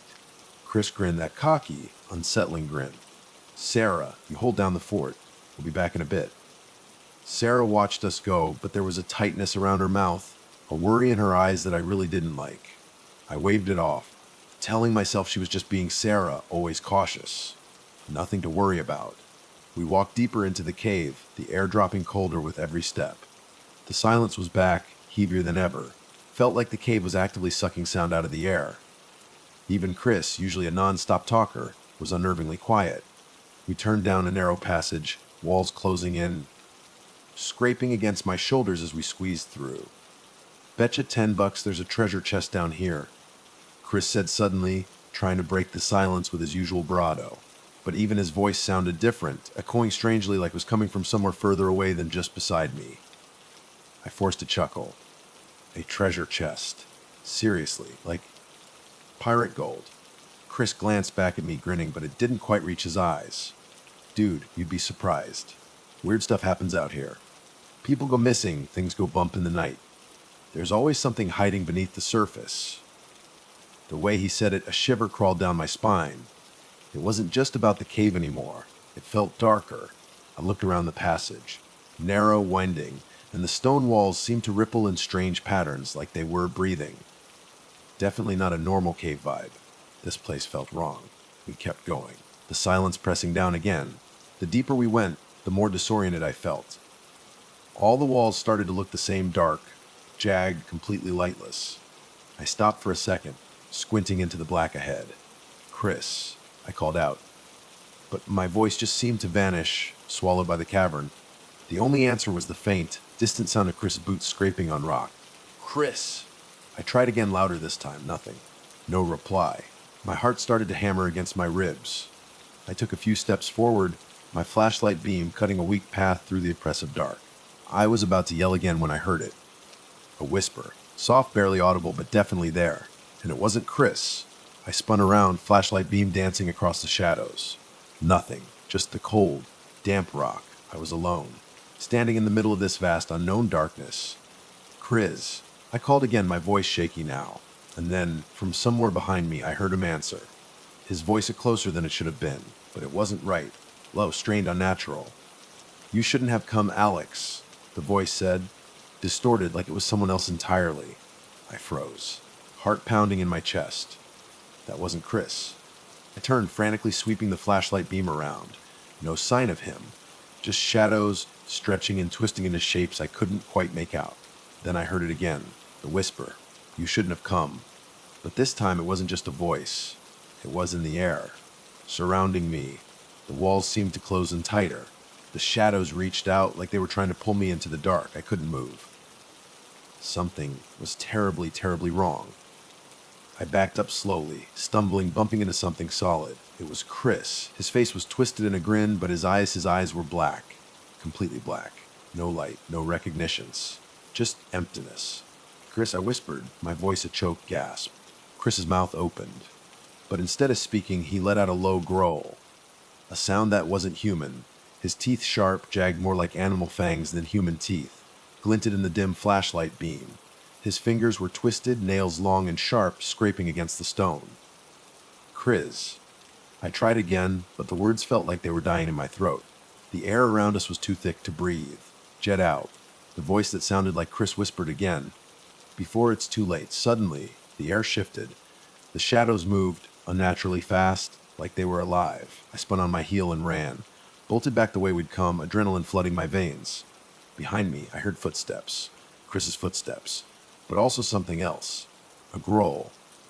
Something else was chasing me. And it wasn't human. I didn't dare look back.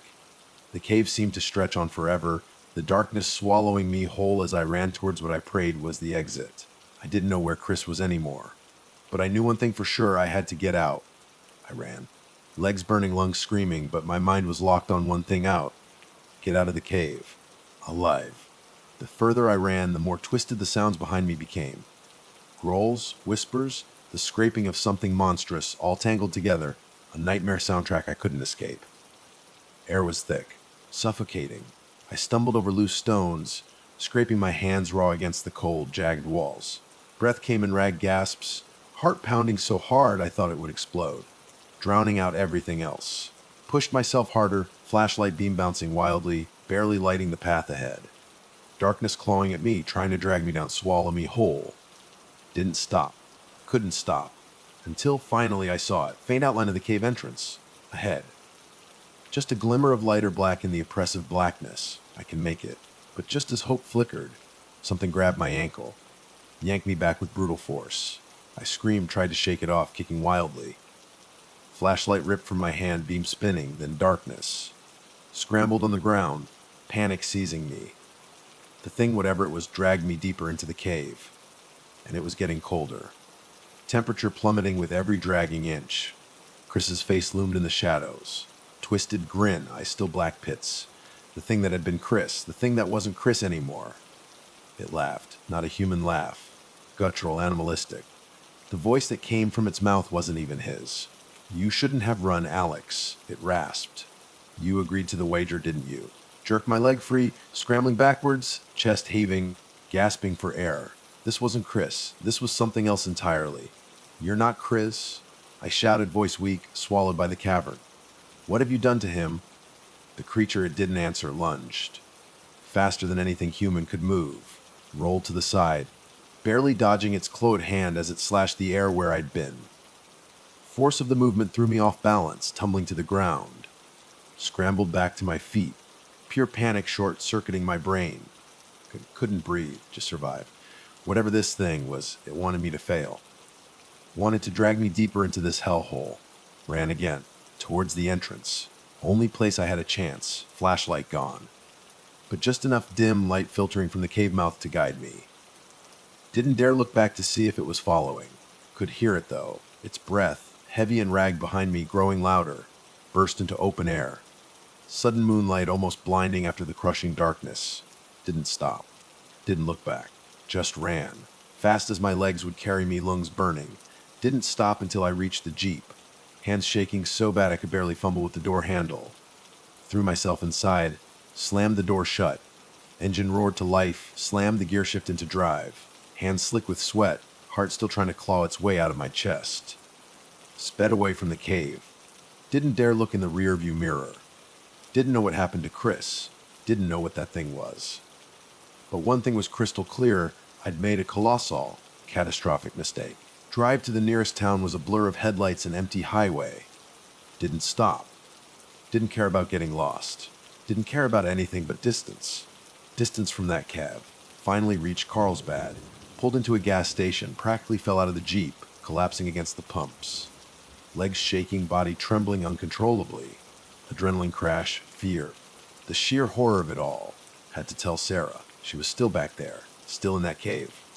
Grabbed my phone, hands shaking too badly to dial properly. Finally got her number punched in. Rang once or twice, 3 times voicemail.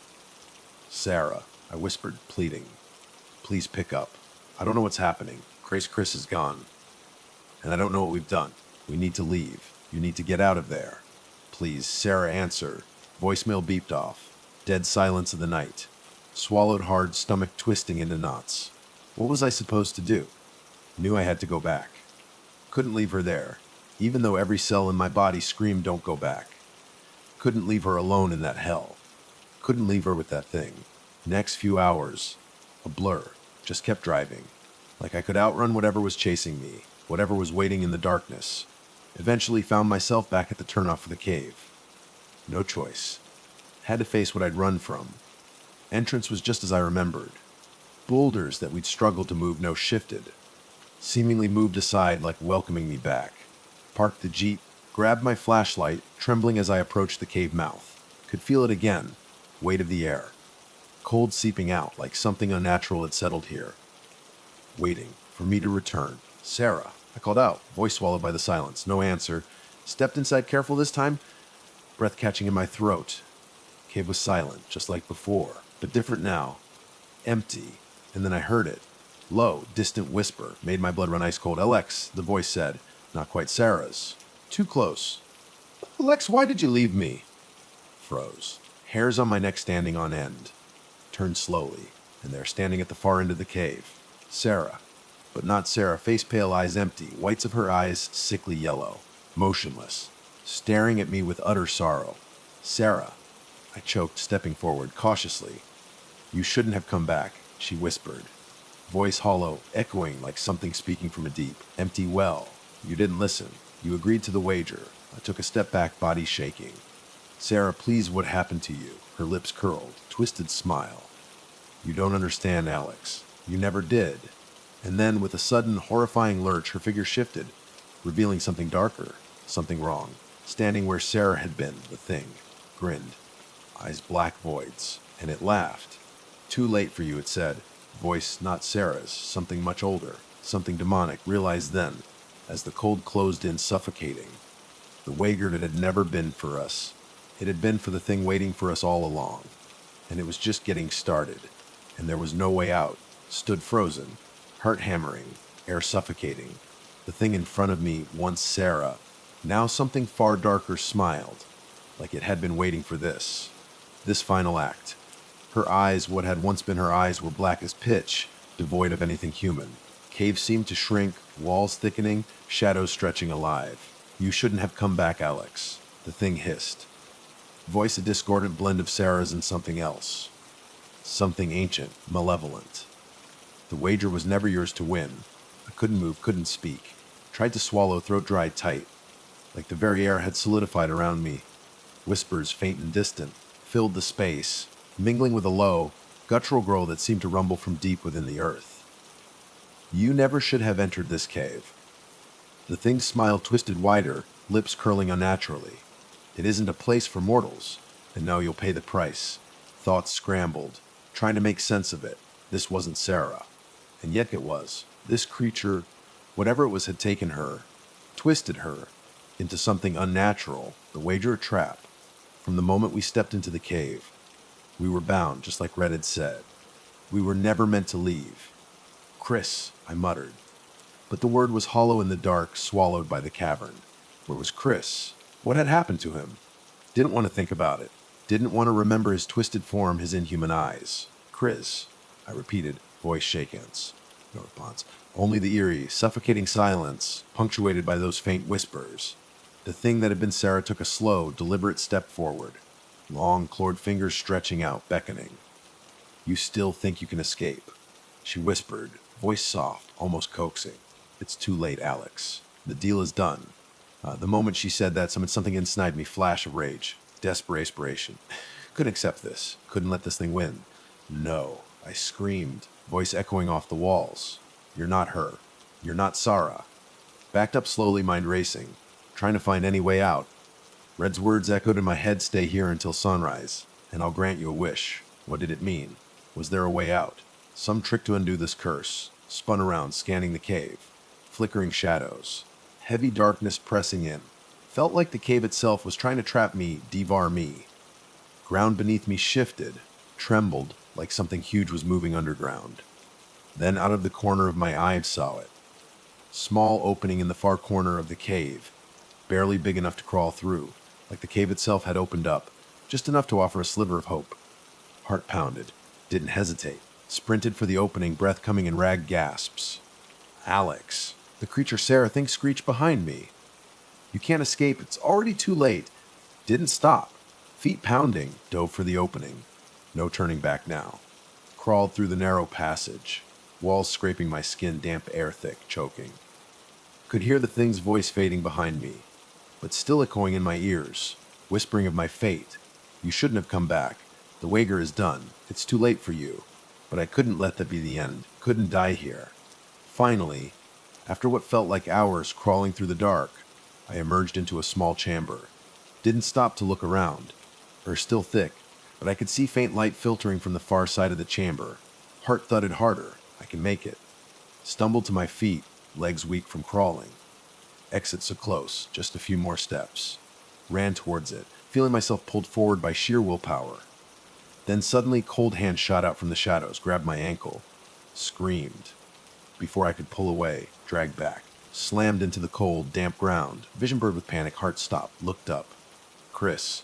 His face as inhuman as Sarah's had become. Skin gray, eyes black pits of emptiness.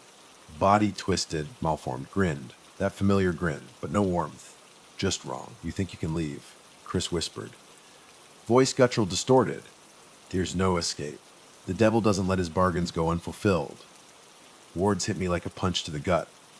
The devil, Red, he hadn't been just some creepy old man offering a wager. He'd been the devil himself, playing with us, toying with our souls, the whole cave, the wager, all part of his plan. Struggled beneath Chris's grip, fighting against the crushing force holding me down, but he was too strong. Wasn't gonna make it out. Then I heard it, faintest sound in the distance, unmistakable call of the wind, soft at first, but growing louder, clearer. A scream, a woman's scream, and then realization. It was Sarah's voice. She was still here, still trapped, still alive. In that moment, I knew what I had to do. Didn't care about consequences anymore. Had to free her. Had to end this. Sarah, I screamed, straining against Chris's hold. I'm sorry. I'll make it right. Just hold on. Wind carried her scream again, louder this time. Cry filled with pain, fear. Sound fueled something in me. Final, desperate surge of defiance. With every ounce of strength left, I shoved Chris off. Scrambled to my feet. Couldn't stop now. Had to end the deal. Had to stop whatever Red and his twisted game had planned for us. Heart pounding, I turned back to face the cavern. No idea what was waiting. But one thing was clear. I was going to finish what we started. As I ran towards Sarah's scream, I heard Red's voice behind me. Slow, calculating, like a predator closing in. It's too late, Alex, he said, words dripping with amusement. You were always going to lose. But I didn't stop. Couldn't stop. Couldn't let the devil win. Yo, name's Jake. I'm 36, and what I'm about to tell you happened last October 2023. It went down near Blackwood Forest, Maine. Ever heard of it? Probably not. It used to be this big nature preserve, all lush and green. Now, dead quiet, spooky quiet. And the woods are thick, man, like they're trying to swallow you whole. I moved out there almost a year ago. Needed to ditch the city, the people, the whole damn rat race. Just wanted some peace, you know. But peace ain't what I found. Not even close. See, I was living completely off grid when Sarah showed up. Honestly, I rolled my eyes when I saw her pull up in her Jeep. Another city slicker. Probably heard some dumbass ghost story about Blackwood and wanted to play Nancy Drew. People are obsessed with the cursed woods, but it's just woods, right? Tough woods, sure, but nothing supernatural. That's what I thought anyway. Boy, was I wrong. It was mid-afternoon when Sarah hiked up to my cabin, all kitted out with camera gear. Journalist through and through. She had this look in her eyes, like she was hungry for a story, any story. But something about her confidence rubbed me the wrong way. Maybe it was how she walked like she owned the place, or how she talked about Blackwood, like it was just some backdrop for her little article. Didn't seem to register with her that this land, it has teeth. I've heard things about this place. She says, all business, hand outstretched for a shake. Locals talk. I want to know what's really going on. Her voice was steady, even with the creepy vibe of the woods hanging around us. I hesitated, then took her hand. Name's Jake, I grunted. Army nickname stuck, I guess. You're looking for trouble, Sarah. Blackwood doesn't give up its secrets easy. She just grinned like I'd just thrown down a challenge. That's why I'm here. I didn't have the energy to argue. Didn't really care. To be honest, she was just passing through. As long as she didn't mess with my quiet, I wasn't going to waste my breath. That first night, I showed her where she could pitch her tent. Good distance from my cabin. No need to invite her in, no need to share my space. She was itching to explore, and I wasn't about to give her a lecture on wilderness survival. After some canned beans, I wished her luck and retreated to my cabin. Wind was picking up, howling through the trees. Blackwood has this way of deadening sound. Makes you feel like you're the last person alive. Around midnight, I jolted awake. Wind had died down, but there was this weird noise in the distance. Footsteps. Slow, deliberate, but not like any animal I knew. I grabbed my flashlight and stepped out, and there she was, Sarah, standing at the edge of the woods back to me, totally still. Freaky Sarah. I called, voice cutting through the cold night air. No answer. Just stood there, frozen. Sarah, louder this time, crunching frost under my boots as I got closer. She finally snapped around, eyes wide. freaked. "Oh, I'm sorry," she stammered, words trailing off like she lost her train of thought in the dark. Just I heard something. "You okay?" I asked, trying to figure out what was going on. "Something," she whispered, breath coming in ragged gasps. Something out there. Felt like watching me. I didn't say anything for a beat. Being in the wilderness long enough to know how sounds can mess with your head, especially at night, when the woods come alive with all sorts of creepy crawlies. But the fear in her voice of it was real. Too real. Didn't hear anything, I said, keeping my voice steady. "Get some sleep. Probably just an animal." She nodded, but her eyes kept flicking back to the trees, like she expected something to jump out any second. "Yeah, fine." Wasn't convinced, but what could I do? Wasn't about to babysit her.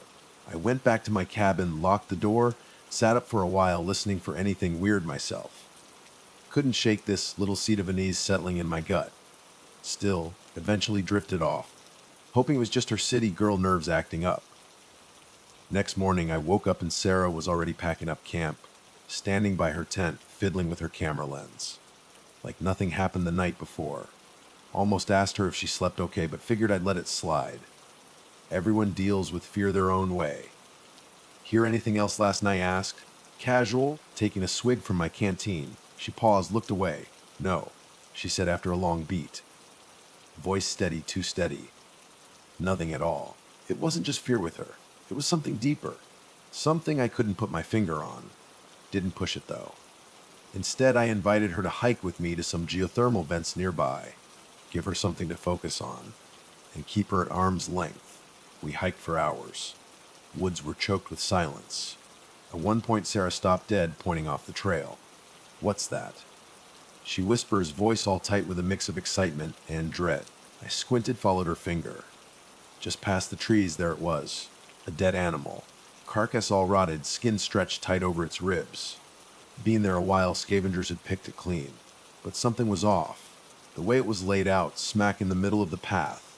Like someone put it there. "Doesn't look like any predator did that," I said, voice low. Looks placed. Sarah creeps closer, camera up, snapping pics. Think it's a warning, but my gut clenched. Something was wrong. Seriously wrong. We weren't alone out here. We kept walking, but the air had changed. Felt heavy. No wind, no birdsong, not even a rustle of leaves. Like the whole damn forest was holding its breath. When we finally got to the geothermal vents, steam hissing out of the ground, I noticed something else. In the dirt, near the vents, a weird pattern. Footprints, but not animal tracks. Too human looking. And they led into the woods, deeper into the trees, like someone had been standing there, watching us. That evening, back at my cabin, I couldn't shake the feeling of being watched. Sarah seemed to feel it too, though she wasn't saying much. Tried to focus on the fire, the crackling logs, but it just made the silence around us feel even heavier. Then, after dark, it happened. Faint whisper carried on the night air. Barely audible over the fire crackling. Jakey. Froze solid. Sarah stiffened beside me, hand darting to the knife on her belt. "Did you hear that?" She breathed, voice low, tight. I nodded. "Yeah, heard it." We both snapped our heads towards the woods. Trees were still, unmoving. No sign of anyone, no rustling leaves, no footsteps. "Probably just the wind," I muttered, but even I didn't believe it. The night felt wrong. Pressed down on me, thick and suffocating, like the air itself was holding its breath. Sarah just stared into the fire, but her eyes kept darting back to the tree-line. Stopped talking completely. Couldn't blame her. I felt it too. This weird, unnerving silence that had settled over Blackwood since that whisper. Neither of us could shake the feeling that we weren't alone. Not just alone in the woods, but like something was present. Some kind of presence that made your skin crawl, like the shadows themselves were watching. Lived out here long enough to know the difference between an animal's warning call and something else. Something sinister. Wind picked up again, rattling branches overhead. But the forest itself stayed unnaturally still, like it was holding its breath. "Maybe we should head back to the cabin," Sarah finally said, voice soft but firm. She wasn't asking. She'd already made up her mind. Didn't blame her. Wasn't sure how much longer I could sit there in the dark, listening to the night whispering secrets I didn't want to hear. "Yeah," I agreed. trying to shake off the unease churning in my stomach. Let's go. We packed up quick, didn't bother talking. Left the fire to burn itself out. Didn't take long to fall into step on the path back to the cabin. Familiar path, but it felt different now. Forest felt closer, darker. Shadows felt thicker. Trees seemed to lean in. Then I saw it. First time, thought my eyes were playing tricks. Flash of movement in the trees, just at the edge of my vision. Stopped dead in my tracks, heart hammering. What is it? Sarah whispered, noticing me freeze. Voice way too loud in the quiet woods. Didn't answer right away. Couldn't. Strained my ears, trying to catch anything that would explain the ice crawling up my spine. No footsteps. No animal sounds. No wind. But there was a sound, faint scraping sound, like something moving just out of sight. We're not alone, I said, voice low, tense. Knew she heard it too. What do we do? Her voice was steady, but I saw the flicker of panic in her eyes. She'd been studying these woods. She knew something was seriously wrong. Keep moving, I said, pulling my flashlight from my belt, aiming it into the trees ahead. Beams sliced through the dark, showed nothing but more dark, looming trees. But my gut screamed move. Hairs on the back of my neck prickled, started walking faster, pace quickening to a jog. Sarah fell and stepped beside me, breath coming fast.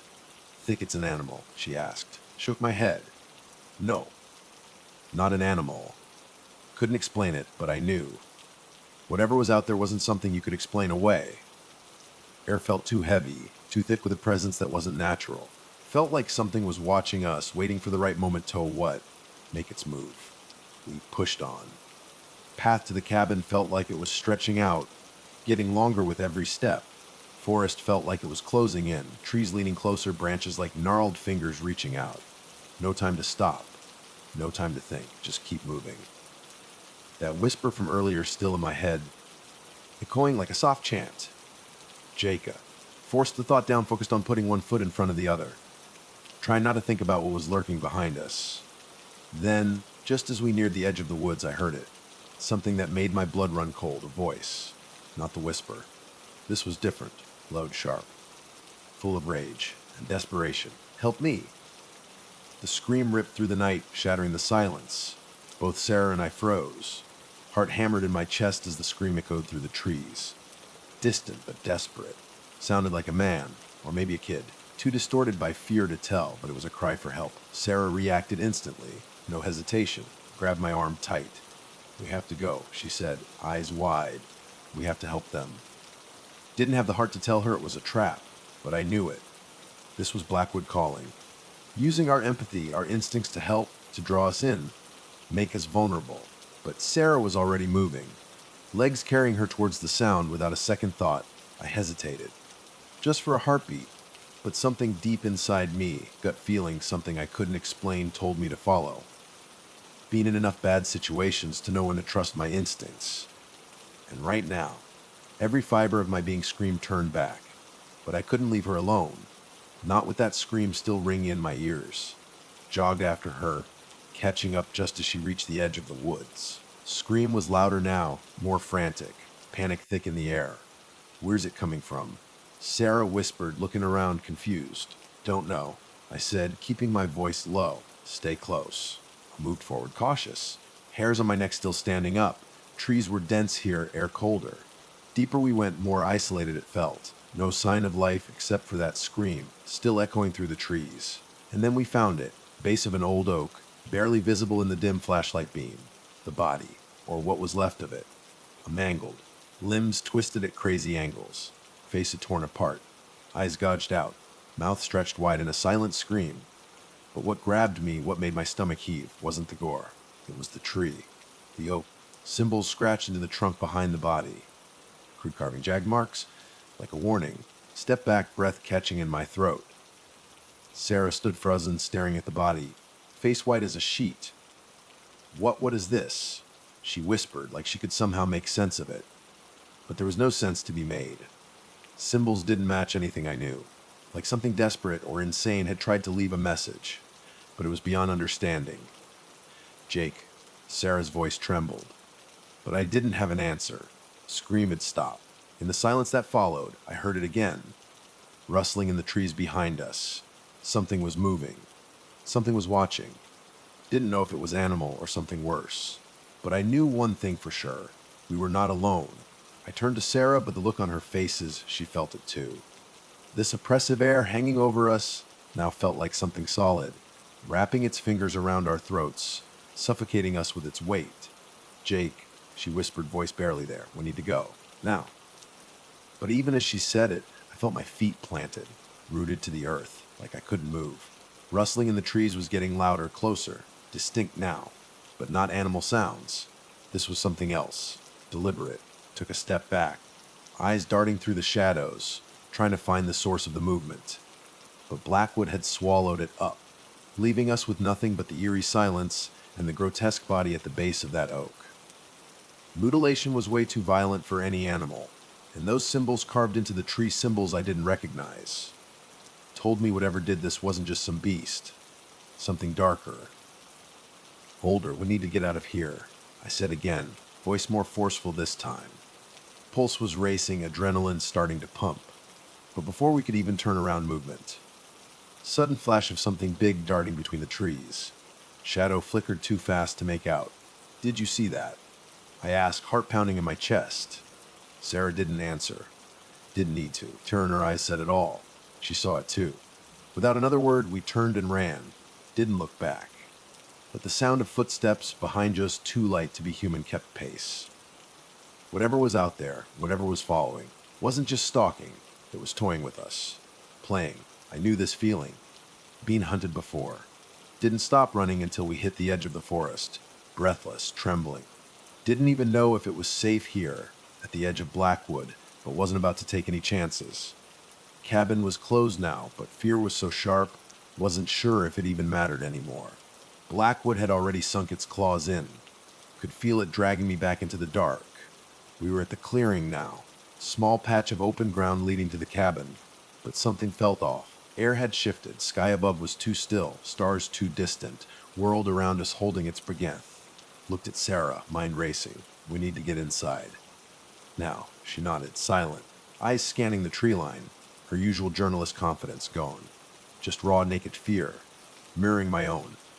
Didn't know if she even grasped how deep we were in it now, or if she ever would. Stumbled to the cabin. Door creaked open as I shoved it wide.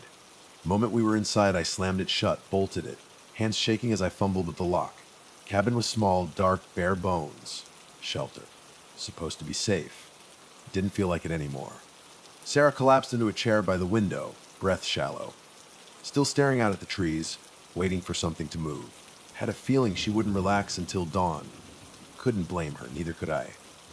"I don't understand," she whispered, voice trembling. What the hell was that?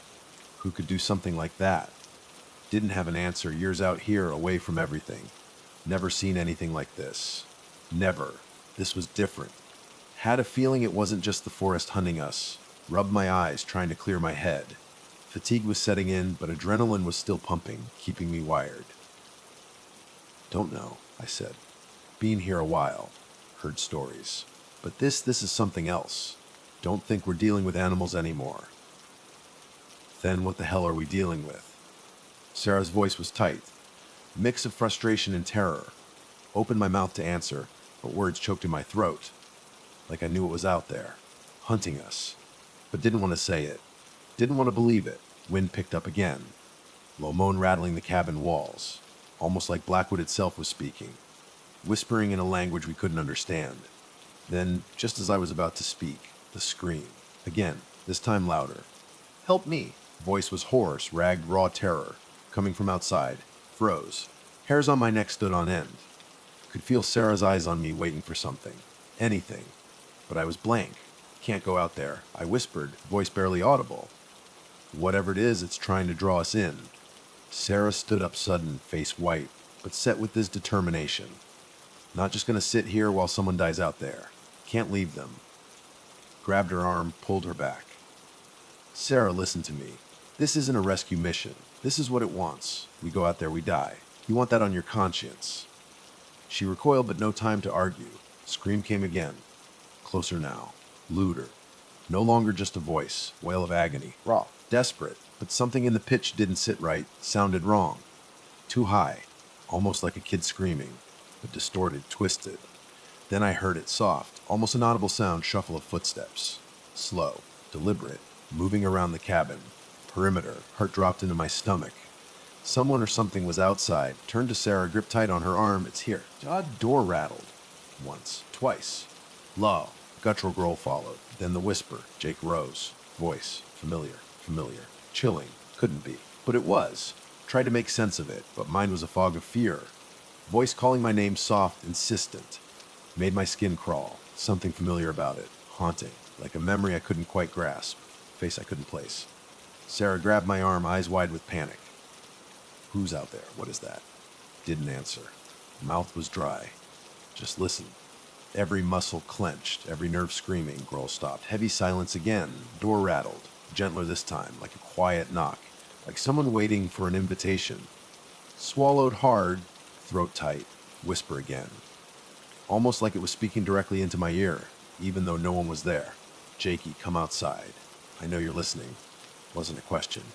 Command. And it was pulling at something deep inside. Something I couldn't explain. Didn't want to listen. Didn't want to go outside. But the pulled damn pull hard to ignore. Sarah backed away from the door, trembling. You have to make it stop. I don't know what this is, but I don't think we're going to survive this. Door shook harder now. Whispering turned into a voice. One I knew. One that sent a shard of ice straight through my heart. Jake, you left me. Turned to Sarah, heart sinking. It's my father. She stared, eyes full of confusion, fear. What? Your father. He died long time ago. Last person I expected to hear from. Voice cracked. Had to keep talking. It's not really him. Can't be. Sarah was silent, just staring at the door, like waiting for it to open on its own. But I knew better. Knew not to trust whatever was on the other side. Gritted my teeth, fighting down the rising panic. Needed to do something. Anything. Sitting here wasn't going to cut it. Air felt thick, the weight of whatever was on the other side of that door. Whisper again. This time louder. Jake, come home. Legs trembled. Hadn't heard that word in years. Not since Dad used to call me that when I was a kid. Home. Used to mean something safe. Solid. Now. Just reminded me of the past. Mistakes. Failures. You can't go out there? Sarah whispered, voice shaking. It's not him. You know that, right? Nodded, but felt like the room was closing in. Walls shrinking. Air thickening. Could almost feel the weight of blackwood pressing against us. Ancient hunger reaching out. Calling us to the dark. Without thinking, I turned to the window. Moonlight barely cut through the trees, but enough to show the outline of something moving just beyond the tree line. Shadow. Tall. Way too tall for a human. Creeping closer, every second. Air colder. Trees rustled even though there was no wind. Sarah, I think it's here, I whispered, voice barely a breath. She looked at me, eyes wide. Pure terror. What is it, Jake? What is out there? Before I could answer, another knock on the door. Louder this time, like it was trying to break through the wood. Whispering stopped. Then, low guttural sound. Door started to crack. Step back, heart hammering. Wouldn't need to leave. Now. Sarah opened her mouth to speak, but before she could get a word out, violent CRH. Door exploded inwards. Splinters flying everywhere. Standing in the doorway, something I could barely comprehend. Not a man. Not even human. Thing. Twisted, contorted. Skin pale, sickly. Stretched tight over bones that were too long, too sharp. Face twisted into a grin. Eyes black as coal, gleaming in the dark. Mouth filled with jagged teeth that seemed to stretch impossibly wide. But the worst part, the thing that made my blood run ice cold, its face. It wasn't just a monster. It was a mask. Beneath it, I saw my father's face. Withered, decayed, but unmistakable. Creature grins again. Heard the voice I'd feared so much, but twisted now. A natural, hollow laugh. Jake, I've been waiting for you. Room spun. Mind trying to catch up. Wasn't just some forest legend. Some ancient evil. Something else entirely. Something that had been here long before me. Something that wanted to take me. Running.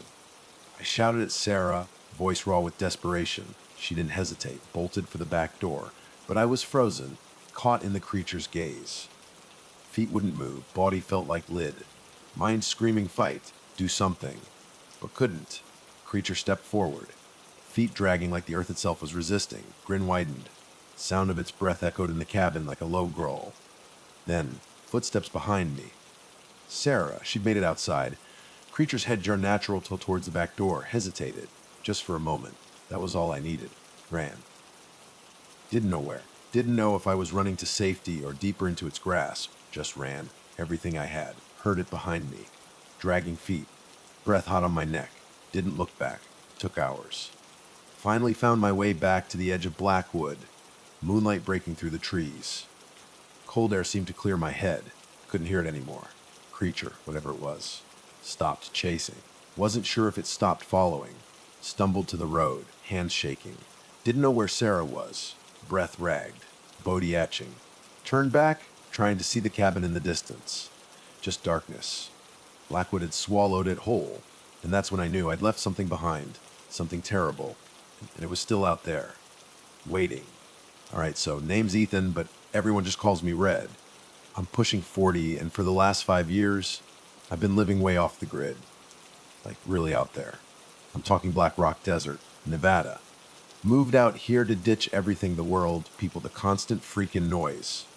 Turns out the desert ain't as quiet as you think, but in a weird way, I dig it more. Just the wind, the absolute silence, and the way the land just stretches out forever, like you can see the earth's bones. There's a kind of peace in it, you know. But peace can be a total lie. This was late November last year, 2023.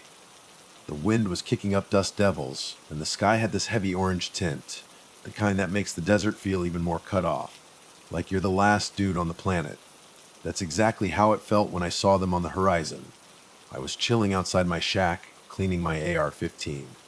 Yeah, out in the desert, you gotta be ready. This place has a way of making you feel tiny, like you're nothing. Most days, my only company was the occasional coyote sniffing around my camp before vanishing back into the sagebrush. Didn't bug me, I was used to it. But that day, something felt off. Just this weird gut feeling, like when you know something's wrong but can't put your finger on it. Instinct, I guess. I stood up, slung my rifle over my shoulder, and scanned the horizon.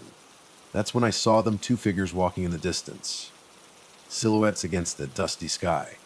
Too far to make out faces, but they were definitely heading my way. I set my rifle down and started walking towards the shack, eyes glued to them. I ain't dumb. People don't just wander into the Black Rock without a damn good reason, especially when the weather's turning to crap. Something about how they moved, no packs, no gear, told me they weren't ready for this place. I ducked inside, grabbed my binoculars, and checked them out. Rough-looking dudes, scruffy. One in a beat-up leather jacket, the other in a ratty hoodie. They weren't rushing, but they were dead set on heading straight for my camp. Had a choice to make. Pack up and run, maybe run right into whatever the hell these guys were about, or stick it out and see what they wanted. I stayed. When they finally got close, I was standing on my porch, hand on the grip of my .44. Leather jacket guy called out, "You live here." Voice was gravelly, kind of drawly, like he hadn't talked in days. I just nodded, didn't say a word. My silence made him twitchy, but he kept going. "We need some help," he said. "Been walking for days. You got a phone or anything? Need to make a call." I shook my head. No phone. And I don't usually help strangers out here. Hoodie guy glanced over his shoulder, eyes all jumpy. Looked like he wanted to say something, but didn't. "Just need shelter," Leather jacket said. "No trouble. Just water, maybe a bite. Please." I stared them down for a long minute, trying to read their faces, their moves. Something about them felt off, but then again, maybe it was just the desert messing with my head, making me paranoid. I was used to being alone, and the idea of sharing my space, even for a night, felt wrong. "Fine," I said finally, "but just for tonight. No funny business." "Got it." They nodded real quick, and as they shuffled towards my shack, I couldn't shake this feeling that something was seriously wrong. That night, we sat around my fire, the 3 of us. Didn't offer much, just some canned beans, water, granola bars. Fire crackled, wind howled in the distance, but those guys were quiet. Too quiet. Weird how they barely spoke to each other. Leather jacket Mark, he said his name did most of the talking, but his eyes were always flicking around, never really landing on anything. Hoodie guy Dave barely said a peep. Just stared into the fire, faced like a stone. We didn't get into why they were out here. They didn't say where they were from, or what they were running from, and I didn't ask. Out here, you meet people who don't want to be found. Learned a long time ago to respect that. But something told me these weren't just guys passing through. They were hiding from something. Someone, maybe. Didn't know yet. But I'd find out soon enough. It wasn't until the middle of the night that I knew for sure something was jacked up. Woke up to movement outside the shack. Wind at first, but then I heard rustling, gravel crunching. My dog Boone, low growl in his throat, hackles up. Grabbed my rifle from the corner, headed for the door, Boone right behind me, sniffing the air. I eased the door open, peeked out. There, by the edge of the firelight, was Dave. Just standing there, staring out into the desert like he was waiting for something. Someone? Stiff posture, unnatural. Didn't take long to realize he wasn't alone. Something or someone was out there with him. I stepped out into the night, Boone at my side, rifle ready. Cold air bit at my skin. Stars just watched, cold and distant. Called out to Dave, but he didn't react. That's when I heard it. Low whisper. From the shadows. Too faint to understand, but it was there, chilling the air. Boone barked. Sudden. Sharp for on end. Before I could even blink, Dave turned, eyes wide glassy. Mouth hanging open, slack wrong. Didn't speak, didn't even look at me, just started walking. Towards the darkness. Towards the cliffs past my camp, I shouted, but he didn't stop. No choice. Followed him. By the time I reached the cliff edge, it was too late. Dave had vanished into the night, footsteps swallowed by the wind. Boone stood at the edge, sniffing, but nothing. No sign of him. Desert had just swallowed him whole. That was the first sign. Something was horribly, horribly wrong. Didn't sleep that night. Couldn't. Desert was too quiet, too still after Dave just evaporated. My brain wouldn't shut off, replaying every second Dave's vacant stare. Those dead eyes as he walked towards the cliffs, that creepy whisper that iced my blood. Kept telling myself I'd find him. He couldn't have gone far. But the desert, man, it's got a way of just erasing people, like they were never even there. Told myself I'd wait till morning to search again. Boone stayed glued to my side, still freaked out from whatever the hell happened.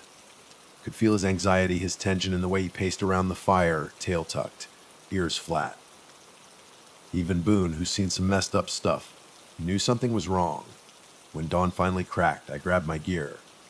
No sign of Dave anywhere near the shack. No tracks, no disturbed dirt, nothing to show he'd even walked through the sagebrush, like he just blinked out of existence. Mark had gone quiet too. Found him slumped by the fire, staring at the ground, jacket pulled tight like he was trying to disappear. Our eyes met, but he didn't say a word. What happened to Dave? I asked, voice sharper than I meant. Mark hesitated, rubbed the back of his neck, looked real uncomfortable. Dunno, man, he mumbled. We were just by the fire, and he got up, said something about hearing voices. His voice trailed off, eyes darting towards the empty desert. Trade calling him, but he didn't listen. Didn't make sense. I'd been awake on edge, heard no voices. Would have heard something if anyone else was out there, especially in the desert night silence. Looked around, scanned the land. Cliffs were only a few hundred yards. No way Dave could have gotten there that fast. Decided to check the cliffs again, dragged Mark with me. Boone trailed behind, sniffing the ground like he was trying to piece together a puzzle. We reached the cliffs in silence. Expected footprints, a trail leading to the rocks. Nothing. Just barren land, cracked earth, windswept sagebrush. Mark was getting jumpier by the minute, pacing back and forth. We gotta leave, he muttered. This place ain't right. Told you, man, I didn't sign up for this. Don't want to be out here no more. Ignored him, still scanning the ground. Boone sniffed around the base of the cliffs, then froze, body rigid, ears pricked, low growl. Knelt down next to him, trying to see what he'd found. That's when I saw them. Tracks. Fresh, barely there in the soft dirt near the rocks. But not normal footprints. Too wide, too deep. Like something heavy had dragged itself along the ground. Reached out to touch them, but before I could, a voice cut through the silence. You found them. Spun around, rifle up. Standing at the cliff edge, face white as bone, eyes wide with fear, was Sarah. Yes, Sarah. Somehow she'd gotten here without me even hearing her approach. Sarah. I said, catching my breath. What the hell are you doing here? I heard something, she stammered, voice shaky. Been following the trail for hours. Couldn't sleep. Something's wrong? Ethan, something's out here, something's been taking people. Stepped towards her, trying to calm her down. What are you talking about? What trail? She glanced over her shoulder, jumpy, like someone was watching. I've been looking into disappearances around here. People gone missing for years. It's not random. There's a pattern. Pulled out a notebook from her pack. Shoved it at me. Pages filled with notes, dates, names. One thing jumped out, old woman Skinwalker dar. She's the one, Sarah whispered. Locals call her that. Skinwalker Black Rock. She takes people, Ethan. Feeds off them. Stared at her, brain trying to catch up. Feeds off them. What the hell does that mean? Sarah looked at me, eyes wide. Something in them I couldn't place, fear, yeah, but also desperation and something darker. Not just kills them. She shook her head, couldn't finish. Takes their bones, their essence, their life. Felt the hairs on my neck prickle. Bones. That word echoed in my head. Not the first time I'd heard it, not in this place. And now, after what I'd seen in the desert, I wasn't so sure it was just some campfire story. We stood there, silent, Boone still growling, teeth bared. Didn't know what he was reacting to. Maybe he sensed something I couldn't. I don't buy this crap, Mark said, voice tight with fear, breaking the silence. Book what I'm seeing. It ain't normal. We gotta get out of here. No, I agree, I said, but the more I thought, the more I knew running wouldn't fix anything. Tracks, the bad feeling in my gut, Dave vanishing wasn't coincidence. Something was out here, and it wasn't gonna stop till it got what it wanted. We headed back to the shack, my mind racing. Couldn't shake the image of Dave's face, that empty look as he walked into the night. Knew he hadn't just wandered off. He'd been taken. And the more I thought, the more I wondered maybe I was next. Didn't talk much on the way back to the shack. All of us lost in our heads. Sarah kept her distance from Mark, eyes darting at him every few seconds. Couldn't blame her. Something about him just felt wrong. More than just him being freaked out. Got back to the shack and I went straight to work, fortifying the place. Checked windows, bolted the door. Made sure Boone was inside, close to the fire. Mark sat outside, back against the shack wall, eyes glued to the horizon. Sarah stayed by the fire, but kept a wide berth from him. Isolation was hitting hard again. Out here, you lose track of time, forget the world even exists. But now, felt like everything was closing in. Couldn't shake the feeling that whatever took Dave was still watching, waiting. Mark finally spoke, voice shaky. What's the plan, Ethan? You've been out here longer. You know this place. Think we can survive this? Didn't answer right away. Truth was, I didn't know. Lived alone in the desert for years, but never faced anything like this. Wasn't just about surviving the elements. Wasn't wildlife or bad weather. This was something else. Something older than the desert itself. Don't know, I said finally, voice quiet. But we can't leave yet. Gotta figure out what happened to Dave. Stop whatever's happening. Sarah stood up, face serious. Ethan, I've been digging into this place's history. Found records of disappearances. All the same pattern. People vanish in the desert, and the ones who make it back, they're never the same. They talk about a woman. Old woman who lives out here. Turned to face her, brow furrowed. Who is she? Called Old Woman Skinwalker. Sarah said, some say she's a witch, been preying on people for centuries. Takes them, changes them, makes them into something else, something worse. Cold shiver ran down my spine. Heard the name before, whispered in town, always brushed it off as local folklore. But now with Dave gone, the weirdness piling up, wasn't so sure anymore. What does she want with us? Mark asked, voice desperate.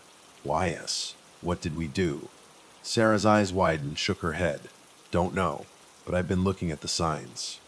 She doesn't take just anyone. She's selective.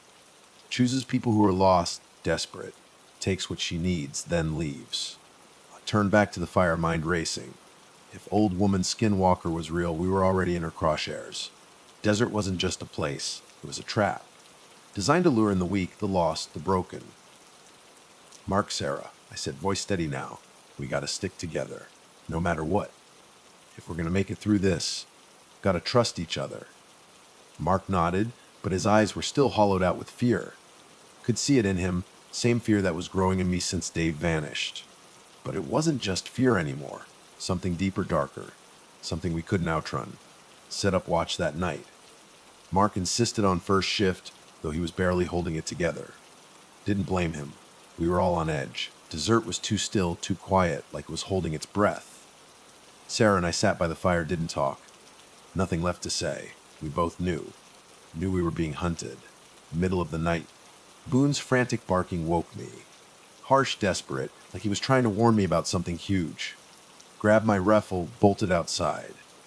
Boone was already charging towards the woods behind the shack, barking like crazy. Followed him, heart hammering. Air was freezing, wind cutting through my clothes, but Boone kept going, deeper into the trees, closer to the cliffs. Boone, I yelled. Voice strained, but he didn't stop. Just running, paws thudding on the ground for standing on end. Finally caught up to him near the edge of a ravine. He stopped, sniffing the air, tail tucked, eyes wide with terror. And that's when I saw it. Figure, tall, gaunt, covered in rags, standing at the bottom of the ravine, back to us. Wasn't moving, but I could feel it. Presence like a weight pressing down, watching us. Watching, raise my rifle, hands shaking, but before I could get a shot, the figure turned, and I saw its face. Wasn't human. Face twisted, stretched, skin pulled tight over a skull too big for its own damn skin. Eyes were empty holes, black pits.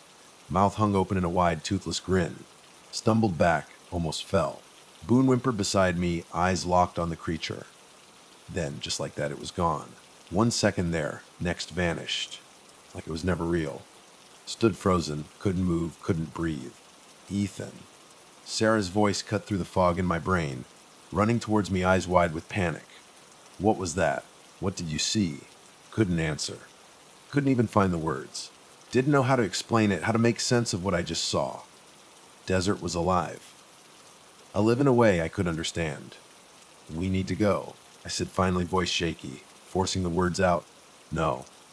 By the time we got back to the shack, sun was starting to rise, all of us exhausted, shaken to the core. Boone still on edge, pacing, senses on overdrive.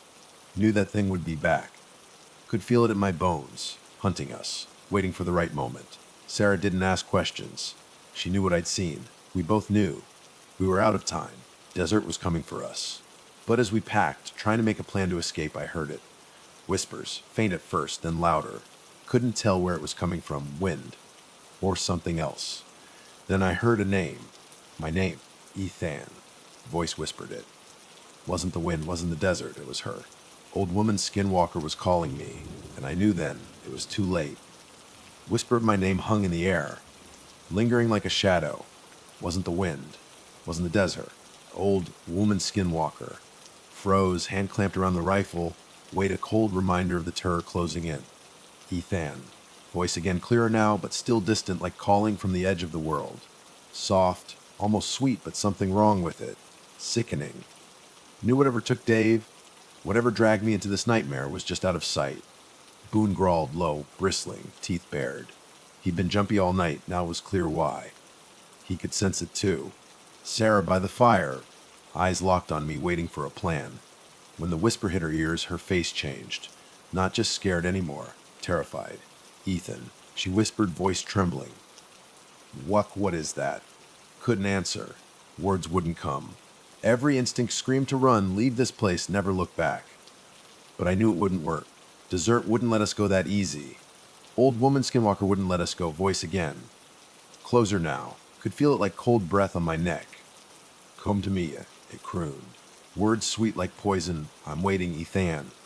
Turned to Sarah, mind racing. We need to leave now. But as I said it, something in the air shifted. Ground trembled under our feet. Temperature dropped. Sudden, biting cold cut through my jacket, froze me to the bone. Boone whimpered, tail between legs, backing away from the shack. Grabbed Sarah's arm. Dragged her towards the truck. Get in the truck now. Mark hadn't said a word since last night, but now he was standing at the edge of the firelight, face white, eyes wide. What's happening? He croaked, voice hoarse. It's her, I said, barely keeping it together. Old woman SKINWALKER. She's coming. But before we reached the truck, something caught my eye. Far edge of camp, just beyond the shadows of the trees. Saw her, old woman SKINWALKER.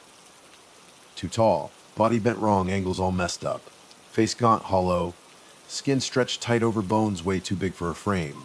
Eyes were black holes, empty, and her mouth stretched wide in a sick grin, teeth too sharp, too many. Fingers no, claws twitched, reaching for us fast, too fast, made my stomach churn, froze, couldn't move. Mark stepped forward, voice shaky but loud. What do we do now? Looking at me, waiting for something, anything to save us, but I had nothing. No plan. Run, I choked out. Bolted for the truck, but before we could get there, ground cracked open. Earth split with a deafening roar. Wind picked up, howling in my ears, drowning everything out. Load screech echoed, like the desert itself was screaming, hungry for us. Pushed Sarah into the truck, shoved her towards the passenger seat. Mark scrambled in behind me, fumbling with the keys, hands shaking so bad I thought he dropped them. Seconds from escape, but the air shifted again. Deep, crushing weight pressed down, hard to breathe. Whispers louder in air, filling going off the canyon walls. You can't escape, I'll always find you. Truck engine roared to life. Mark slammed it into gear, but something blocked our path. Figure, Dave. But not Dave. Body twisted, skin pale, stretched tight over bones, eyes black. Mouth grinning, same sick grin as old woman SKINWALKER.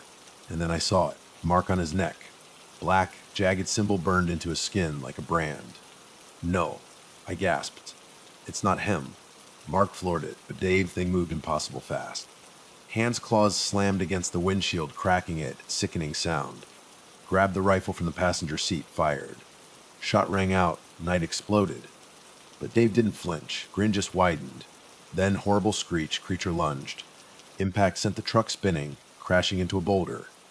World went black. When I came to, truck was upside down. Head throbbing. Everything blurry. Heard Sarah calling my name, voice frantic, but far away. Ethan. Sounded so distant. Blinked, trying to clear my vision. Then I saw it, Boone. Lying still outside the truck. Body twisted wrong. Formatted with blood. Couldn't breathe. Tried to move, body wouldn't work. World spinning dizzy, weak. Heard footsteps. Slow, deliberate. Each step like a drumbeat against my chest. Forced myself to look up. There she was. Old woman SKINWALKER.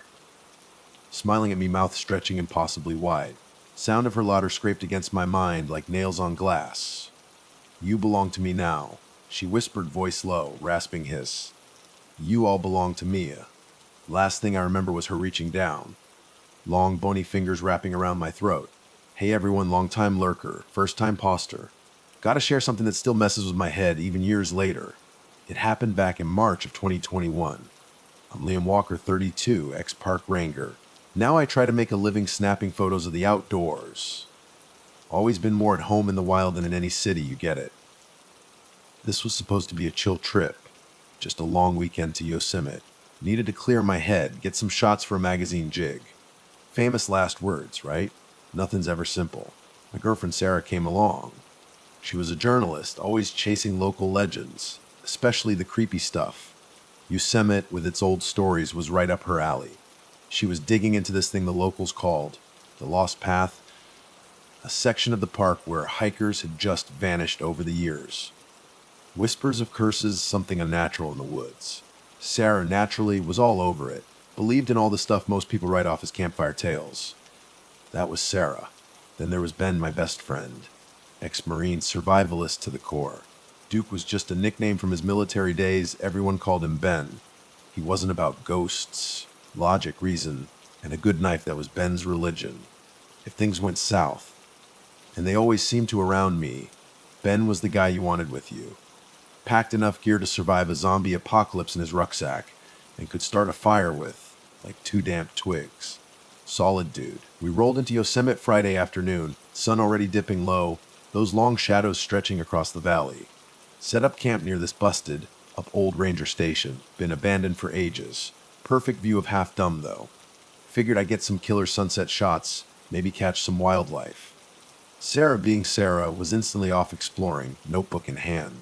She'd been researching the Lost Path for weeks, determined to figure out what happened to those missing hikers. Write some big expose, probably. Wasn't sure she was ready for what she might find, but telling Sarah not to do something was like telling a river not to flow Ophil. Ben, meanwhile, wasn't buying in any ghost stories. He was all about camp setup, firewood stacked high, perimeter checked. He respected the wilderness, knew it was dangerous on its own terms, but he wasn't scared of boogeymen. Just knew how to handle himself. Kept him calm, I guess. Hour or so before dark, we were settling in. Sarah was still out there, somewhere in the woods, probably poking around for clues. Fire crackling, pine smell thick in the air. Ben had brought his guitar, so we were taking turns strumming, passing a bottle of whiskey I'd packed. This was our tradition, these trips. Starting to feel that familiar outdoor comfort, you know. Peaceful quiet, cool evening air, wind in the trees. But something felt off that night. Started with Sarah being gone too long. She usually wandered, but she'd always be back before dark.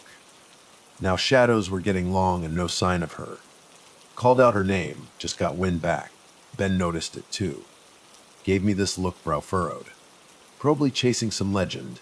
He muttered, but his voice didn't have that Ben-level conviction. He was worried too. Grabbed my flashlight, headed towards the woods, calling Sarah's name. Trees closed in fast, branches twisting like skeletal fingers against the fading light. Deeper I went, heavier the forest felt, pressing down, suffocating quiet. Called again, Sarah! Nothing. Air felt thick, heavy with something else, not just normal forest night sounds. Too still, too quiet. Then in the distance I heard it, a kid's laugh. Froze solid. Wasn't Sarah. Something else.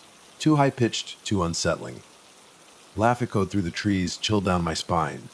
Rushed towards the sound, heart hammering, pushing through underbrush. And then I saw her, little girl, standing in a clearing back to me, facing deeper woods. Hair long, tangled. Skin so pale it looked translucent in the fading light. Barefoot. Didn't move when I called out. She lost. She turned. Face pale like she'd never seen sunlight. Eyes black as coal, staring blankly. No recognition, no emotion, just darkness. Something was wrong, took a step forward. Where's Sarah? Tried to keep my voice steady. Girl didn't answer, just pointed deeper into the trees. Then turned, started walking away. Movement stiff, almost robotic, like some puppet on strings. Followed her, couldn't take my eyes off this weird kid. Felt like being pulled into some kind of trance, couldn't resist. Then I heard it again, Sarah's voice, faint but clear. Help me, Liam. Came from ahead beyond the trees. Panic spiked. Panic Sarah. I yelled, but the girl kept walking, like she hadn't heard a thing. Followed, heart racing, something screaming in my gut this wasn't right. But I couldn't stop. Not when Sarah needed me. Girl stopped in another clearing, caught up to her. The moment I did, she turned back. She needs you more than you do, she whispered. Voice wasn't hers, voice I had heard before. Sarah's. Froze again. Girl took a step closer, eyes widening. She's waiting, and before I could even blink, felt something know, someone grabbed my arm. Yanked me backwards into darkness, not Sarah. Fought, but the grip tightened. Then everything went black. Don't know how long I was out. Head was pounding, world spinning. For a second, thought it was all a nightmare. But then the throbbing in my side, the cold night air biting my skin, nope, real. Forced my eyes open. Forest was pitch black. Trees looming like silent watchers. Distant rustling of leaves, whisper of wind, but nothing else. No Sarah, no creepy little girl, nothing. Scrambled to my feet, legs shaky, like I hadn't walked in days. Breath coming in short, panic gasps. Flashlight gone. Lost in whatever the hell just happened. But then I saw it. Ground under me was torn up, dirt all messed up, like something someone had been dragged. Knelt down, fingers brushing the dirt, and that's when I saw it, blood. Not much at first, just a few drops, but enough.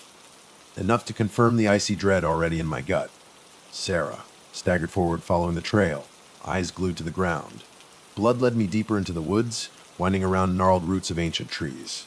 Then it just stopped, abruptly, base of a small hill, and then I heard it again, Sarah's voice. Help me, Liam, faint, barely a whisper on the wind, but unmistakable. Panic surge, she was close. Had to be. Sprint up the hill, thorns tearing at my jeans. Didn't even feel it. Heart hammering, every step felt like forever. Couldn't like this. Not reach the top. And fuck. Saw something that made my stomach heave. Figure kneeling in the dirt. Sarah, or what looked like Sarah. Stumbled towards her, calling her name. Didn't move. Didn't even twitch. Back to me, hands limp in her lap. Faint moonlight on her pale face. Eyes shut tight, lips pressed thin. Something was wrong. No life in her posture. No Sarah Ness. Reached out, shaking her gently. Sarah, can you hear me? Nothing. No response. Heart sank. This wasn't my Sarah. Not the woman I loved. Grabbed her shoulders, turned her around. That's when I saw her eyes. Wide open now. But not hers. Black. Like the void. Like that girl. Pupils gone, swallowed by darkness. Stumbled back, chest tight with dread. Clara, I whispered again, voice shaking. Her lips curled into a smile, but not her smile. Too long. She's waiting, Sarah said, voice flat, monotone. Blood ran cold. She's waiting for you, Liam. Repeated, smile never faltering. Took a step back. Mind racing. This wasn't Sarah. Didn't know what it was, but it wasn't her. This thing had taken her. Twisted her into something else. Had to get her away from whatever dark force had done this. But how? Couldn't just leave her here like this. Stepped forward again, hands shaking, reaching for her. Touched her arm. Something inside me just froze. Ground beneath my feet trembled. Low. Guttural growl vibrated through the earth. Air grew thick, heavy with presence. Something malevolent, something ancient. Trees seemed to lean in closer, shadows shifting, unnatural. And then, from behind Sarah, something else stepped into the moonlight. Maisie. Little girl, standing there, staring at me with those dark, empty eyes. Face still pale, lifeless. Tiny hands held out in front of her, like she was beckoning. No, I whispered, shaking my head. Disbelief. No, not again. Sarah, or whatever this thing was that looked like her, tilted her head slowly. You have to come with her, Liam, she said. She's waiting. Cold sweat down my spine. This wasn't some lost kid in the woods. This was something way worse, something ancient, waiting for someone dumb enough to wander into its trap. Maisie took a step forward, feet silent on the ground. And as she did, I heard a voice in my head, not my own, something darker, more powerful. Come closer, Liam. Let her have you. You belong to me. Shook my head violently, trying to clear the fog in my brain. This wasn't real, couldn't be. But the pull of Maisie's presence, the sheer force of it, too much. Like every part of me was being drawn to her. No choice but to obey. Sarah, I cried out, voice cracking. Sarah, fight to me. Come back to no response. Sarah's eyes still wide, smile still wrong. Didn't even flinch when I shouted her name. Backed away slowly. Maisie kept moving closer, tiny feet making no sound. Smile widened, showing teeth. Sharp, jagged teeth. Way too big for her little mouth. Turned and ran. Had to get out of there. Had to escape whatever this was before it swallowed me whole. But as I turned to flee, heard the voice again. Same one from my head. You can't escape me, Liam. Not ever. The forest seemed to close in. Trees twisting into shapes that weren't natural. Branches clawing at my skin. Stumbled, legs giving out. Felt cold fingers of fear tighten around my chest, squeezing the air out of my lungs. But couldn't stop. Couldn't let it get me. Pushed forward, ignoring the ache in my body. The pain radiating from my side where I'd been slashed earlier. Blood dripping down my shirt, didn't care. Just had to get away. Had to survive. Didn't stop running until I couldn't hear Maisie's voice in my head anymore. Until the forest behind me was just a blur, and the only sound was my own ragged breathing. Collapsed to the ground, gasping for air, heart hammering. But in the back of my mind, one thought kept repeating. She's still waiting. Don't know how long I sat there in the darkness. Weight of everything pressing down, like a suffocating fog. Mind spinning, trying to piece together shattered fragments of what just happened. Made no sense. The girl Maisie. The thing that had taken Sarah. None of it felt real. Couldn't be real. Had to be dreaming, right? But I knew better. Pain in my side, blood still sticky, sick feeling in my gut, all too real. Wasn't dreaming. This was happening. Night stretched on forever. Forest eerily silent now. Wind sounds, animal noises gone. Just the rustle of my clothes as I shifted, breaking the stillness. Couldn't stay out here in the woods. Couldn't keep running. But couldn't go back to that clearing. Not with Sarah, Thing, and Maisie out there. Had to think. Had to have a plan. Pushed myself up, ignoring the ache in my legs. The throbbing in my side. Stumbled in the direction I thought would lead back to camp.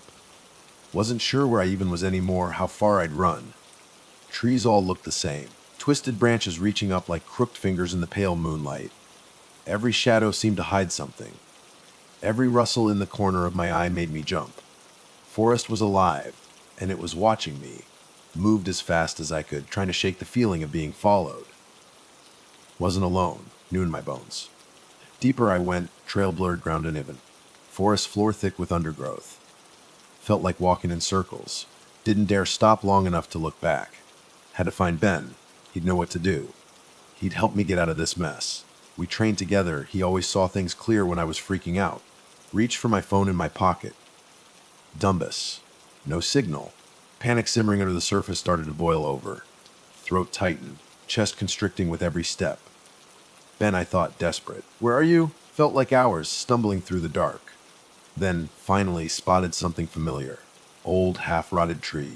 Marked the edge of our campsite. Heart skipped a beat. Didn't stop running. Pushed through the brush, fighting down the panic clawing at my chest. Reached the camp. And empty. Ben's pack still sitting by the fire pit, abandoned. Fire long burned out, ashes cold, still. No sign of Ben. No sign of Sarah. Nothing. Just the empty campsite. Remnants of our once comfortable weekend trip. Ben. Voice cracked as I called his name. Silence answered. Searched the area, frantic now. Pushing through underbrush, checking behind trees, praying they'd come back here. Maybe just stepped away for a minute. But nothing. World eerily quiet. Just the rustling trees, my own panic breathing. And then I saw it. Flash of movement in the distance. Too fast to be human. Froze. Heart stopped for a second. Thought I saw a flash of a pale face in the shadows. Little girl. Maisie. No. Couldn't go after her again. Couldn't. Then I heard something else. Voices. Low, muffled. Liam. Turned towards the sound. Chest tight, that voice. Sarah's voice. Sarah. I called again, louder this time. Feet moving before my brain caught up. Almost running now. Desperate need to find her, overriding everything else. Sound of her voice pulling me forward, urging me deeper into the forest. Deeper into the unknown. Trees seemed to part as I moved. Path clearing like the forest itself was opening up for me. Almost there. Could hear Sarah's voice clearer now. Pulse quickened. Reach feet faltered. Stopped dead. Sickening realization hit my gut like a punch. Clearing was empty. No Sarah. No Maisie. Forest still. Night unnaturally quiet. But then I saw something that made my stomach churn. A body. It was Ben, his body crumpled in the center of the clearing. Face pale, eyes wide open, staring into nothing. Blood stained the ground under him, a dark pool soaking into the earth. Throat slashed. No mistaking it. Stumbled forward, heart hammering, bile rising in my throat. How had I missed him? But there he was, dead, center of the clearing, murdered. Part of me wanted to run. Escape, pretend this wasn't happening. Couldn't. Needed answers, had to understand. Knelt beside him, reaching for a pulse, but knew was pointless. Going. Suddenly rustling behind me. Snap of a twig. Whirled around, hand reaching for the knife at my belt. Someone there, not Ben. Not Sarah. Her, Maisie. Standing at the edge of the clearing. Small, pale face in the moonlight. Eyes still black. But now something else in them. Something ancient. Something cruel. She's waiting. She said, same monotone voice. Stepping towards me, tiny feet silent on the forest floor. Took a step back, breath shallow gasps. What do you want from me?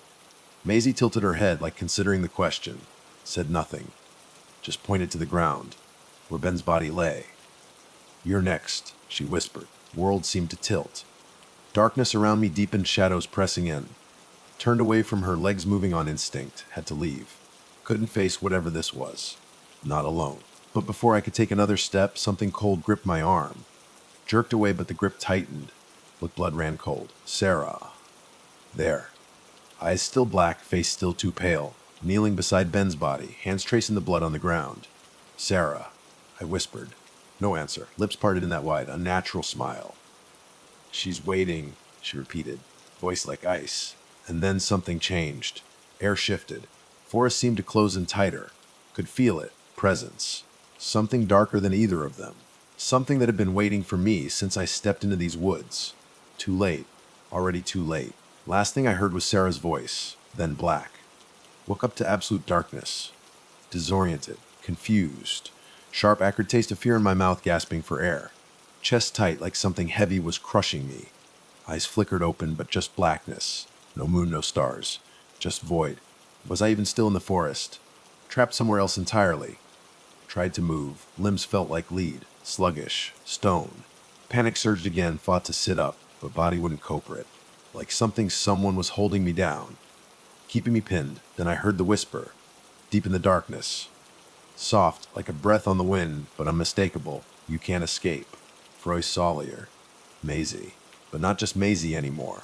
Something else layered in, something sinister. Blinked hard trying to focus. Slowly, shapes started to form in the blackness. Head spinning, couldn't tell if it was real or some kind of waking nightmare. But as shapes sharpened, sickening lurch in my gut. Surrounded. Sarah. Face standing there, face too pale, black eyes locked on mine, mouth twisted in that horrible smile, not alone. Maisie beside her, small form casting an eerie, spectral glow in the dim, fading light. And then others. Figures just beyond reach of the light. Faces twisted, unrecognizable. Eyes black, empty, soulless. Watching me, could feel their gaze boring into me, waiting. Struggled again, this time managed to push myself up trembling, heart thundering. Sarah. I choked out, voice weak. Please, what's happening? Where are we? Sarah didn't respond. Instead, Maisie stepped forward, tiny feet silent. She's waiting, repeated voice hollow echo. She needs you, Liam. Wanted to scream, beg her to stop, fight whatever dark thing had taken Sarah. Words caught in my throat, every instinct screaming run, but paralyzed. Couldn't escape. Trapped, Maisie's smile widened as she stepped closer, and then I realized, horror twisting my insides. Forest around me changed. Trees that had towered over me, now twisted, grotesque blackened shapes. Limbs reached out like claws, bark slick, pulsing like alive. Air thick, heavy with something ancient, malevolent. Felt like the forest itself was part of this dark force. Waiting for me. Glanced back at Sarah. Still hadn't moved. Emptiness in her eyes sent ice down my spine. Wasn't the woman I loved. Wasn't Sarah. Backed away, shaking my head. No, this isn't real. You're not her. You're not Sarah. Smile on Sarah's face just widened. She's waiting. Maisie whispered again. Voice now a chorus of echoes, like more voices joined hers. Turned, panic rising. Had to escape this nightmare. But before I could move, cold hand clamped on my wrist. Spun around. Sarah. Grip like ice, fingers digging into my skin. Face inches from mine. Smell of decay on her breath. She's waiting. She said again, voice hollow, devoid of any trace of Sarah. You are what she's been waiting for. Recoiled, trying to rip myself free. Hold unbreakable, like her very essence replaced by something else. Something evil, something ancient. Could feel the presence all around now. Malevolent force that had been watching since I stepped into the woods. Everywhere. In the trees, ground, air I breathed. Couldn't escape it. Failed, no way out, nowhere to run. And then, sound of footsteps. Heavy, slow. Figure stepped out of shadows. Couldn't see who at first. As figure came closer, breath caught in my throat. Ben. Face ashen, eyes empty. But something else there. Faint, twisted smile on his lips. Throat slashed, blood long dried. But he was standing. There, in front of me. No, not alive. Not in any way that mattered. He's ours now, Liam. Sarah said, voice flat, just like you will be. Mind reeling. Ben. Dead, but standing, smiling. Part of it now. Part of whatever dark force consumed them all. Staggered back, mind shattering. No, I can't. Maisie stepped forward again, small hand reaching for me. She's waiting, she whispered. Come with us. She's been waiting for you. Tried to pull away. Useless. Shadows closed in, swallowing everything. Air colder, ground harder under my feet. Nowhere left to run. And then I felt it. Something sharp, cold pressing against my skin. Looked down. Blade. The one I'd carried since this nightmare began. Now held by Ben. She's waiting, Sarah's voice echoed in my mind. Didn't have a choice anymore. World went dark. They found me weeks later, deep in your conscious. Traces of blood. No sign of Sarah. No Ben, no answers. Just whispers about the lost path. Kirko's woods, little say they're still out there. Dark force waiting. For anyone foolish enough to wander too far. And if you ask anyone who knows Yosemite, they'll tell you one thing. She's waiting. Always.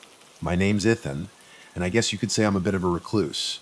Turning 35 this year, and honestly, the best decision I ever made was ditching the 9 to 5, the grind and going off. Grid. This all went down early October last year, 2024. Mojave Desert, California. Middle of nowhere. Exactly how I liked it. Used to have the whole suburban dream wife house, the works. But when the marriage imploded, all that just vanished. The quiet of the wilderness started calling to me. No drama, no bills, no people asking questions. Just me, the dirt, the wind. And this silence that actually made me feel alive for the first time in years. I built myself a tiny cabin, one room, nestled in these rocky hills. miles from civilization.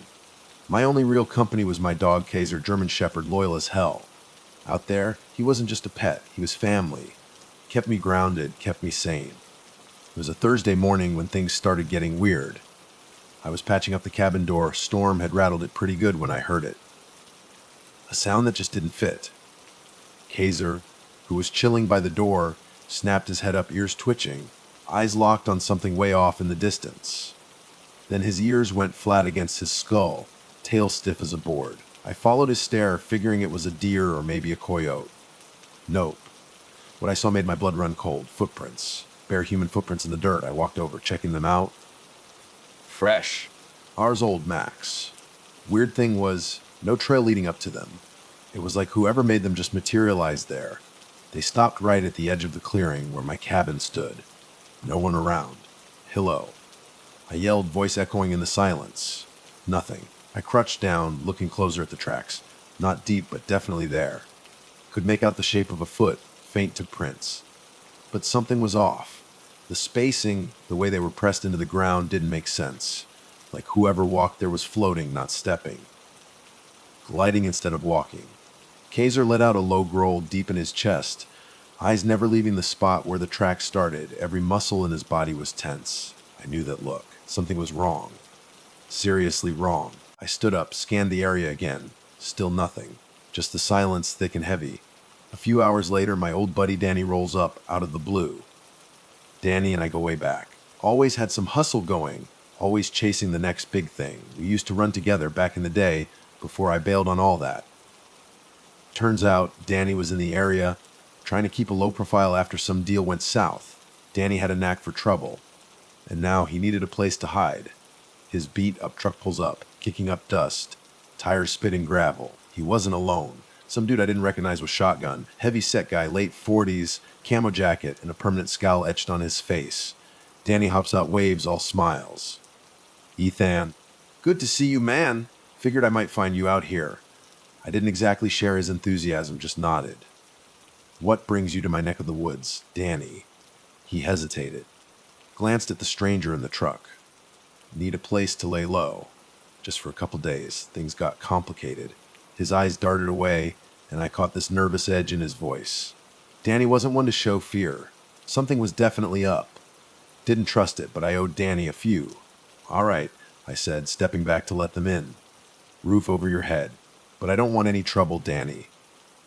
Danny grins, but it looked forced. No trouble, I promise. Just need to get our bearings, then we're out of your hair. That night, after a dinner of beans and rice, nothing fancy out here, Danny starts telling me this story. A story I really didn't want to hear.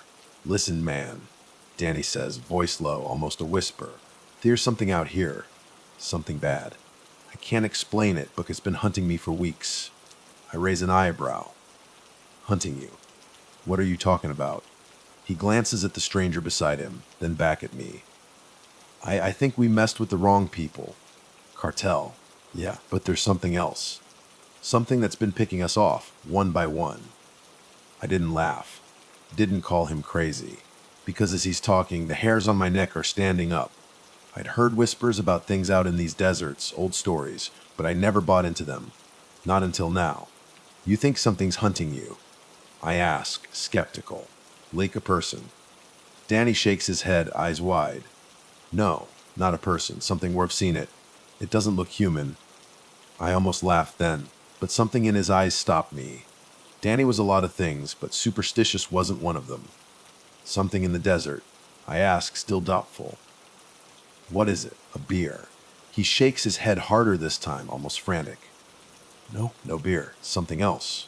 I don't know, just coming for me. Silence hangs heavy in the cabin.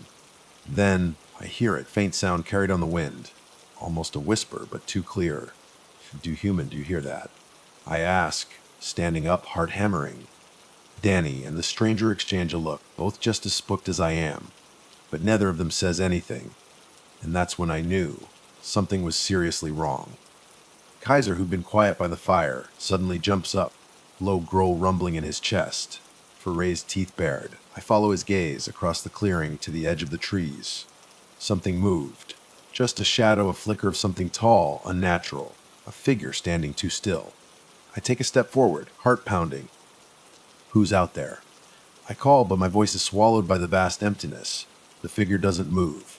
Then it's gone. The night drags on. Sleep is a joke. Too on edge to even close my eyes properly. But when I finally do drift off and wake up the next morning, something's changed. The footprints are back. Closer this time, right up to the cabin door. I look over at Danny. He's not even paying attention. Eyes wide, lost somewhere else. I try to shake it off, tell myself it's nothing. But I can't. Something is out there, and it isn't human. We have no freaking idea what we're dealing with. But one thing's for sure, it's not going to leave us alone. Sun barely cresting the horizon when I step out of the cabin next morning. Heart's still hammering from the night before.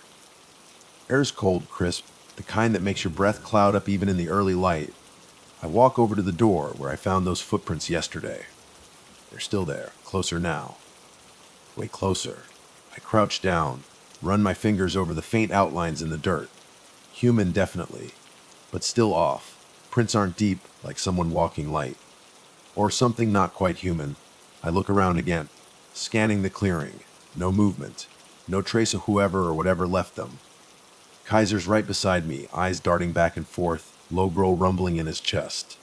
Something's out there. I can feel it too, this prickling unease under my skin. Stand up, wipe my hands on my jeans. Danny. I yell, voice still rough with sleep. Get up. You need to see this. Danny stumbles out of the cabin, face pale like he hasn't slept a wink. He looks at the footprints, eyes widening, then nervously scans the trees. It's here. He mutters, voice shaky. What do you mean, it's here? I ask, stepping back towards the cabin, eyes glued to the ground. You said something was hunting you. What exactly are we dealing with, Danny? Danny rubs his face, hands trembling slightly. I don't know, man.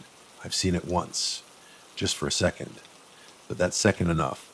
It's not normal. Tall, almost like a man, but face ain't right. And the way it moved, not like anything I ever seen. I turn to face him fully. You're saying this thing is hunting you, but why?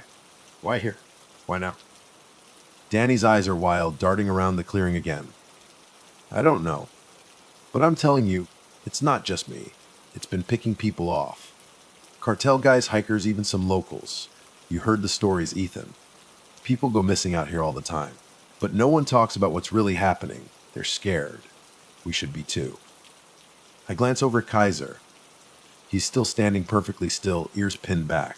He never acts like this unless something's seriously wrong. My stomach clenches.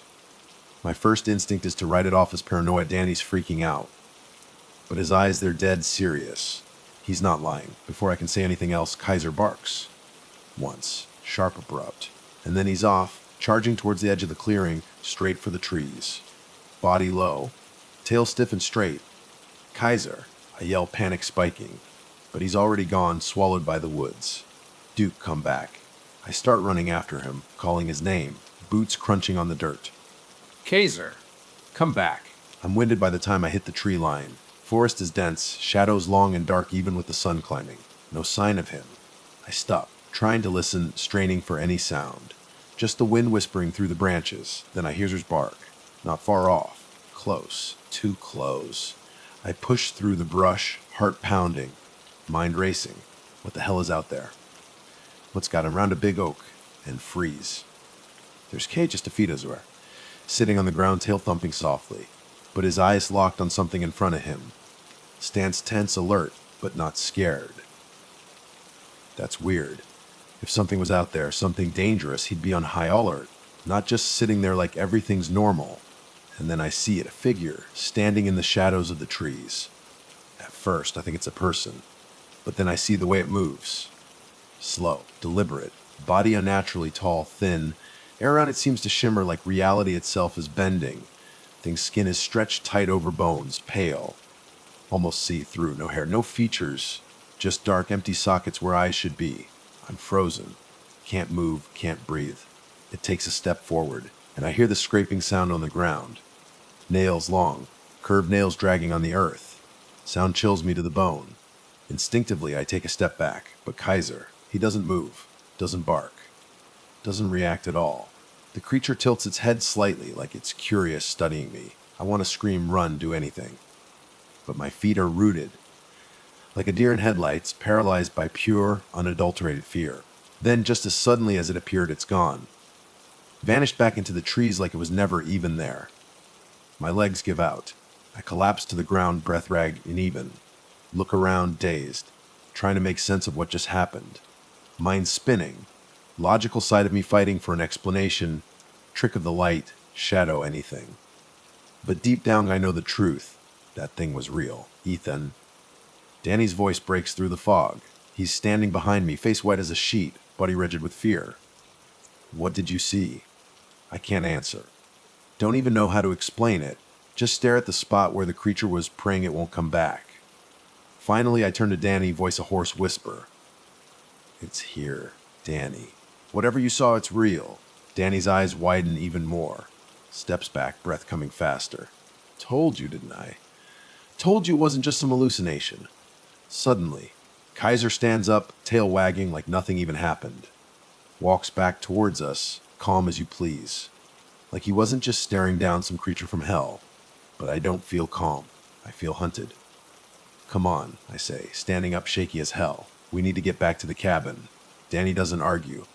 Follows me in silence, eyes darting nervously, always looking over his shoulder. Can't blame him. I'm doing the same damn thing. Back at the cabin, I lock the door behind us.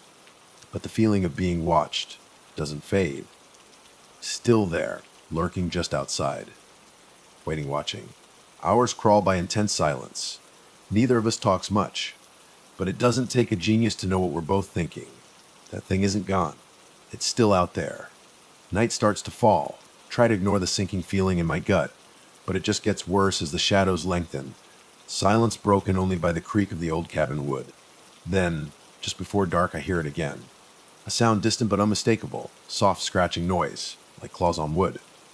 Kaiser growls again, low and guttural, eyes narrowed. I stand up, heart hammering in my chest. We need to go. Now. But Danny doesn't move. Frozen, staring out the window, eyes wide. And that's when I see it too. Thing isn't just caught there anymore. It's right outside the cabin. It followed us back. Door rattles. Low, ominous sound like it's testing the wood. We both back away from the door. Fear, cold and paralyzing, grips us tight. Then the knocking starts. The knocking starts quiet. Soft, slow at first. Like a tree branch tapping against the window in the wind. But then it gets deliberate, firm. Almost purposeful. Each strike vibrates through the door, rattling the wood, sending shivers down my spine. It's not the wind. Not an animal testing the structure. It's something else. Someone. Or something else. I take a step back from the door, mind racing. What the hell is that? Danny's frozen too, back pressed against the wall across the room, eyes wide with pure panic. Kaiser, surprisingly, isn't barking. Standing rigid, ears flat against his skull, eyes locked on the door, like he knows what's out there. Door rattles again. Louder this time. I move towards the window, peering out between the ragged curtains. Darkness outside is thick, pressing in on the cabin. Moonlight barely cuts through the trees, leaving only shadows in the yard. No sign of anyone, or anything, but I know better than to think we're alone. Danny, I whisper harshly, not wanting to make too much noise. Get the rifle. Danny barely reacts at first. Bodhi stiff, still paralyzed by fear. But after a moment, he blinks like snapping out of a trance. Stumbles towards the corner where I keep the rifle. Hands are shaking too bad to even grip the barrel. I grab it from him, trying to calm my own racing heart. Keep it together, Danny. Just keep quiet. Stay behind me. Knocking continues. Now it's insistent, like something is trying to break in. Then, suddenly, I hear a voice, a whisper. Soft, almost lost in the wind. Let me in, not human. Guttural, like a growl mixed with a rasp. Cold wave of terror washes over me. I step back, heart hammering. Voice, if you can even call it, that came from right outside the door. Who's there? I call. Voice trembling despite myself. Who's out there? Long pause, followed by a low, drawn-out chuckle. Kind of laugh that makes your skin crawl. I've been waiting for you, it says. Almost teasing. That's when it hits me, not just the knocking. The voice thing isn't just knocking to get in, it's mocking us. Taunting us. I turn quickly, motioning for Danny to move further into the cabin. Slam the bolt shut on the door, even though I know it won't stop whatever's on the other side. I can hear it now. scratching at the wood, like it's trying to dig its way through. Danny, get the damn gun. I snap, voice getting more urgent. Danny barely moves, still glued to the corner. Sweat's pouring down his face, breath coming in ragged gasps. See it then. The man who seemed so self-assured, so confident just hours ago. Completely broken. Whatever's outside has shattered him. And I'm not sure how much longer he can hold it together. I look back at the door, then to the window, and then back to the door again. It's right outside, whatever it is. And it's waiting.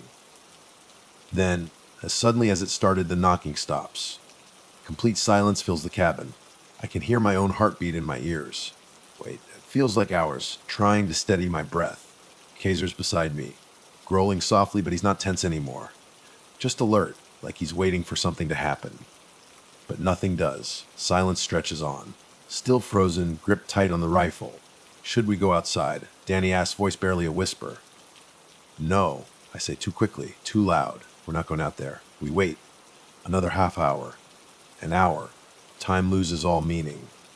Can't tell if it's morning or night anymore. All I know is the knocking hasn't come back. But that doesn't mean we're safe. I can still feel it. Feel the eyes of whatever's out there, watching us, waiting for us to screw up. I pace around the cabin, mind racing. Creature got close. Too close. And Danny's story, as unbelievable as it sounded, starting to make sense. We're not dealing with an animal. Not even a person. Think about the footprints. Found them earlier, leading right up to the cabin. Weren't there yesterday. Appeared out of nowhere. Thing that made them, it's toying with us. Playing some sick game. And I have no freaking clue what the rules are. That's when I hear it. Soft scraping sound from the ceiling. Freeze, staring up at the darkened rafters. There it is again, like claws against wood. Slow, deliberate. Kind of noise that makes you wonder if you're even hearing it or just imagining things. Scratching grows louder. I raise the rifle, moving quietly across the room, finger on the trigger. Danny doesn't move, just watches, face pale and slack. Looks like he's aged 10 years in the last few hours. Then ceiling collapses. Not the whole roof, just part of it. Enough to let something fall through. Hurt nearly stops as a dark figure drops from the rafters, landing on the floor with an eerie thud. Tall, thin, unnaturally long limbs stretching out like a spider. No face. Just black empty sockets where eyes should be. Kaiser barks, charging towards it. But before I can react, the thing reaches down, grabs him by the throat. Kaiser yelps, struggling. But creature's grip is like iron. Kaiser, I shout, raising the rifle. No, too late. Creature grip tightens, one violent tug. Snap. Kaiser's neck breaks. Wave of rage and despair washes over me, mixed with the terror. Not sure which is stronger. Creature turns towards me, head tilting at an unnatural angle. Opens its mouth. Or, at least, I think it opens its mouth. No mouth to speak of. Just expansive darkness that seems to swallow the light around it. Takes a step forward. I pull the trigger. Gunshot echoes in the cabin. Deafening. Creature staggers back. Thin, high-pitched screech rips from the black void where its mouth should be. But it doesn't fall, doesn't die. Just shrieks in agony and fury. I fire again and again, each shot hitting it, but doing nothing to stop it, like firing at smoke. I back away slowly, mind screaming at me to run, get out. But there's nowhere to go. Cabin's our prison. And the thing outside our jailer. Danny, who's been paralyzed by fear, finally seems to snap. Grabs a knife from the table, lunges at the creature, yelling something I can't hear over the chaos. Thing just reaches out, grabs Danny's arm, and twists. Hear a sickening crack. Danny screams. Creature silences him with another twist of its hand. Danny goes limp, body dangling from the thing's grasp. That's when it hits me. We're not just dealing with something that hunts us. We're dealing with something that's feeding on us. I can't breathe. Body frozen, paralyzed. Danny's body dangles limply, arm bent at an impossible angle, blood dripping on the floor. Eyes wide, glazed over with shock and pain. But he's not screaming anymore. Life's gone out of him in an instant. I have to move. Do something, but I can't think. Creature thing is not like anything I've ever encountered. Not human, not just hunting. It's enjoying this, feeding off our terror. Can see it in the way its head tilts, the way those dark, empty sockets seem to pierce right through me. Not just alive, something older, something evil. Raise the rifle, hands trembling, heart pounding in my ears. Has to be a way to stop it. I fire again, point blank, straight at the creature's chest, where its heart should beat. Shot echoes through the cabin again, deafening in the enclosed space. Creature recoils, but not in pain, not hurt, amused. Seems to grow taller, limbs elongating further, body shifting, like a shadow made flesh, twisting in impossible ways. I fire again and again. Not enough. Every bullet seems to pass right through it, like it's nothing, like it's not even there. It just gets closer, and now it's smiling, or at least, that's what I think when I see the gaping hole open wide in the center of its face. Jagged black teeth that don't belong to any creature on this earth. I turn away, scream ripping out of my throat. What the hell do you want from us? I shout, voice breaking. Why are you doing this? Creature doesn't answer, just reaches towards me with its long, skeletal hand. And I know in that instant it's gonna kill me, but then something strange happens. Something I don't understand. Danny's body. His lifeless, limp form twitches. Spasms. Can see it even though my vision's blurring with panic. Eyes roll back in his head, and then, with an awful creaking sound, his mouth opens. Ethan. Voice muffled, like he's speaking underwater. Ethan, don't let it take you. Creature's grip loosens. Split second. And in that moment, I see the truth. Danny's still alive. Sort of. Possessed. Thing that's been dragging him down into the darkness, feeding on you, somehow entered him. Eyes aren't Danny's anymore. Black. Hollow. Void of any trace of humanity. I know then. Whatever's left of my friend is gone. What stands before me isn't him. It's the creature. It's taken him. Stumble back. Fighting for vision blurring. Tears mixing with fear and rage. Gotta act fast. Or I'll end up like Danny. Like whatever that is. Sprint across the room, desperate for way out. Back door. Only option, sliver of hope. Reach for the knob. Thing slams its hand against the wood from the outside, rattling the hinges violently. No. That's when I know what I have to do. I'm not going to survive this. But I'm not letting this thing take anyone else. Not if I can help it. Run to the corner. Grab the last of my supplies. What little ammo I have left. Lighter. Bottle of gasoline I'd been saving. Don't know how long it'll keep, but it's all I got. Creature's growl reaches my ears. Low, guttural, just before I light the match. Fire spreads fast. Catching on the walls of the cabin. Flames lick at the beams above, heat scorching my skin. Can see it in the flickering light. Creature. Thing that took Danny. Killed, guided me. Lunges towards me. Long limbs reaching for my throat. But as it moves, flames touch it. It screams. Noise like nails scraping across metal. Crackles like the fire itself has a mind of its own. Creature shrieks. Twisting, writhing in the flames. Form starts to distort, disintegrate. Like fire's not just consuming its body, but its very existence. Air around it warps, bends. Shadowy form collapsing in on itself like it was never solid to begin with. Don't stop to watch. Turn bolt through the door, gasping for breath, fleeing into the desert. Flames from the cabin light up the night sky, casting long twisted shadows across the barren land. Earth's thick with smoke, choking me as I run. I don't know where I'm going. Don't know if anyone will ever find me, but I made it out barely. Night stretches on. Hours slipping by as I stumble through the wilderness, trying to outrun the memory of the cabin. The things inside, what happened to Danny? By the time sun starts to rise, painting the sky in reds and oranges, I've reached the nearest road, nearest town, nearest place that isn't a nightmare. Try to call for help. No signal. No one will know where I am. FBI will come eventually, I'm sure of it. No, whatever happened in that cabin will be covered up. Just like all the disappearances in this desert before. Stories of people going missing in Mojave for years. Government wants to keep it that way. But that creature, whatever it was, gone. At least, I hope it's gone. Hope the flames destroyed it completely. Sitting there, waiting for someone to find me, I hear a voice. Soft at first. Just a whisper in the wind. Ethan. Whip my head around. No one there. But then I hear it again. Louder this time. Ethany. Dan, I noticed that. Don't turn around. Don't look. And when the wind shifts, I run. As fast as I can, because I know something worse is coming. Darkness has followed me. And it's never really gone.